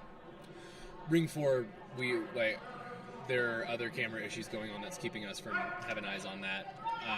Ring 3, it's just been skipping frames and just having trouble. But right now it's looking fine. Right now it's looking pretty good. So I fought Reese earlier today, and she had a pretty solid showing already. So I'm kind of curious to see what she's going to do outside of the beginners tournament, if that makes sense. Yeah. Because, like, she did pretty well in the beginners tournament. The Moppin seems to be a little more advanced, because, I mean... You got somebody like Scarlett in there? Yeah, exactly. I still think Scarlett's going to just take the whole thing. Scarlett or Veronica, I think. Honestly, I hope that's finals. Yeah, if I were to place bets, those two are where my attention would go first. But there are also a lot of fencers here I do not know much about. Okay, so what do you think is the dark horse here? Well, Ashley from Atlanta has also been doing really, really well. That's true. I think she's going to be going far in the Mopan. I think the lady in the skirt, what's her name? Sylvia? You fenced her, right? Yeah, Sylvia. I feel like she's been doing fairly well. She caught me off guard with some of the slow thrusts. Yeah. Like, it's definitely... She reminds me of kendo moves, if that makes sense. Of what? She reminds me of a kendo fighter. I don't know. Oh, Kendoka, interesting. that's it. Because her stances were very relaxed, but her footwork was the right kind. So I wouldn't be surprised if she had some sort of experience. And she definitely knew how to just completely ignore mind games, so that's good. Maybe I should have shouted a couple times. Sounds like a Ki. I'm going to check the score real quick on Ring 3. I can't see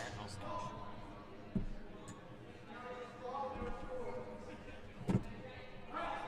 Well, so right now we are looking at Reese and we are looking at Lacey, and Guy is going to go and take a look at the score for us.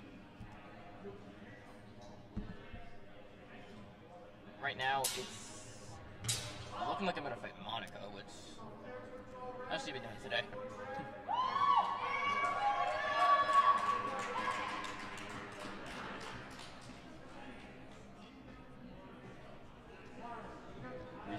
Recess.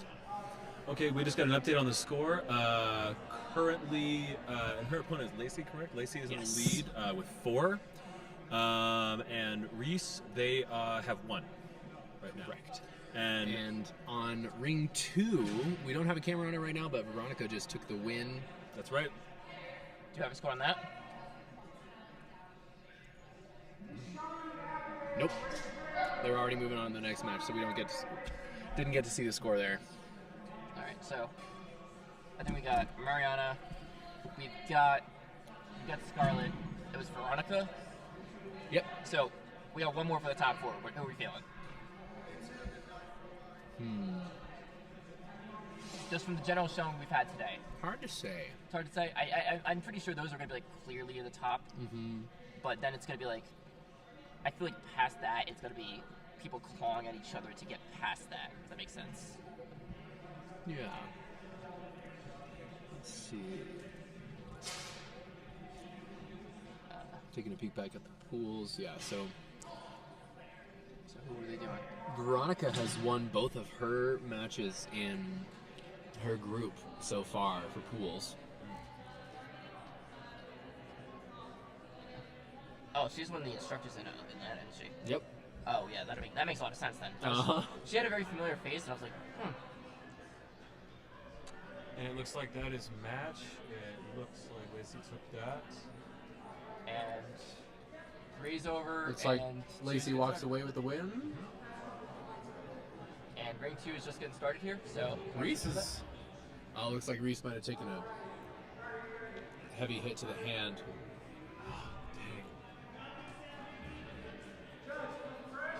Let's Yeah, let's get off that. We'll let you know if she's doing all right after Well, yeah, this. let's we'll let you jump guys- over to ring 2. We might see So this is Abigail and Nishan. Deshaun did really well in the Saber tournament too, didn't they? I believe so. Yes. Yes, they did. Yeah, they made it all the way to the, I want to say, semifinals? Yeah, so that's. Maybe that's our Quarterfinals. Yeah. Quarterfinals. Yeah, because they beat Melissa. I don't know, they seem a little less comfortable with the longsword. Very point forward guards, though.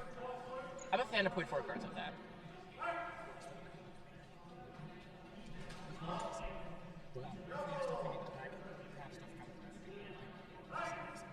Okay, shit. Well, ladies and gentlemen, we just got word that if we may suddenly be kicked out, so if the stream shuts down in a big hurry, you'll know that we've been escorted out by the university. Maybe not escorted, but... Escorted? No, we're going to be frog marched out by a bunch of early security men. Does this place even have security? I don't know. No idea. I mean, honestly, it's in Denver, so I don't know enough about this place. Ooh, that was a solid double. Like, 1 point spread, failure to withdraw. that just... I'm all for taking an opening, but there's sometimes where it's just like you get a hit and it just looks like it hurts. And sometimes you look at it, it's like you win, and it's like, ooh, that was good. Nishan is doing a really good job of just psyching out Abigail right now, where they've just got this steady stride coming in. Yeah. Abigail seems to be fencing from a kind of low ox lot. You notice? Yeah. I mean, she's also about the same height, so she doesn't need to have it like way above her head. True. But it looks like the ox deep doesn't have much of a plan. That was very deep. And Abigail wins. Nope. Match goes to Nishan. Huh? Oh, red? Yeah. Oh, my bad. My bad. Had things mixed up. Sorry, guys. Want to toss it back to the chat real quick? Sure. Alright.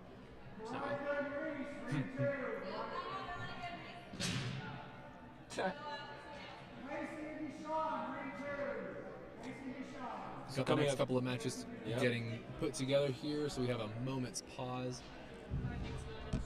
Great. Lacey, apparently everybody's saying is looking to win.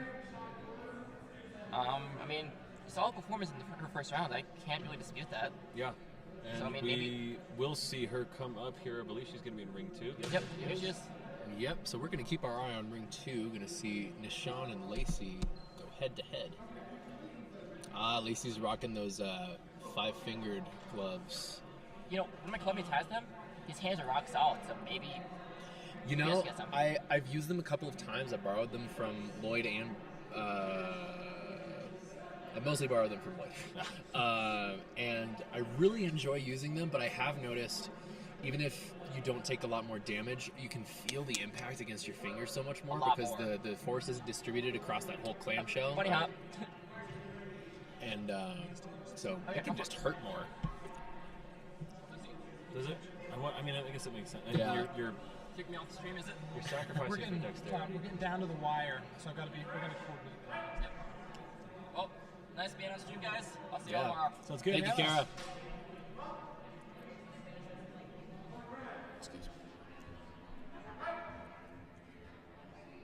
Infinity Gauntlets. Thank you, Pam. Thank you, Pam. I think that is actually what they're called. Oh, Yeah, Pro no, those are Gauntlets. Infinity Gauntlets. Yeah, the Pro Gauntlets on Gauntlets the is left. another. Oh yeah, Nishan is using the Pro Gauntlets. Yeah, we got Pro Gauntlets on the left, Infinity Gauntlets on the right. We got the my two gosh. main 5-fingered gloves in one match. Yeah, it is Pro Gauntlets versus Infinity Gauntlets. Oh my goodness. You get the thongs.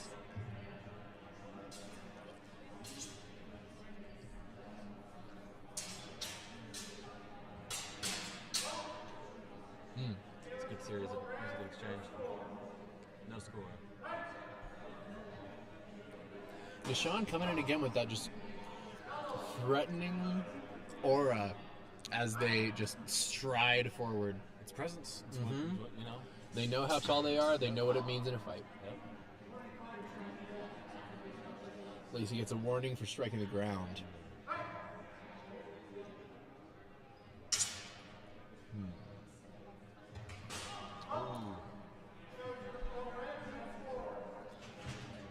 Lacey hit Nishan's hands but couldn't get out in time. Didn't get a score. Yet again, a failure to withdraw. Yep.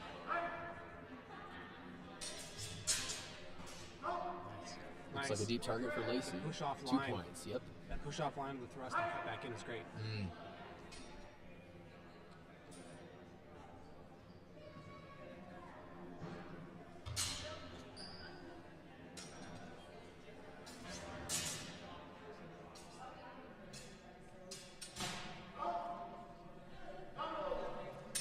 That's a double. Really appreciate the judges who make it really obvious with their hands what they're scoring. Because some just say it with their words.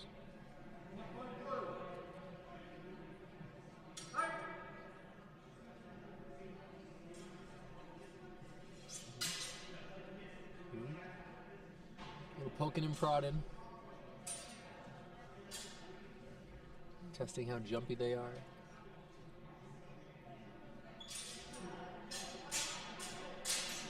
Ooh. Nishan would not put up with that. Nishan asks for the timeout. It is tied 3-3.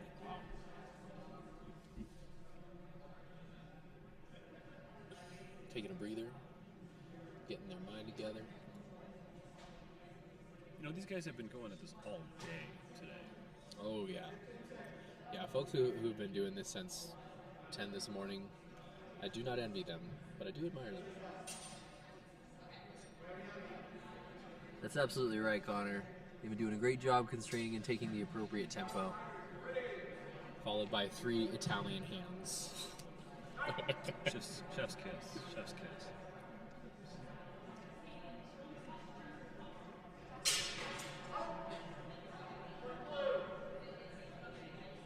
Nishan does have a way of stealing ground.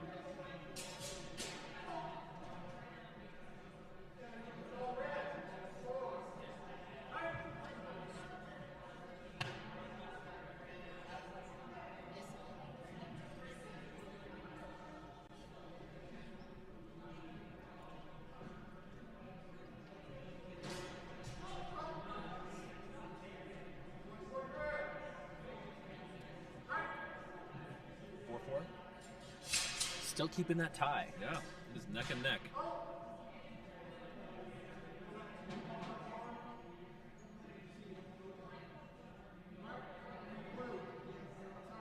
One point to Nishan. 5-4.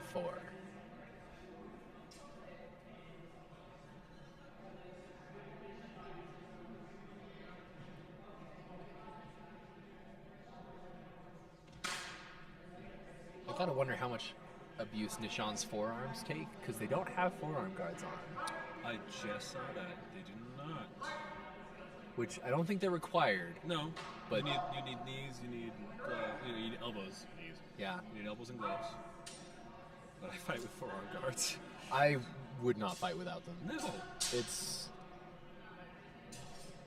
My forearms take enough of a beating with the forearm guards that I have.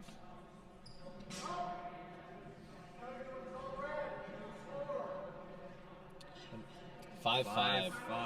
Another failure to withdraw. This is final exchange, so whoever takes this, that looked like a double.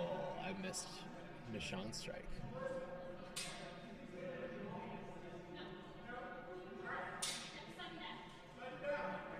Sudden. Moving on to death. sudden death. Sudden death.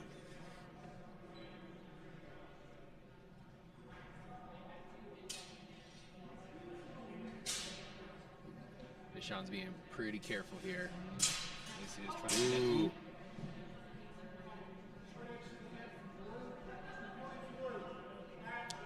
Deshaun takes the match. Sean takes the match. That was a good match, though. That was very, very good. Looking at these things, at this, if we're talking about top 4, I think I would add Nishan to that list. Because Deshaun, yeah, he's been a force to be reckoned that showed with. some really tight control, keeping their cool. Welcome to the Tired Boys Desk Cam. I've looked tired all day, but that's because I didn't know there were showers here. Why didn't you tell me? I assumed you knew.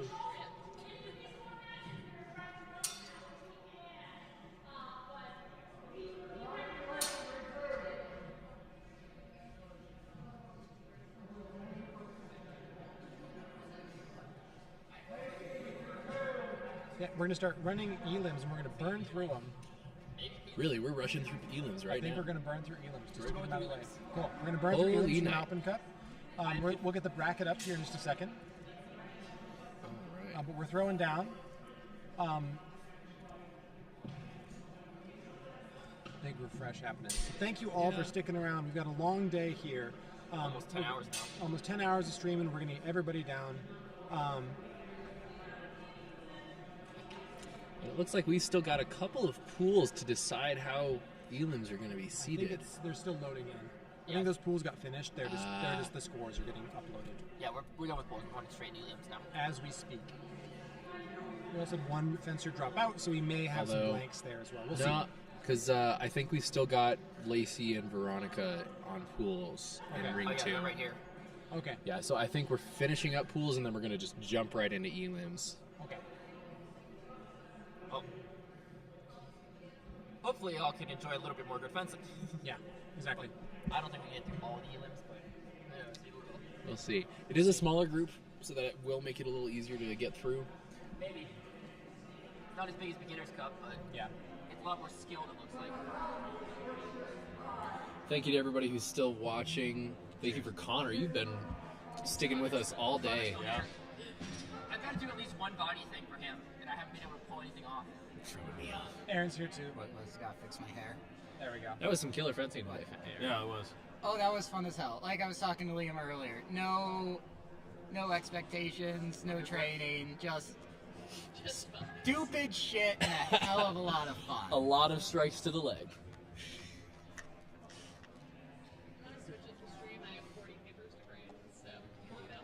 Nice.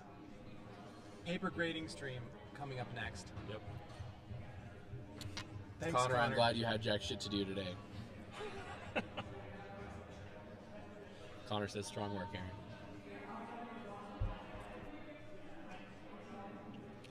All right, so on ring 2, we are now watching Lacey and Veronica. Veronica left, Lacey right. Sorry, I'm not very nervous. You're all good.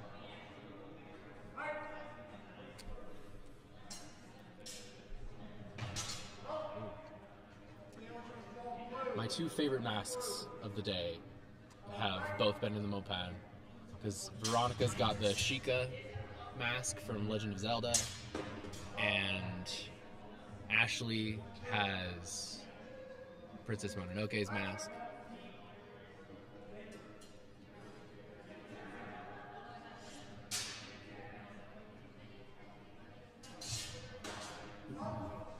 Hit to the hands. Oh.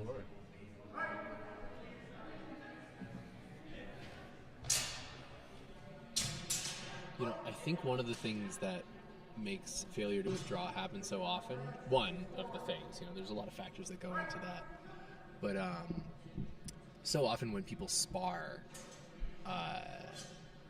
when we get hit, we'll just kind of stop. Yep. It's hard to really force yourself to keep in the habit of, get out as fast as possible.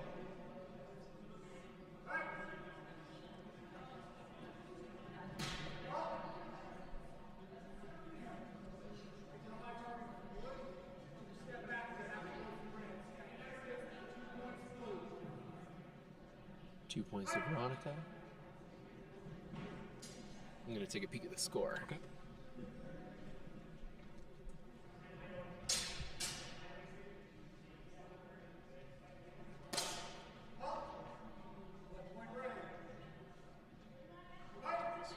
Three, 3. So we just tied up. So right now it is 3-3 between Veronica and Lacey.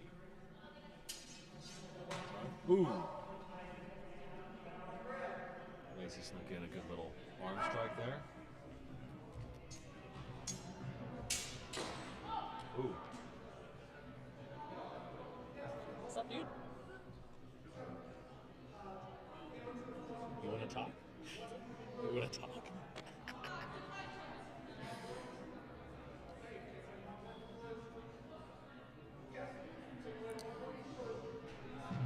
So we're going to do a little quick timeout to discuss strategy.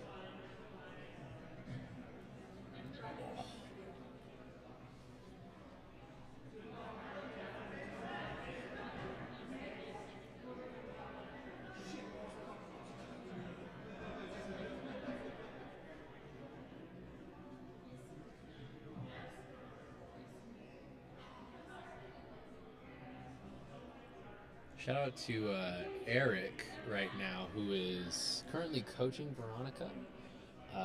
He is one of the folks who made this stream possible. Brought some really crucial gear. Big thank you to Eric. Yeah. And he's why the stream's going to be even better tomorrow.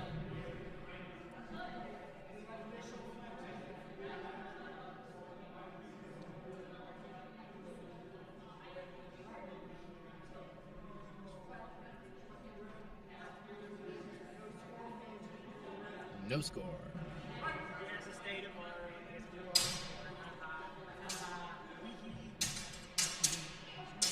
Good exchange.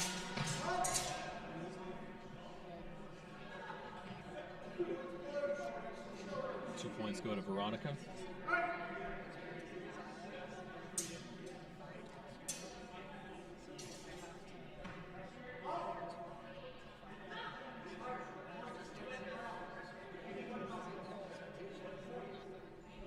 Lacey loses 1 point for striking the ground. That shows a lack of control as far as I understand it, which is why they penalize after 1 warning. Yep, it's also because CU has been nice enough to let us use these floors for our fencing, and we don't want to destroy them with our swords. So Lacey lost a point for that. Again, all fencers get a warning. Yes, they do.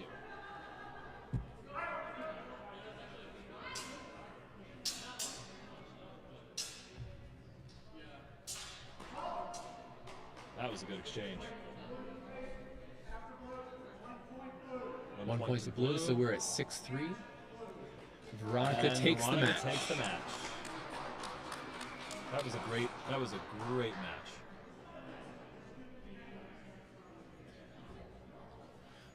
I wonder how much I'll be able to sleep tonight. Well, I think I told you I was more nervous about running the stream than I was about competing. So I'm going to be sleeping terribly tonight. I'm going to just go home, pour myself a hot bath, have a nice glass of Cabernet. Mm-hmm. I'm going to have some sake. Sake does sound good. Hot I or drink cold? a lot of sake. You do? Yeah, I do. It's actually my favorite drink. Really? I was a recent convert. Yeah, my girlfriend took me to a few different like sushi bars and ramen places and stuff, and I tried the ramen at a few of those places, and I just loved it every time. And I was like, I'm just gonna buy this and have it at home. There you go. What kind of sake? Like the cloudier kind? I'm not big on nigori. That's the cloudier stuff because that's really sweet. Mm-hmm. Like It is very I can sweet. have like one little cup of it and then I'm done. Yeah. So I usually will go with. I mean, there's a pretty big variety. It's a little bit like wine and how like there's all these different kinds. But usually I'll drink it cold. Partly because like you're supposed to refrigerate it after opening, so that's just most convenient. Yep. But also a lot of the time, not always, a lot of the time, the sake that's served hot is the cheapest. That's not a hard rule. Okay. But I have noticed... Like the Gekikan kind of Yeah, stuff. yeah, like Gekikan, Shochikubai, which actually is best room temp in my opinion, but it's also good warm. Okay. One nicer sake that I really love that is, it's good served hot or chilled. It's called Demon Slayer. It's a Okay. Yeah, I don't remember like the Japanese name for the brand exactly, but it's Hanjozo, which means that it is brewed with brewer's alcohol. So it's a much drier taste, and like that kind of sake is called Demon Slayer sake because it's so dry it can kill a demon. Okay. And yeah, so I love that. And I love actually having it both hot and cold. Like I'll heat some up, I'll have some of it cold, because the difference in the taste is really, really interesting. Really? You get a lot more of the dryness when it's hot.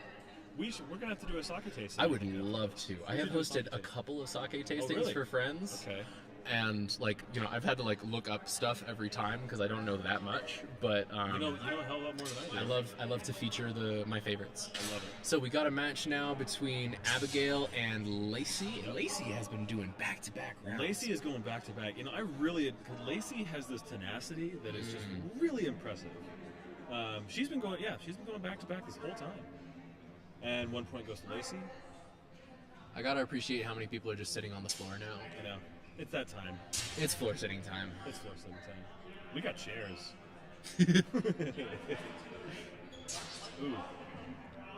Looked like a deep target from Lacey. Oh. 1 point to 1 point Abigail. to Abigail. Nice. Oh.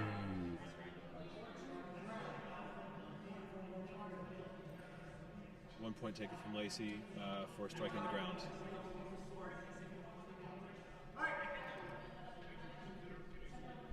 Gotta say, it's pretty tough to keep that in mind, especially because there's so much going on in your head. Yeah, already. I don't know. Let's see here. I want to check. Lacey regains a point. I don't know what kind of floors they're usually working with at Two Ravens.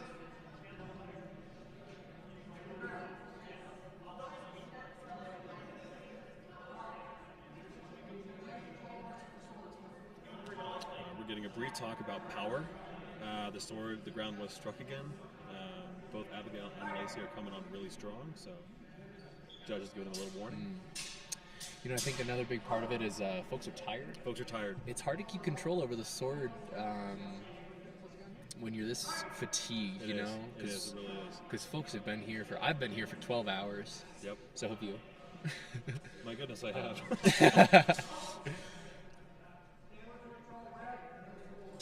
No score. But yeah, I don't know what kind of floors they're usually fighting on at Two Ravens, but at DHFA we have these kind of like rubber mats. Oh, they're great. We fight on. They're fantastic. It's And some you don't kind have of to worry about CrossFit gym. Yeah. And you don't have to worry about damaging them. So it's like, for a lot of fencers, this is something you don't even think about when you're sparring. But we have had lectures from instructors like Brad about not doing it. Yeah. So. Yeah, we'll get told about it, but it's it's hard to penalize things the same way when you spar. That's true.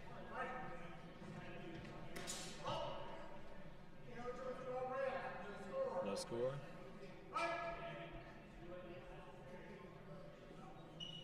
What's the score at right now?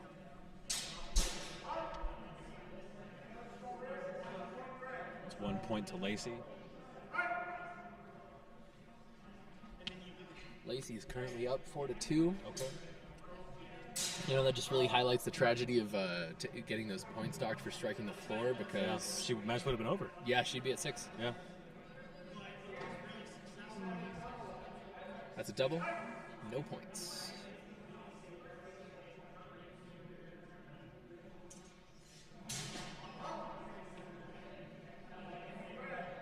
One more point to Lacey.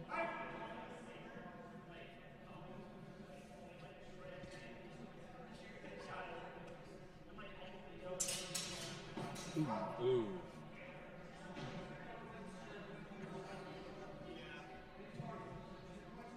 2 points to Lacey. 2 points red. She and takes the match. Lacey takes the match. We could really feel the strength on that one. I don't know if you guys picked up on the camera, but those were some pretty intense strikes that were being made. Yeah, you could really hear the impact of that last hit. All right, what do we got coming up next? So I think that is it for pools. Pools are over. Does that mean that we're going to go diving headlong into elims?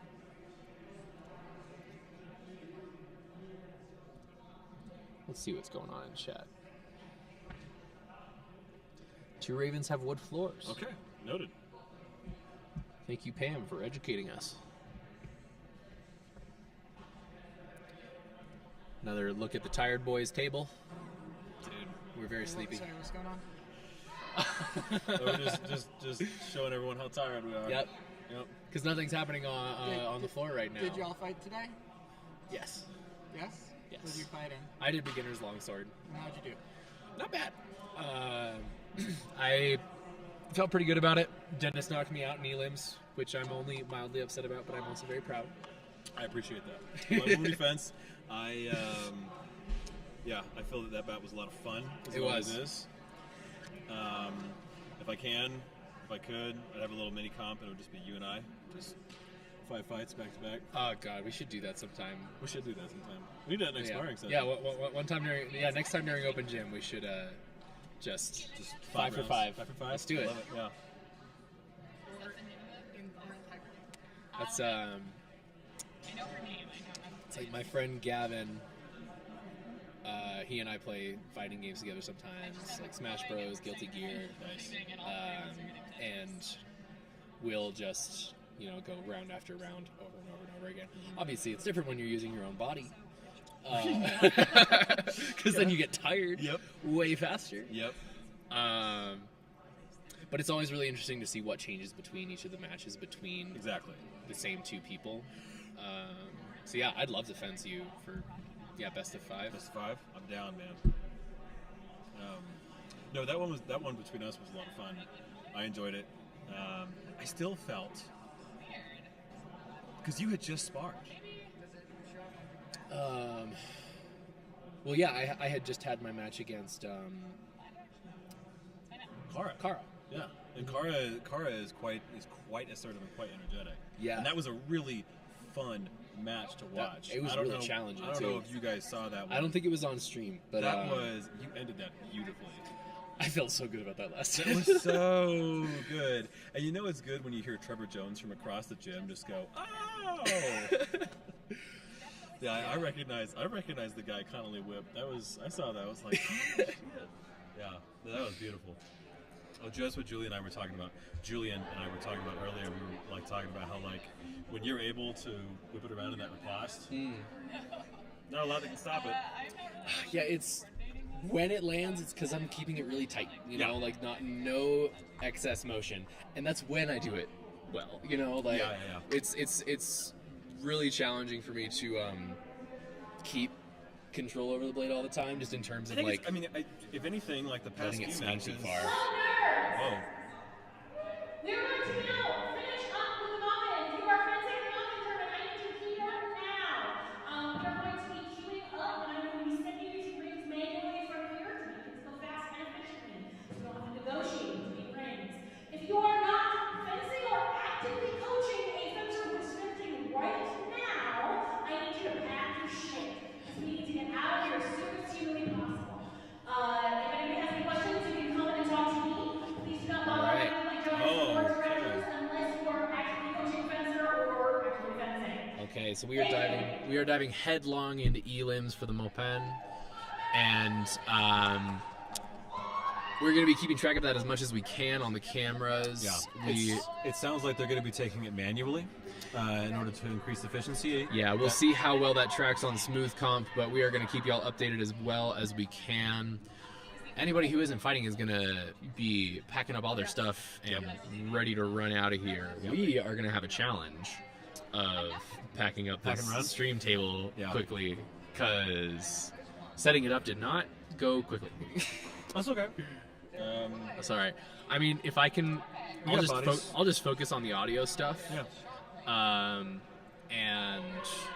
then as soon as I'm all wrapped up with that, I can help with everything else. Yeah. But I just know, like, I can get my audio stuff all wrapped and packed and everything fast if I just do it all. Hey man, I'm just a pair of hands. All myself. Just a pair of hands and sometimes a mouth to talk, but mostly to help.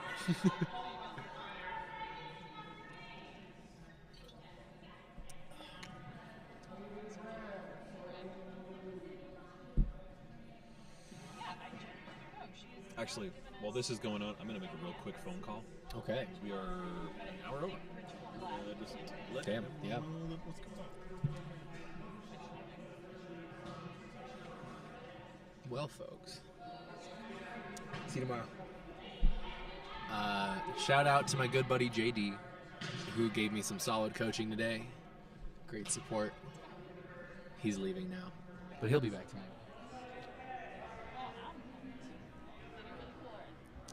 Let's see. Looks like we got a few matches queuing up here. I am going to swing us over to Ring 1, where we have Scarlet Ord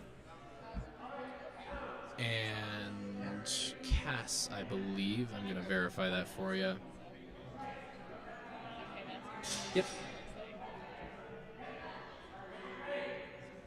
Fun fact about Scarlet, her full name is Scarlet Wren Ord, which was quite intentional on her part because that means her initials are SW Ord Sword. It's the best.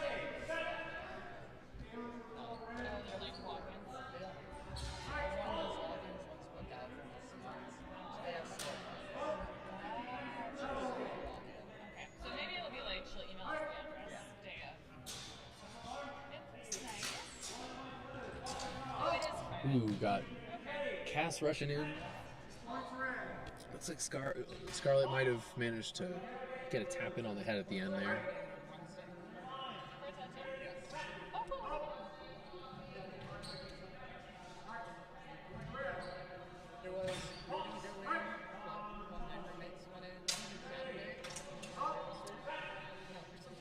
We don't have a camera on it, but I just want to tell you all a little bit right now. Over on Ring 4, we have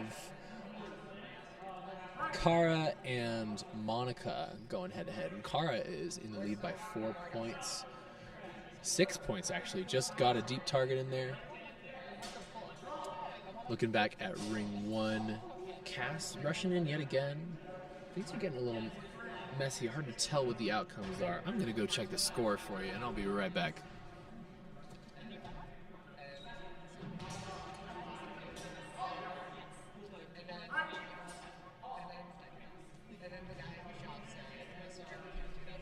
Wow, Scarlet is in a strong lead right now with 7 points to, I think it was 2? Let me check that.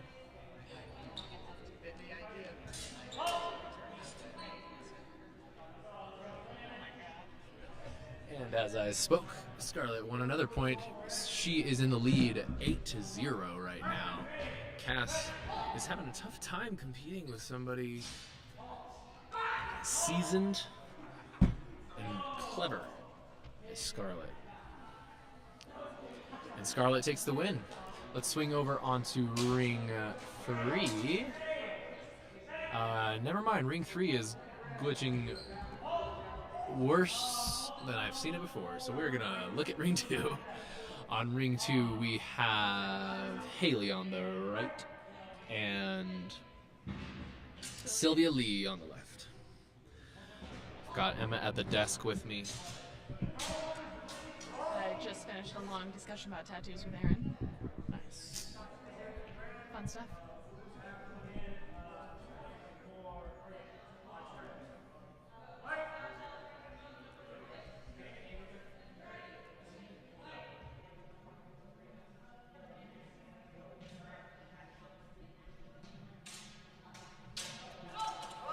Ooh. A little dicey there. Let's see the result. My question for Connor remains, why isn't Connor here? Connor, where are you? Connor is in Dallas leading some kind of class.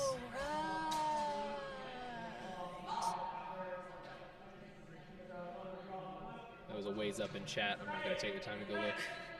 It's okay, I trust you. Oh, I think I saw a hit to the hands there. You know, I think it was Kara who said that it seemed like Sylvia might have a background in kendo, and I really see what they mean, because Sylvia does this. She's got really steady footwork, and she occasionally will kind of come in with a thrust, just walking it right in. It's just rings familiar to kendo for me, although I have extremely limited experience there. If anybody in chat might be able to illuminate us. I thought she may have been a dancer, which could be a similar thing that we're picking up on. I can see that. She's very light on her feet. But the movements are quite sure, so when she does move, there's That's not true. like hesitation there. It's just Yeah, grace. it's not like she's skipping around or anything, but Yeah. like every step is. Oh, graceful is like the only word I have for it. Yeah. Looks like match goes to Haley, and that's a win by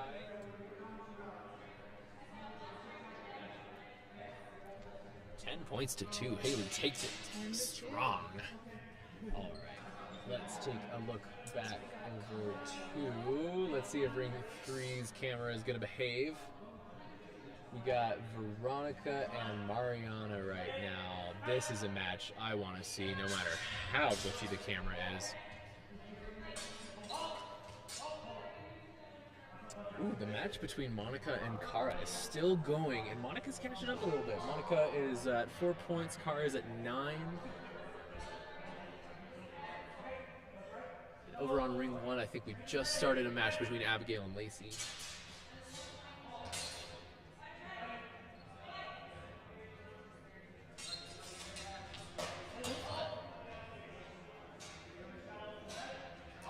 As the day goes on, the amount of times I say oofta has increased exponentially.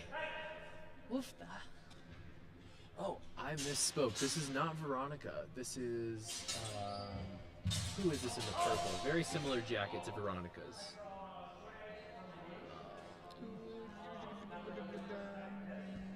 Melissa Sakakura. From Atlanta. Okay, so whoever wins this match that we're watching right now on Ring 3 is going to go on to fence Veronica. And Kara just took that match on Ring 4, 10 to 5.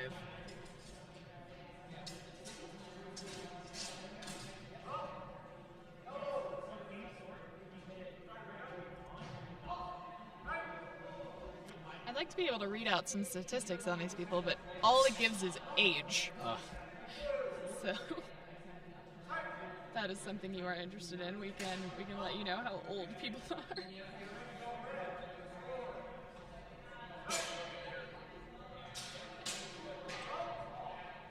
Let's see, since Ring 3 keeps giving us trouble on the camera, we're going to take a look back to Ring 2 for a second.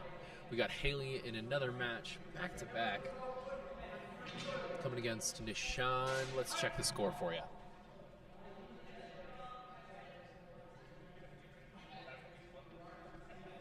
Nishan is currently in a strong lead with 4-0. And once again, facing the wrong way for you guys to see the General Grievous helmet. It's too bad Nishan keeps getting the wrong side. It's very well done. It's a very well done. Yeah, absolutely. Looks like that might have been a deep hit. Yes, 2 points to Haley. And I'm going to go check the progress on Ring 1. I'll be right back for you.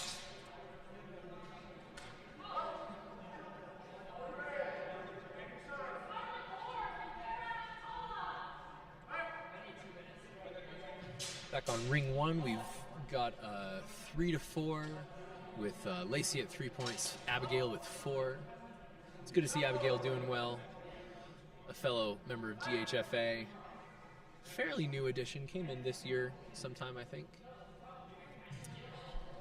Kara was like, oh man, you get to go home. That was really good. I was peeking over. We've got Monica with us. You really brought it back. Like, it was great to see you like just take back that much. So it was 2-9. Carl was like, one more point. I can do this. I'm like, oh no, you're not. I refuse.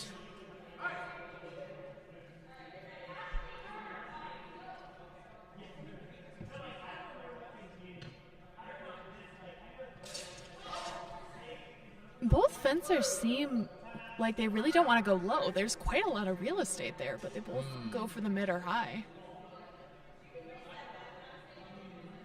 Oh, Thomas dancing. Judge Incredible. doing a little dance, A little dancey dance.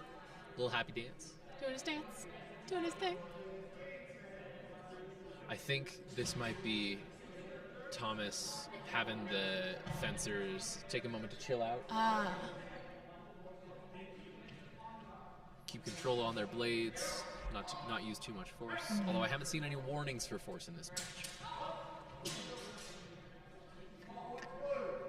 2 points to Nishan. Nishan takes the match. Let's jump over to ring 1, where Is it right that only one of the things is turned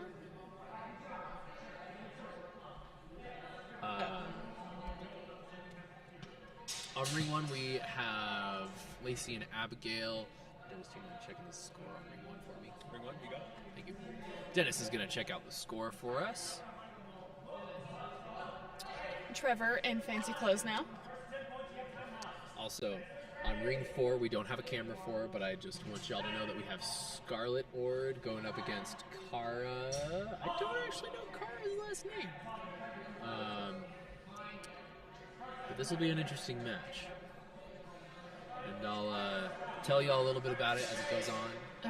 But right now we've got eyes on Abigail and Lacey.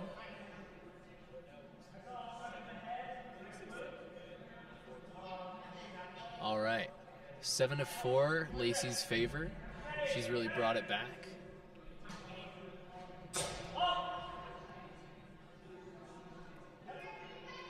And over on ring 3, it looks like that match just finished up. Let me see if I can find that result.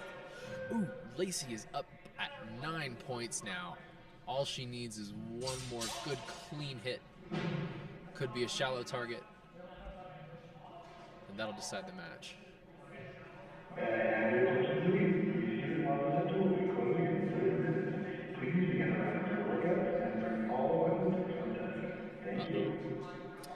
We just heard a intercom announcement from the university telling us that the athletic center is about to close in 30 minutes. So hopefully Fence we can fast. wrap this up. Over with Scarlet and Kara, we currently have 4-0 over Scarlet. Yeah, Scarlet with a strong lead. Ooh, things got a little tight over there. It's very silly. The CU Boulder Rec Center stays until 11. Yeah. So I don't know why this is closing. What's now. up, CU Denver? Come on. You continue to be the lesser school. You said it. I didn't. I went to CU Boulder. I'm allowed to be biased. 9-6 with Abigail fighting to keep her place.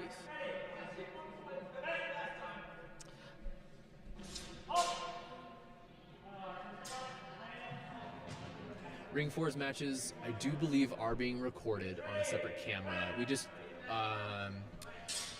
don't have enough cameras that are currently functioning with our system to be able to watch it live, for which we apologize. And we are hoping... Oh, Lacey just took that match 11-6. 11-6, Lacey. Very nicely done. Tomorrow we are hoping to have all 4 rings with live cameras on them. We have a strong idea of how we can improve this rig for this stream. We just couldn't do it in the middle of the day today. Back to ring 4, we've got 7-3 in Lacey's favor. Or, sorry, Scarlet's favor. It's been a long day, guys. And I'm going to swing us over to ring 2, where Veronica is about to fence Oh, little dance. Mariana. Mariana, you can just barely see on the edge of the camera, is doing a little dance. Little shuffle. Little happy dance, and we're having a nice Oh, hug. hug. I think they go to the same gym, if I remember correctly. No, No, they don't. Atlanta and Mariana goes to Metropolitan Historical Fencing Academy. Where's that?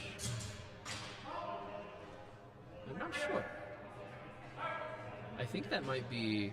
Oh, that's Virginia! in Virginia. That is not far from where I am going to be moving in January.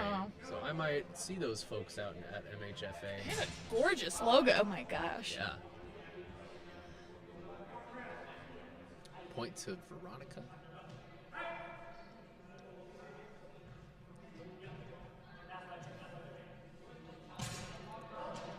So keeping y'all updated with the state of the bracket right now.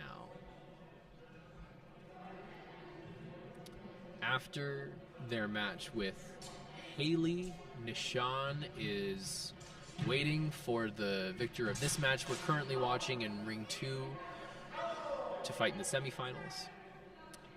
And then over on Ring 1, Lacey and Ashley are going to be competing for the place against Scarlett in the semifinals.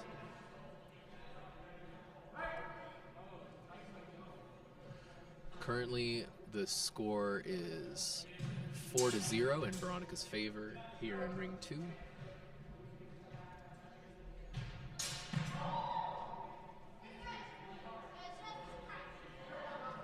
Oh, apparently both fighters have large TikTok presences. Oh. That's quite exciting. I follow Veronica on TikTok, but I didn't know Ashley did too. What's the handle? We can plug it live. Marlene, if you know Mariana's handle, let us know. Or Melissa's.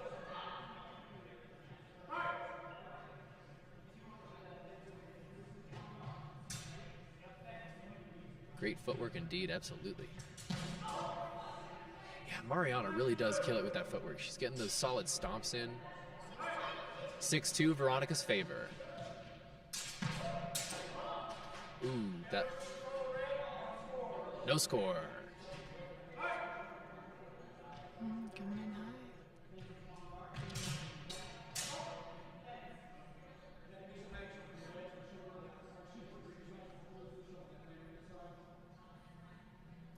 Thomas's socks really draw the eye.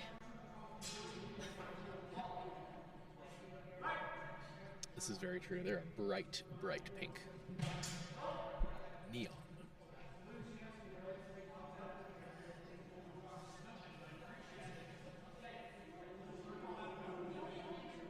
That was a double. No points.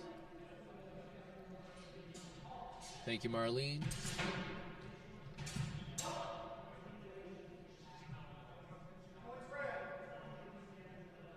Got some twang on that red. He is from Atlanta. Oh, looks like a strike to the head from Veronica. Ah, failure to withdraw. She takes 1 point. It is 9-3, Veronica's favor. As the shorter fencer, the stomp is mandatory to draw the opponent almost a feint. See if they flinch. It's a great observation, Pam. And it makes a lot of sense.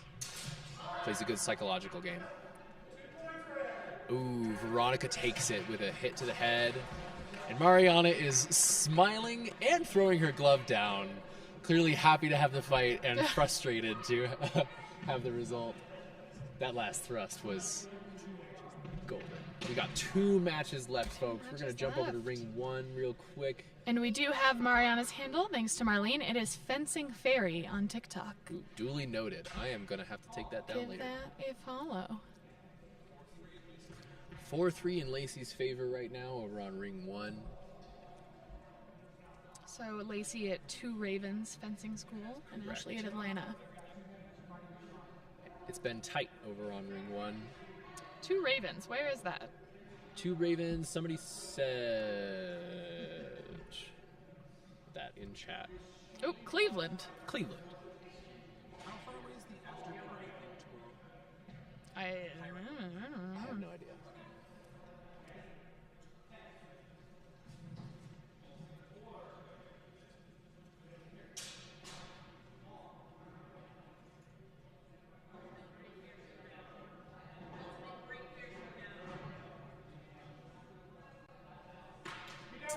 And here we have Veronica's handle, which is Design Cryptid Hema. Are there other Clevelands? I wouldn't be surprised. I mean, there's a Cairo in Louisiana. That's true. Although they call it Cairo. Paris, Texas. Fantastic movie. Ashley favoring that high tog again. Got the halt called. Let's see what the result is.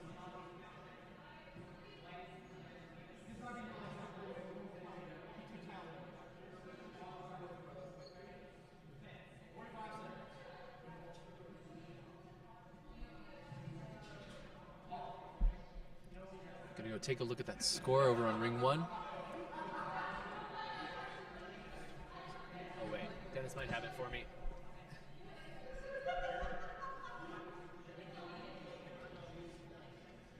Four to 5. So it is 4-5 right now in Ashley's favor. And that might have changed. It is now a tie, 5-5. 5-5. Once again, I need to highlight how cool Ashley's mask is. That is dope. Is it from a thing? It's from Princess Mononoke. Ah.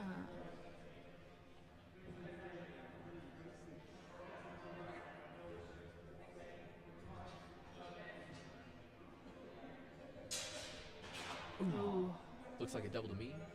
It was pretty solid.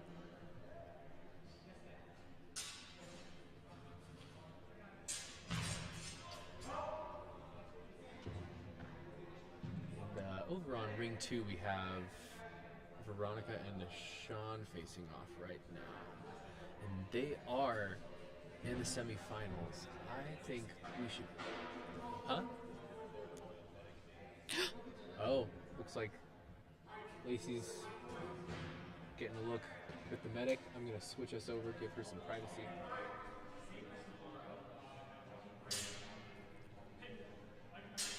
Oh. Here on ring 2, we've got Veronica and Nishan competing for the right to fight in the finals tomorrow.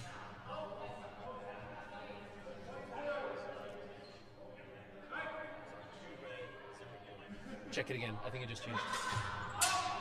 It is tied 2-2. Point Lots goes to of Veronica, ties. 3-2.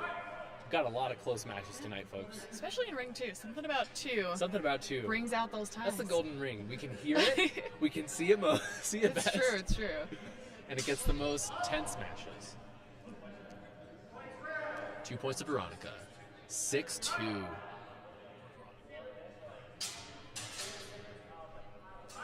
Veronica holding the lead currently. Ooh. No score. She managed to get a shallow target but couldn't get away.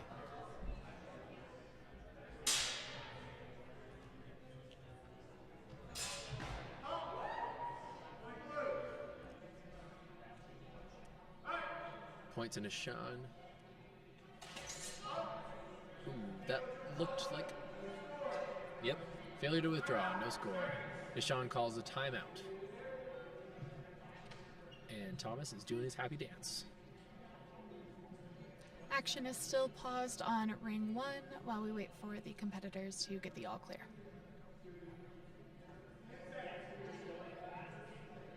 Got 10 seconds left on the timeout in ring 2.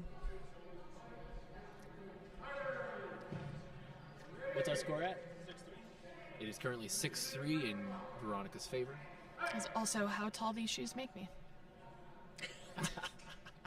I noticed you were standing a little taller than usual today.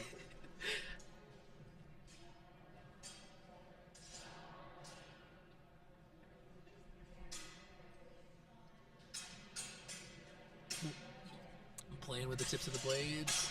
Ooh. That was a little messy. I'm not sure what happened there.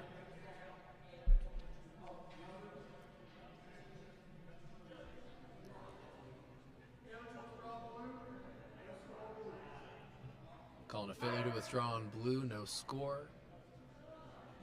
She implies that Nishan got a hit on a shallow target, but couldn't get out before getting hit with an afterblow.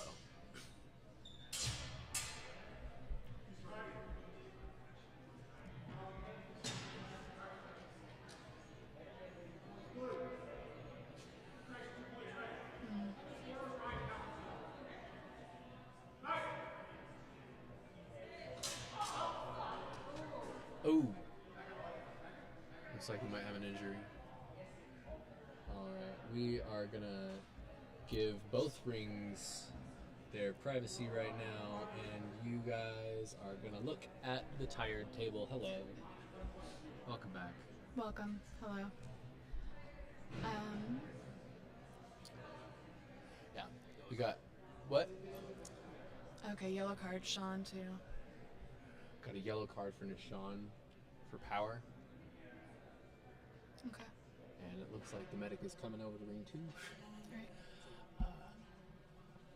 I think this is We're getting late in the day. yeah, it's easy to happen when folks get tired, You don't get as much, you don't have as much control over your blade. You don't it's a little harder to defend against this moderate kind of power. Yeah. kind of. It's tough on all sides. It's on us too. Yeah. I should say her makeup still looks fantastic. Yeah, Worth noting. Veronica has managed to keep up some very awesome Just beautiful eye makeup. eyeliner. Like, yeah, like those little wings on the side. Maybe the Kat Von D. I've heard that tattoo liner goes deeply hard. Thank you all for your patience. We just want to make sure we give the competitors privacy as they get checked out. Yeah.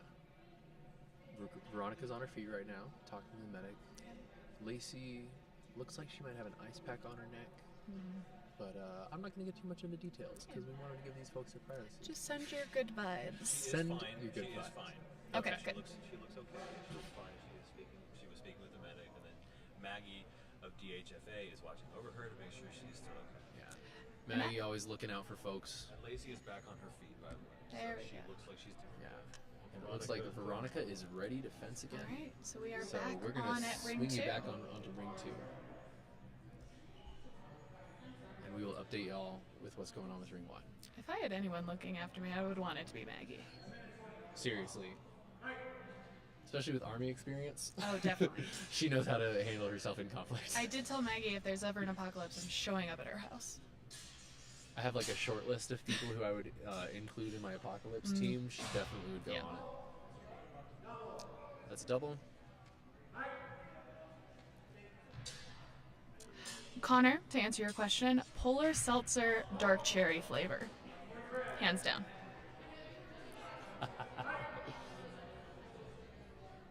When Dennis and I were talking about it earlier, it started because I mentioned how my girlfriend got me hooked on sake. Ooh. Yeah.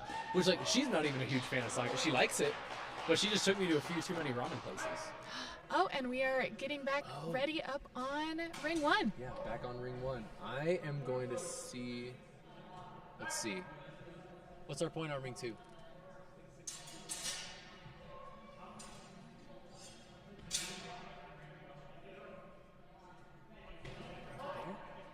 On ring 1, we've got 6-3 in Lacey's favor.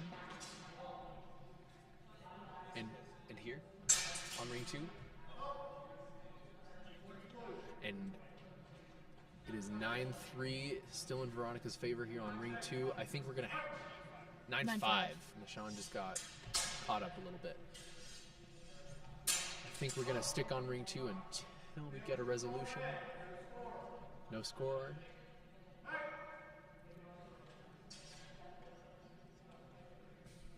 Connor, I feel you on Guinness. I'm always happy to have a stout in my hand when it comes to beer.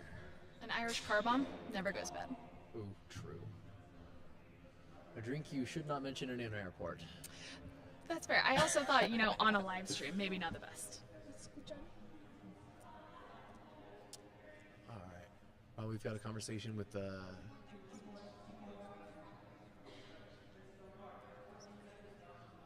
It looks like Nishan is getting 2 points deducted. And match goes to Veronica. Let's jump over to ring 1 before this is over, I do want y'all to know that Veronica has given Nishan a very big hug. Because It's all about we all sportsmanship. know how tough this can be, and nobody here wants to hurt each other. We're all here to look out for each other's safety. Again, Nishan is clearly upset. Clearly, they are not happy about this. No one is out to hurt anyone here, but we are. This is a combat sport. Dennis, would you mind checking the score be for happy us on to. ring 1? Thank you.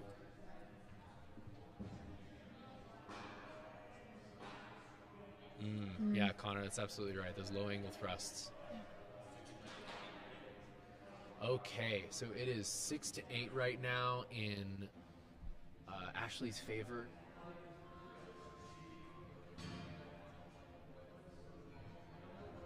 Gotta really admire Lacey for picking it back up after taking the hit she did.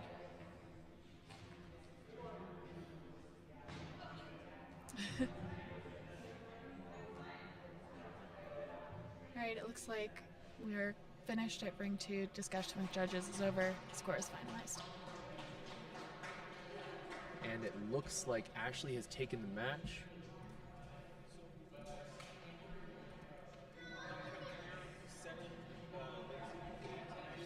Okay. I think time might have run out. Yeah. So this means that Veronica is going on to compete for the gold tomorrow afternoon. Nishan is going to be competing for the bronze. And now we're going to see Ashley fence Scarlet Ord for the final match of the night. Final match, To guys. see We made it to who the end. Gets to fence Veronica or Nishan for the gold or the bronze. Last chance to grab some snacks. Get ready.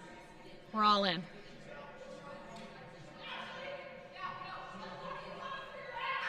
I need y'all to know what was just said. Veronica just called out Ashley and said, "I'm coming for your ass." But with love. Both grinning so broadly. Deeply So affectionate much love. insults. I believe they are both fencers from Atlanta. Am I? Yes, they are. Yes, they are. I imagine they're good friends. We love having our friends from Atlanta here. And from everywhere else, too. Oh, yeah. And friends you're allowed to beat up and be beat up by consensually. Yeah. Incredible. This is the beauty of consensual violence, folks. Getting punchy. All right. I'm gonna... No! Are you saying not 4? Yeah. Veronica, you're done today. You're done.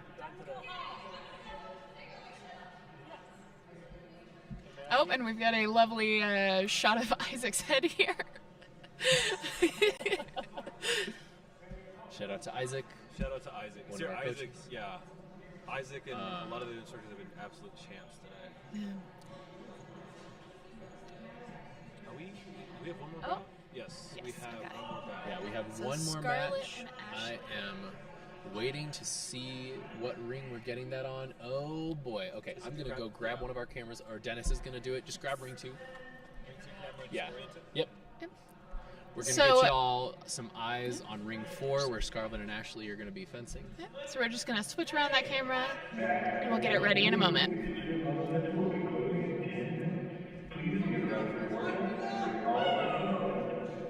Watch the cables.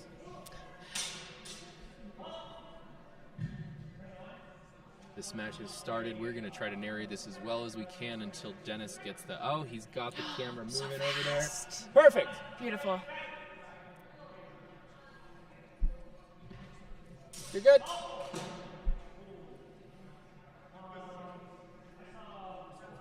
I'm glad we could get y'all some eyes on this match. I have really been looking forward to this.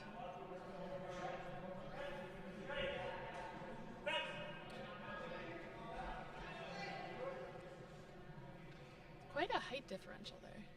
Oh, yeah. Oh.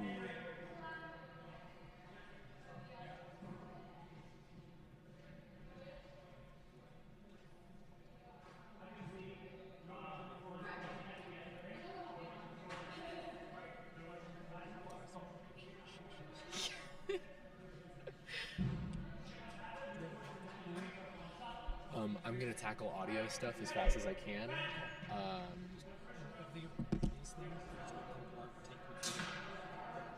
Yeah. I have extra hands if you need them.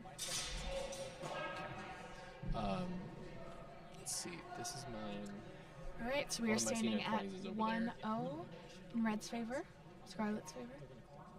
It's up to you. This take comes if that's an artistic decision. Yeah. We're just deciding how to pack up.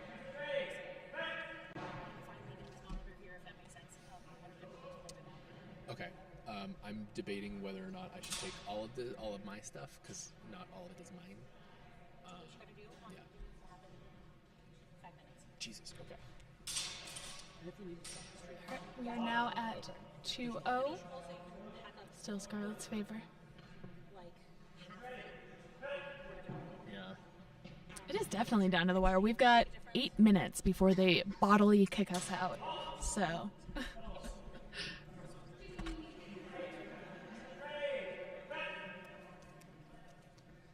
Start packing up what we can. All right, 2-1. Ashley's come back in there with that one. No. Go do that. Okay. All right. Liam is going to jump on the mic.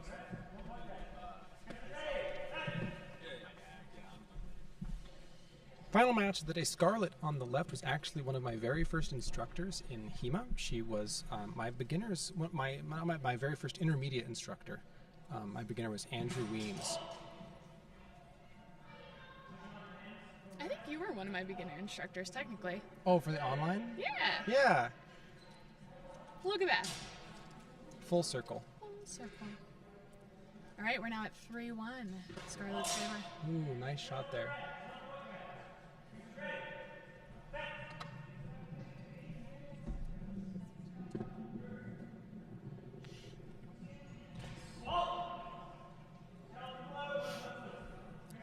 That Siggy sword is so beautiful.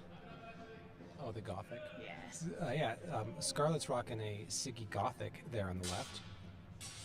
Been eyeing the matching gauntlets as well, but...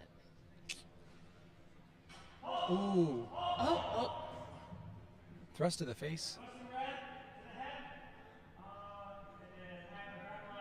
Luckily skipped off the top, so nothing, didn't bite. All right, taking a timeout now, and the score is currently at 6-2 in Scarlet's favor. We got it. It's down. It's now the evening. It's almost 8 p.m. So we're turning into golf voice. We're starting a nice 30-second break here. We're gonna get underway. It's currently a 6-2 lead. I still think we should do a late match ASMR. We're not running. Yeah. 30 seconds coming up to the end. Here on a nice golf HEMA stream. Both fencers entering the ring and getting ready to fight. Minute 13 left on the clock, and possibly a slight issue with the camera. If you will give us a moment. It looks like it was just accidentally unplugged. Liam is about to get us another set of eyes, so just hang with us for a moment. Currently the score is still 6-3 in Scarlet's favor.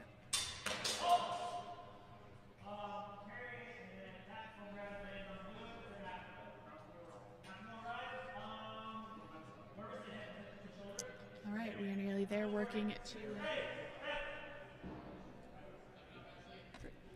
All right, let's try this out. All right, view coming back on you from our third camera. And we are now at 8-3 in Scarlet's favor. We did it. Scarlet in the lead. 8-3, looking for one deep target strike here to close it out and end our day here. Thank you so much for tuning in. Thanks again to our sponsors, Castile Armory and Oxen Plow.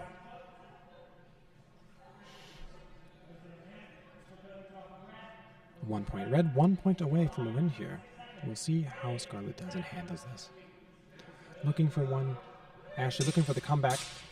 Not quite breaking through. Oh, but with the thrust there on the dropping to the knees and getting the deep target thrust.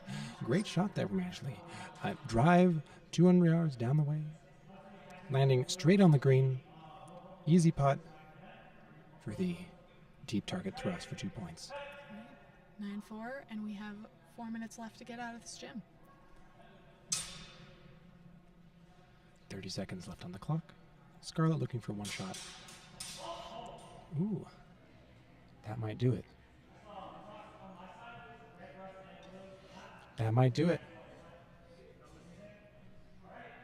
That's our last match of the day. Scarlett wins. Thank you so Thank you. much, Goodbye. everybody. Have a good night. We've got to Bye. go. Have a great time. We'll see you tomorrow. Tune in then. We got to go like now.